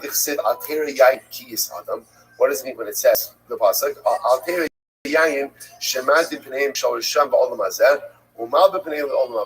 So I say, be careful with wine, because what does wine do? Wine makes the face of the Rishayim red, right? When you drink a little bit, so you get a little bit flushed. So the Rishayim get red, they get flushed with the enjoyment of this world, but they will be pale in the world to come. Enjoy it, Rishayim, right? Enjoy the wine and enjoy whatever is coming to you in this, because know that judgment awaits the world to come. Rava Amar Yain Ki Is Adam, Alter Yain Shachari Sodam. Because we'll say sometimes too much consumption of wine can lead to blood, meaning can lead to certain deleterious results. Rav Khan Ramik Siv. So it's a contrast to 2 psukim. On one hand it says Tirosh, it says Tirash Vikarinan Tirosh. So we'll say it's quoting over here from the pasuk of these are the brachas. These are the brachas of Yitzchak Avinu Yaakov. V'yitin l'cha Elokim is again it says Moshe Shabbos V'yitin l'cha Elokim Mitalash Mishmani Haaretz V'rov Dagon the Sirosh. We'll say Sirosh means grapes. But what the Gemara is pointing out over here is it's written chaser, it's written without the vav. So it can be read as Tirash, right? It could be looked right, you see it, Tirash, but yet we read it as tirosh. Tirosh. So we'll say, what's the difference? Listen to this. Zocha naase rosh. Lo zocha naase rosh. So we'll say, alcohol, right? Alcohol, wine, could be used in one of two ways. Alcohol could be used as a mechanism of profound personalistic debasement, right? And a person can engage in all type of terrible behaviors, or sometimes we'll say, nichnas yain yatz soul. Sometimes what wine has the ability to do, it lowers our guard a little bit, lowers some of those inhibitions, and the real me is able to come out in a good way. As we'll say, sometimes whether we recognize it or not, we're so guarded about the holiness that we possess. Right? I don't, so we put up walls. Piaget says about this so much. We put up walls around our neshama. And those walls, we block ourselves from fully spiritually self-actualizing. But sometimes a little bit of wine comes in. The walls come down, and my real is able to come out. So interesting that the same thing, wine, could either be rash. Rash means like a pop, like a nothing. For some people, wine unlocks debasement, and for other people, rosh, like a head. A little bit of wine can lower those walls and allow me to finally access my neshama. Incredible. Rav Aramik Siv, Yismach says, Yismach or Yishmach, Vikarinon Yismach. So again, according to the passage, wine makes the heart happy. So again, it's not vocalized. Yishmach or Yismach. So the Gemara says, Lo Zacha, Zacha Mesamcho. The person is righteous, then ultimately, again, wine will go ahead and cause the person much joy. Lo Zacha, if I'm not the person is not Zocha, wine could destroy it. So we'll say, the whole chap of wine, with that wine, I will say, anyone could project an image of personal piety. What does wine do? Wine gets out the inner you. And then I will say, then when that inner me comes out, that's when the true me comes out. So the shaila is, who am I really on the inside? Am I a Rasha Chas V'Shalom Masadik? Or perhaps, again, a mediocre guy, or I should say a Sadik masquerading as a mediocre guy. And ultimately, a little bit of wine is able to show what is really on the inside of the individual. Rava said, wine and nice smells, right? Aromatic smells made me very smart. So what Rava was saying was this, that a little bit of wine helped me to access a lot of my inner kedusha. And it wasn't again, the scent of smell is also linked directly to the neshama.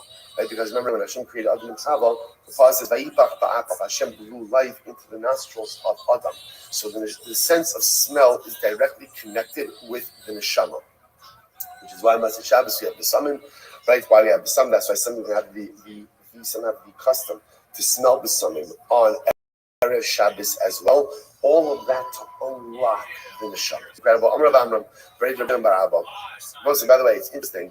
Rava says that it's wine and sense that made me smart.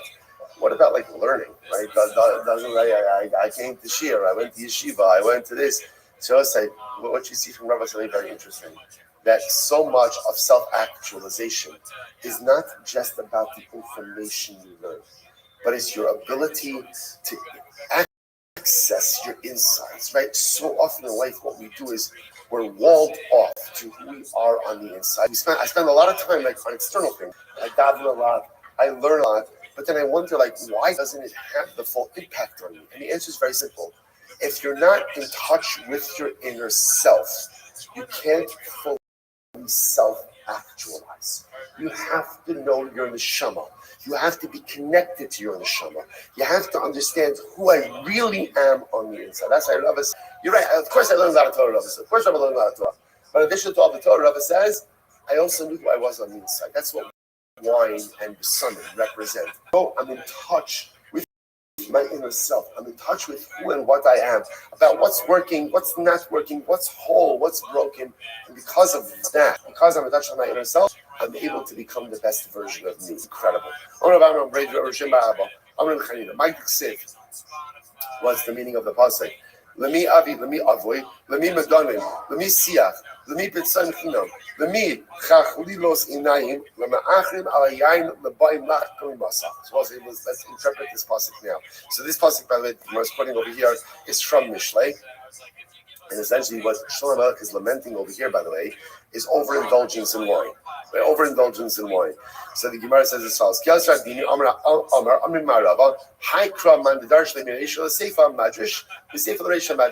ultimately, however you interpret this pasuk, because most of what the pasuk essentially is saying is, Lemi I, right? Who's the one who has to say whoa?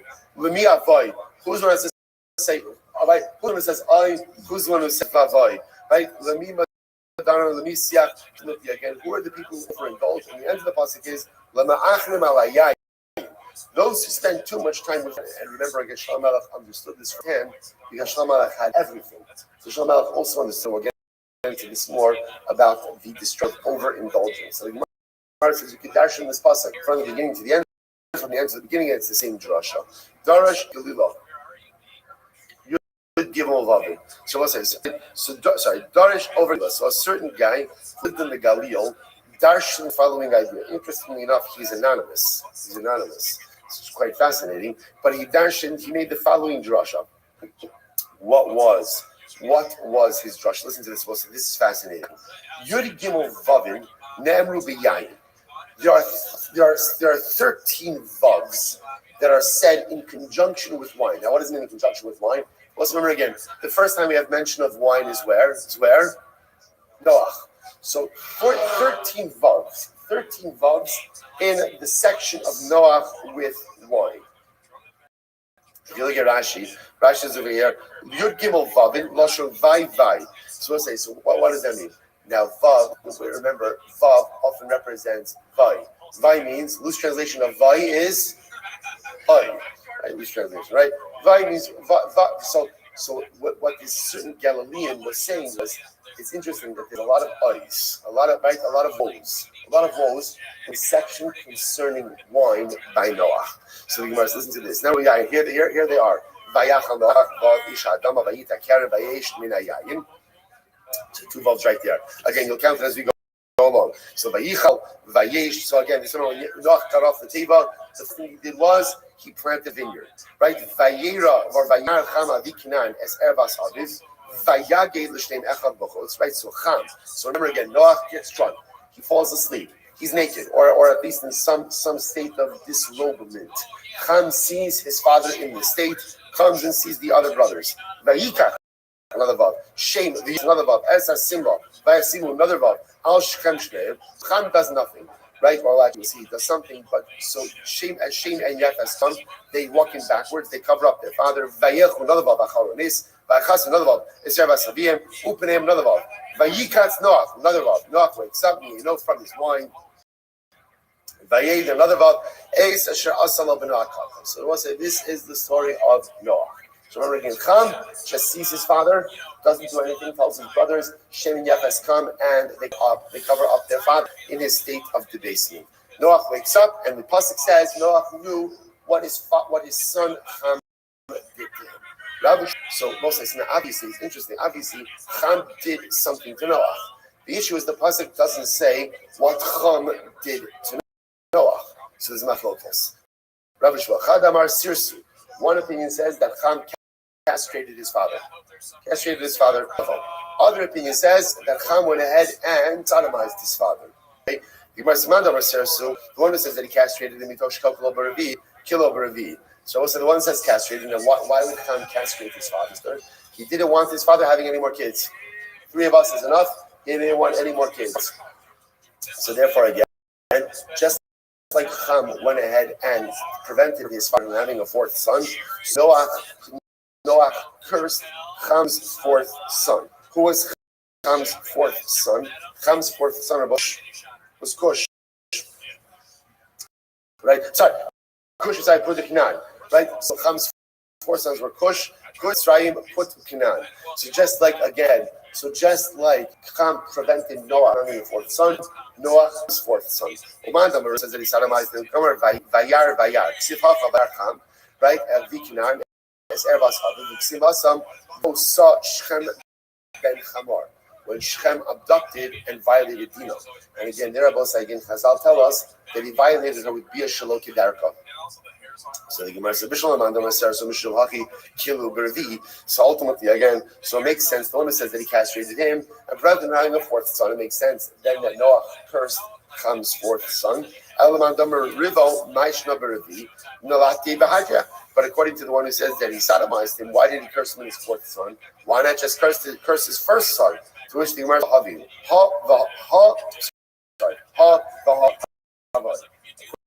to that opinion that he sodomized him, he both sodomized him and castrated him. Okay? So, okay, no one's there. Okay, Gemara says as follows. So what happens? So the pasuk says Noah profaned himself and he planted a vineyard. So again, I will say, so just to point out over here, the lashon over here is incredibly important. The Ribon Shel Olam is bringing Noah to task. So the first thing that he does in the new world is he plants a vineyard. That's lashon of chulin. He profaned himself. Noah, right? Noah, Noah, what are you doing? Why is the first thing that you're planting a vineyard? Shouldn't you be learning from Adam Arishon? Shalogaram lo elayayim. This is wild. What caused the mistake? It was wine. It was wine. So the Gemara says, now one second, what does that mean? We're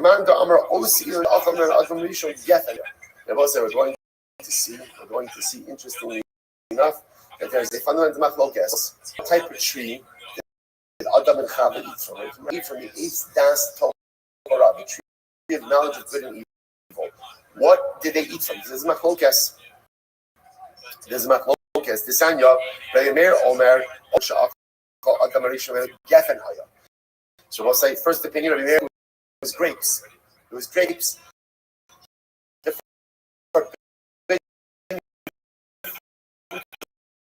Grapes. So such Adam Arishon's sin was committed with grapes. So now Noah gets off the table, and what's the first thing that he plants? The first thing that he plants? Grapes. What's the matter with you? What's the matter with you? What are you doing? Did you not learn from say I'm a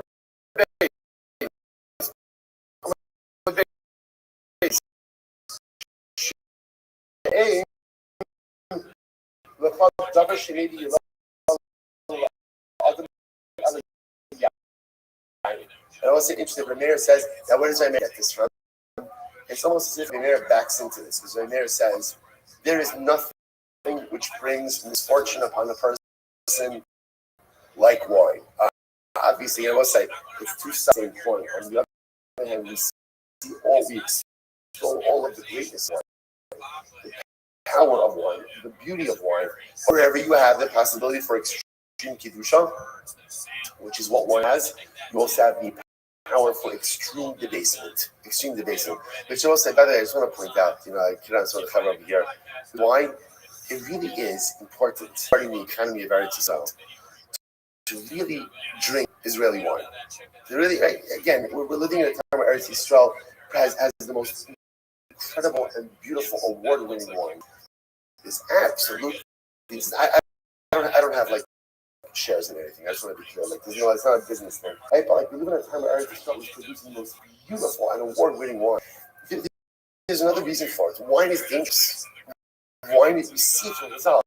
Wine is really dangerous. I think that one of the ways to offset that danger a little bit is making sure that our wine is coming from a place of Kiddush and Tara. So if I knew at least the wine comes from Eretz Yisrael, it's grown in the holy soil of Eretz Yisrael, I have absolutely no doubt. I don't know how it's true, but I know that it's true. If wine comes from the holy soil of Eretz Yisrael, by definition, that wine has a Kiddush that other wines do not have. And therefore, by definition, I think one has the ability to utilize that wine in a much more Kaddish way than they can with any other type of wine. Okay, the infomercial is over. Any event. So the Gemara says as follows. The Gemara says, therefore, wine, right? Wine comes along, elegant. So therefore, again, that's why Kadosh Baruch Hu brings Noach to task. How can you go ahead? How can you and be planting wine when other Mishnah have to trouble with wine? Rabbi Yehuda says, no, it wasn't wine. It was wheat. It was wheat. The eighth das tovara was wheat. Now, what does that mean? Does that mean that wheat grew differently in Gan Eden? Or maybe the eighth was just more of like a description, not literally. But interestingly enough, wheat, when a child begins, it's interesting because wheat really represents like the first consumption of like solids. When a child begins to consume, so again, there's a certain level of that comes with that. But anyway, Rechani says, no, it was a thing with pigs. I will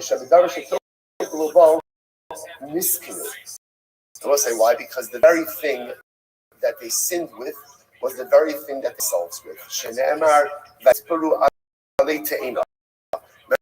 Remember, after Adam and Chava eat from the tree of knowledge of good and evil, they recognized that they were naked.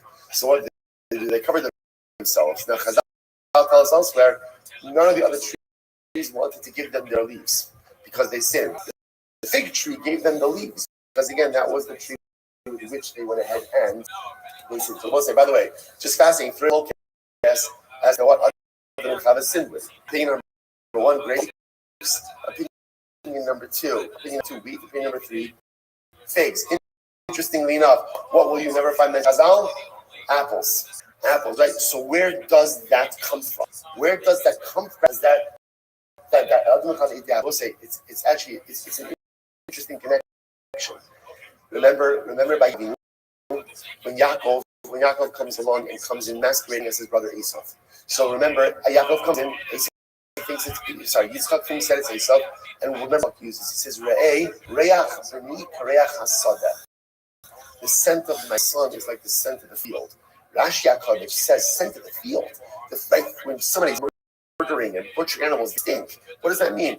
So no, he says Yitzchak Avinu was referring to kareach hasadeh was Gan Eden. And Rashi HaKadosh quotes Medrash. What's the reach of Gan Eden?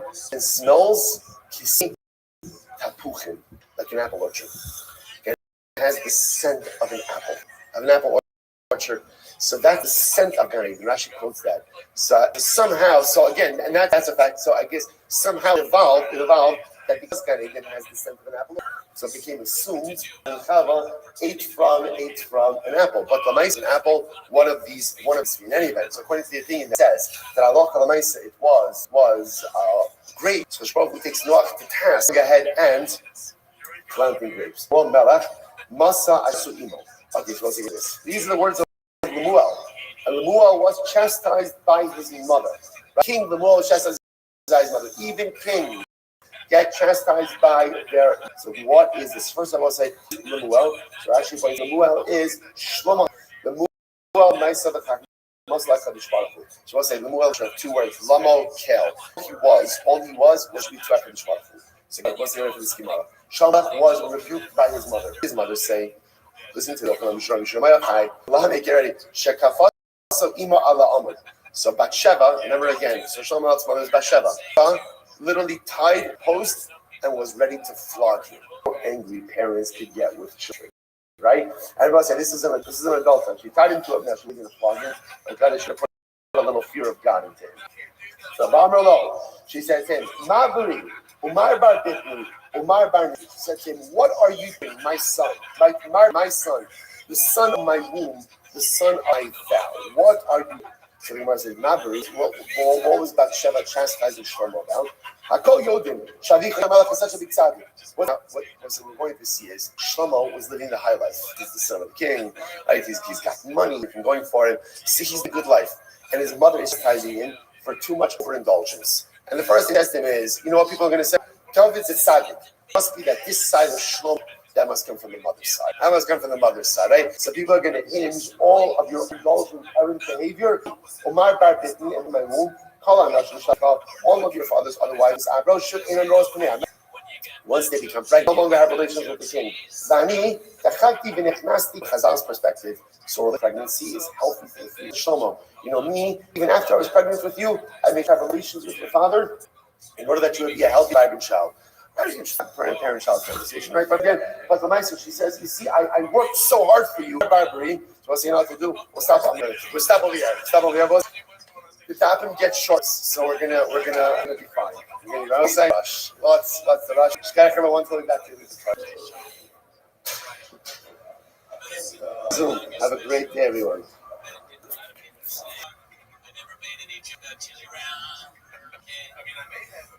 Okay, good morning.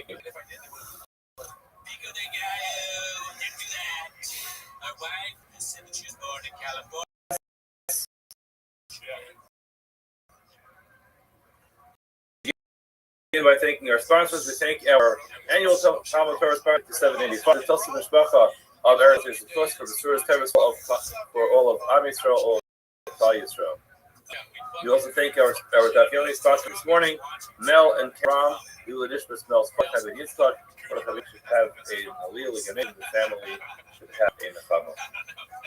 We're going to begin the Samach Tes on the base, and we begin with the 4 lines up from the bottom to Pliga the Rabba.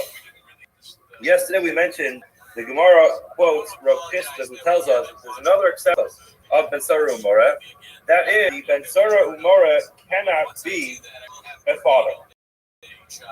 Just to quickly quote him, he says, Kamtan Shaholit Ein Beno Nasa, Kamtan Shaholit Ein Beno Nasa Ben Sarua.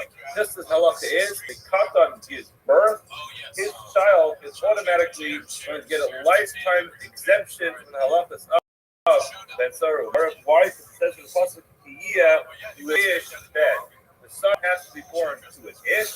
If the father of this ben is not an ish, then he's automatically going to be exempt from the halachas of Ben Sarua.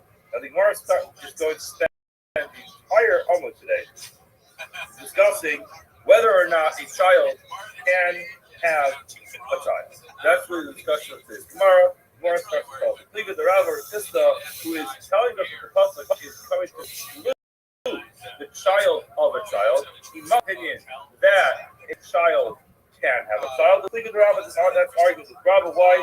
Rav is the following: a child cannot give birth. Never says in the pasuk in English goes. Talking about halacha of Gezel Hager. There's a halacha person steals something, and he is approached by the victim of theft, and the person denies it. He says, "I never stole it," and he takes it. He takes it. He didn't steal it, and then it turns out that he lied. He comes back and he said, "He lied." Halacha is that he has to pay the person back to carry the principal so much additional fifth. And you have to read it. The pasuk says that if in English Goel, if this person has already passed away, and he does not have anybody who is going to be an heir of his estate, halacha is then the payment goes to the Kohen. The Gemara says, hold on, is it possible that the age the other in a Goel for a person doesn't have any relatives? Everybody's got some relatives. Even if you don't have that many relatives, you can go back generation to generation, find somebody to relate to.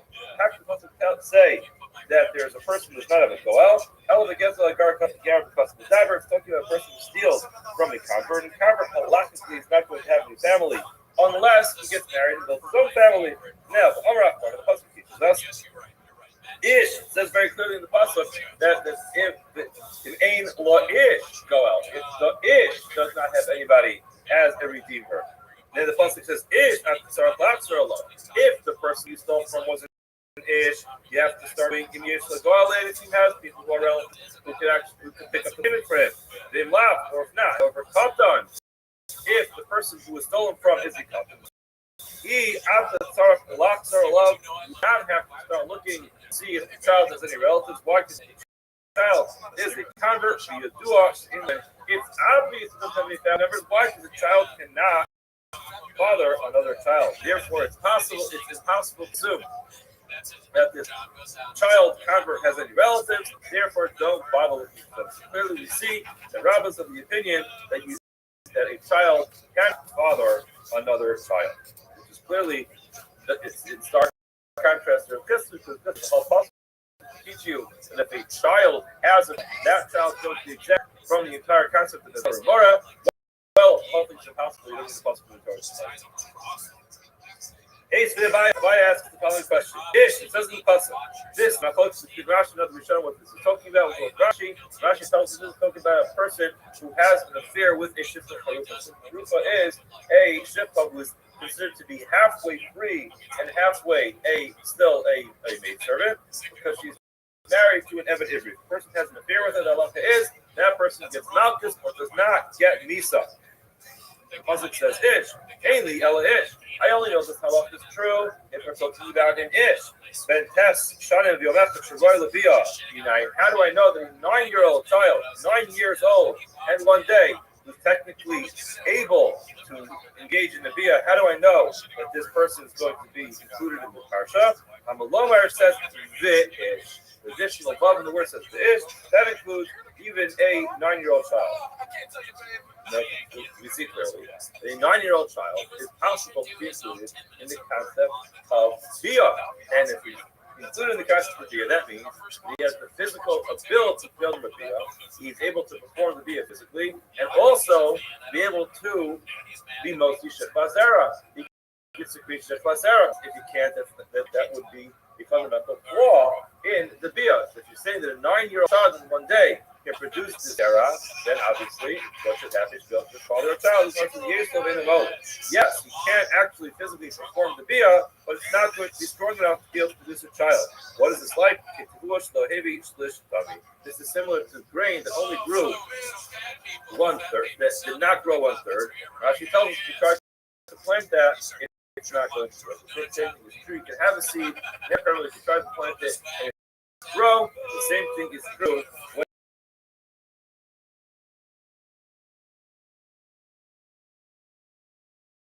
when it comes to this child.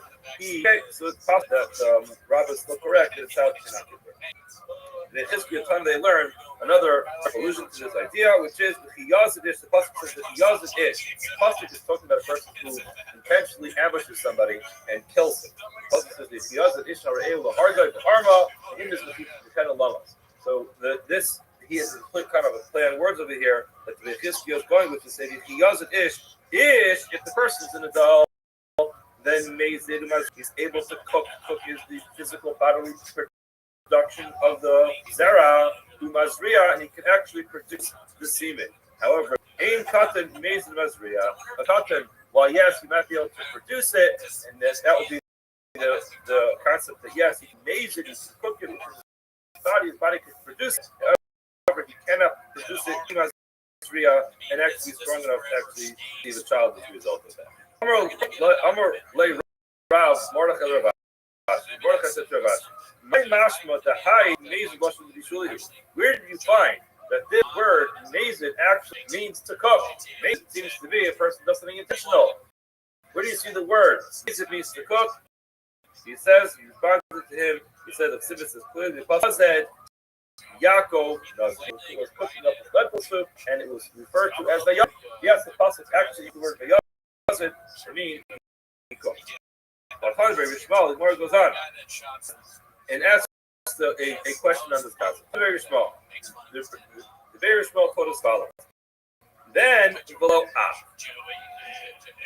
again, when it comes to Betzaru, the only thing the kid can be is exclusively a son. He cannot be a father. Again, so again, we have a Zeris Akasa to tell us that a child, a Betsara More must be exclusively and not a father. Hold on a second. Hey, Shudan. How is it possible that the Betsara More can even be a father? Cyrus only becoming like his okay. Entire period of Betsara More is that period of time between starts to grow the 2 hairs until it completely grows in. So if you're telling me that she became pregnant after he grew 2 hairs, and she gave birth before all those hairs grew in, hold on a second, the Ika Shas pretty high for enough time.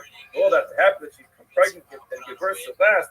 Vaha Amar, Badai, Kol Yamash Betsara Mora, Ein El Gimel Sadash Mavad. The amount of time that there is for Betsara or Mora is only 3 months. Why should it take 3 months the initial phase of those hairs growing to fully grow in. Now it's impossible for a woman to work in 3 months.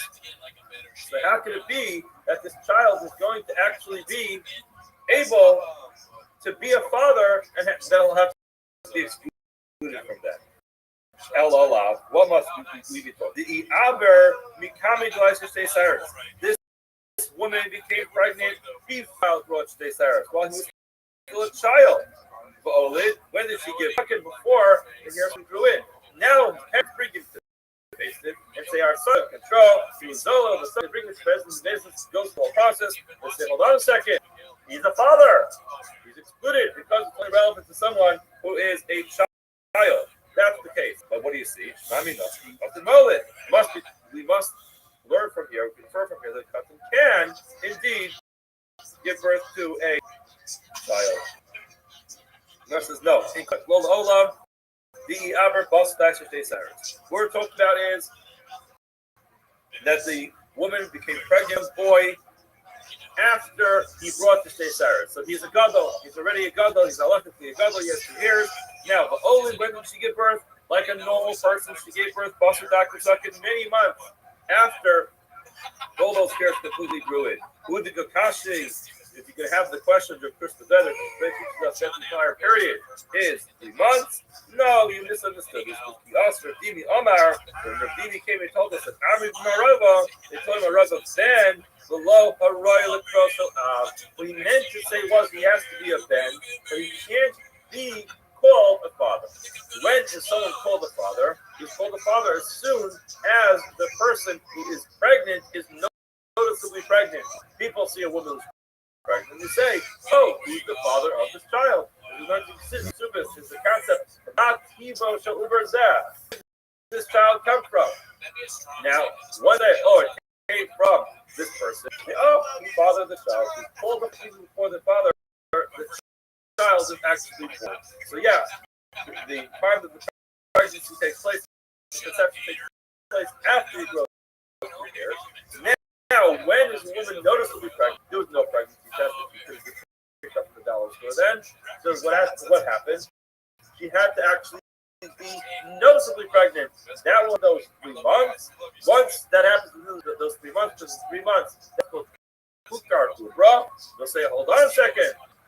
Whose child is this? Oh, it's that person, that boy, that Sarah Laura, that guy. Oh, well, not a bet anymore. He's the father of the child to be excluded. Okay, so it's going to work. It's going to work, and it's possible that she became pregnant from already a halakhic adult. She's ready to pass the pregnancy. Kufa, Amr Kushbadai, Amr Epsi, Kol Yamosh, Vesar Mara, Ella Gil Kadash, all the days are only 3 months. We didn't learn the 3-month period. We learned the time is the amount of time it takes for him to film those. Mara says it's not a glitch. Do you know why? Because we give him the best of both fields. If all the hairs grew in within 2 months, then the halacha is he's already exempt. However, Mala Gimel Chalas and Nafkal Hikit is very slow. If those 3 months pass, he's also going to be exempt. In other words, he gets to hold on the rope from both sides, and he gets both. Yosef Rav Yaakov in our pocket committed Ravina. Rav Yaakov from our pocket sat in front of Ravina. The Yosef of Amr, he said the following: which made Rav Huna Brady Yeshua. He said the following in the name of Rav Huna Brady Yeshua. Nami number either Christmas day, we learned Christmas day. Amr of Sapsai, that you led us to Shiva. The woman gives birth in her 7th month. Ain't Ubra Nikar Lishina. You don't have enough time to get into this. Tomorrow assumes that there are 2 possible types of pregnancy. One pregnancy is a 9-month pregnancy, and another pregnancy is a 7-month pregnancy. And it's not that when a woman gives birth in her 7th month that she's giving birth to a baby.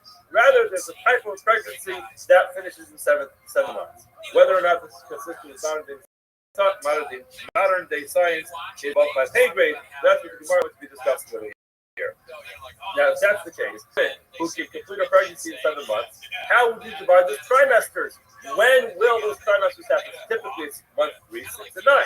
But in this case, she's giving birth after 7 months. So, when is her Uber going to be recognizable? When will we be able to tell if she's pregnant? It must be, he says, the aim Uber Nicholas. You're not going to notice her pregnancy when it's only a third, which is going to be 2 months and a third of a month. 2 months and a little bit over a week. But he's like the Daita. over Nicholas Schlish, if you tell me that she's already noticed she's pregnant after a Schlish, after a third of the way there, let's listen out. Lamali Gimel. Why do we have to wait 3 months? But the trade with Tilsa Sagi was 2 months and a third. That should be enough. In other words, it's enough. That's the third of the way of the pregnancy. And it's noticeable. In other words, he gets called in as a potential Betzor Mora. You look at this woman. If she's not pregnant, you say, okay, you're eligible. If she is pregnant, then he won't be eligible. But for her, it's going to be a much earlier time. The fact that we don't do that means it's not noticeable. Amalei, he said no. Yes, she will become noticeably pregnant a third of the way through, which is 2 months and a third of a month. However, we always go after the majority. And most women do not give birth after 7 months. Hold on a second. You're about to kill this Betzor Mora because you're assuming that his not wife, but this woman is going to potentially she could can't be married. Bottom line is that because you're assuming that she's not pregnant, but do we actually go after the majority to kill somebody? Remember, we're putting someone to death over here. Where it says in the Torah Amra, Torah teaches us that Shaftu Eidav I saw this before, that one of the jobs of an educating basin is to try to see the potential convict in this place. Basically, the job is always find a way to save him from Misa. And now you're saying, go after the majority to put the guy to death. That's not how it works. Adrua Kamei to Ravina, they came back to Ravina. Remember, yes, didn't the Pashas law, didn't Basuruba? Do we not go after the majority? I'll prove to you that we do. But now it says in the Mishnah, one person told us he was testifying in a capital case, and he says it happened on the second day of the month. That's when we give all. The other one says it's the third day of the month. We do not say this just by virtue of the fact that they have contradicting months of the days of the month. Sorry. This guy got the memo that the previous month was extended. The other person does not know that it was extended. Therefore, they're both referring to the same incident that happened exactly at the same time, but their calendar has different dates on it. One of them got the memo that was next day, the previous month, the other one did not. At least like that, let me know if you're going to tell me when it comes to capital cases, we do not go to the majority. Let's just say we don't go after the majority. And what will we say? They are just simply being makrish each other.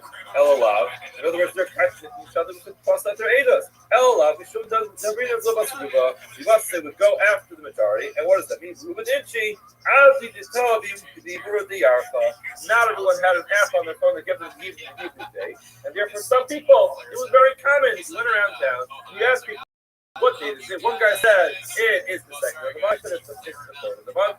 And eventually, sometime during the month, people figured it out. But it was very common to make this mistake, and the majority of people would make that mistake, and that would be fine. You're free to still accept the Adas. You see clearly, you go after Rome. Omar, Rabbi Yirmi, Midifti, Afanana, Mitnina. We all a girl who is, we learned this previously, a couple of weeks ago, about 2 weeks ago, we learned this Gemara, which says, a girl who is 3 years old in one day, we're here qualifying that any time she is intimate with somebody, she has bia, it is a full-fledged halachic bia. She can be married with the bia, if a Levirate marriage takes place, then she is officially married to him. If she's married and someone is intimate with her, then the halacha is and if somebody is going to ball her walking the Nida, then the Tumah, as we explained last time, has a very strict level of Tumah to the Elyon. Even if you don't actually touch it, the person actually becomes Tameh, and he can do Tameh other things. This is the Kohen. If this woman gets married to a Kohen, he'll tell us the Truma. She's allowed to eat Truma. This is the relevant one over here. If any one of the disqualified people are intimate with her, becomes disqualified from Tuna. Now, in Boala, Achad, Arayas, and North Torah, any of the Arayas is intimate with her, Malach is Mumsin allowed, they will be put to death for being intimate with her. The Patur, she's obviously fun because she's a child, but if any one of the Arayas in the Torah is going to be intimate with her, they are going to be chayiv Misa. Why? Because they had a full-fledged via with one of the Arayas. We want to ask the question, the Amai, why is it true? Ema Island, why would you say that maybe she is someone's island, she can't give birth? And died at the hospital Kaddish, the person who married her never wanted to marry a person to have children. What must you say? You say this person went ahead, was intimate with an ancient this woman, or with one of the Arayas, and why would you assume that she's an islandess? She's not going to be an islandess like everybody else, or other people's built to have children, and the were nothing what islanders do, and therefore you put the guy down. Now you see clearly, you're putting a guy to death for being intimate with one of the Arayas. Why? Because she's married. Hold on a second. She's married. Maybe the marriage will fall apart because of the islandess. Now, since the tomorrow, we don't assume we're going to be an islandess. Most women are not an islandess. Therefore, since based in, put the guy to death. Clearly, put the guy to death because of the conscience of growth of the majority. Where it says, my chayiv alev tani, the United States doesn't mean it's chayiv. So, the tani calls for the person being carbon and not so. Hold on, more says. You didn't read it carefully enough. It says, ayada. You put the guy to death. Nah, that wasn't referring to all the Arayas. That was referring to the Bola via fathers. Hold on. It says any one of the forbidden relationships is going to be put to death. Must be talking about a case where the person who married this child loved her so much that he said, even if it turns out that you're an islandess, I'm going to keep you as a wife. And in such a case, even if she turned out to be an islandess, we're still going to put the person to death. So again, we do see that we do not have a raya. We would go after go. Kanu Rabbanan. The woman engages in a very grotesque act of princess with her young child. The Harabah, as a result of that act, the child had our with her. We explained last time we learned.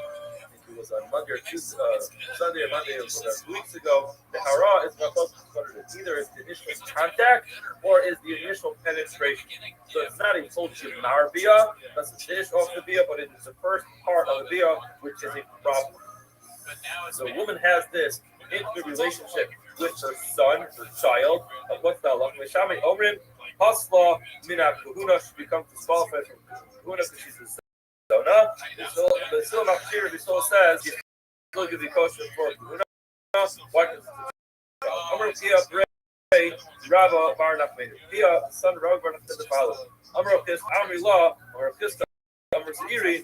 Methodicus exactly what some say that it was the Kiba Bar Nachmani, the name Pista, and some say it's the Pista who said in the name of Zairi that Hakomo, them everyone, Shamani and Basil agree that sanitation, son of Yom Echad, should be also Bia. Everyone agrees that if this child we're talking about in this case was 9 years old in one day, his Bia is a Bia, and yes, it disqualifies his mother as a Zona from Kuhuna.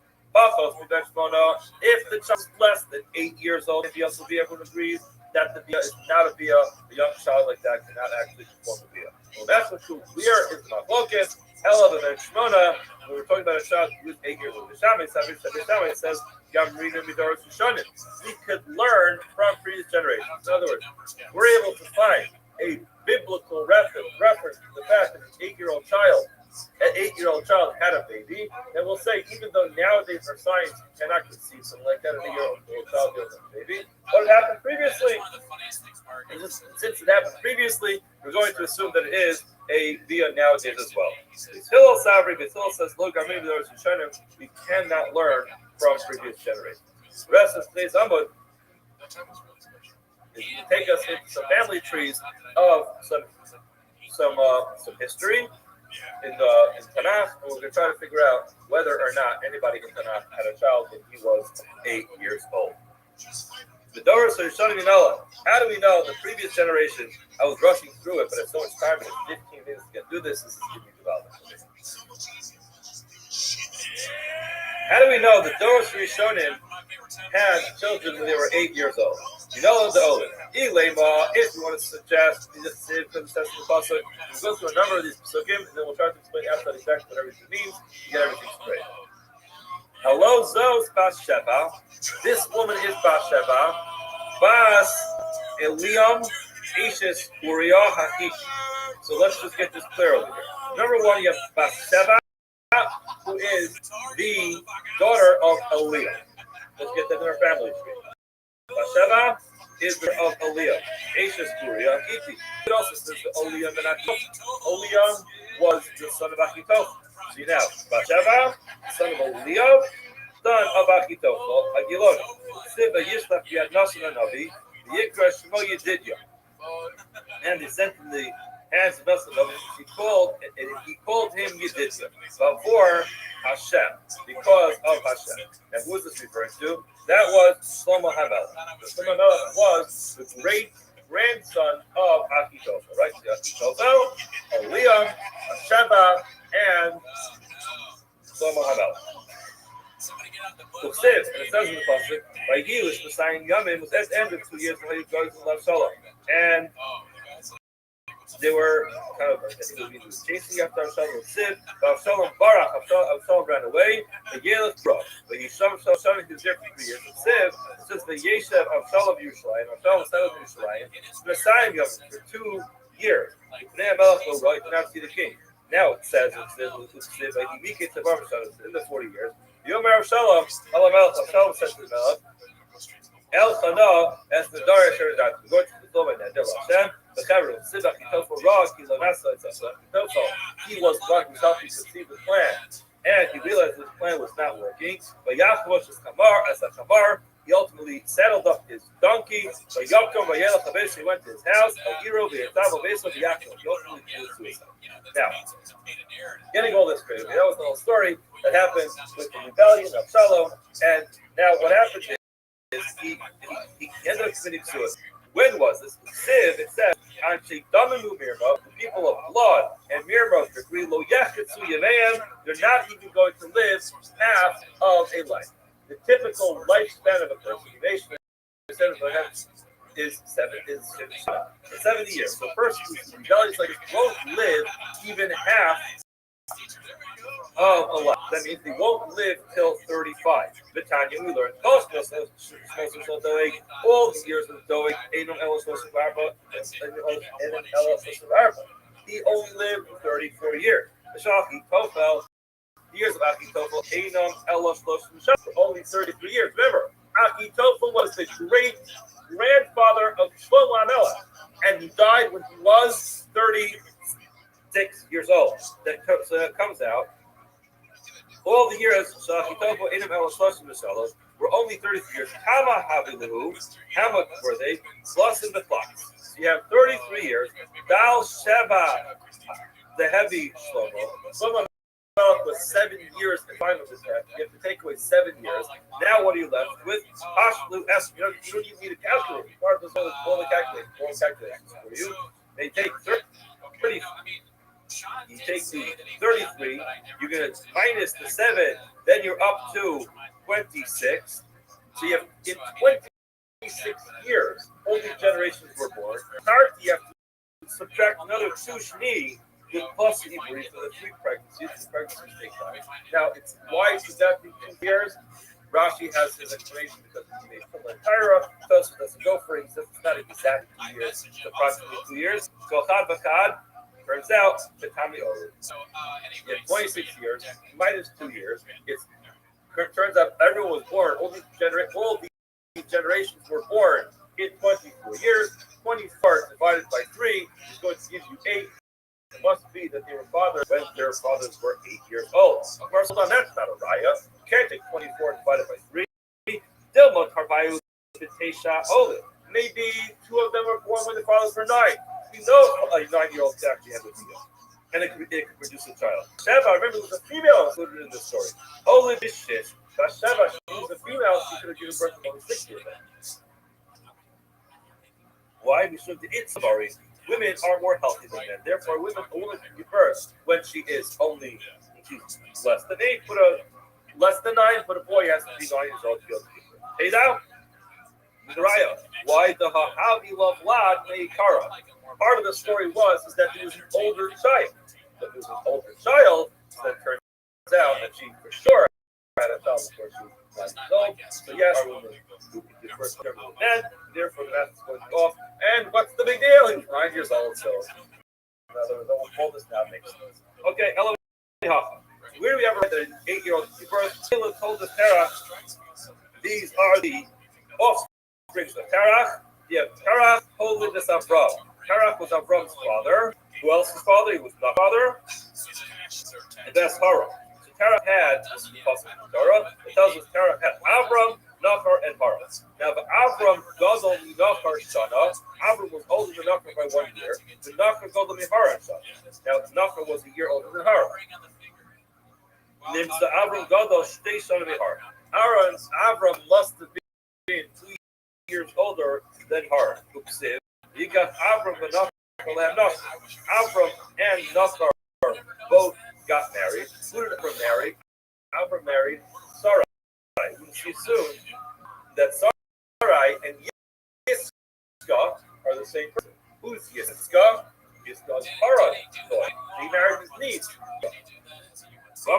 Yiska is Sarah. Yiska was Sarah. Balama Nikrishima Yiska was Yiska. She was able to see vision. She had Ruach HaKodesh. So that's why it says, that's why Hashem told Avram, listen to whatever you want. It tells you why, because she's speaking words of prophecy. Yiska is Yiska Ethiopia. Everyone would give her because she's so beautiful. It says, now, let's go back to our story here. Yitzchak, Avram fell on his face and he kind of laughed. The Yomer Belibo, he said in his heart, oh, that may have shown you.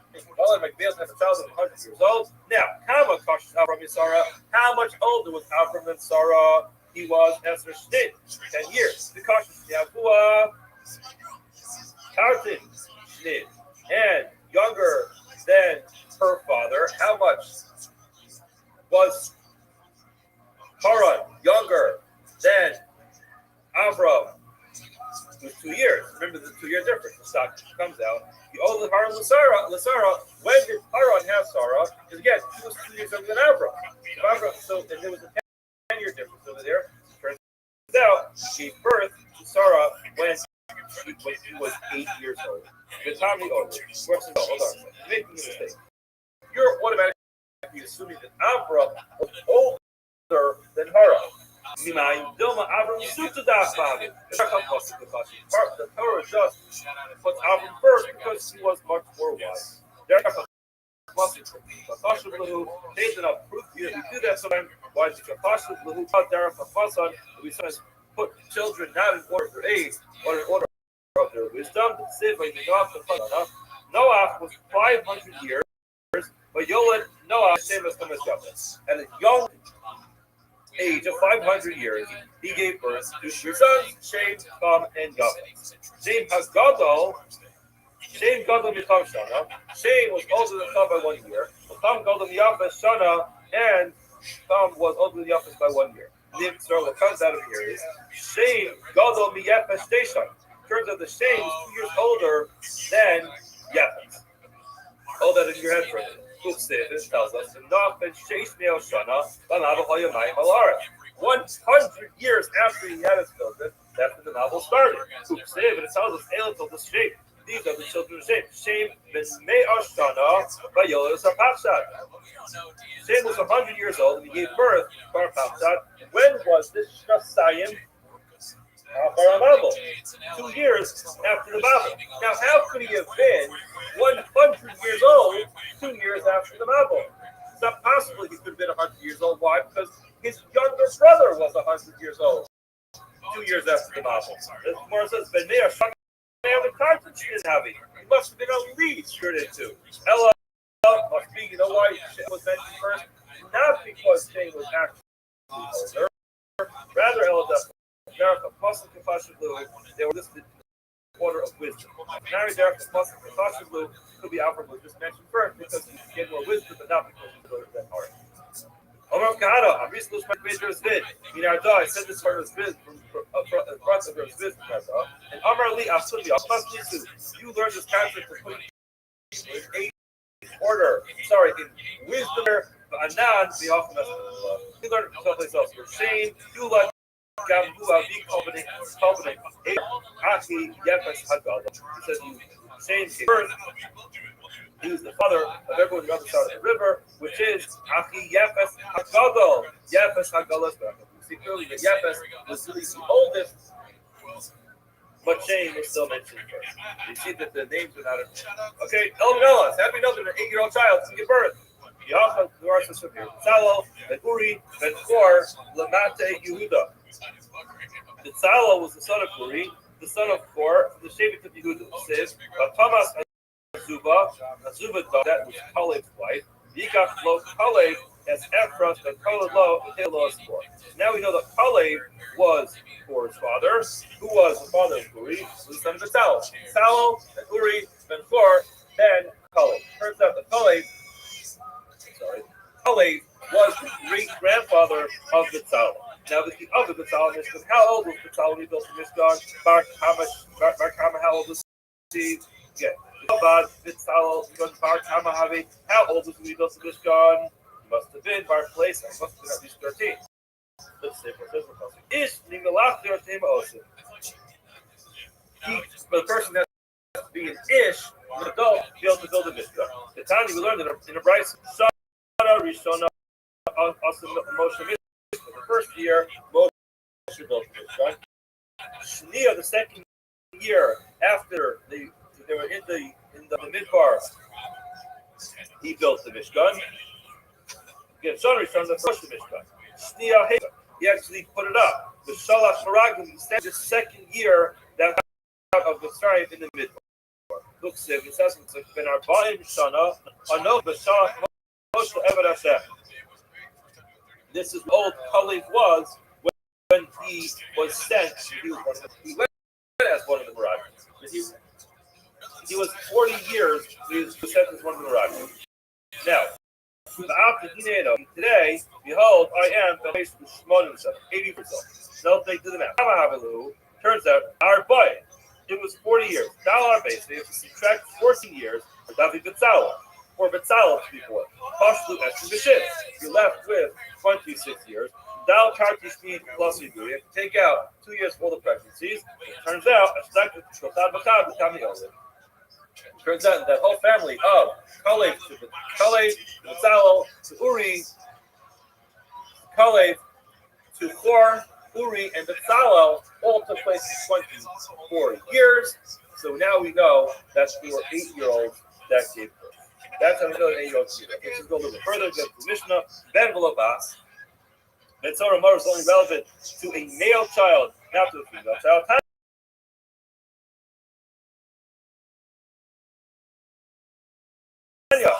It's perfectly appropriate for a female to be a Mora just like a son.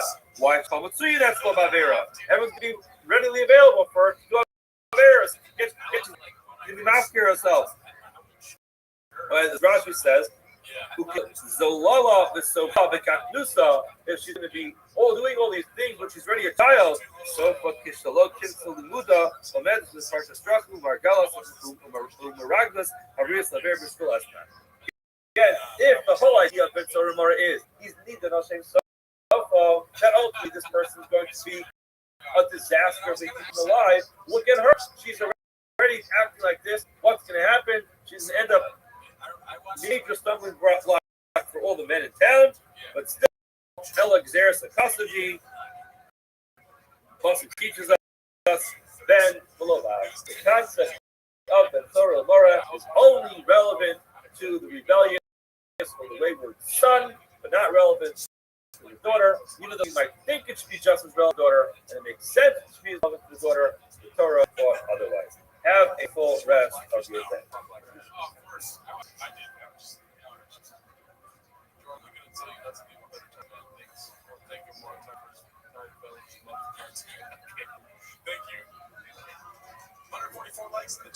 Okay, good morning. Like and subscribe. Like and subscribe. How many Patreon subscribers? Zero. We're zero. Yeah. But our Patreon, I know. At least that's Today's stop. is Sanhedrin Daf Samach Tes. We begin by thanking our sponsors. We thank our annual Talmud Torah sponsors of the year 5785, the Tosa Mishpacha of Eretz Yisrael, as is a chos for the Surah's Tevis for all of Am Yisrael, all of Klal Yisrael. We also thank our Daf Yomi sponsor for this morning, Mel and Karen Ram, Lila Nishmash Mel's father, Mordechai Ben Yitzchak. Mordechai Ben Yitzchak should have an Aliyah Gan Eden in the family, should have a Nechama. We're going to begin in Daf Samach Ches days, and we begin with the four at the bottom, Upliga Derabba. Yesterday we mentioned the Gemara quotes Rav Chesed, who tells us that there's another exception to the halachas of Torah. That is that the Ben Sora Umora cannot be a father. Just to quickly quote him, he says, Amar Rav Chesed, Katan Shaholid Ein Bino Nasa, Katan Shaholid Bino Nasa Ben Sora. Chesed's halacha is that if a Katan gives birth, his child is automatically going to get a lifetime exemption from the halacha. It says in the pasuk, Kiyah the Ish Ben. Son has to be born to an Ish. If the son, father of this Ben, is not an Ish, then the halacha of the Sarah Mara. Now the Gemara is going to spend the entire Omer today discussing whether a child can have a child.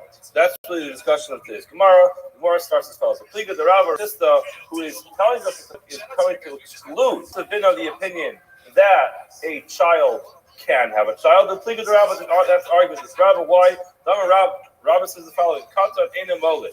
A child cannot give birth. Never, for it says in the pasuk, Im ein lo ish gol. This is talking about the halacha of Gezel Ager. There's a halacha if a person steals something and he is approached by the victim of the theft, and the person denies it. He says it's not true. I never stole it. And he takes his oath and it takes his shvud. He didn't steal it. And then it turns out that he lied. He comes back and he admits that he lied. The halacha is that he has to pay the person back, carry the principle of Chumash, and he has to bring a carbon. Now this says that if this person has already passed away, and he does not have anybody is going to be an heir of his estate, halacha is, then the payment goes to Kohen. The Gemara says, hold on a second, is it possible? If a person doesn't have any relatives, everybody's got some relative, even if you don't have that, so you can go back generation to generation to generation to generation and find somebody who you're related to. So how can the pasuk say that there's a person who does not have a goel? How will the Gezel Agar because of the diver? Talking about a person who steals from a convert. A convert, logically, is not going to have family unless he's married and built his own family. Now, the Amar Achron, the pasuk teaches us, Ish, it says very clearly in the book that if Ein Lo Ish Goel, if the Ish does not have anybody as a redeemer. Then the pasuk says, Ish at the if the person who you stole from was an Ish, you have to start reviewing Im Yesh Goel, and if he has people who are relatives who could pick up the payment for him. Vim Lav, or if not, however, Katan, if the person who was stolen from is a Katan, is a child, you do not have to start looking to see if the child has any relatives. Why? Because if the child is a convert, it's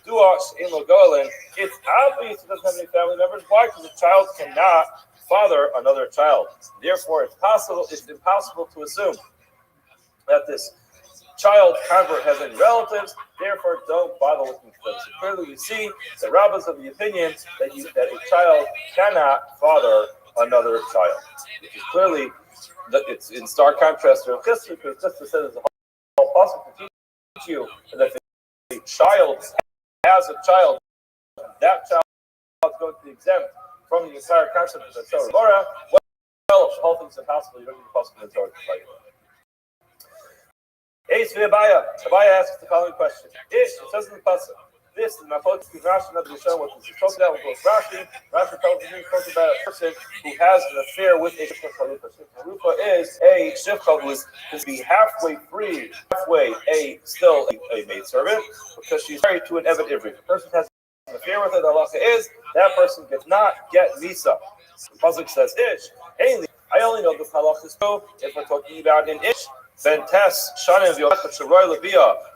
How do I know that he's a 9-year-old child, 9 years old, and one day who's technically able to engage in the bia? How do I know that this person is going to be included in this parsha?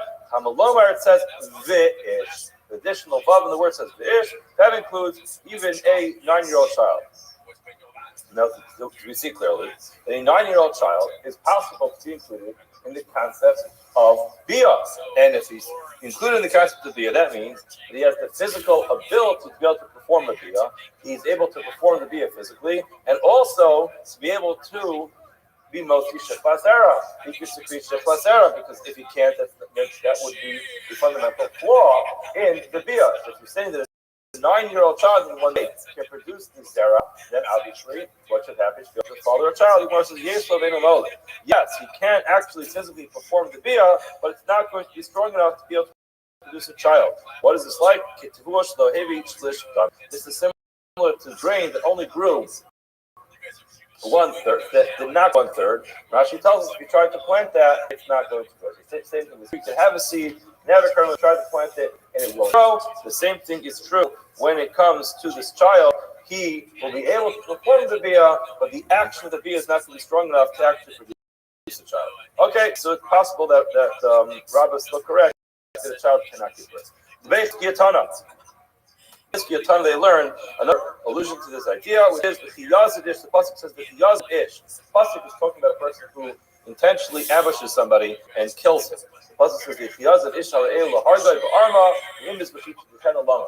So there's kind of a play on words over here that the Bechizkiel is going with to say the chiyaz ish. If the person's in the zal, then Meizid Umazriya. He's able to cook. Cook is the physical bodily production of the zera, Umazriya, and he can actually produce the semen. However, Ein Katan Meizid Umazriya, a Katan, while yes, he might be able to produce it, and that would be the concept that yes, he could be Meizid, he can cook it within his body can produce it. However, he cannot produce it and be Mazriya and actually be strong enough to actually conceive a child as a result of that. Amar lay Rav Mordechai Ravashi. Mordechai said to Ravashi, "My mashma the high mezid lashon b'shulihu." Where did you find that this word mezid actually means to cook? Mezid seems to be a person does something intentional. Where do you see the word mezid means to cook? He says, he present to him. He says, the Sibbis is clearly the pasuk by Yazed Yaakov. Yaakov was cooking up his lentil soup, and it was referred to as Vayazid. Yes, the pasuk actually uses the word Vayazid to mean he cooked. But the Gemara goes on and says, and asks a question on this concept. The Beir Yishmael taught as follows. Then v'lo av. Again, when it comes to Ben Sarah Umoreh, the only thing the kid could be is exclusively a ben, a son. He cannot be a father.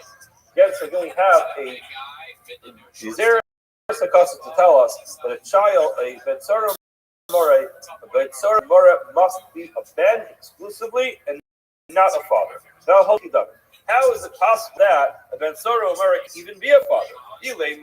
The Aver Basud Icy State Cyrus, all of the Kawak Zakin. Remember, our Mishnah taught us the entire period that Sarah Umoreh is that period of time between when you start to grow 2 hairs until it completely grows in. So if you're telling me that she became pregnant after he grew 2 hairs and gave birth before all those hairs grew in, hold on a second, you eat yourself really high for enough time for all that to happen, she becomes pregnant and give birth so fast.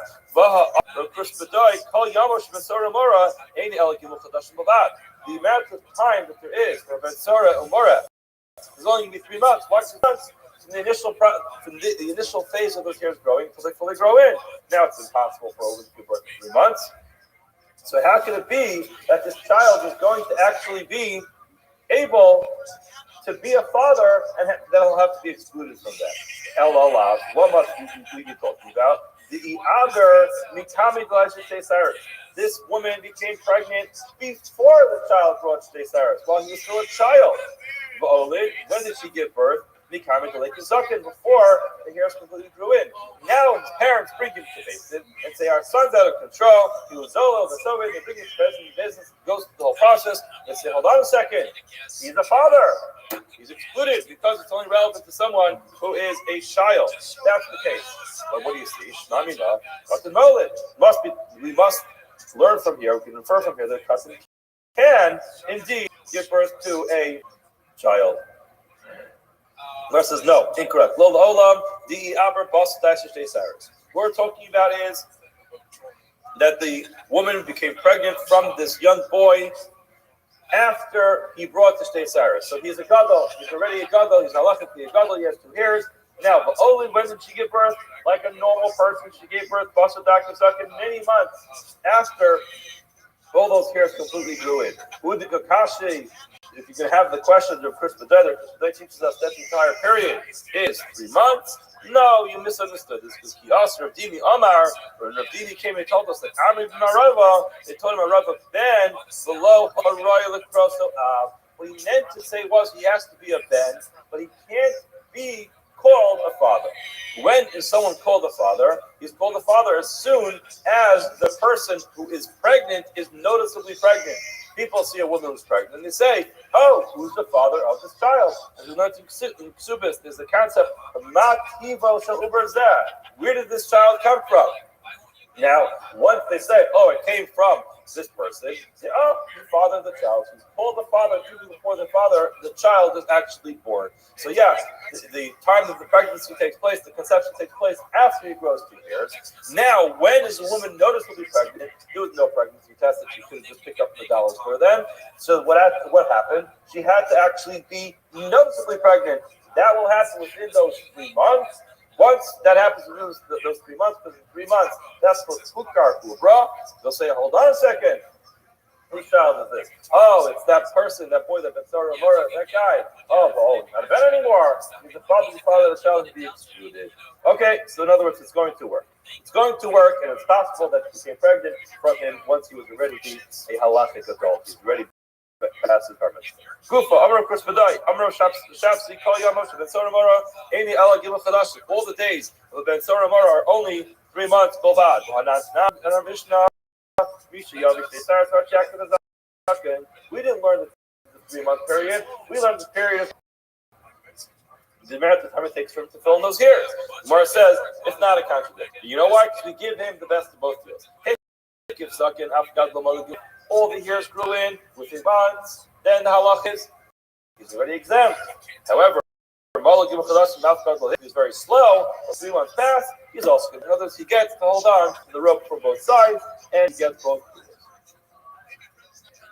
Yosef Rav Yaakov and Harpak committed Ravina. Rav Yaakov from Harpak sat in front of Ravina. He said the following in Rav Huna Bredi Yeshua. He said the following in the name of Rav Huna Bredi Yeshua. That you led us to Shiva, his birth in her 7th month. Ein Ubra Nikar Lishlish. We don't have enough time to get this. Gemara assumes that there are 2 possible types of pregnancies. One pregnancy is a 9-month pregnancy, another pregnancy is a 7-month pregnancy. And it's not that when a woman gives birth in her 7th month that she's giving birth to a preemie. Rather, there's a type of pregnancy that finishes in 7 months. Whether or not this is consistent with modern day science is above my pay grade. That's what the Gemara is going to be discussing over here. Now, if that's the case, if there's a woman who can complete her pregnancy in 7 months, how would you divide those trimesters? When will those trimesters happen? So typically, it's month 3, 6, and 9. But in this case, she's giving birth after 7 months. So when is her Uber going to be recognizable? When will we be able to tell that she's pregnant? It must be, he says, that Ein Uber Nikralish, not going to notice her pregnancy when it's only a third, which is going to be 2 months and a third of a month. 2 months and a little bit over a week. But Isaac, over Nicholas, you'll tell me that she's already noticeably pregnant after a shlish, after a third of the way there. Why do we have to wait 3 months? But this trade with Sasagi with 2 months and a third, that should be enough. In other words, enough because that's the third of the way of her pregnancy. And it's noticeable. She gets called in as a potential Ben Sarah. You look at this woman, if she's pregnant, she says, okay, you're eligible. If she's pregnant, then he won't. But for her, it'd be a much earlier time. The fact that we don't do that means it's not noticeable. Amalei, he said, no. Yes, she'll become noticeably pregnant a third of the way through, which is 2 months and a third of a month. We always go after the majority. And most women not give birth after 7 months. Hold on a second. You're about to kill this Ben Sarah Mora. You're assuming that his not wife, but this woman is going to be potentially she could no, she can't be a wife, can't be married. Bottom line is that you're assuming that she's not pregnant, but do we actually go after the majority to kill someone? Remember, we're putting someone to death over here. Where it says in Torah Amra, and Torah teaches us that we saw this before, that one of the jobs of an adjudicating basin is to try to save the potential convict in this case. Basically, the job is to find a way to save him from Misa. And now you're saying, go after the majority to put the guy to death. That's not how it works. And they came back to Ravina. Normally, yes, did in the Fashmas law, do we not go after the majority? I'll prove to you that we do. But now it says in the Mishnah, one person tells us he was testifying in a capital case, in a murder case, and he says it happened on the second day of the month. That's what I'm going to give him. The other one says it took place on the third day of the month. We do not disqualify their age that they have contradicting months of the days of the month. Sorry. This guy got the memo that the previous month was extended. The other person does not know that it was extended. Therefore, they're both referring to the same incident that happened exactly the same time, but their calendars have different dates on it because one of them got the memo this extra day in the previous month, and the other one did not. If you just tell me that it comes to capital cases, we do not go up to the majority. Let's just say we don't go after the majority. And what will we say? They are just simply being makrish each other. Elalav. In other words, they're trying to toss out their ages. Elalav. You must say we go after the majority. And what does that mean? Not everyone had an app on their phone that gives them the Hebrew date. And therefore, some people, it was very common that you went around town. You ask people what date is it. One guy said it is the second of the month. Another guy said it's the third of the month. And eventually, sometime during the month, people figured it out. But it was very common for people to make this mistake, and the majority of people would make that mistake, and that would be fine. And therefore, you can still accept the ages. You see clearly, you go after a road. Amar Rabbi Yirmi B'difti Afana Namitnina. We also learned a girl who is. We learned this previously. A couple of weeks ago, about 2 weeks ago, we learned this tomorrow. It says, a girl who is 3 years old in one day, but that's just the bia. We're qualifying that any time she's intimate with somebody, she has bia. It is a full-fledged halachic bia. She can be married with the bia. If a Levirate marriage takes place, then she is officially married to him. If she's married and someone is intimate with her, then the halacha is and if somebody is going to boil her while she's nida, then the tumah, as we explained last time, has a very strict level of mishkav tachton ke'elyon. Even if you don't actually touch it, the person becomes tamei and he can do other things. This is the kohen. If this woman gets married to a kohen, she's allowed to eat truma. This is the relevant one here. If any one of the disqualified people our Taslim in Akavuna becomes disqualified from Kuna. Now, in Baalel, Achad, Arayas, and Worth Torah, any of the Arayas is intimate with her, and Allah is allowed, they will be put to for being intimate with her. She's obviously Patrick, she's a child, but if any one of the Arayas is going to be intimate with her, they are going to be Chayiv Misa. Why had a full-fledged Bia with one of the Arayas? You want to ask the question, why is it true? Why don't we just say that maybe she is someone who's an island, she can't give birth? And the person who married her never wanted to marry a person who's not going to have children. What must we be saying?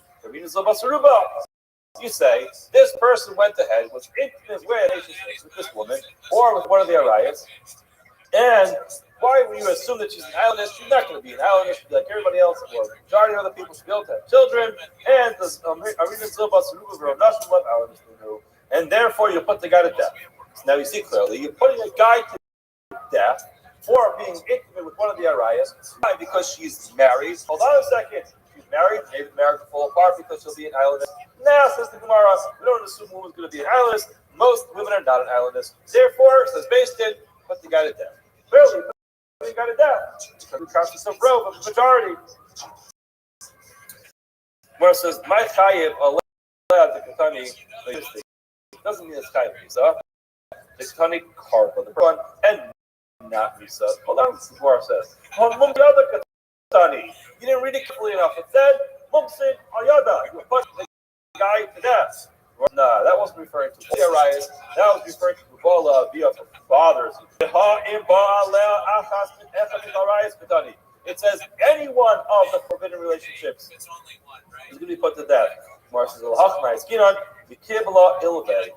be talking about a case where the person who married this child loved her so much, and he said, even if it turned out Islandist, I'm going to keep you as a wife. And in such a case, even if she turned out to be Islandist, we're still going to put the person to death. So again, we do see that we do not have a raya. We're going to go after Ro, put someone to death. Tanu Rabbanan. A woman engages in a very grotesque act of princess with her young child. The Harabah, as a result of that act, the child had Har'ah with her. And last time we learned, it was Monday or Tuesday, Sunday or Monday of about 2 weeks ago, the Har'ah, focus what it is. Either it's the initial contact or is the initial penetration. So it's not a full Gemar bia, doesn't finish off the bia, but it is the first part of the bia, which is a problem. So a woman has this intimate relationship with her son, her child. What's the halach? Meshami omrim hasla mina kahuna. She becomes disqualified from kahuna because she's a zona. The still machir. The still says that she's still going to be kosher for kahuna. Why? Because it's a child. Amar Chia Brei Rabba Bar Nachmeni. Chia, son of Rabba Bar Nachmeni, said the following: Amar Chia to Allah. Amar Chia to Amar Seiri. That's exactly how this went. Some say it was Rav Chia, the son of Rabba Bar Nachmeni, in the name of Rav Chisda, and some say it's Rav Chisda, who said in the name of Zeiri that Hakovos, and everyone, both Bisharim and Bishul, agree that the ventation of Echad should be Asviyah. Everyone agrees that if this child we're talking about in this case was 9 years old in one day, his bia is a bia, and yes, disqualify his mother and a zona from Kumuna. If the child is less than 8 years old, then bia is a bia. Everyone agrees that the bia is not a bia. A young child like that cannot be performed a bia. Well, that's where is Mahloket, Ella, the Ben Shmona, when we're talking about a child who's 8 years old. The Shammai says, we could learn from previous generations. In other words, we're able to find a biblical reference to the fact that an 8-year-old child had a baby, and we'll say, even though nowadays our science cannot conceive something like that, an 8-year-old child will have a baby, what had happened previously. And since it happened previously, we're going to assume that it is a bia nowadays as well. Hillel says, we cannot learn from previous generations. The rest of today's Amud is going to take us into some family trees of some history in Tanakh, and we're going to try to figure out whether or not anybody in Tanakh had a child when he was 8 years old. How do we know the previous generation? I was rushing through it, but it's so much time that 15 minutes to get through this. This is giving me about information. How do we know the Doros Rishonim had children when they were 8 years old? You know on the Olim. If you want to suggest this is because it says in the pasuk, we'll go through a number of these pasukim, and then we'll try to explain outside exactly what everything means to get everything straight. Hello, Zos Basha. This woman is Basheba, Bas Eliam Ishes Uriah Hachiti.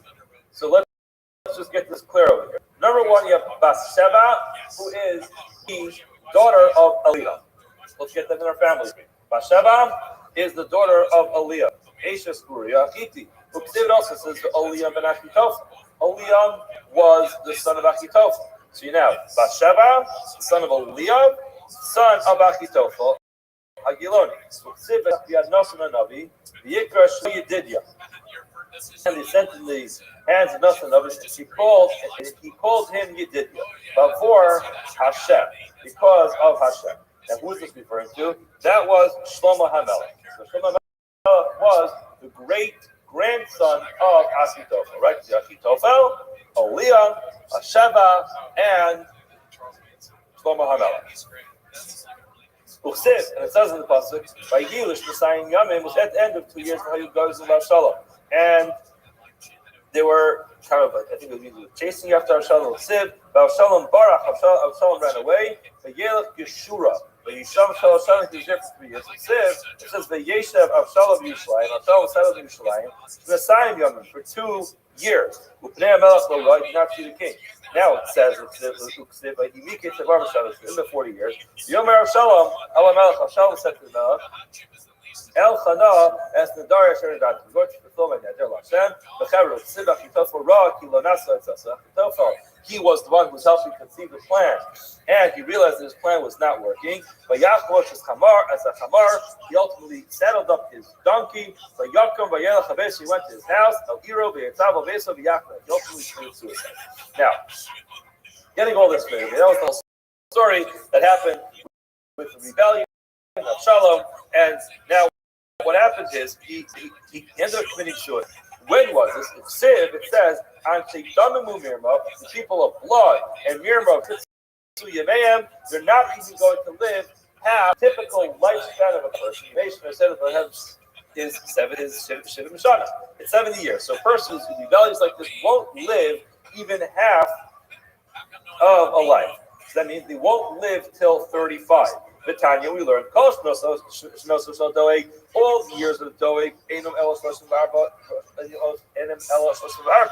he only lived 34 years. The years of Achitophel,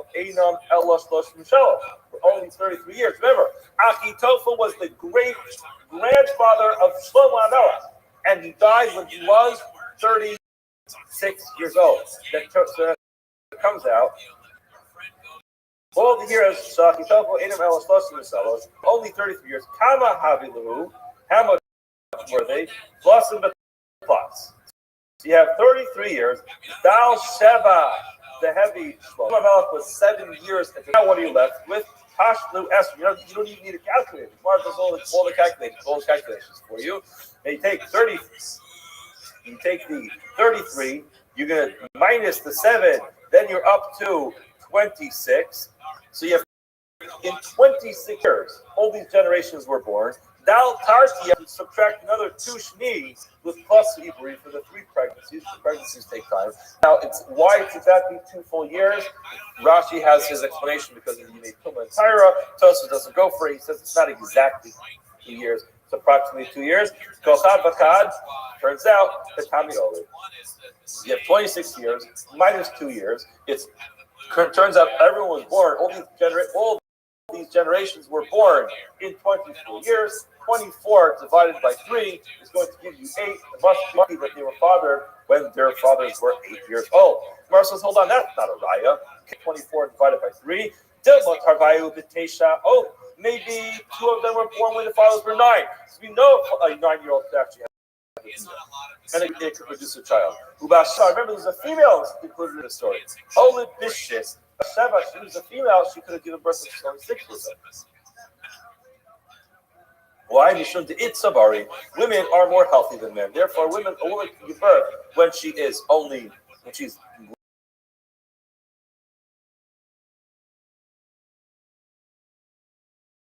less than 8. Why the Hahavi love lad made part of the story is that an older child. So if it was an older child, so then that she for sure had a child when she was 9 years old. So yeah, you see that there are women who give birth much younger than men, and therefore the math is going to be off. And what's the big deal? He was 9 years old, so in other words, all this now makes sense. Okay, Elami Hafa. So where do we have arrived that an 8-year-old can give birth? Ayla told us Terach, these are the offsprings of Terach. So you have Terach holy this Avram. Terach was Avram's father. Who else's father? He was Nachor's father. And that's Haran. So Terach had, this is the pasuk of the Torah, it tells us Terach had Avram, Nachor, and Haran. Now, but Avram gadol mi Nachor shana. Avram was older than Nachor by 1 year, but Nachor gadol mi Haran shana. Now, Nachor was a year older than Haran. And so Avram gadol shtei shana mi Haran. Avram must have been 2 years older than Haran. Uksiv yikach Avram v'Nachor lehem nashim. Avram and Nachor both got married. Who did Avram marry? Avram married Sarai. You will see soon that Sarai and Yiska are the same person. Who's Yiska? Yiska is Haran's daughter. So he married his niece, Yiska. Yiska zu Sarah. Yiska was Sarah. Why was she referred to as Yiska? She was able to see with a divine vision. She had Ruach HaKodesh. And so that's what it says. That's what told Avram, listen to me. I tell you why she's speaking words of prophecy. The reason why she's is everyone would get so beautiful. Now let's get back to here. Avram fell on his face and he kind of laughed. He said in his heart, "Oh, that they are telling you, be able to have a child when I'm 100 years old." Now, how much older was Avram than Sarah? He was Esther Shnei, 10 years. The Kashish Niavua, Martin Shnei, and younger than her father. How much was Haran younger than Avram? It was 2 years. Remember the 2-year difference. It comes out. The older from Lasara. When did Haran have Sarah? Because again, he was 2 years younger than Avram. So and there was a 10-year difference over there. So it turns out he gave birth to Sarah when he was 8 years old. Betami Oli. Where says no, hold on a second. You're making a mistake. You're automatically assuming that Avram was older than Haran. Mimai, Dilma, Avram Zuta Dachbabi. If he was younger than his brothers, the Torah just puts Avram first because he was much more wise. Taydana proved to you that we do that sometimes. Why we sometimes put children not in order of their age, but in order of their wisdom. Noah was 500 years, but Yolad Noah as same as Japheth. At a young age of 500, he gave birth to 3 sons: Shem, Cham, and Yafet. Shem Hagadol. Shem was older than Cham by 1 year. Cham Gadol Yafet Shana, and Cham was older than Yafet by 1 year. So what comes out of here is Shem Gadol Yafet Shteshan. Turn the Shem is 2 years older than Yafet. Hold that in your head for a minute. It tells the Nach ben Sheish Me'oshan. 100 years after that's when the novel started. And it tells us the Shem. These are the children of Shem. Shem ben Me'ashana by Yolas Arpachshad. Shem was 100 years old and he gave birth to Arpachshad. When was this Sayim? After Babel. 2 years after the Babel. Now, how could he have been 100 years old 2 years after the Babel? It's not possible he could have been 100 years old. Why? Because his younger brother was 100 years old 2 years after the Babel. This Gemara says, Ben Meir Shana, Parmei Retartin Shin Havi. He must have been at least 102. Hello, must be, you know why Shane was mentioned first? Not because Shane was actually older. Rather, they were actually listed in order of wisdom.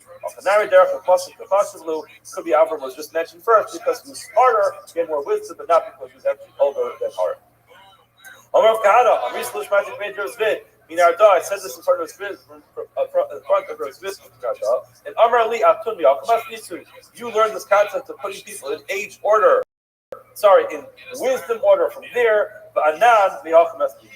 We learn it from someplace else. L'shem Yulat Gamhu Avi Kolbene Aver Achi Yefes Hagadol. He said Shem gave birth. He was the father of everyone on the other side of the river, which is Achi Yefes Hagadol. Yefes Hagadol. You see clearly that Yefes was really the oldest, but Shem was still mentioned first. So you see that the names are not in order. Okay, how do we know that an 8-year-old 7-year-old child. Here, Betzalel ben Uri ben Chor lemate Yehuda. Betzalel was the son of Uri, the son of Chor, from the Shevet of Yehuda. Siv, but Thomas Azuba was Kaleb's wife. Yikach lo Kaleb as Ephras, but Taylor lo as Chor. So now we know that Kaleb was Chor's father, who was the father of Uri, the son of Betzalel. Betzalel and Uri ben Chor, then Kaleb. Turns out that Kaleb was the great-grandfather of Betzalel. Now, the other Betzalel Mishkan, how old was Betzalel when he built the Mishkan? Bar Kama, how old was he? Again, the Avad Betzalel Mishkan Bar Kama Havi, how old was he when he built the Mishkan? Must have been Bar Tleisa. He must have been at least 13. Let's say for Ish Mimelach Der Shem Osim. The person has to be an Ish, an adult, to be able to build a Mishkan. The Tanya, we learned in a Raisa. Shana Rishon Asam Moshe Mishkan. The first year, Moshe built the Mishkan. Shnia, the second year, after they were in the Midbar, he built the Mishkan. Again, Shana Rishon, the first year, Asam Moshe Mishkan. Shnia, take him a Mishkan. He actually put it up. The Shalach Meraglim, he sent the Meraglim during the second year that they were out of Mitzrayim in the Midbar. Look, it says in the pasuk, "Ben Arba'im Shana Anochi B'Shalach Moshe Eved Hashem." This is referring to how old Kaleb was when he was sent. He was one of the Meraglim. He went as one of the Meraglim. So he was 40 years when he was sent as one of the Meraglim. Now. Today, behold, I am Ben Chamesh Shmonim, 5 years old. Now the math. Kama Havilu, turns out, our boy, it was 40 years. Now subtract 14 years, Davi Betzalel, for Betzalel to be born. Pashlu Esu B'Shit. You're left with 26 years. Dal Tishni plus Iburi. You have to take out 2 years for all the pregnancies. It turns out, Ashtak is Kochad B'Chad B'Tamni Olin. It turns out that whole family of Kaleb, Betzalel, Uri, Kaleb, to Chor, Uri, and Betzalel took place for 40 years. So now we know that there were 8-year-olds that gave birth. That's how we know that 8-year-olds gave birth. Let's just go a little bit further, get to the Mishnah. Betzalel Mor is only relevant to a male child, not to a female child. How?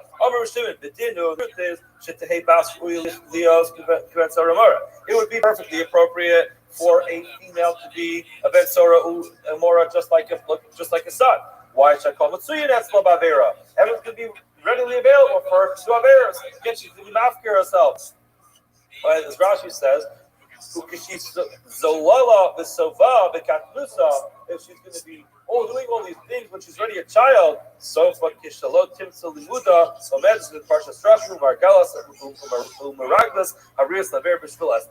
again, if the whole idea of Ben Soramara is he's needed no shame sofo, then ultimately this person is going to be a disaster if they keep this person alive. Look at her. She's already acting like this. What's going to happen? She's going to end up being a major stumbling block for all the men in town, but still, Alex Zeres and Kasavi, Pasuk teaches us, Ben Belovas.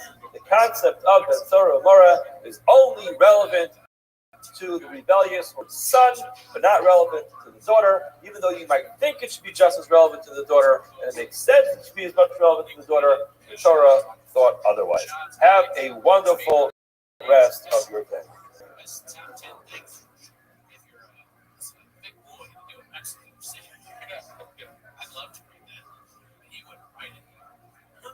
Came here.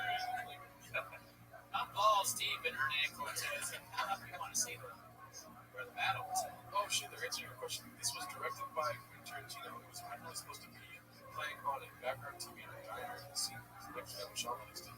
That's what I like that narrative. Yeah, it's a bit painted, but I enjoy it. They're painting there. Yeah. Wow. A lot of narrative and painting. It's like too, right? Subscribe to social media.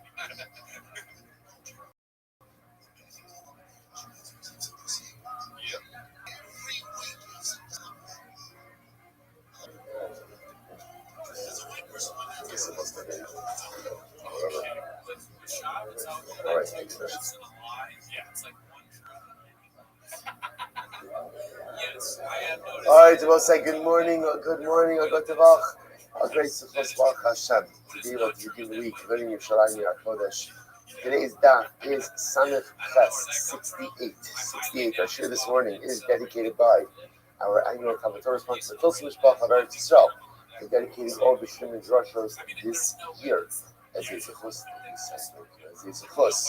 for the Besoros Tovos for all of Am Yisrael. That we should result in as Hashem. It should be a week of Mel and Karen Ram in honor of the Ilui Nishmas, Mordechai Ben Yisrael. We hope that the merit of our time children will have an aliyah and the family in the chayim. Because once we hope that this is a week in there, so we reach more of our hostages come home. Our holy soldiers are successful. B'chol ma'aseh yedeihem. We should just be zilchem yas Hashem for brachos, yeshuas, and the chomas for all of Klal Yisrael. Well, with that, let us begin. Today's daf is Samech Ches 68. We are picking up in Eretz Hashem actually at the top of Samech Ches 68. So the Gemara quotes these sections from Rabbi Akiva. So remember again, Rabbi Akiva mentioned in the Mishnah about the collection of shun, collection of cucumbers or gourds. And Rabbi Akiva said in the Mishnah, Shnayim lokin kishun, echa loki pater. The echa loki. Sometimes someone can go ahead and collect cucumbers, right? Harvest cucumbers on Shabbos. Sometimes the person can be chayiv, sometimes the person can be pater. So the Gemara in the Mishnah said, what does that mean? So the person actually harvests the cucumbers and he be chayiv for Kol Shabbos. But if he engages in an act of illusion, so then he would be pater. So now the Gemara is going to talk about that a little bit. The Gemara says, Vaha, 68a. Vaha, Rabbi Akiva, Rabbi Yeshua, Gamrela? Did Rabbi Akiva, Rabbi Yeshua? No, but Anya says this is an incredible story. But Rabbi tells a story. Kishichala Rabbi Eliezer, Nichnisu, Rabbi Akiva, Bechaber, Lebakra. When Rabbi Eliezer became ill, so Rabbi Akiva and his other Rabbanim, his other companions, not companions, what's the word? Colleagues, thank you. His colleagues came to visit Rabbi Eliezer. I will say now you're going to see the context of this story in just a little bit, and it's quite traumatic. So Rabbi Eliezer was like in his bed. He was very ill, deathly ill, about to die, we'll see in this moment. And he was like under his canopy. So he was in his bed under a canopy, and Rabbi Akiva and the other Rabbanim were outside. Literally truckling means like in an antechamber. So they were visiting with him in an antechamber, the hallway. But also Yom Erev Shabbos, and it was Shabbos. It was Friday afternoon. So what happened? The Nichnas Porkinos Lachlos Tfilos. So Porkinos. So this is Rabbi Eliezer. So Rabbi Eliezer's son Porkinos. Now, interestingly enough, this was Rabbi Eliezer Porkinos. His son, he named after his father, Porkinos. Again, if we have time to talk a little bit more about Rabbi Eliezer Porkinos, who himself was a disciple of Rabbi Yochanan ben Zakkai. Okay, so what happened? So his son Porkinos went in to remove his tefillin. So again, remember, Rabbi Eliezer, the father, very ill, son comes in Erev Shabbos to remove his father's tefillin. This is about to start. So Ga'ar Bo V'yatza ben Azifa. Rabbi Eliezer started yelling at his son. Started yelling at him. He again rebuked him and Porkinos left the room. So Rabbanim were there. And Porkinos, the son said, it would appear that my father is not in a proper mental state. Like after chasing me out the room like this, after rebuking me, it would appear that my father is not in a proper mental state. So what happens? Eliezer hears this, and he says, so Rabbi Eliezer says, I'm fine, I'm not the problem, but rather again it's my son Porkinos and his mother, my wife, who are the ones who are mentally not clear, lacking mental clarity. Why? Because literally translated, how could it be that they are not careful with the Isser Skila and they're worried about, again, my Torah. So in other words, what's happening over here? So interestingly enough, so Rabbi Eliezer is going ahead and rebuking his son and his wife, in other words, Rabbi Eliezer's wife, for not properly preparing for Shabbos. If he felt that they were not properly prepared for Shabbos, and because they're not properly prepared for Shabbos, there's a real concern that Chas v'Shalom they come to Machal Shabbos, so they're not worried about praying for Shabbos, and instead they're focused on taking my Torah off. So those are things like this. Wearing tefillin on Shabbos. So worst case scenario, maybe you're done with the Isur Rabbanon. But preparing on Shabbos, that could be a serious issue to already saw. So take a look at Rashi for just a moment. Rashi says, Isur Skiva is the third short line. Hadlokas Haner, V'Hashmonas Chamin, V'Oskin V'Davar She'ino Ela Isur Shmos. The Maniach Tefillin B'Shabbos in Kan. So Maniach Tefillin B'Shabbos in Kan Isur Malacha, Ba'Filu Yitzir Sh'Rabim Ta'Derach Mabush. So apparently, what Rabbi Eliezer was, he felt that his son and his wife had not properly prepared for Shabbos. So he felt you're focusing on all the wrong things. You're focusing on getting my tefillin on Shabbos. So what's the worst case scenario? If I go ahead and I wear tefillin on Shabbos, so what? Okay, at most this is Rabbanon. So better to go ahead and don't worry about this Rabbanon, worry about preparing for Shabbos properly. So I'll say, so again, so what's the pshat? So the Marshal brings down and the Marshal says, you're right, they had delayed the preparing for Shabbos. Why? Because they were caring for their father. That's because they were caring for Rabbi Eliezer. So Rabbi Eliezer, and again, Rabbi Eliezer, we'll see, is a strong personality, very strong personality. So the mice, again, he's rebuking his son for not probably preparing for Shabbos.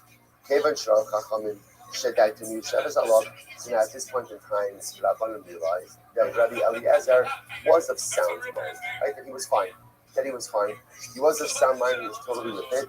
When the other Rabbanim realized this, so they come into the Mavakir Chola. Yashu Lefanav Berichot Dalet Amos, and they sit 4 amos away from Rabbi Eliezer. And I will say now, what's happening over here? So now with the story begins to really take form. If you look at Rashi says Berichot Arba Amos, Ifnei Hanidu Sheberchu B'Machlokas Tanot Shalach Noel. I'll say remember again, this is the famous story of Tanot Shalach Noel. Tanot Shalach Noel, also remember again, this was the famous fallout between Eliezer and the rabbinic. There was a big machlokes about, again, the oven, right? Literally a Tanot Shalach Noel, an oven made up of multiple parts, and there was a major machlokes about the ritual status. Tumah and Tara. So again, the entire rabbinic community passed in one way. Eliezer passed in a different way. The Eliezer would not back from his opinion. As a result, he was putting chayrim. He was excommunicated. Putting chayrim. There was an interesting halacha is that when some of them you're not even allowed to do Dalet Amos, 6 of them. So coming now to go ahead and do Mivakir Chola. Now the truth is not really coming to Mivakir Chola. What they're really coming to do is they're coming to glean any additional Torah knowledge that they can from Rabbi Eliezer. But they have to keep a distance from him because at the end of the day, he's still in excommunication. That's why they're not coming to his bedside. They're keeping a distance of Dalar Amish. So Eliezer, again, even on his deathbed, was not retracting his halachic position. And therefore, again, they come a distance. Amar Lam, Rabbi Eliezer says that. There's so much just about this entire story and about Rabbi Eliezer himself. Sometimes in life, it's good to stand your ground. It's good to keep your shittas and your opinions. But if the whole world is against you, right? Again, chances are you have to do a self-check, and you may be wrong. Now that's not always true. For example, the world is against us, probably still, right? The world is against Klal Yisrael, and yet again, we know that we do not back down from doing what we are. But within Klal Yisrael itself, if you're on the island and everyone else says one thing, right, and you're holding something else, chances are you're wrong. And chances are you have to have enough humility and enough inner sense to be able to understand that maybe it's kedai to revisit my shittas, my ashkafas, my halachas, my life stances. But Rabbi Eliezer would not back down. He would not back down. So what ends up happening? So Rabbi Eliezer says Rabbi Akiva and Rabbi Akiva's Chaver. Why did you guys come? Amar Lo, Rabbi, you came to learn Torah. What do you have to understand something? We've mentioned this many times. Once upon a time, Torah Balpeh was Balpeh. Right? The old tradition was Mamish Balpeh, which means that when a Rebbe died, what happened? Any Torah he had that he did not share went with him to the grave. Which is why so often in the Gemara you find when a great sage is on deathbed, his Talmidim are circling the bed because they're trying to just extract whatever last minute Torah they have people to do. So now Rabbi Eliezer was in Canaan, but he's about to die. So they're trying to get, so they come to the Kiva and say, Rabbi, we're here to learn Torah. Give us whatever you can before you die. This is incredible. So why haven't you come into life? Right, Rabbi says, no, so where have you been this entire time? Why are you only coming now? Amrullah, they said to him, wow, we didn't have enough time. Enough time, we got busy. I'm not supposed to listen to this. So Allah says back to them, Tamia ani em yamusu misas atsi. I wonder about you guys, if you will die a natural death. In other words, Rabbi Eliezer saw prophetically that these individuals, unfortunately, would meet a very bitter end. Again, Rabbi Akiva and all these other rabbanim were unfortunately killed by the Romans. So Rabbi Eliezer says prophetically, I see that unfortunately you're going to meet a very difficult end. Rabbi Akiva, Shalimahu, Rabbi Akiva asks Rabbi Eliezer, Rabbi, what do you see about my future? Your end is more difficult. It's even more difficult than anyone else. Rabbi said, there's a lot of emotion in this Gemara as well. Rabbi Eliezer been working with, he was, ostracized from the community, which he was. But again, because of decisions, unwillingness to back down. Rabbi said that this exchange is so incredibly profound. Rabbi Eliezer asking the Rabbanim, why haven't you come to me until now? And they said, oh, we didn't have time. And Rabbi Eliezer says, I just want to tell you, if you live a life where you don't have time, he says, Tamia ani in yamusu misas atsi. Then I would be shocked if the only death you experience in this world, the way you can read that phrase is, Tamia ani, I would be shocked in yamusu misas atsi. If you only die a regular death. What does that mean? People go through life and we have plenty of opportunities. But how do we justify not taking our opportunities, not taking advantage of our opportunities? Not enough time. Every single time you lose out on an opportunity because you quote unquote have enough time, that quasi death. Death represents a certain finality. When a person dies, that's it. When you fail to take advantage of your life opportunities, listen, you know how this works. Often we don't take advantage of our life opportunities. Why? Because we convince ourselves that what? I'll get to it later. But we know that's not how life works. Often when you don't take advantage of a life opportunity, that opportunity evaporates. Now there may be other opportunities down the road, but the ones you miss are the ones you miss, and more often than not, you cannot regain them. So when Eliezer perhaps is saying to the other Rabbanim, you tell me you don't have time, for people who live a life where their common brain is, I don't have time, just understand every time you don't have time and you pass up on a life opportunity, you're killing that opportunity. And not like the expression like, I'm killing it. Like the good killing it, right? Not like that one, right? But like you've lost out on that. And that's ultimately, again, that is a door that shuts, and once it shuts, you cannot be opened. This is perhaps one of the most important and profound lessons. So many of us, we go through life, and there's opportunities, whether it's opportunities to look see for, it's opportunities for learning, it's opportunities for kavusa, opportunities for chesed, it's opportunities to build our shalom bayis. And what ends up happening? I'm too busy, or I'm too tired, or I'm too this, or I'm too that. Just understand, every single time you pass up on a life opportunity because I quote unquote don't have time, that opportunity has just died right in front of you. And there's no tchias amesim for life opportunities. There may be other ones, but once the opportunity dies, it's dead and gone to you forever. Overwhelming Gemara. So what happens? So they'll say, now Rabbi Eliezer is about to die. Rabbi Eliezer himself is about to die. What does he do? Not all Israel also, so Rabbi said, this is a profound Gemara. Rabbi Eliezer takes his two arms and literally almost like he crosses it against his chest. Amar, said, woe to these arms that are like two Sifrei Torah that are rolled down. So the imagery is very profound. If you look at his, like the two columns of a Sifrei Torah, it's crossing it over his chest. And he's saying, woe to these Sifrei Torah that are rolled. Now, Rashi points out when a Sifrei Torah is rolled closed, you can't see the letters.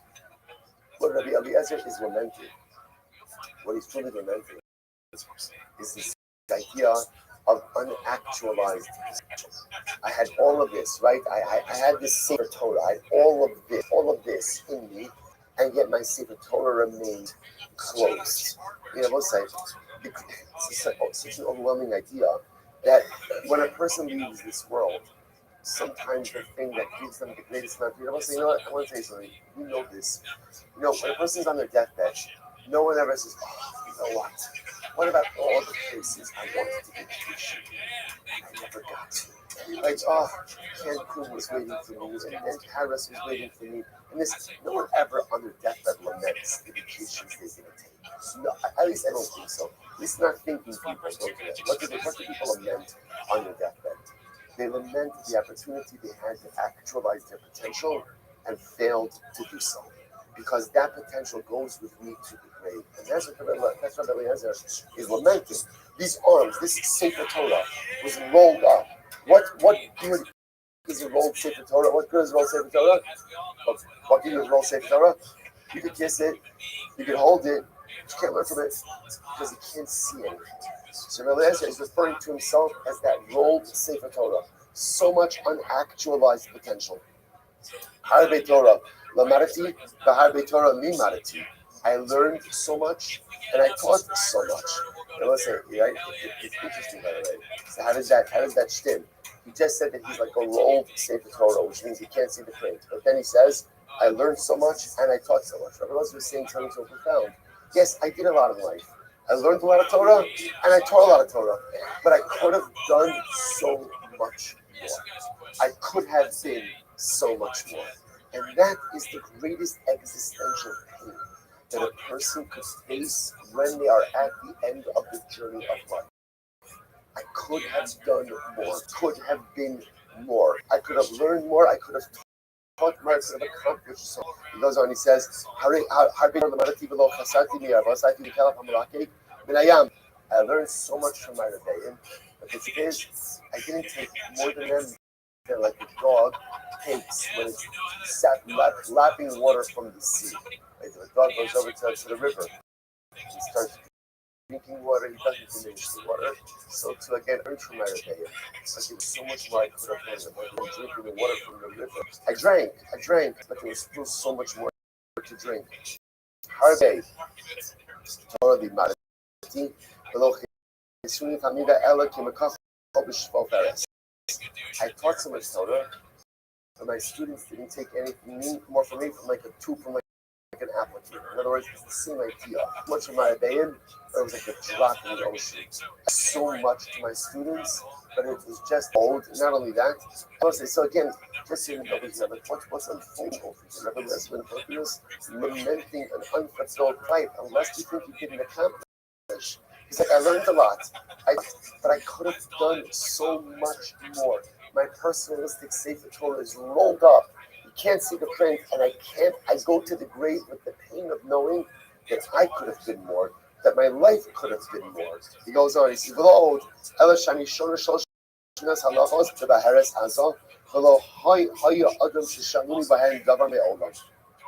he said, furthermore, I know 300 halachos with the Baharas Azov. What's Baharas Azov? We'll say, so Baharas is a type of saras. Azov means bright. So I realized what this is saying is, I even have very specific knowledge with a specific type of saras, and no one ever asked me about it. Below old, Ella Shani Shurish Loshmos Halachos, one of the Shoshas Alafim Halachos, Benetias Kishuin, below Haya Adam Shamani Bahan Davar Me'olam. And I know 300 halachas, 3,000 halachas. When it comes to cucumbers, there's a lot of halachas comes to cucumbers. We'll see that in just a moment. And no one ever asked me anything except Rabbi Akiva. He called him Akiva ben Yosef.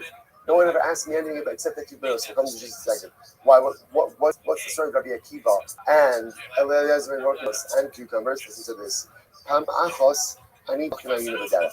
So Rabbi Yochanan tells this story. He says, one time, Rabbi Akiva and I were walking on Amarli, and Rabbi Akiva said to me, Rabbi, Lamdi benetios kishu. To me, about the halachos of when it comes to cucumbers. First white line, Amarti Davar Echad. So the husband Hokana said, I said one word, or it was a short word. I said one word of kishuf, Nismala Kolasa the Kishu, and the entire field filled with cucumbers. So we'll say it's pretty incredible. But we're gonna obviously Gemara's gonna talk about how exactly is it permitted that a husband Hokana is engaging in kishuf, is engaging in sorcery. Again, we'll discuss that. I said one word and the entire field filled with cucumbers. Only Rabbi Imaratani Nityasan, Imaratani Akilasan. Rabbi taught me how to plant cucumbers with sorcery. Tell me how to harvest it. So Amarti Davar Echad Niskatsu Kulu Lamakom Echad. I said one word, and all of the cucumbers were piled in one area.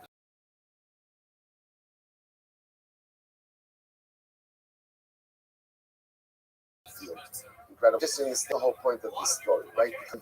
In the Mishnah, Rabbi Akiva quoted in the name of Rabbi Yeshua about the halachos of cucumbers when it comes to sorcery. The Gemara was asking Rabbi Akiva and Rabbi Yeshua. You see, when you saw that Rabbi Akiva actually learned this from Rabbi Eliezer. That's the whole point of this. We'll go back to that in just a moment. So at this point, now the Gemara jumps back. The other Rabbanim who are coming to this Rabbi Eliezer, that he's holding of sound mind. So therefore, this opportunity to ask him of a righteous. Amulah, so Rabbi Eliezer, Hakador, Vaha, almost Vakamira Utsar Hamargalios, Kitana Mahu. So there was this interesting. They asked Rabbi Eliezer working a question regarding Tumhara. So literally again, all Rashi says over here, weight, Kamiyah is an amulet, Sra Margolios, a pouch for gems, or weight. So I'll say these are all three items that are made from leather and filled with something else. They were asking me a Tumhara question.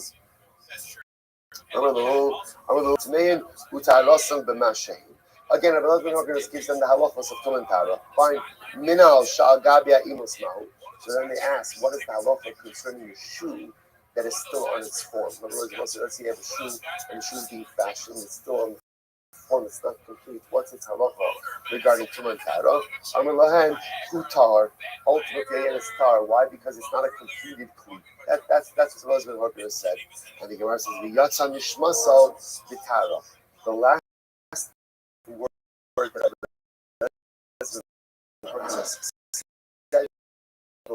last word was tar, was pure. Those are the last words out of his mouth. Amar Rabbi Yeshua Amar Chotra HaNeder Chotra HaNeder. Rabbi Yeshua stood up and he said that ultimately against Rabbi Eliezer in the excommunication. So also they lifted the Rabbanim Assembly, lifted the excommunication from Rabbi Eliezer and Martinus after he passed away. Incredible. That's what means Chotra HaNeder Chotra HaNeder. So the Gemara says as follows: the Matzi Shabbos. Now again, so the workers died, and you also the last thing when he died was tar. That was the Matzi Shabbos. Talk about Akiva, Minke, sorry, removed. I'm sorry, but already. So now this remember happened. This whole story happened on Friday. Because remember, it started that his son worked came and removed his throne. It was our Shuvah Lavanya was a Shabbos. Rabbi Akiva, so apparently, according to this story, Rabbi Akiva must have Rabbi Eliezer died, and Rabbi Akiva therefore runs into a procession on Mos. And Rabbi Akiva on Caesarea at Shedamu shows his life. So literally, Rabbi Akiva was striking himself. Points out over here, Tosa said that he's really macerating himself over the death of Rabbi Eliezer. And what he was doing was, he was mourning the loss of all Torah. Because the law is, you're not allowed to lacerate yourself over mourning for the dead. He wasn't lacerating himself mourning the dead. Rather, again, he could not take the pain of all the Torah that was lost with the death of Rabbi Eliezer himself. But Omar, Avi Recha B'Shalom Parasha. So ultimately, again, he said the pasuk that actually Elisha said about Eliyahu and Eliyahu Hanavi died. Recha, right? He said to him, he said, Avi, my father. Recha B'Shalom Parasha. Ultimately, again, chariot of Israel and its riders. Harbe Ma'os, again, he referred, it's very beautiful, he referred to Eliezer as his father. as his father and as a chariot, right? Just like the chariot gets the rider from location A to location B, Rabbi Eliezer was someone who was moving himself forward at every junction.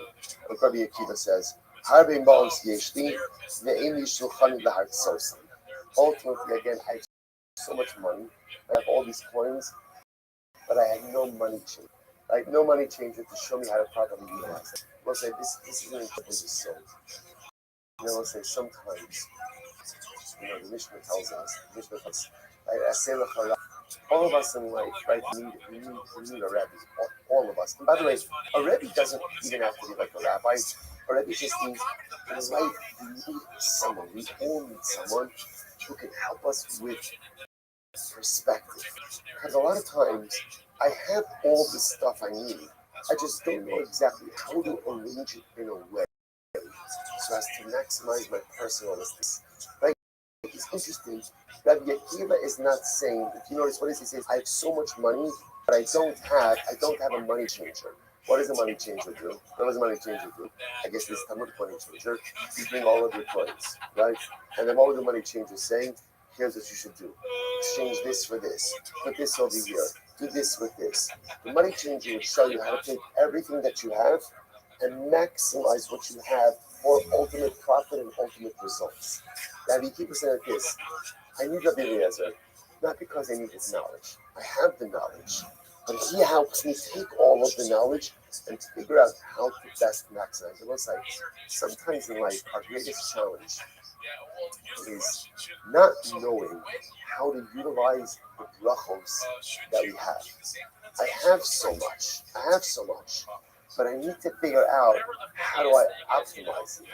Right? Isn't it interesting? Especially like I find this a lot that we live in an age where it used to be you needed a Rebbe for information.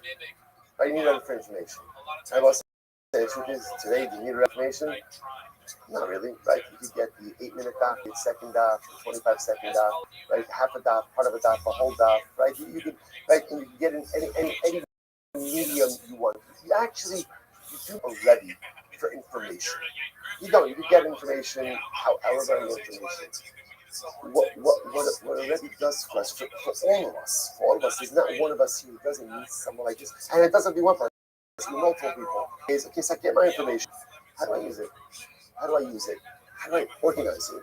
How do I set myself up in the right framework so I could be successful? And I feel that sometimes like this is one of the biggest challenges of our dar, right? Because it's interesting to cover like there's like all the yomis, right? It's cute. Like you see people like the stats, right? Kids are Mishnah, the Thursday and and what happens?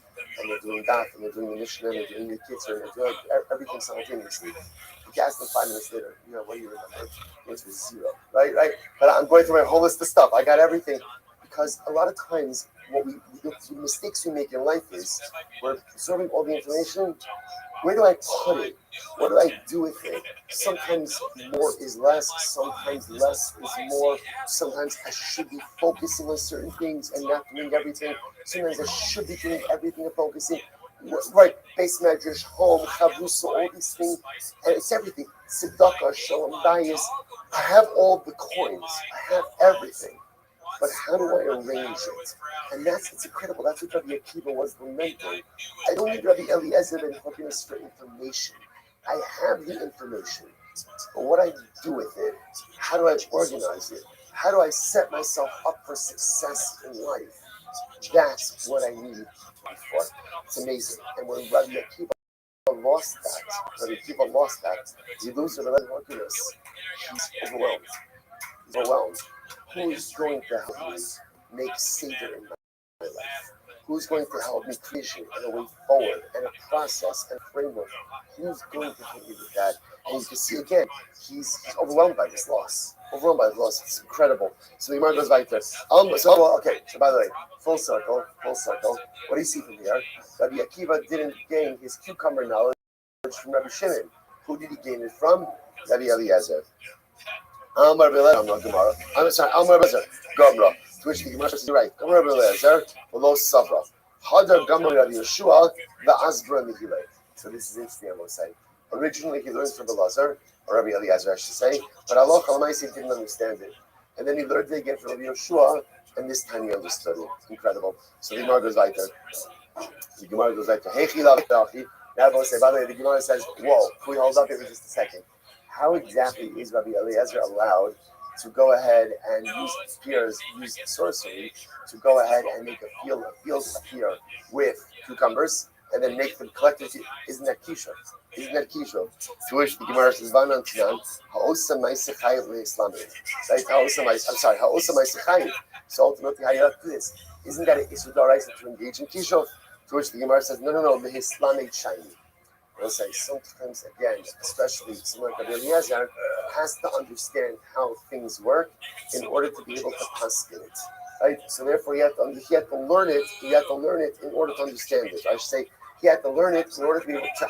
He had to understand it in order to be able to paskin. Shaylos about it. Amar los silmot lasos. Torah tells us, do not learn in order to replicate or in order to mimic that which the nations of the world do. So ultimately, again, you can't learn in order to go ahead and mimic that which the nations of the world do.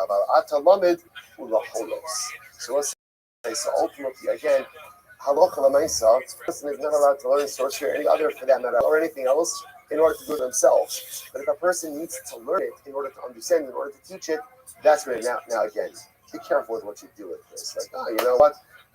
Listen, it's important to understand Arias. I don't mean the ground meat and the pita, right? In other words, like, right, important to understand. I need to understand some non that should have to become proficient. No, calm down, right? What it means is like this: that somebody who needs to paskin halakas needs to understand the mechanic things, right? You can't paskin if you don't understand it. So Rabbi Eliezer, who needed to paskin on different situations regarding kishuf, needed to understand how it was working, and that's why he taught it to Rabbi Akiva, not for the purpose of going ahead and performing sorcery classes, but for the point ultimately again of going ahead and understanding the dynamic of these things. Okay, what's that? I'll just point out something amazing. Actually, we'll save it. We'll save it for later. Hadronach Aramisa, so we'll say Mazel Tov. The parak, Shkoyach. Michael Kaplan's first parak chance. Mazel Tov. Incredible. Near Hashem, the first of many. Let's elevate. All right. So Michael, it's a short-lived celebration. Let's go. All right, that's how we do it. Right? Good. Move on. Let's say by the way, that's the greatest metaphor for life, right? Metaphor for life. You know, in the Welt, when you go ahead and you accomplish something, you see this, right? Like you win a Super Bowl. Like, oh, what are you gonna do now? Right? And there's understanding. They're like, okay, now you have a break. Now you can this. In Yiddishkeit, when you go ahead and you have a dramatic accomplishment, what do? Next moment, move on, right? Give yourself a shkoyach, 5 seconds, the accomplishment, and then move to whatever is next. So here we go. 68. Ben Sorer Umora. So now this is our next parak. Remember again, just kind of like a quick overview. Ben Sorer Umora is the rebellious son. So this is ultimately, remember, the child. He's not a child. He's an adult. We'll see.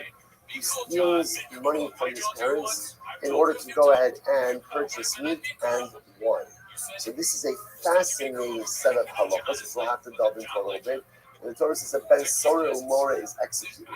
Now, interestingly enough, at first glance, it doesn't really feel that the crime really is that severe that it should warrant execution.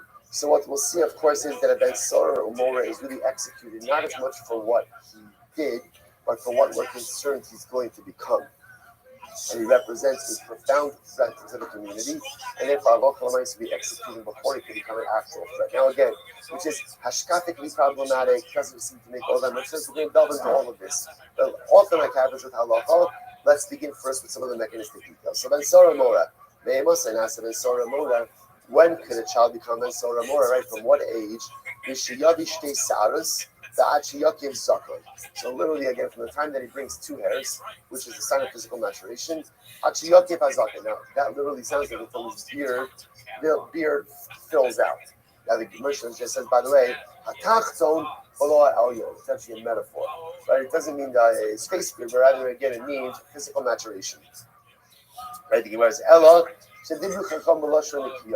Chazal spoke in a cleaner way, right? So they didn't want to be explicit that this refers ultimately again to pubic hair. They didn't want to be explicit like that. So therefore, they said it in a little bit of an isolation. Kielish ben below bas. The pasuk says, "I will have a rebellious son." First of all, it's a son and not a daughter. Interesting. There's no bas solim, right? There's no female equivalent, right? Furthermore, below ish. Furthermore, again, it's a ben and not a man. And again, we'll discuss exactly what that means as ben below ish. Katan is potter, right? Because all the katan has not come to the chiyuv of mitzvahs. Okay, so therefore, just give us 1 second. Katan, we know in the potter. So from where do we know that a katan, that a child ultimately again is potter that's honorable?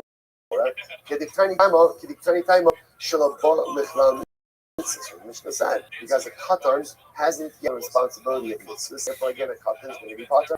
To which the Gemara says, "Yisu heicha ashkechon the anash akasov the haki tacha the boy kalim." One second. It sounds like the Gemara is saying earlier, the Gemara needs an explicit teaching to teach me that a katan is not subject to halachos of ben sora mora. But that's obvious. Why would we ever think that a katan is subject to the halachos of ben sora mora? In general, a katan is always exempt from everything. So why would I need a specific passage to teach me that a katan is exempt? To which the Gemara says, "Anan haki kamina." This is what I need to say. Atu ben sora mora al chet o neherag, Hashem sofo neherag. So it says we're going to discuss a ben sora mora. Why is he executed? He's not really executed for what he has done, right? Because if you think about it, we haven't gotten into it yet. What has ben sora mora done? What has he done? He stole money. He stole money and he bought meat and he drank wine. Not good, right? Not good, but certainly not an executable offense, right? You can't say, so why is he executed? He's executed because we're concerned of what he's going to become. That's what we're concerned with. We're concerned that maybe that Lamaisa, if he's exhibiting these type of behaviors as a child, we are concerned about the type of menace to society that he is going to become when he gets older. So the Gemara says, "The kivan the al sofo nerag akilu katanani." I'm at a thought that since we kill him for what he's going to become, maybe these halachos should apply even if he's a katan. Right? It really, Ben Sora Mora is not as much about what he is, but rather about what he's going to become. So maybe we should execute even a katan for exhibiting this type of early stage of religious behavior. Kamash Malondo. Kamash Malondo teaches us that a katan is not held accountable for his actions. And a katan is always going to be the old, then below ish. The old, then below ish katan mashma. So furthermore, again, we'll say the halach. The Gemara says ben below ish. We're going to see the halach. What continues is ben below ish means can't mean a katan, but as a katan in general is not held accountable. Amar Rabbi Yehuda Amar Rav Kra v'chiyah leish ben. Pasuk says if a man will go ahead and have a son, then has who becomes a ben sora mora, a ben who is just recently entered into manhood. So this is interesting, by the way, that a ben sora mora has to be an adult, but again, he's a recently bar mitzvah adult. In other words, he has to be a ben hasamok ish. He became an ish recently, but he's still a ben. So he is a young ish who has just relatively recently entered into Jewish adulthood. Incredible. Let's just go over later. So Tanya So I'll say, so again, remember, all of this discussion about zakar, about a beard, is a euphemism, not for his face, but rather again about physical maturity, or I should say pubic maturity. So the Gemara says, okay, until there's hair that literally surrounds us. So the Gemara says, okay, interesting about this, by the way, is tremendous level of specificity regarding pubic hair, right? Right, so again, Gemara says it's not tested, but rather again it's pubic hair that surrounds again male members. So we'll say I wanted to point out what he did. Right? So you will not get tested on this information, right? So as I said, I just want to point out something interesting. You want it to yourself, like really like a lot of information over there. So I'll say, so just understand. This is very reminiscent of like the Gemaras that talked about execution. what in general, right? When it comes to a basic execution. So I'll say, what's the general approach? We don't want to do it. We don't want to do it. And therefore, again, you make it as difficult as possible for a Bayesian to execute someone. When you see this level of specificity regarding pubic hair, what's the takeaway message? It's mostly for everything, right? What's the takeaway message for this level of specificity? They don't want to do it. They don't want to do it. So I say, if you're getting into this, that now we're making hakiras in pubic hair. I know we're going to practice this moment, so right. We're making hakiras in this, right? You make hakiras. What that shows you is the system does not want to execute this kid.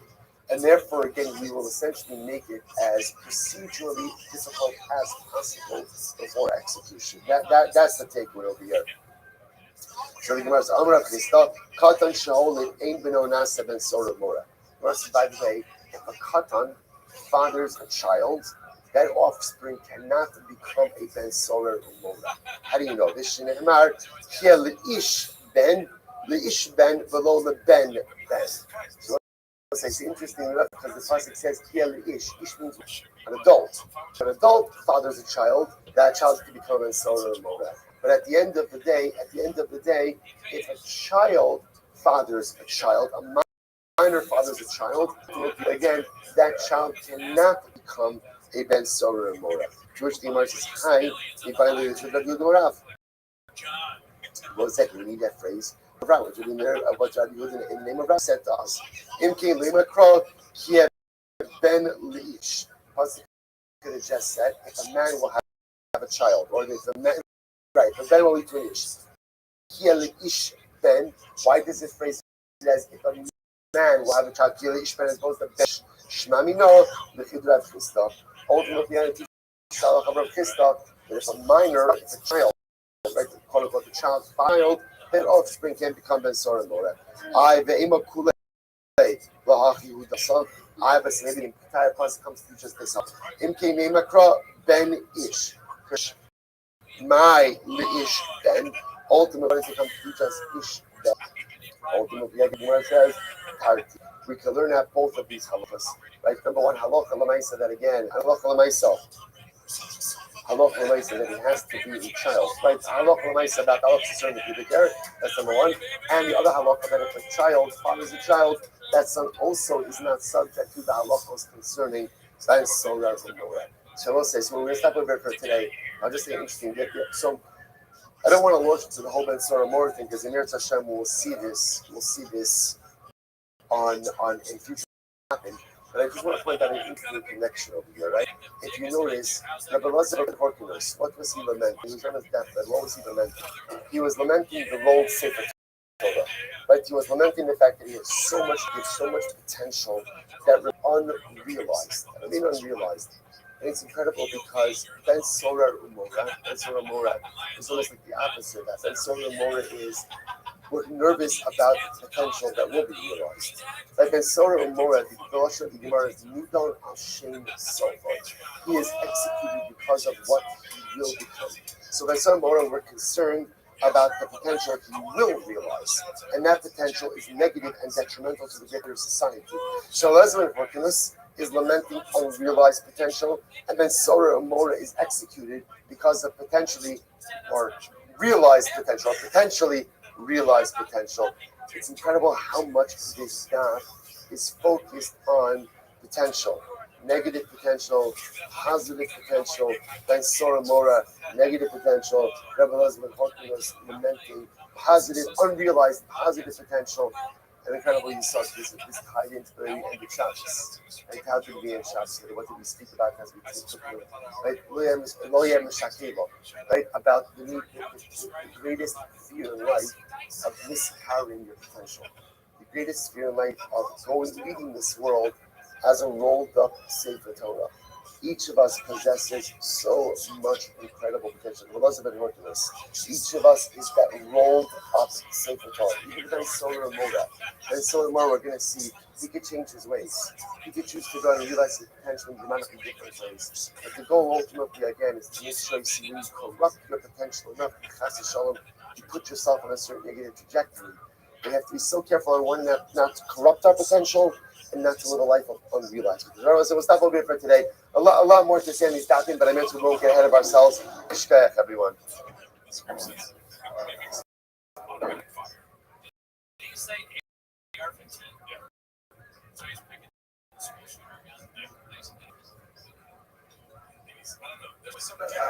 All right, we'll say good morning. Good great to be able to begin the week. Yeah, is Sanif 68. 68. I should this morning is dedicated by our annual Talmud Torah sponsor, the Tilsim Mishpach of Eretz Yisrael. We're dedicating all the Shrim and Joshos this year as a Zechus. Thank you, as a Zechus. For Besoros Tovos for all of our Hashem. Should be a week of Mel and Karen Ram and on Eli Nishmas. Mordechai ben Yitzchak, grew up in the merit of our Talmud Torah, the Nishon having Aliyah, and a family in the Chomah. Because we hope that this is week in Meretz Hashem, in which more of our hostages come home, our holy soldiers are successful, B'chol Maaseh Yedehem, we should just be Zilchem Meretz Hashem to Brachos, Yeshuas, and the Chomas for all of Klal Yisrael. Well, with that, let us begin. Today's daf is Sanachas 68.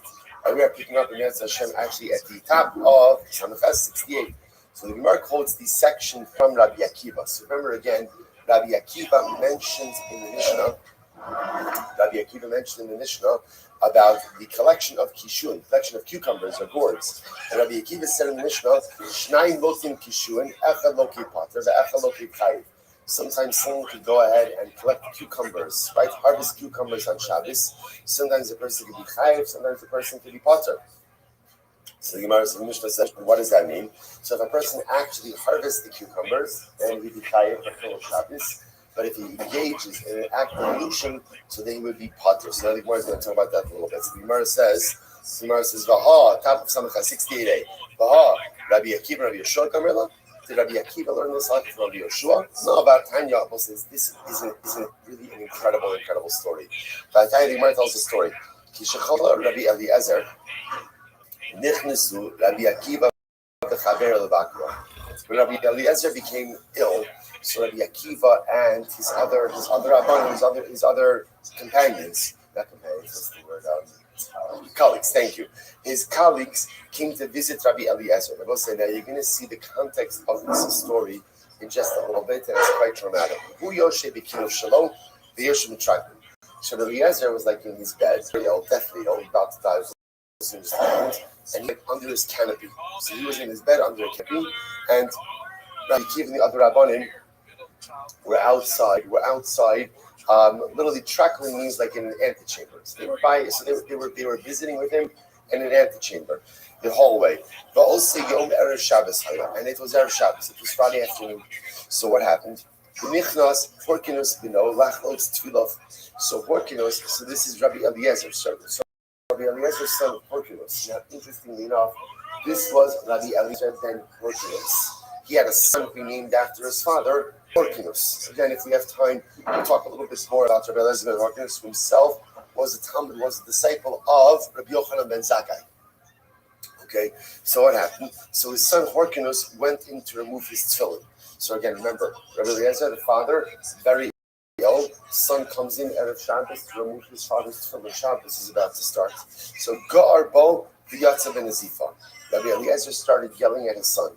Started yelling at him, and literally again rebuked him, and Horkinus left the room. So Horkinus sees the other Rabbanim who are there, ostensibly to be mevakar to visit Rabbi Eliezer and Horkinus. And Horkinus, the son, says, it would appear that my father is not in a proper state. Right after chasing me out of the room like this, after abusing me, it would appear that my father is not in a proper mental state. So what happens? Eliezer hears this, and he says, Amrulahan, Daito Vikas Imon Mitzvah. So Rabbi Eliezer says, I'm fine, I'm not the problem, but rather, again, it's my son Horkinus and his mother, my wife, who are the ones who are mentally not clear, lacking mental clarity. Why? Because literally translated, how could it be that they are not careful with Allah and they're worried about the night tefillin? So in other words, what's happening over here? So interestingly enough, so Rabbi Eliezer is going ahead and rebuking his son and his wife, in other words, Rabbi Eliezer's wife, for not properly preparing for Shabbos. That he felt that they were not properly prepared for Shabbos, and because they're not properly prepared for Shabbos, there's a real concern that Chas Shalom they come to Machal Shabbos, worried about preparing for Shabbos, and instead they're focused on taking my tefillin. So that's what saying like this. Wearing tefillin on Shabbos, so worst case scenario, maybe you're dealing with an issue Rabbanon. But preparing on Shabbos, that could be a serious issue d'oraisa. So take a look at Rashi for just a moment. Rashi says, Isra Skila, it's the third short line. Hadlakas haner, v'hatmanas chamin, v'oskin b'davar she'eno ela Isra shmos. The maniach tefillin b'Shabbos in kan, the maniach tefillin b'Shabbos in kan Isra malacha, v'afilu yisir sh'rabim v'aderach ma'aboshu. So apparently, what Rabbi Eliezer was upset about was he felt that his son and his wife had not properly prepared for Shabbos. So he felt he was focusing on all the wrong things. He focusing on getting my tefillin off Shabbos. Okay, so what's the worst case scenario? If I go ahead and I wear tefillin on Shabbos, so what? At most it's Rabbanon. So better to go ahead and don't worry about this Rabbanon. Worry about preparing for Shabbos properly. So again, so what was the pshat? So the Maharsha brings down, the Maharsha says, you're right, they had delayed the preparing for Shabbos. Why? Because they were caring for their father. Not because they were caring for their father. So and again, he's a strong personality, very strong personality. So the mice, again, he's rebuking his son for not probably praying for Shabbos. Kevan Shral Chachamim Shekanu Shabbos Alok. So in a point in time, Rabbanim realized that Rabbi Eliezer was of sound mind, right? That he was fine. He was of sound mind, he was totally with it.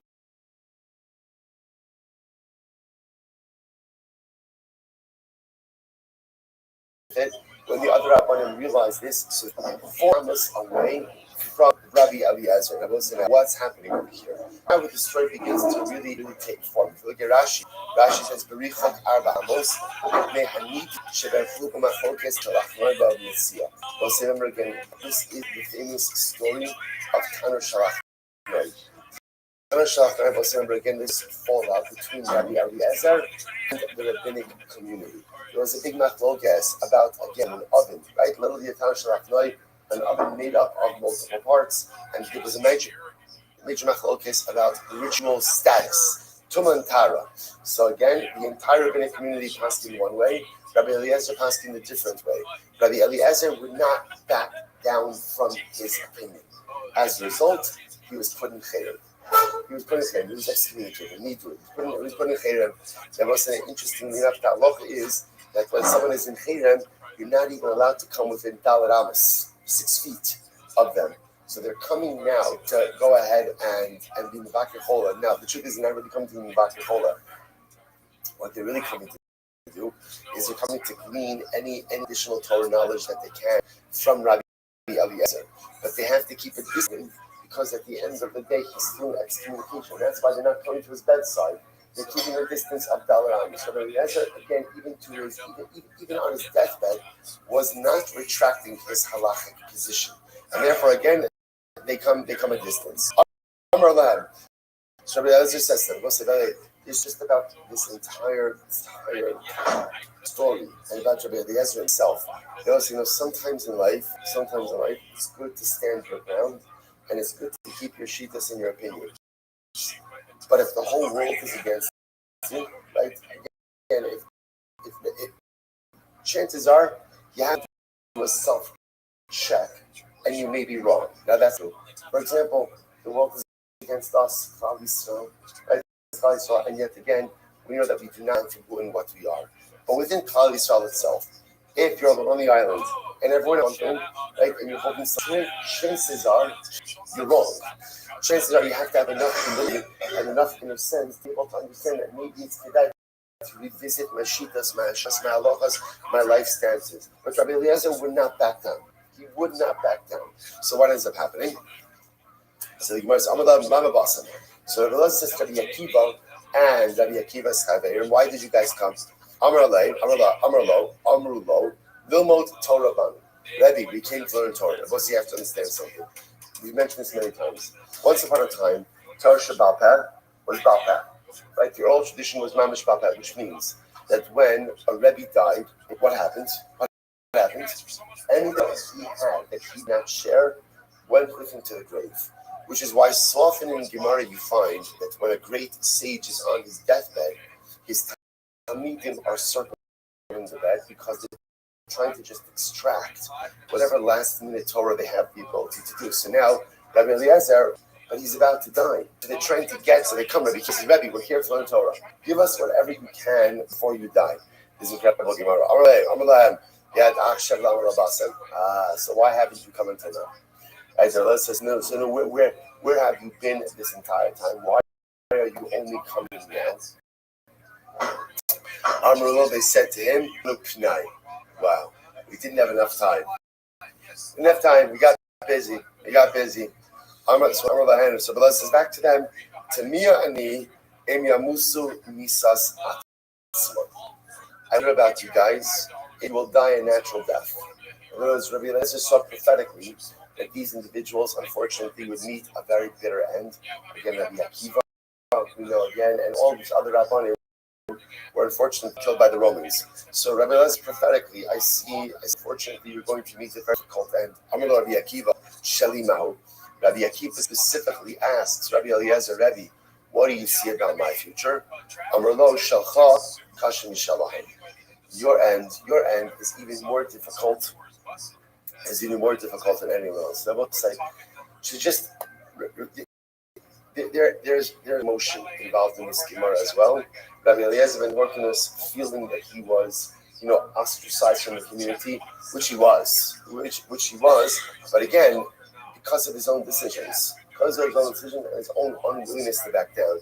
But I will say that this exchange is so incredibly profound. Like Rabbi Eliezer asking Rabbanim, Chevra, why haven't you come to me until now? And they said, oh, we didn't have time. And Rabbi Eliezer says, I just want to tell you, if you live a life where you don't have time, he says, Tamia ani in yamusu misas atzma.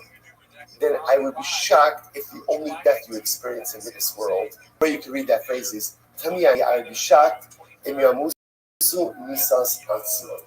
If you only die a regular death. What does anyone say? People go through life, and we have plenty of opportunities. But how do we justify not taking our opportunities, not taking advantage of our opportunities? Not enough time.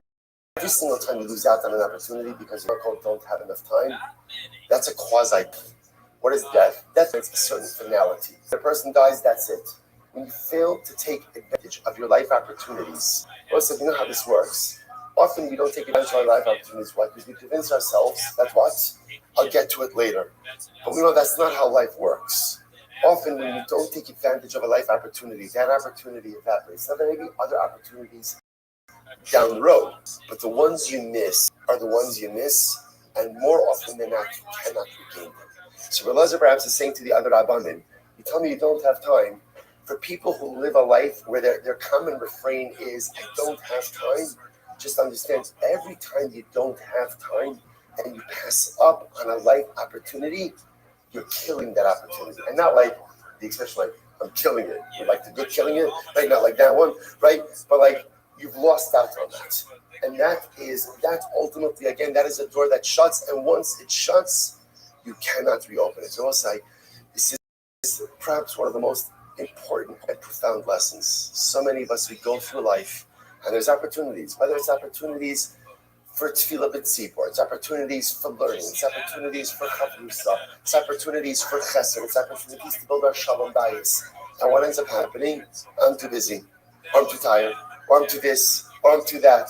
Just understand, every single time you pass up on a life opportunity because I quote unquote don't have time, that opportunity has just died right in front of you. And there's no tchias amesim for life opportunities.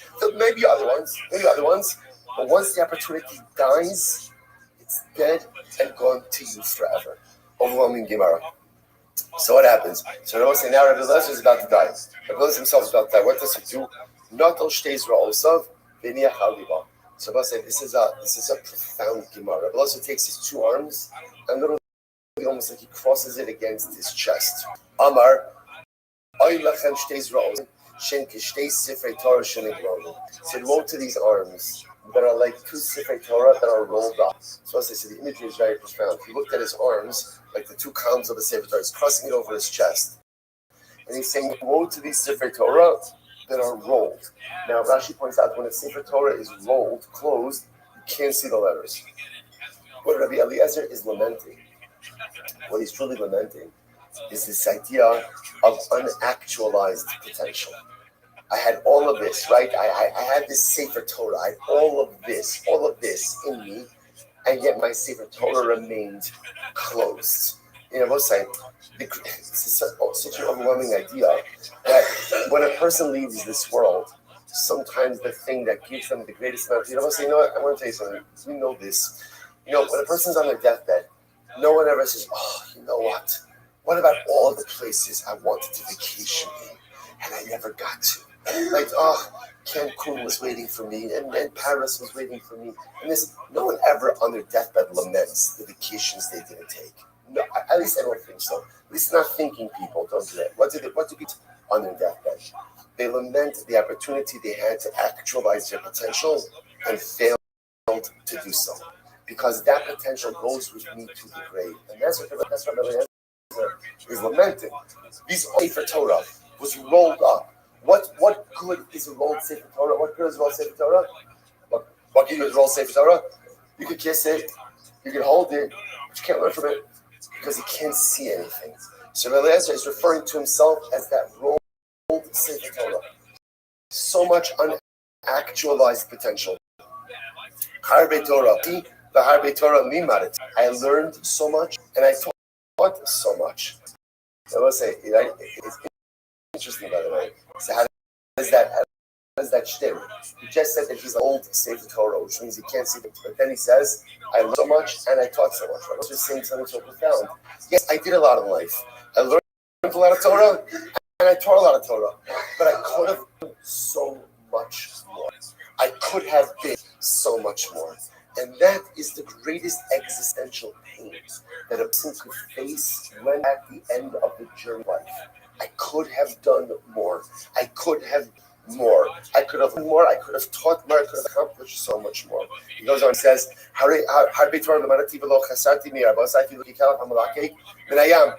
learned so much from my Rebbeim, but the truth is, I didn't take more than them. They're like the dog takes when it's lapping water from the sea.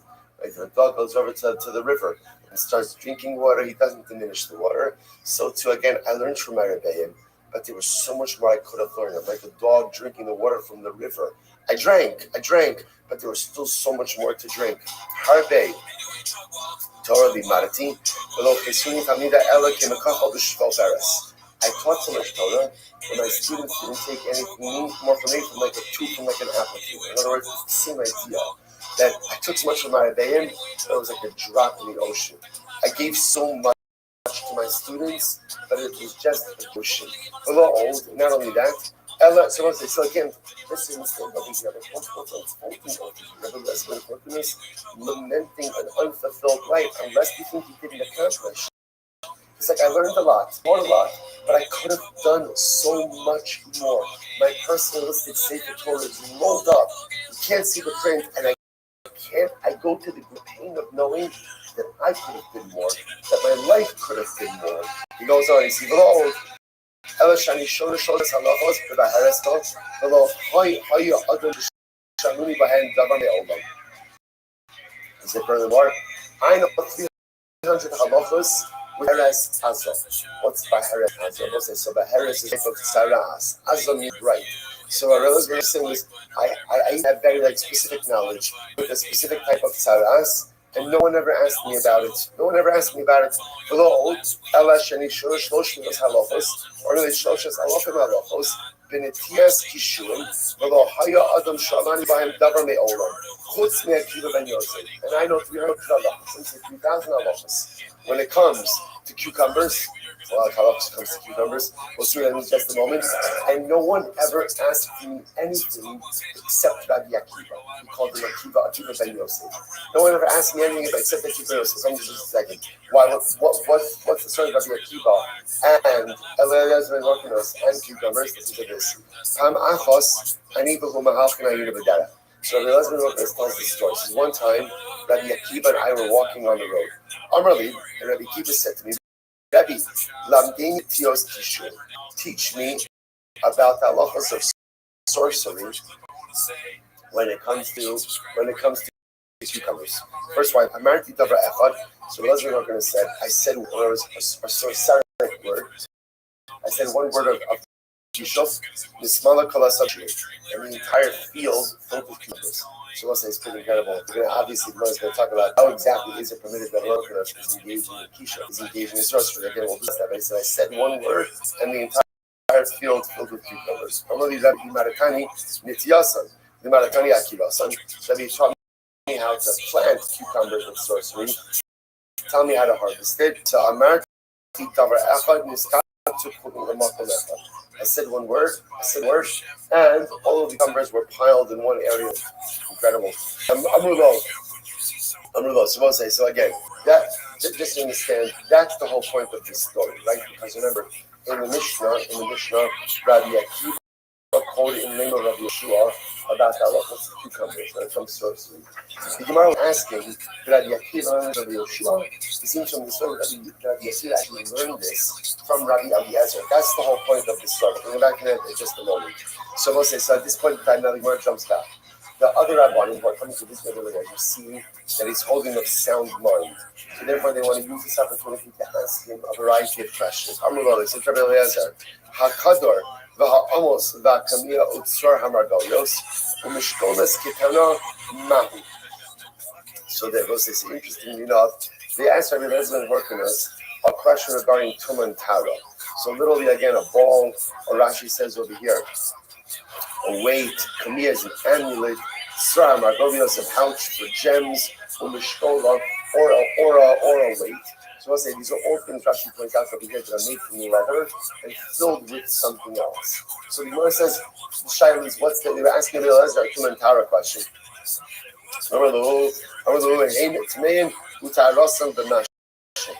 Again, Rabbi Eliezer gives them the halachos of Tumah and Tara. Fine. Minal shgabia imus mahu. So they ask, what is the halacha concerning the shoe that is still on its form? Let's you have a shoe and the shoe is being fashioned, it's still on the form, it's not complete halacha regarding Tumah. Amalahan Putar, ultimately Star. Why? Because it's not a completed clean. That's what Rosa Horker said. And the Gemara says, the Yatzan Nishmasal Vitara. The last word that Rabbi Eliezer said, the last word he said was Tahar, was pure. Those were the last words out of his mouth. Abba Rabbi Yeshua Aragla Ba'amar Haneder, Putra Haneder. Yeshua stood up and he said that ultimately again we release Rabbi Eliezer from the excommunication. So also they lifted the Rabbanan Assemble, lifted the excommunication from Rabbi Eliezer and Horkanos after he passed away. Incredible. That's what it means. Putra Haneder, Putra Haneder. So the Gemara says as follows. Lamasi Shabbos, now again, so Eliezer and Horkanos died. And I also say, incredibly enough, the last thing that he said when he died was Tahar. That was his last word. So Lamasi Shabbos, I'll go about Rabbi Akiva, Min Kesari Lamut. I'm sorry, Rabbi Akiva. So I'll say, so now, just remember, when did this story happen? This whole story happened on Friday. Because remember again, that's how the whole thing started. That his son Horkanos came in to remove his tefillin. It was Erev Shabbos. So the Levaya was on Motzei Shabbos.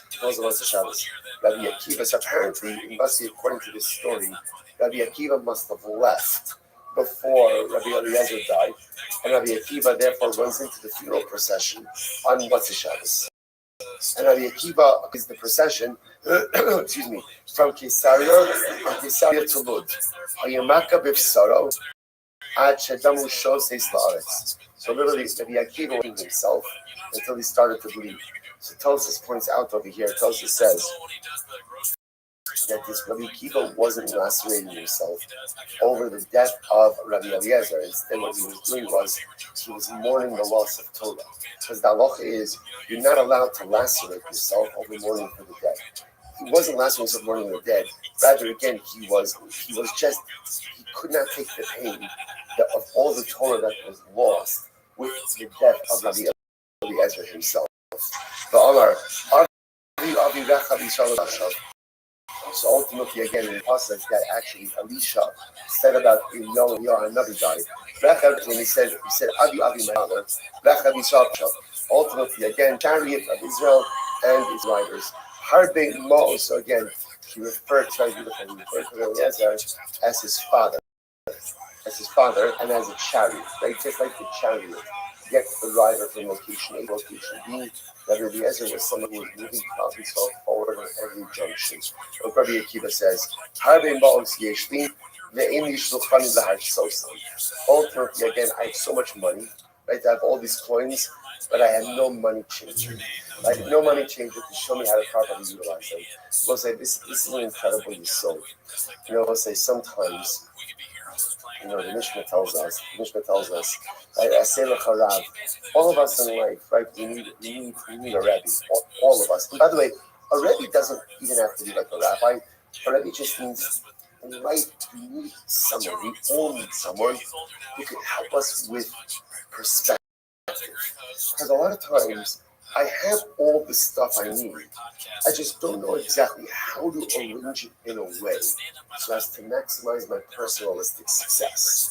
Right? It's interesting that Akiva is not saying, if you notice, what does he say? He says, I have so much money, but I don't have a money changer. What does a money changer do? What does a money changer do? I guess it's Talmud money changer. You bring all of your coins, right? And then what would the money changer saying? Here's what you should do. Exchange this for this. Put this over here. Do this with this. The money changer will take everything that you have and maximize what you have for ultimate results. Now, you keep saying like this, I need Rabbi Eliezer, not because I need his knowledge. I have the knowledge, but he helps me take all of the knowledge and figure out how to best maximize it. One side, sometimes in life, our greatest challenge is not knowing how to utilize the brachos that we have. I have so much, but I need to figure out how do I optimize it, right? Isn't it interesting? Especially I find this a lot, that we live in an age where it used to be you needed a Rebbe for information, right? You need a Rebbe for information. And I will say, the truth is, today, do you need a Rebbe for information? Not really, right? You get the 88-second daf, the 25-second daf, right? Half a daf, part of it, the whole daf, right? You can get in any medium you want. You do not need a Rebbe for information. You don't. You get information however you get information. What a Rebbe does for all of us is not one of us who doesn't need someone like this. And only one person, multiple people, is, okay, so I get my information. How do I use it? How do I use it? How do I organize it? How do I set it up in a life framework so I could be successful? And I feel that sometimes, this is one of the biggest challenges of our God, right? Because, it's interesting, kind of there's all the yomis, right? And it's cute. You see people like this stack. Right? Kids are Mishnah, and what happens? And they're doing that, and they're doing the Mishnah, and they're doing the kids, and they're doing everything simultaneously. You can ask them 5 minutes later, what do you remember? The answer is 0, right? But I'm going through my whole list of stuff. I got everything. Because a lot of times, the mistakes we make in life is, we're absorbing all the information. Where do I put it? What do I do with it? Sometimes more is less is more. Sometimes I should be focusing on things and not doing everything. Sometimes I should be doing everything. Right, there's home, chavus, all, and it's everything.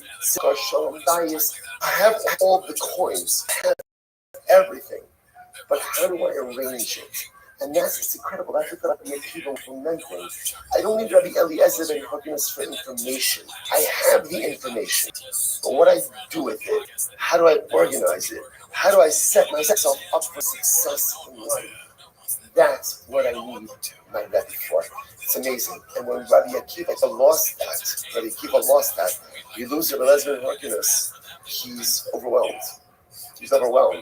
Who's going to help me make savor in my life? Who's going to help me create a vision and a way forward and a process and a framework? Who's going to help me with that? And you can see again, he's overwhelmed by this loss. It's incredible. So the Gemara goes like there. So by the way, full circle. What do you see from here? Rabbi Akiva didn't gain his cucumber knowledge from Rabbi Shimon. Who did he gain it from? Rabbi Eliezer. Amar Eliezer Gamra Gemara. I'm sorry, Amar Eliezer Gamra. Which the Gemara says, you're right. Amar Eliezer, below Safa. Hadar Gamra Rabbi Yeshua, the Asbra Nigila. So this is interesting. Originally, he learned from Eliezer, or Rabbi Eliezer, I should say, but Allah Almighty didn't understand it. And then he learned it again from Rabbi Yeshua, and this time he understood it. Incredible. So the Gemara goes like, Hey, now the Gemara says, whoa, can we hold up here for just a second? Is Rabbi Eliezer allowed to go ahead and use sorcery to go ahead and make a field appear with cucumbers and then make them collected? Isn't that kishul? Isn't that kishul? To which the Gemara says, Banan Tinan, Ha'osa Maisa Chayav Le'Islamit. Right? I'm sorry. Ha'osa Maisa Chayav. So ultimately, isn't that it is right to engage in kishul? To which the Gemara says, no, the Islamic Chayav. We'll say sometimes again, especially someone like Eliezer has to understand how things work in order to be able to pass it. Right? So therefore, you have to learn it. You have to learn it in order to understand it. Or I should say, he had to learn it in order to be able to. He had to understand it in order to be able to pass it. Shailas about it. Amar los simod lasos tells us, do not learn in order to replicate or in order to mimic that which the nations of the world do. So ultimately, again, you can't learn in order to go ahead and mimic that which the nations of the world do. So let's say, so ultimately, again, a person is not allowed to learn sorcery or any other for that matter, or anything else in order to do it for themselves. But if a person needs to learn it in order to understand it, in order to teach it, that's right now again, be careful with what you do with this. Like, you know what? Listen, it's important to understand that I don't mean the ground meat and the pita, right? In other words, like, important to understand it, right? I need to understand some numbers. I should drive to become proficient. No, calm down, right? What it means is like this: that somebody who needs to pass in halachos needs to understand the mechanics of things. Like you can't pass in if you don't understand it. So Rabbi Eliezer, who needed to pass on different situations regarding Kishuk, needed to understand how it was working. And that's why he taught it to Rabbi Akiva, not for the purpose of going ahead and performing sorcery for the point ultimately again of going ahead and understanding the dynamic of these things. Okay, I'll just point out something amazing. Actually, all right, we'll save it for later. Hadron Allah, I don't need to say that's what happens first, Parak and Shas. Incredible. There's Hashem, the first of men. That's nowadays. All right, so Michael, it's a short-lived celebration. Let's go. All right, that's how we do it. Right, good. Now moving on. Let's say, Samach Chesed is that's the greatest metaphor for life, right? Metaphor for life, in the belt, when you go ahead and accomplish something, you see this, right?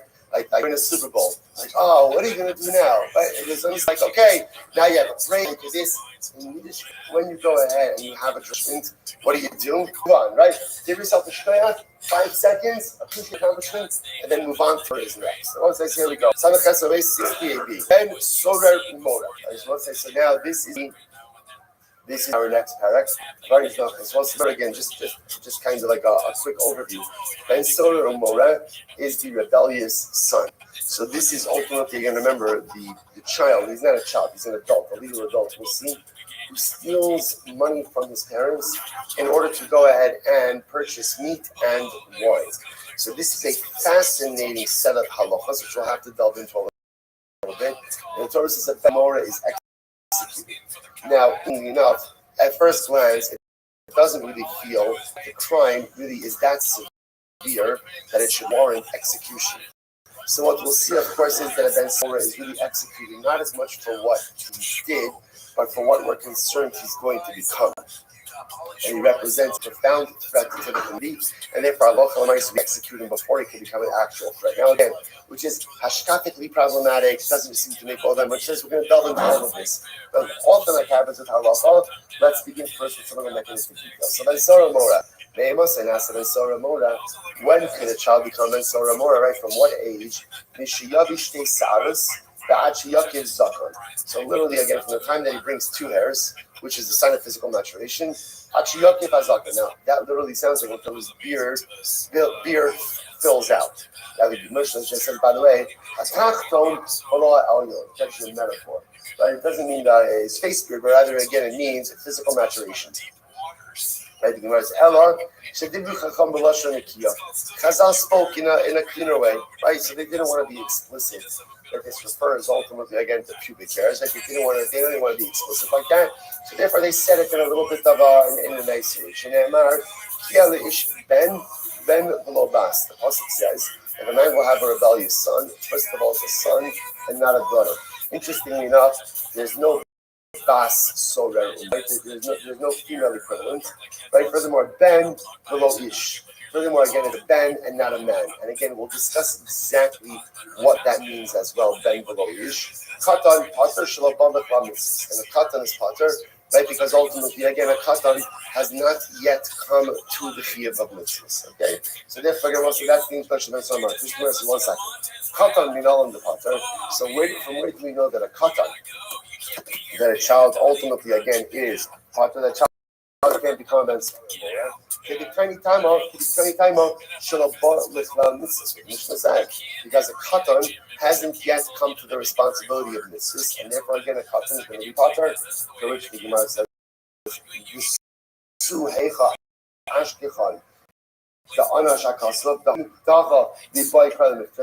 one second.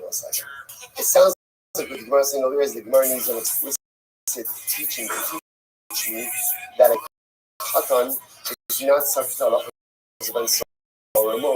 but that's obvious. Everything that a katan is subject to the halachos of solar remora. In general, a katan is always exempt from everything.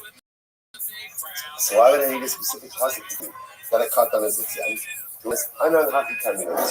To say, atu ben solar remora at oneherav, ashi sof oneherav.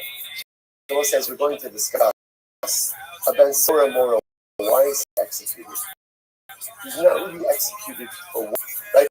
Because if you think about it, we haven't gotten into it yet. What has Ben Soromar done? What has he done? He stole money. Bought meat and he drank water. Not good, right? Not good, but certainly not an executable offense, right? You can't say, so why is he executed? He's executed because we're concerned of what he's going to become. That's what we're concerned. We're concerned that maybe that if he's exhibiting behaviors as a child, a menace to society, that he is going to become gets older.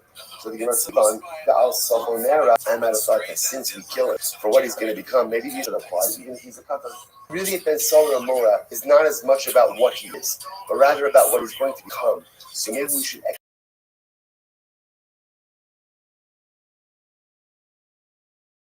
execute even a katan. Mishnah teaches us that a katan is not accountable for his actions, and a katan is always going to be katan. Ba'od ben below ish. Ba'od ben below ish katan mashi. Furthermore, again, it was like the halach. The Gemara says ben below ish. We're going to see the halach. What this means is ben below ish means can't mean a katan, because a katan in general been held accountable. Because it says if a man will go ahead and have a son, then comes a Ben Sora Mora, Ben who is just recently entered manhood. So this is interesting, by the way, that a Ben Sora Mora has to be an adult, but again, he's a recently bar mitzvah adult. Whereas he has to be a Ben Hasamokli Ish. He became an Ish recently, but he's still a Ben. So he is a young Ish who has just relatively recently entered into Jewish adulthood. Incredible. Let's just go a little bit later. So Tanya So again, remember, all of this discussion about zakar, about a beard, is a euphemism, not for his face beard, but rather again about physical maturity. Pubic maturity. So the Gemara says, okay, until there's hair that literally surrounds the akara. So the Gemara says, okay, So what's interesting about this, by the way, is a tremendous level of specificity regarding pubic hair, right? Right. So again, the Gemara says it's not testicular hair, but rather again it's pubic hair that surrounds again the young man. I wanted to point out, right? This person will not get tested on this information, right? So I just want to point out something interesting. You want to be yourself, right? Really a lot of information. So just understand, this is very reminiscent of like the Gemaras that talked about execution. What in general, right, comes to a basic execution. So I'll say, what's the general approach? General approach, we don't want to do it. We don't want to do it. And therefore, again, we will make it as difficult as possible for a basic to execute someone. When you see specificity regarding pubic hair, what's the takeaway message? It's a message for everything, right? What's the takeaway message for this level of specificity? They don't want to do it. They don't want to do it. So if you're getting into this, that now we're making kakiris and pubic hair. I know we're going to keep back to home, right? We're making kakiris in this, right? Making kakiris. What that shows you is the system does not want to execute this kid, and therefore again we will essentially make it as procedurally difficult as possible before execution. That's the takeaway over here. So the Gemara says, "Amar Abchis, Katan Shaolit Ein Benasa Ben Sora Mora." If a Katan, fine child, that offspring cannot become a Ben Sora Mora. How do you know this? Shneimar Kiel Ish Ben Velo Ben Ben. So it's interesting enough because the pasuk says Kiel Ish. Ish means what? An adult. If an adult fathers a child can become a Sora Mora. But at the end of the day, if a child fathers a child, a minor fathers a child, ultimately again, that child cannot become a Ben Sora Mora. Which the Gemara says, "Hi, one second, we need that phrase. What is the name of Rav? The name of Rav said to us, in King Lima Crow, Ben Lish. Constituted just said, and will have a child. Or if the Ben will eat an ish. Nike Lish Ben. Why does this phrase as if a man will have a child, Ish Ben is both a Ben Ish. Shmamino, the Chidrat Christoph. Ultimately, I teach Salach about Christoph that if a child, right, call it the child fathers a child, then offspring can become Ben Sora Mora. I, the aim of Kule, I was maybe the entire class comes to this halacha. In came across Ben Ish. They said it in the short form of Ben Ish. My Ish Ben. What does it come to teach us? Ish Ben. The Gemara says, we can learn that both halachas. Right, number one, Halamaisa, that again, halacha Lamaisa, that it has to be a child. Right, halacha Lamaisa about Alex is certainly pubic hair. That's number one. And the other halacha that if a child fathers a child, that son also is not subject to the halachos concerning that Sora Umura. So we'll say, so we're going to stop right there for today. I'll just get some portion to the whole Ben Sora Umura. And Mir Hashem, we'll see this on in future doctrine. But I just want to point out an interesting connection over here, right? If you notice, Rabbi Elazar ben Horkinus, what was he lamenting? When he was on his deathbed, what was he lamenting? He was lamenting the rolled Sefer Torah.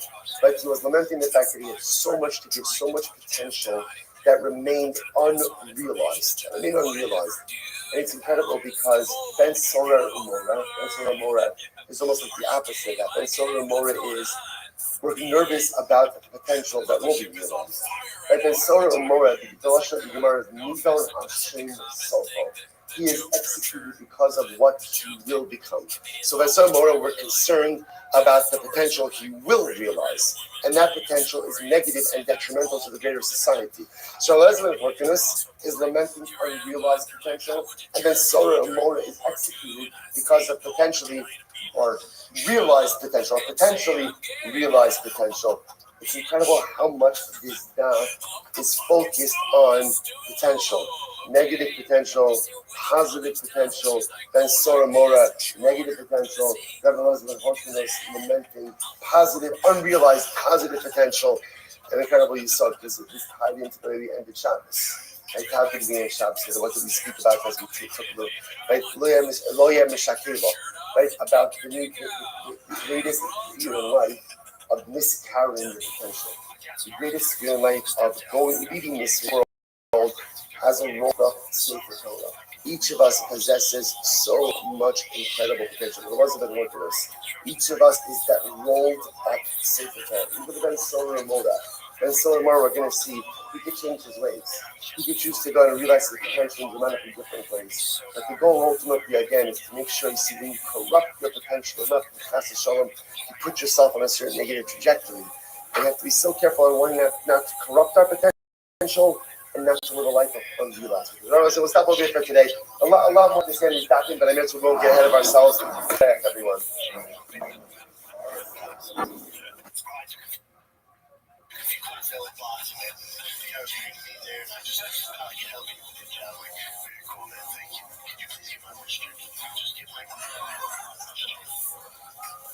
That one hurts, too. That was so cringe, awful. But why would you think that? Why would you say it out loud? Unnecessary. Oh, yeah. Normal people, I've never thought anything like that. Yeah. Well, that might be my pedestrian brain coming in a little bit there. Tell a fucking joke, dude. Yeah, I know. I should have put that waiter in his place. Yeah. Like Papa would do. Yeah, no. Name the waters, B. And don't talk shit about comedians. There's only thousands of them on airwaves. But if it's a dude at the Chase tells you how to punch somebody, hell no, dude. Give me my own shit. Yeah, I mean, if he's a big guy saying I'm getting into a car, like, what are you doing, dude? Any side, yeah. Can I just tell you that the worst thing that ever happened to stand-up comedy was that stand-up comedians got podcasts. I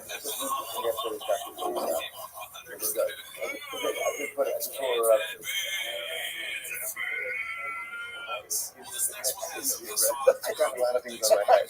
This is another thing for me to remember. I'm musician. I'm going to sing. You can't do a strike with I'm using the whole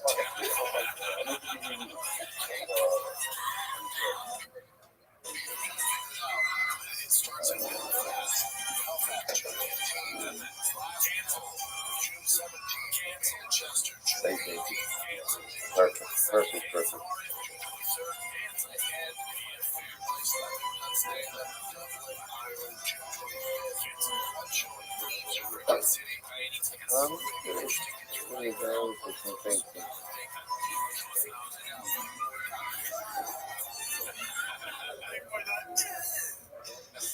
Was he going to go to Germany at all?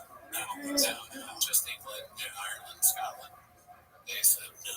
Yeah, half of Ireland is homeless apparently, dude. Yeah, a lot of our fans seem to be in Belfast. Yeah. Shout out to y'all, dude. I kind of wish you guys had bought the tickets so you get some bits out of this. Yes. All right, Jabosai, good morning. Let us begin.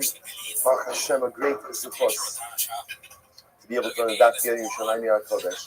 Thank our sponsors for this morning's daf. To thank our annual Talmud Torah sponsor for Tafshin Pei. Hey, the Pilsen Mishpach Habarit Yisrael for dedicating all these Sherman Drushos this year.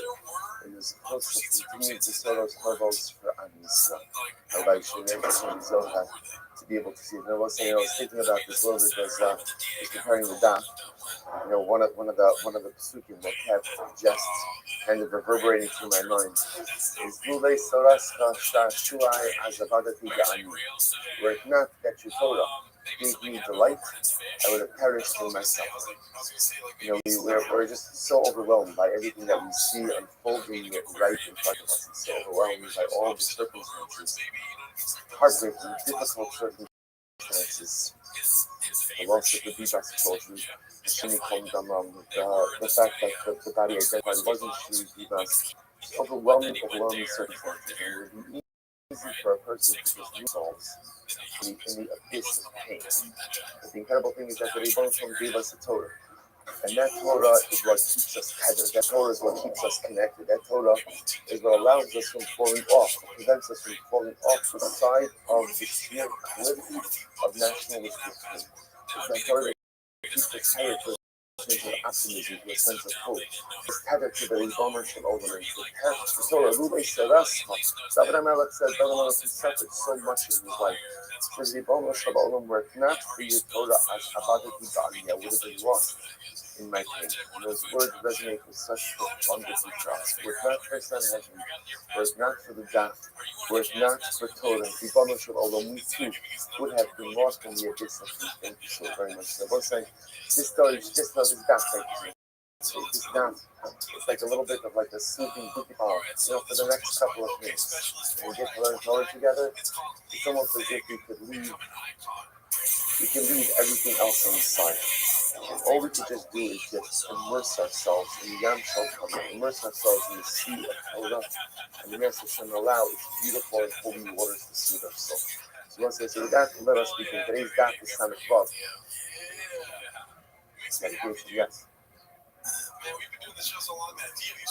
So Shir is dedicated by Melody Karen Ram, Ilui Nishmas, Mordechai Ben Yitzchak, and there's Hashem and Hashem Shad and Aliyah, and the family in the All right, so let's begin. A lot to do today. Today's daf is really exciting daf ahead of us. So once I say we left off on some of the days, and I want to apologize to Avi Tobias, who donated these. It might not look like much to you, right? It might not look like much to you, right? I want to make sure the camera on the camera is able to see it also. It's a sticker. Apparently, Avi got fed up with me spending time every single morning trying to figure out where we're up to. So I guess we don't have these in Baltimore. So apparently in New Jersey, it's incredible. They stick and they stay and they're able to show you. Now, as a result, I don't spend 14 minutes every single morning trying to figure out where we are. Only 4 minutes. When I moved the sticker from yesterday's share to this morning's share. So we are picking up. It's really so a shkayach to the Tobias Mishpacha on dedicating Post-its, retail value, 99 cents. But again, but tremendous shkayach, going to save us a lot of time. So again, we are picking up in Mir Hashem Rava, which is 2, 4, 6, 8, 9 lines up from the bottom. So we'll say, so Gemara says as follows. Amar Rava. We'll say this is an incredible Gemara. 9 lines up from the bottom, 65 decent penalties. Amar Rava. Bo Sadiki Boru Alma. We'll say how incredible is it? So Rava says, if Tzadikim wanted to, they could create an entire world. Tzadikim are so powerful that if they wanted to do, they could create Shnei Amar, Kiavonosechem Hayu Mavdilin. So let's say, so this statement, if you take a look at Rashi says over here, Rashi says, first white line, Ibo Sadiki, Leos Nikia Mikal Abba. It's set now, here's what's interesting, Rabbi is like this. If Tzadikim wanted to create an entire world, now how could Tzadikim create an entire world? Because Tzadikim have the ability to cleanse themselves from sin. And when he cleanses himself from sin, there is no telling what he is able to accomplish. And that's it's interesting. So if Tzadikim wanted to create a world, they could do so. So we'll say, what do you see from here? So there's 2 things you see from here. Number one, what is the definition of a tzaddik? Like we speak about this a lot. What's the definition of a tzaddik?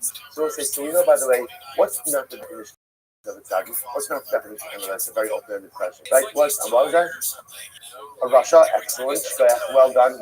I will say, by the way, after operating on consistent nights of very little sleep, I've set the bar very low. So really, like pretty much whatever you throw out is going to be fantastic. Russia, shkach of shalom, fantastic. A navi, right? A navi. Beautiful. They will say, so okay. Also, all correct. What you also begin to see, all excellent answers, but not the one I was reading. And so what I was going to say is, someone who learns a lot of Torah. What do I mean by that? One of the interesting things that we see is that anyone can learn Torah. Right? Learning Torah doesn't make you a tzaddik. What learning Torah does is opens up your neshama to all kinds of possibilities. You know what the definition of a tzaddik was? Like the Nachman said, which Shlomo said before, now the Rasa. That's kind of like our baseline. Like the Nachman said before, tzaddik is someone who helps others, doesn't just think about himself. And we all are tzaddik. And I think what we also begin to see is a tzaddik is someone who realizes that he has the ability to change.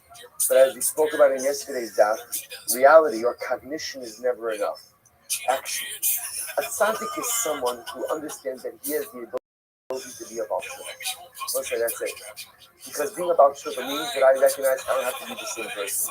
I don't have to remain the same. So let's say, one of the most incredible things that you have to have, the most building that earth is is you begin to realize you don't have to remain the same. Change. Change. Whatever change you want to affect, whatever change you want to affect in your life, do it. So that's what Rav is saying. Rav is saying tzaddikim have the ability to become Bali Tshuva. And because they have the ability to be Bali Tshuva, therefore what? Ibod tzaddikim bre alma. It will say, when you become, once you realize that you have the ability to change, what does that show you? That you have the ability to create. Change greatest gift. Because change says I create and recreate as many times as necessary. I don't have to live in the same world. I don't have to be the same person.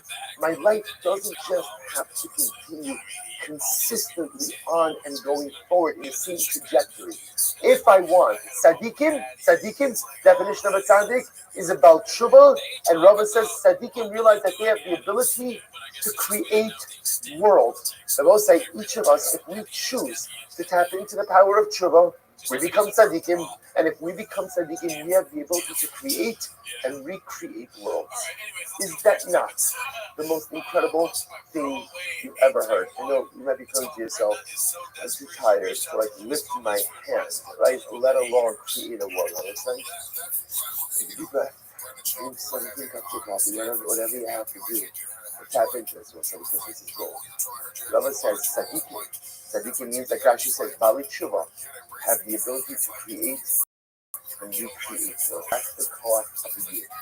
Consistently create and recreate. Gemara goes like that. Rava, this is great. Rava Baragavra. Rava actually created someone. Created a person. Those people, by the way, I want to point out the stories of like the golem, that we see, like those stories are not, don't start with the Maharal. You have stories in the Gemara of people, like, so Rava literally Baragavra. He created a person. Look at Rashi. Rashi says over here, Baragavra, Ayide Sefer Yitzira, Shalom Dutsi, Osho Shoshem. So literally, again, I said there's a Sefer Yitzira, there's a book that contains the Sefer names all the secrets of creation. And Rava literally went ahead and he created a person. What happened? Shajule Kanei, Rabbi Zera. He sent the guy between Rabbi Zera, Havakamish. So Rabbi Zera started talking with this person. But ultimately, again, apparently, the person that Rava created wasn't responding. He wasn't engaging in the conversation. Amrlei min chabriye at Amrlei min chabriye at hadal afrach. So he apparently wasn't happy with him. He said, you've been, Rashi says, min chabriya, right? You are someone, right? You are someone who's been created by someone else. Right? Get out of here. Right? No, go back to your dust. Go back to your dust. So they'll say, what's the pshat in this? Why did Rabbi Zera go and send this guy back to the dust? Because remember, again, this creation was unable to interact with Rabbi Zera. They'll say, if you can't interact with other people, if you don't know how to say a shalom aleichem, if you don't know how to give avas hilum, if you don't know how to give a word of chizuk, go back to the dust. The world doesn't need you. Crumbs doesn't need you if you don't know how to interact and how to be there with the other. Incredible. Suppose I listen to this. Rabbi Chanina of Ramoshia, Haviyasi Kamali Shabsa, suppose I Erev Shabbos Gemara. Erev Shabbos Gemara. How ridiculous is this? 7.5 years cycle. 7.5 year cycle. Great that yesterday stuff, but don't get caught up in the details. Right? Don't say, listen to this. So these two Rabbi Chanina and Ramoshia were sitting on Erev Shabbos. And they were learning Sefer Yitzira. This is what we're doing during Shana Point out earlier, right? So you get a little bit later on, right? All of Erev Shabbos, they were learning Sefer Yitzira. And what did they do? They created for themselves a beautiful Igla Tilsa. Always my focus of Igla Tilsa means. Doesn't mean a third born calf. Doesn't mean a calf that has reached 1/3 of its maturity. Either way, it's supposed to represent like the best meat, the best meat, like the most tender meat. So they created an Igla Tilsa from the Sefer Yitzira, and they ate it. So what's the point of this, Gemara? What's the point of this? The point is, again, is to show the creative power of tzaddik. Tzaddikim have the ability to create. And again, I both say, come full circle. What's the definition of a tzaddik? A tzaddik is someone who recognizes that he has the ability to recreate himself. If you realize that you have the ability to be about tshuva, to create yourself, to recreate yourself, then there is no telling what you could accomplish in this world. Because the most incredible yesod in life is that you could create and recreate yourself as many times as necessary. And that is the hallmark of a tzaddik. Tzaddik recognizes the creative powers he possesses and utilizes that to create and recreate himself so many times as necessary. Let's go right there. So the Gemara says, so the Gemara says Ma'oning. So back to Restream. So what's a Ma'oning? And Shimon Omer, Zeha Mavir Shiva Mine Zachar Ala Ayn. That's interesting. This is someone who takes from 7 different types of animals and puts it on his eyes. Somehow again, right, you thought putting your eyes in the Dead Sea was a problem, right? I'm just saying, right, so Lamaisa again puts on his eyes, and apparently that allows him to be able to see things. The Chum say, no, this is someone who engages in deception, right? Like what's the word? Like an illusionist, like a magician, right? Someone who goes ahead and deceives people by making them think that he's engaging in some type of sorcery. Rabbi Kiva says, the shows. So let's listen to this. Rabbi Kiva says, who is the Ma'onim? Ma'onim is someone who believes in auspicious times. Now, what does that mean? Va'omer, Hayom Yafa Lotes. Today is a good day to embark on a journey. Tomorrow is a good day for purchases. Limude Arde Shadiyas Chitun Yafos. Or someone who says, oh, Erev Shemitah, that's when the wheat is best. Ikure Kitnios Miyos Raos. So again, what's the pshat? What does that even say? A Ma'onin is someone who feels that certain times are auspicious for different things. So I don't know, why does that sound so bad? Because what's you have all day in life? Don't wait for the perfect moment, but make the present moment perfect. See, the Ma'onim is someone who believes you gotta wait for the right time in order to be able to go ahead and accomplish. Listen, there are people like this. There are people who have the most incredible dreams, goals, and aspirations. What are they waiting for? They're waiting just for the right moment. And when's the right moment? I don't know when, but it's certainly not now. Right? It may be tomorrow, but tomorrow's cloudy, so probably not tomorrow. Right? Sunday sounds good, but Sunday have that thing. I'm pretty sure the right moment is going to come sometime in the next decade. Oh, and when that right moment comes, that's when I'm going to pounce on it. Right? When that right moment comes, that's when I'm going to make the magic happen. Rabbi Akiva says, we call that? We call that a Ma'onim. That's an Issur D'Oraisa. It's an Issur D'Oraisa right to wait for the right moment. People who wait for the right moment in life to make things happen. You know what they become excellent in? They become proficient in? You know what? In waiting. They become professional waiters. Understand, right? Right? They become professional waiters. That's what they do. Spend their entire life waiting to make things happen. Now, yes, Kiva says that's called sorcery. That's called Ma'onim. Don't wait the perfect moment. Make present moment perfect. Someone says, the person who believes like his old days. Like the person says, oh, my bread fell out of my mouth. That's a bad omen. Fell out of my hand. But no problem, my son called me from behind. These are things that people think like a bad omen. The raven calls out to me. A deer ran right in front of me.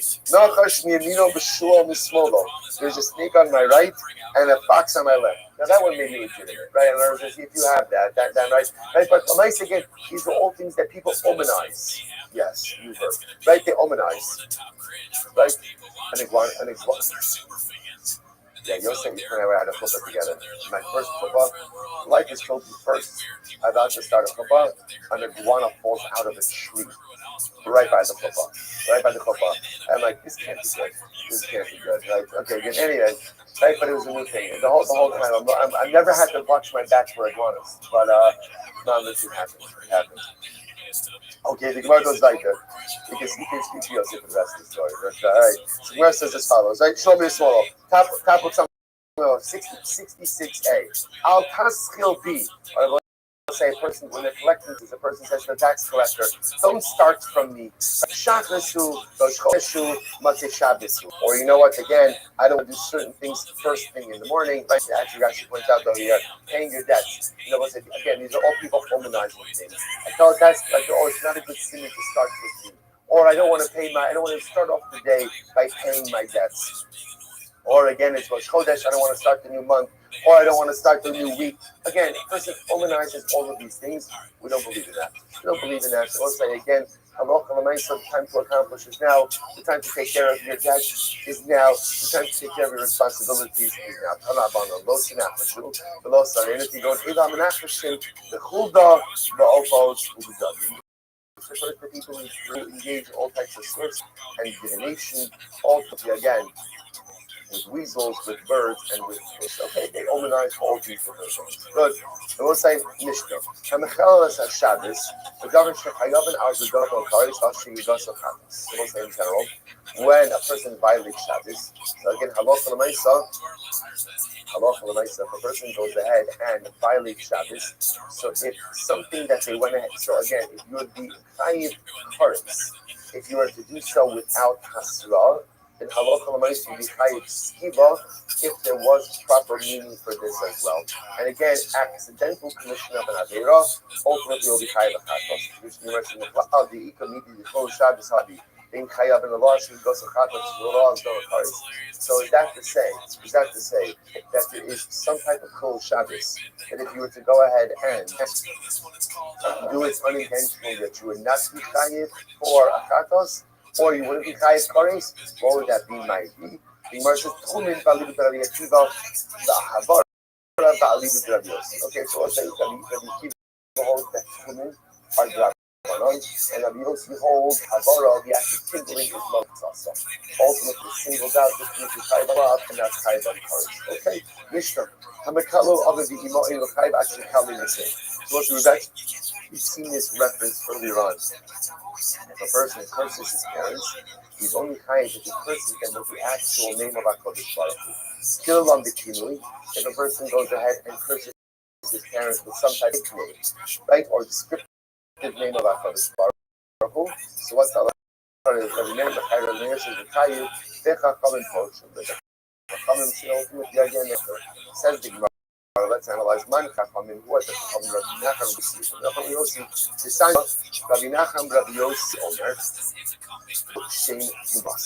It says when you articulate the name of God, right, ultimately one of the death. Ma tamalom, right? So what is coming to? So the Gemara says, Ma tamalom, our shame. We made a matalal other the imo she'enu chayiv at shechalalein b'shem. Coming to teach us that if one curses his parents, one is not chayiv for cursing their parents unless one goes ahead and does so, utilizing the actual name of HaKadosh Baruch Hu. So turn around on it.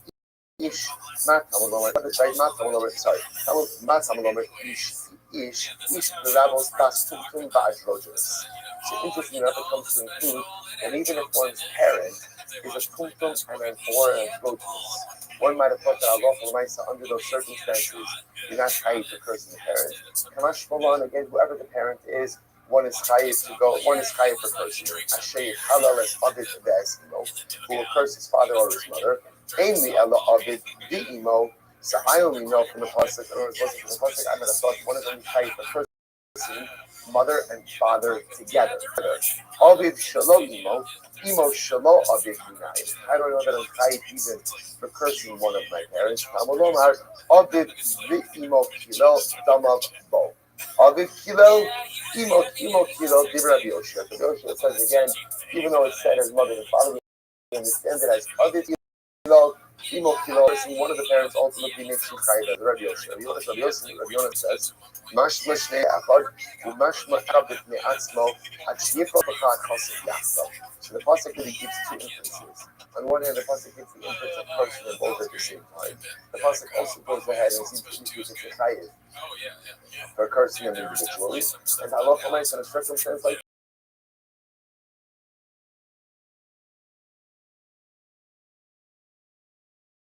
that, you will always see them together. Most you must, Torah says you'll be put to the success of your parents. Stone at on the skilo in the El Akos become Mrs. Hamlet Torah. So you say stoning, maybe it's not stoning, maybe it's one of the other types of death penalties mentioned in Torah. Ne'amar Chana Dama Bo, the Ne'amar Lahalon, Mayhem Bo. It says over here, Dama Bo, and it says later on, by Ovi Yizoni, the Mayhem Bo. Actually, what we learned before, the Mayhem Bo. What do I learn from this? Mar Lahalon, just like by Ovi Yizoni. Afkan Biskila, so too by cursing one's parents, ultimately Skila as well. Says the Gemara, Onesh, Shamanu Ashara Minayim. So now I know the punishment of Skila. Where do I see the warning? Because let's remember again, the way it works biblically is that every death penalty has to have an ashara, a warning, and also the onus. Now I see the onus. Where do I see the warning? Kalamomar, Elohim or Elohim lo sikarel. So literally again, I'll say, so we'll see exactly what that pasuk means. In Haya, so watch this. Let's say first wide line. In Haya Aviv Dayan, one's father was a Dayan.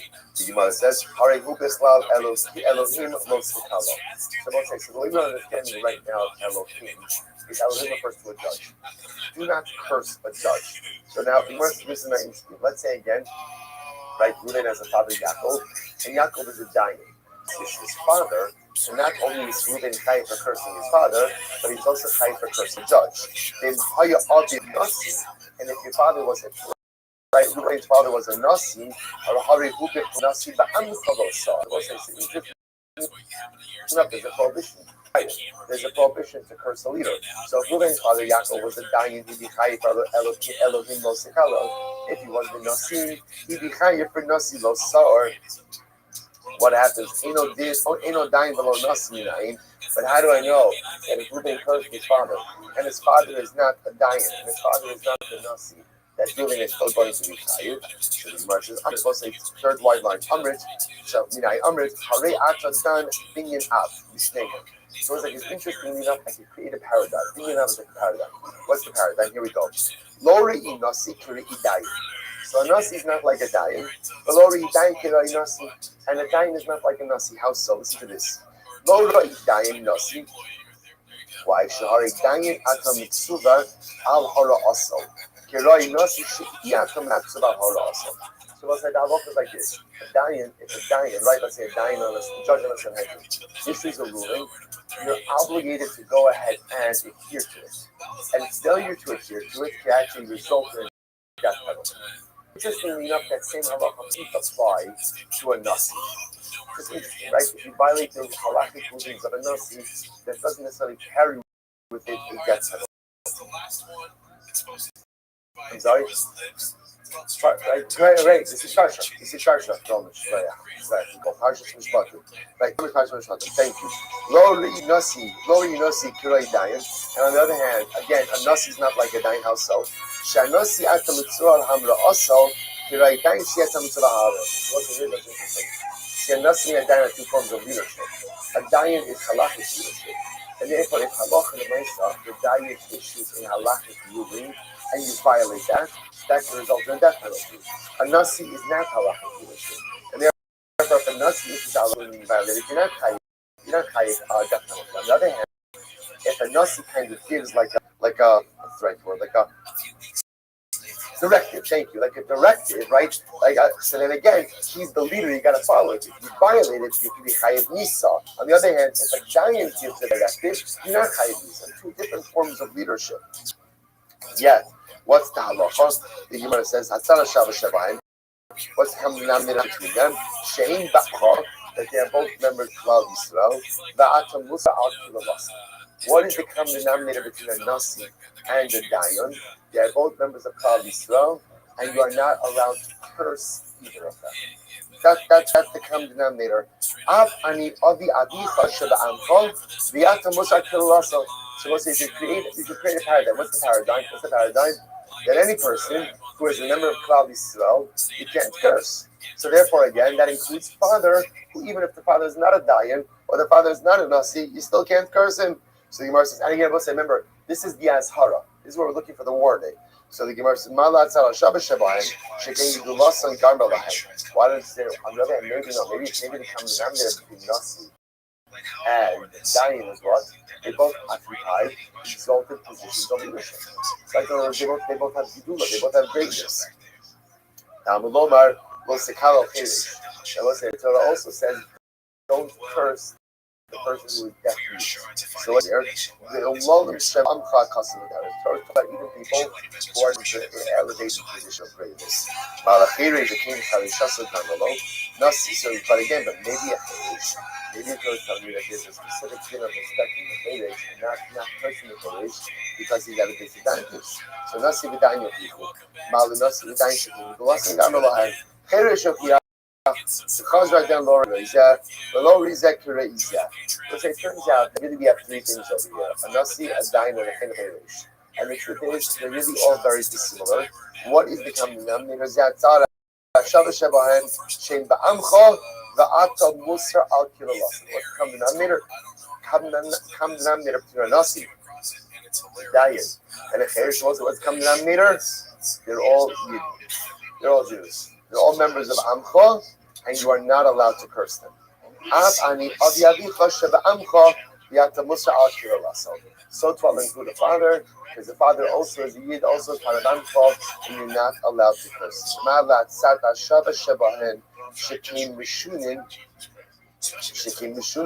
So we'll say, but maybe the Tzara Shava Shabahan is that again, Nasi, Dayan, and Cherish all have some unique difference.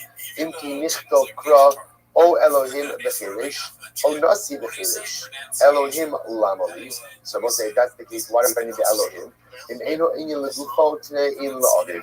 Ultimately, I can also say, if you don't need it for its own interpretation, then use it for others. Therefore, we'll say, it turns out that we have a bringing out a paradigm that is really created between Nasi, Dayan, and Cherish. The common denominator between all those three is that what? That Allah Ramaise against someone who is Amcha, someone who is part of your people, ultimately, you're not allowed to curse. So I will say, what a beautiful and profound yisod. What is the criteria? Or at least, what is the criteria for not mistreating someone? If they're Amcha, if they're a member of probably so you have to love them. You know, so strike it, it's so beautiful. Just so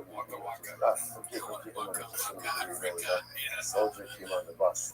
Last night, we were leaving Kiryat Arba. Right? It was beautiful. Let's say, you know what's interesting?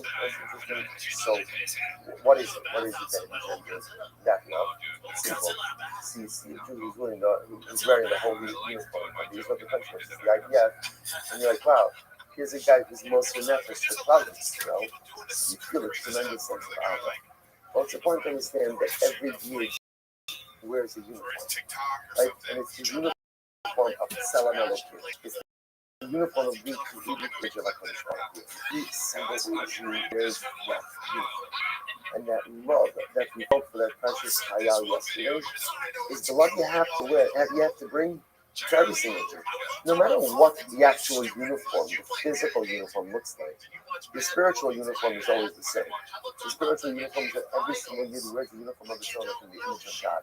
And again, because of that, he's Amcha, because that he's a member of Klal Yisrael, and because of that beautiful uniform, therefore, Nosar, at least, right? The baseline is don't curse. Right? The baseline is don't mistreat the The baseline is don't engage in negative behavior towards the religion. Of course, that's where it starts. And in American, hopefully we go on from there to be have to really have with every single year. Right? The Gemara goes like Elohim Chol. So by the way, this all works well if you understand that the pasuk Elohim Lo Sekalel is not Elohim God, but rather again Elohim is referring to a judge. Then I understand that now you can extrapolate to even apply it to a father. But according to the opinion that says no, it's not Elohim judge, rather what is it? It's Elohim HaKadosh Baruch Hu. This is a reference to Hashem. Then what is there to say? Yisanya Elohim Chol Divrei Bishmal. Bishmal says Elohim in this pasuk is not God. Elohim refers to a judge. That Akiva Omer Elohim Kodesh. And he says no. It refers to HaKadosh Baruch Hu. From where do we see the warning against cursing the name of HaKadosh Baruch Hu? Elohim Lo Sikalel. To which the Gemara says, Man Damar Elohim Chol, Gamar Kodesh Michol. So the one who says that Elohim in this context is called. Chol means it's not God. According to a judge, then ultimately again we can learn out the prohibition to curse HaKadosh Baruch Hu from the prohibition to curse a judge. Remind the Amar Elohim Kodesh, Gaminan Chol Mi Kodesh. But the one who says Elohim in this context refers to HaKadosh Baruch Hu is we derive ultimately again the prohibition to curse a judge from the prohibition to curse HaKadosh Baruch Hu. So Mishnah Remind Amar Elohim Chol Gamar Kodesh Michol. So according to the opinion that says Elohim means a judge. So I understand. If you're not allowed to curse a judge, then what? Halachas kama v'kama kol shekin, you're not allowed to curse HaKadosh Baruch Hu. Elaman da'amar Elohim Kodesh, Gamar Chol Kodesh. But according to the one who says Elohim is God, so can you derive that you can't curse a judge from the fact that God? To which the Gemara says, Dilma, HaKodesh Azhar, HaCholo Ishar. Maybe HaKadosh Baruch Hu is only warning us against cursing HaKadosh Baruch Hu, is not warning us against cursing the judge. In Cain, Lichto Kra Lo Sakel. If that's the case, the Torah could have just written it in the short form of Lo Sakel, don't curse my Lo Sikalel. Why does it say don't curse Lo Sakel in the elongated form? Shmamina Tarti.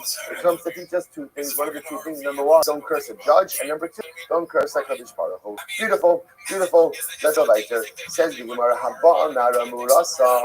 So say the person has relations with the Nara. Remember again, who's the Nara Murasa? So remember again, Nara is a very specific age. What age? 12 to 12 and a half. So Nara Murasa is a girl who's betrothed, innocent, right, but not Nisuin. So she's married. Therefore, if a man has relations with another man, has relations with her, that's adultery. What's unique about Nara Murasa is that she is singled out for a unique, or she, when I say she, it's she is complicit, it's she, and the man who has relations with her are singled out for skila. As opposed to chenek. So Nara Murasa. So I was saying, in order to be chayiv, ultimately again for Nara Murasa skila. Remember, it's a unique punishment. Normally, adultery is punished by chenek, strangulation. So here, this is singled out for skila. But in order to fit the criteria of Nara Murasa, in the following criteria. Number one, the girl has to be a Nara. Number two, Basula. Number three, Nu'urasa, innocent. And number four, the vase Aviha. And ultimately, again, she's still living in her father's home. So those are the four criteria that you need in order to get the unique punishment of skila for Nara Murasa. Bo Alesh Naim, if two men had relations with her, you know, say that's consecutive, right? Then what? Arishon b'skila, b'ashein b'chana. Then the first one is with skila. Because remember again, the first relations with her is relations with the basula. The second one has relations with her, she's no longer a basula. And therefore he's punished in a regular case of adultery by chenek. Okay, the Gemara goes right there. Good. So as I said, it happens to be over here, Rashi points out that the chiddush over here is the following: that even if the men had relations with her, via shalot darka. So if it's via shalot darka, technically speaking, physiologically, she's still a basula. So you might have thought that physiologically, since she's still a basula, therefore, again, halacha l'maisa, maybe even the second guy should get skiva. Kamash Ramosai, we know the Torah recognizes two forms of bia. There's bia kedarka and bia shalot kedarka, and they're both are legitimate forms of bia. Therefore, again, after the first guy has relations with her, even though physiologically her basulim are intact, she's considered to be a ba'ula, and therefore the second guy gets chenek, and ultimately again not steal. It's very interesting, and not Shabbos table interesting, but interesting nevertheless. All right, so the Gemara goes weiter. Tanra Rabbanon. Nara. Well, right, this is one of these. Somebody asked us, so much about it today. Let's refer to the Muslim hospital in the beginning of the house. The Gemara says, so Nara below Bulgaris. Most of the Torah says Nara. So again, now we're going to go to the Psukim. Nara means the Nara and not a Bulgaris. What's the Bulgaris? Bulgaris? 12 and a half years old and above, right? Below Bulgaris, Bisula. So that's the Basula. Again, I want to say to the point that remember, even if a woman doesn't come to these criteria, you're still chayav for adultery. We're talking about the specific prohibition of Nara Murasa, which carries with it a penalty of skila as opposed to chenek. So in order to be chayav for this again, Basula, below Be'ula, Nu'urasa, that's the Erisrin, below Nesua, the base aviha, in her father's home. Prat l'shemasar ha'av l'shluchei habal. This comes to exclude the case ultimately again, where the father had already given her over to the shluchim of the husband, in other words, where she was being given over, right, to be taken to her husband's home. The Gemara says, good. So good. These are all the words of Rabbi Meir. The Chum disagree, and the Chacham say that Nara Murasa most likely could be even what? Nara Murasa could even be a Ketana. Amalir of Achim Edifti Ravino, Mimai Demastis, Rabbi Meir, he will Ute Ketana Nami. How do you know that our Mishnah is Rabbi Meir and comes to exclude a Ketana? According to our Mishnah, a Nara Murasa is that Nara and not a Ketana. Maybe it's according to the Rabbanon, and maybe the point of the Mishnah is to exclude a Bogeres for Nara Murasa. Amrle, Hai Eno Chayiv Ache Nara Besula Ma'orasa. Eno Chayiv Ela Al Nara Besula Ma'orasa Mibayale. So the Gemara says, it should have said, that's good, could have just said, Nara Besula Ma'orasa. Besula maybe, because the Gemara says there's nothing more to talk about this. We've just solidified the fact that again, the specific and unique punishment for Nara Murasa is dafka for a Nara, not a Kitana and not a Bogeres.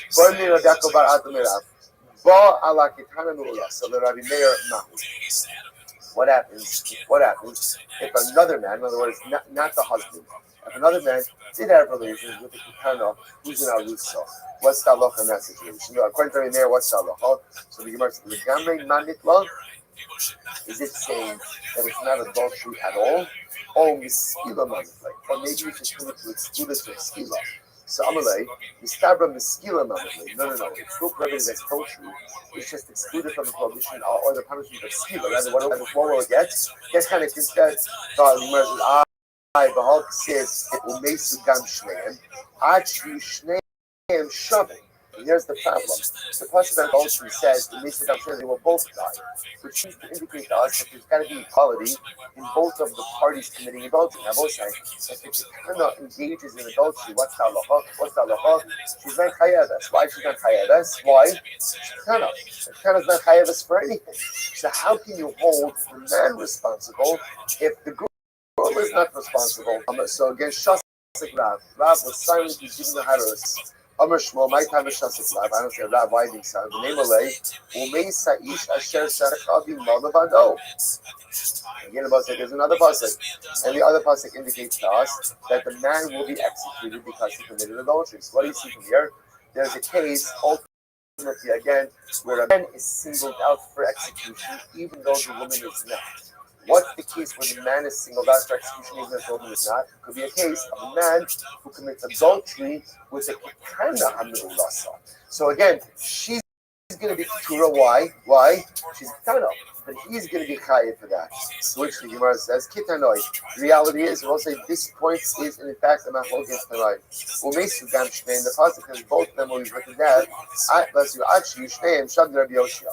Rabbi Yoshia says in order to execute the couple for adultery, both of them have to have the same level of liability. And therefore, again, if it's adultery with the Ketana, since she's not put to death, he's not put to death either. Rabbi Yonasan says, Rabbi Yonasan says, not true. There are sometimes where the man will be executed, even if the woman is not. What will be that case? So she's not going to be executed because she's a he will be because he's an adult. What does Rabbi Yoshia do with that? What does he do? What does Rabbi Yonasan do with the pasuk that says which seems to indicate that again there's got to be an equality in liability between the parties. That comes to exclude, let's say again, an act of intimacy that's not intercourse. So again, it's nice any other form of intimacy that's not intercourse. That's not about, again, not good, right? But again, not liable for death penalty if one does. Of course not. Other acts of intimacy, that's not intercourse, that's nothing. Halachically, that's not nice as anything. I need a pasuk to exclude that. Gemara says, the Ida, High Levado, my dash. What does the other thing do with the Levado? So, give me some your Vola, that's Adam, Vadan, the Sura, So it's an interesting case. So say again, 10 men have relations with the Nara Murasa, but she's still a Basula. So how does that happen? Again, via Shaloti Darka. So 10 men have relations with her, but Lamaisa again, she's still a Basula. So again, physiologically, the Basulim are intact. So now, what is the liability for those men? So the Gemara says, Kulan Skila. So the first opinion says they're all liable to Skila. Now we'll say, now why are they all liable to Skila? Because the halacha treats it as if all of them had relations with a Na'ara HaMe'urasa. Because since she is still physiologically a Basula, there's all Chayyim for Skila. Rabbi says, no. Harisha Beskila, not true. The first guy is Chayiv Skila, right? Because he had relations with the Nara Murasa. But again, even though it's Bishul Kidarka, so recognizes Bishul Kidarka as a valid form of Biyah. Therefore, after that first act, she's no longer Basula. So the rest of the guys are Chayiv. What are they Chayiv for? For adultery. But the Chayiv for regular adultery, just regular adultery, right? So it's Chayiv for regular adultery, which is not punishable again by Skila, only punishable by incredible Tanrabanan, Ish Koin Kiseka. Listen to what the Torah is talking about now. We spent a significant amount of time speaking about again the Bas Koin. So the Torah says, Ubas Ish Koin Kiseka Liznos as Sadiyah Imechalal. But remember again, we've seen this, a unique punishment for Bas Koin, the punishment for a Bas Koin, ultimately again was executed with Sreifa. So the Gemara says, Rabbi Omer says, Tchilasa. So Rabbi Omer Tchilasa. Take a look at Rashi for just a moment. Rashi says over here, right? So Rabbi Omer, Kisecha Lashon Tchila Ulukamim Mefar. So Rabbi says, Tchila, that her liability is with Tchila. So the Gemara says, what does that mean? Omer, my come, what does Rabbi say? Rabbi can be Shmosville. Rabbi also can be Shmo. What does Shmo say? The Amar Arusa Yotza L'Sreifa below the Suah. So we'll say it is only in Arusa Bas Kohen. We had this not looked before.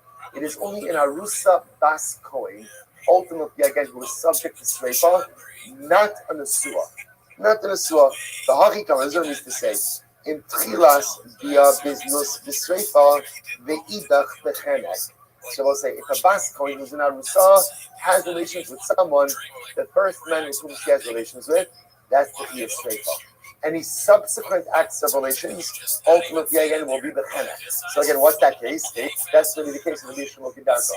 So the first man who has relations with the Bas Kohen, the Arusa Bas Kohen, he's going to be punished by Sreifa. The rest of them, even though she's still physiologically a Basula, will be treated like regular pieces of adultery, and therefore again chenek. So the Gemara says, "My b'chein." What's the b'chein? So the Gemara says, "Tiyasam ma'hasim b'tchilas b'ya kamishtaika." Just like hers talking about over there, initial act of b'ya, ha'chanami b'tchilas b'ya mishna mishra. So to here, Torah is talking about an initial act of b'ya. Amalei Rabbi bar Abaye, Mar lo hachimar. So Rabbi said to Abaye, but Abaye, my Rabbi did this. Whose Rabbi is referring to? There, right? So Rabbi Yosef. Who did he say? Rabbi Yosef. So Rabbi Kabir Sirli. Rabbi holds like Rabbi. The Amar Nises le'echam min apsulin. Nisasa b'chenek. So ultimately again, because Rabbi holds as follows. So let's say halach l'maisa. How can you ultimately again? How can you have? So Rashi points out. Take a look at Rashi. Rashi says over here. Bas Kohen Yesua L'Kasher B'Sreifa. Ava Misis Le'echam Min Ha'Psulim. So what's the this? Rebbe holds the following. You see, if I say Rashi's 2 lines up at the bottom of the page. If a Bas Kohen, right? When is there Sreifa by a Bas Kohen Arusa? Only if she is married to a person who is kosher. However, again, let's say a Kohen is married to a apostle. Cool. She's married to a mamzer. So she's married to someone who's an apostle. Therefore, look at Rashi.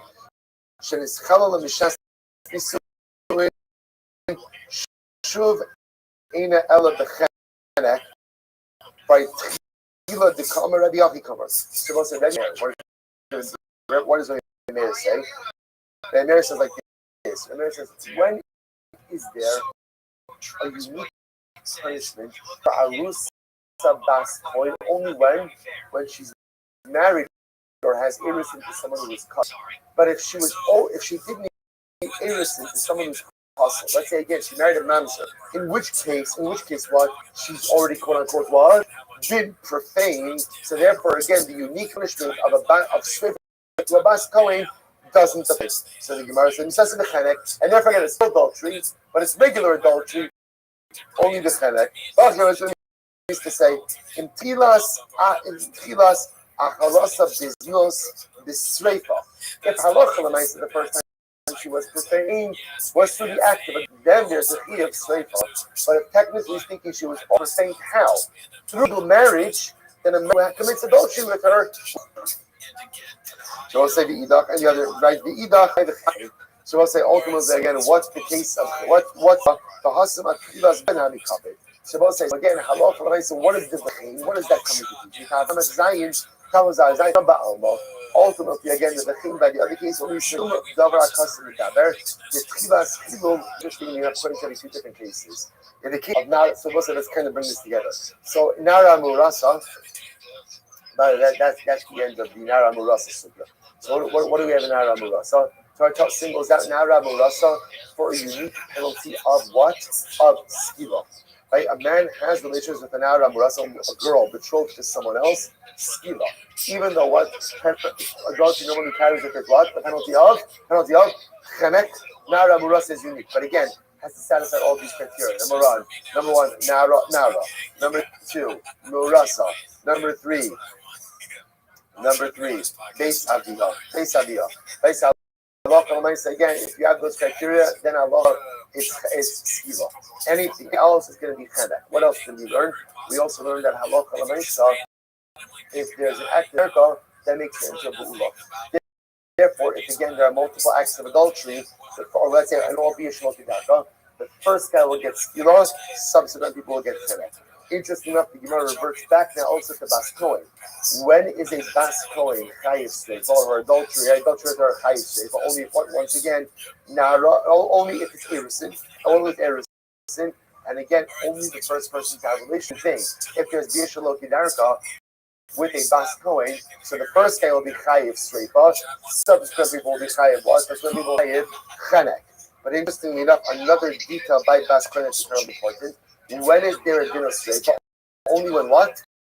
When that first act is what profaned her. But if she was already profaned, how is she already profaned? Illegal marriage. So she's married to a mamzer. Now, local the din of sreifa doesn't apply. Rather, it will be treated with an act of adultery and be punishable by chenek. Right? So we'll say, Goyach. What is that?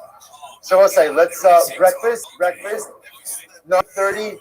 Let's do 9:55, 25 minutes of 9:55 back here in the base medrash.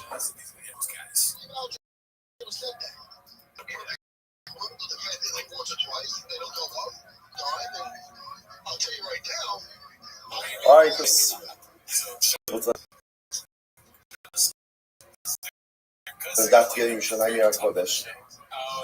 morning, got to thank our annual responsive or tough shin. Hey, it's also Mr. dedicating this year, and is supposed to continue the sort of covers for us. How about to be able to see? I was thinking about this a little bit as I was preparing the daf. One of the things that kind of reverberated through my mind is Lulei Sarascha Shashuai Azavada Ani. Were it not that gave me delight, I would have perished in my suffering. We're just so overwhelmed by everything that we see unfold right in front of us. And so overwhelmed by all the circumstances, the loss of the Bibas children, the Shem Yikom Damar, it wasn't Shiri Bibas, overwhelming circumstances. And it would be easy for us to just lose themselves in the abyss. The incredible thing is that the Ribbon Shem gave us a Torah. And that Torah is what keeps us tethered. That Torah is what keeps us connected. That Torah is what allows us from falling off, it prevents us from falling off the side of the sheer cliff of nationalistic pain. It's that Torah that keeps us tethered to a sense of optimism, to a sense of hope. It's the Torah that keeps us tethered to the Ribbon Shem Olam. It's the Torah. David HaMelech said, David HaMelech, he suffered so much in his life. He says, Ribbon Shem Olam, were it not for your Torah as Abadat Ani, I would have been lost in my pain.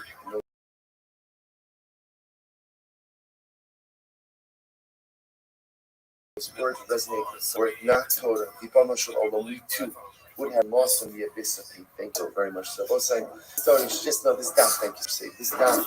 It's like a little bit of like a soothing balm, for the next couple of minutes. When you get to learn Torah together, it's almost as if we could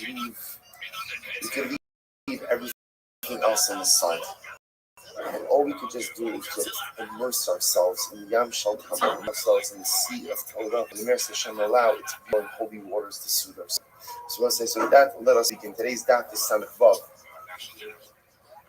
Dedication, yes. So the shir is dedicated by Mel and Karen Ram. Nishmas, more than Meretz Hashem and Hashem Shtav and Aliyah, family and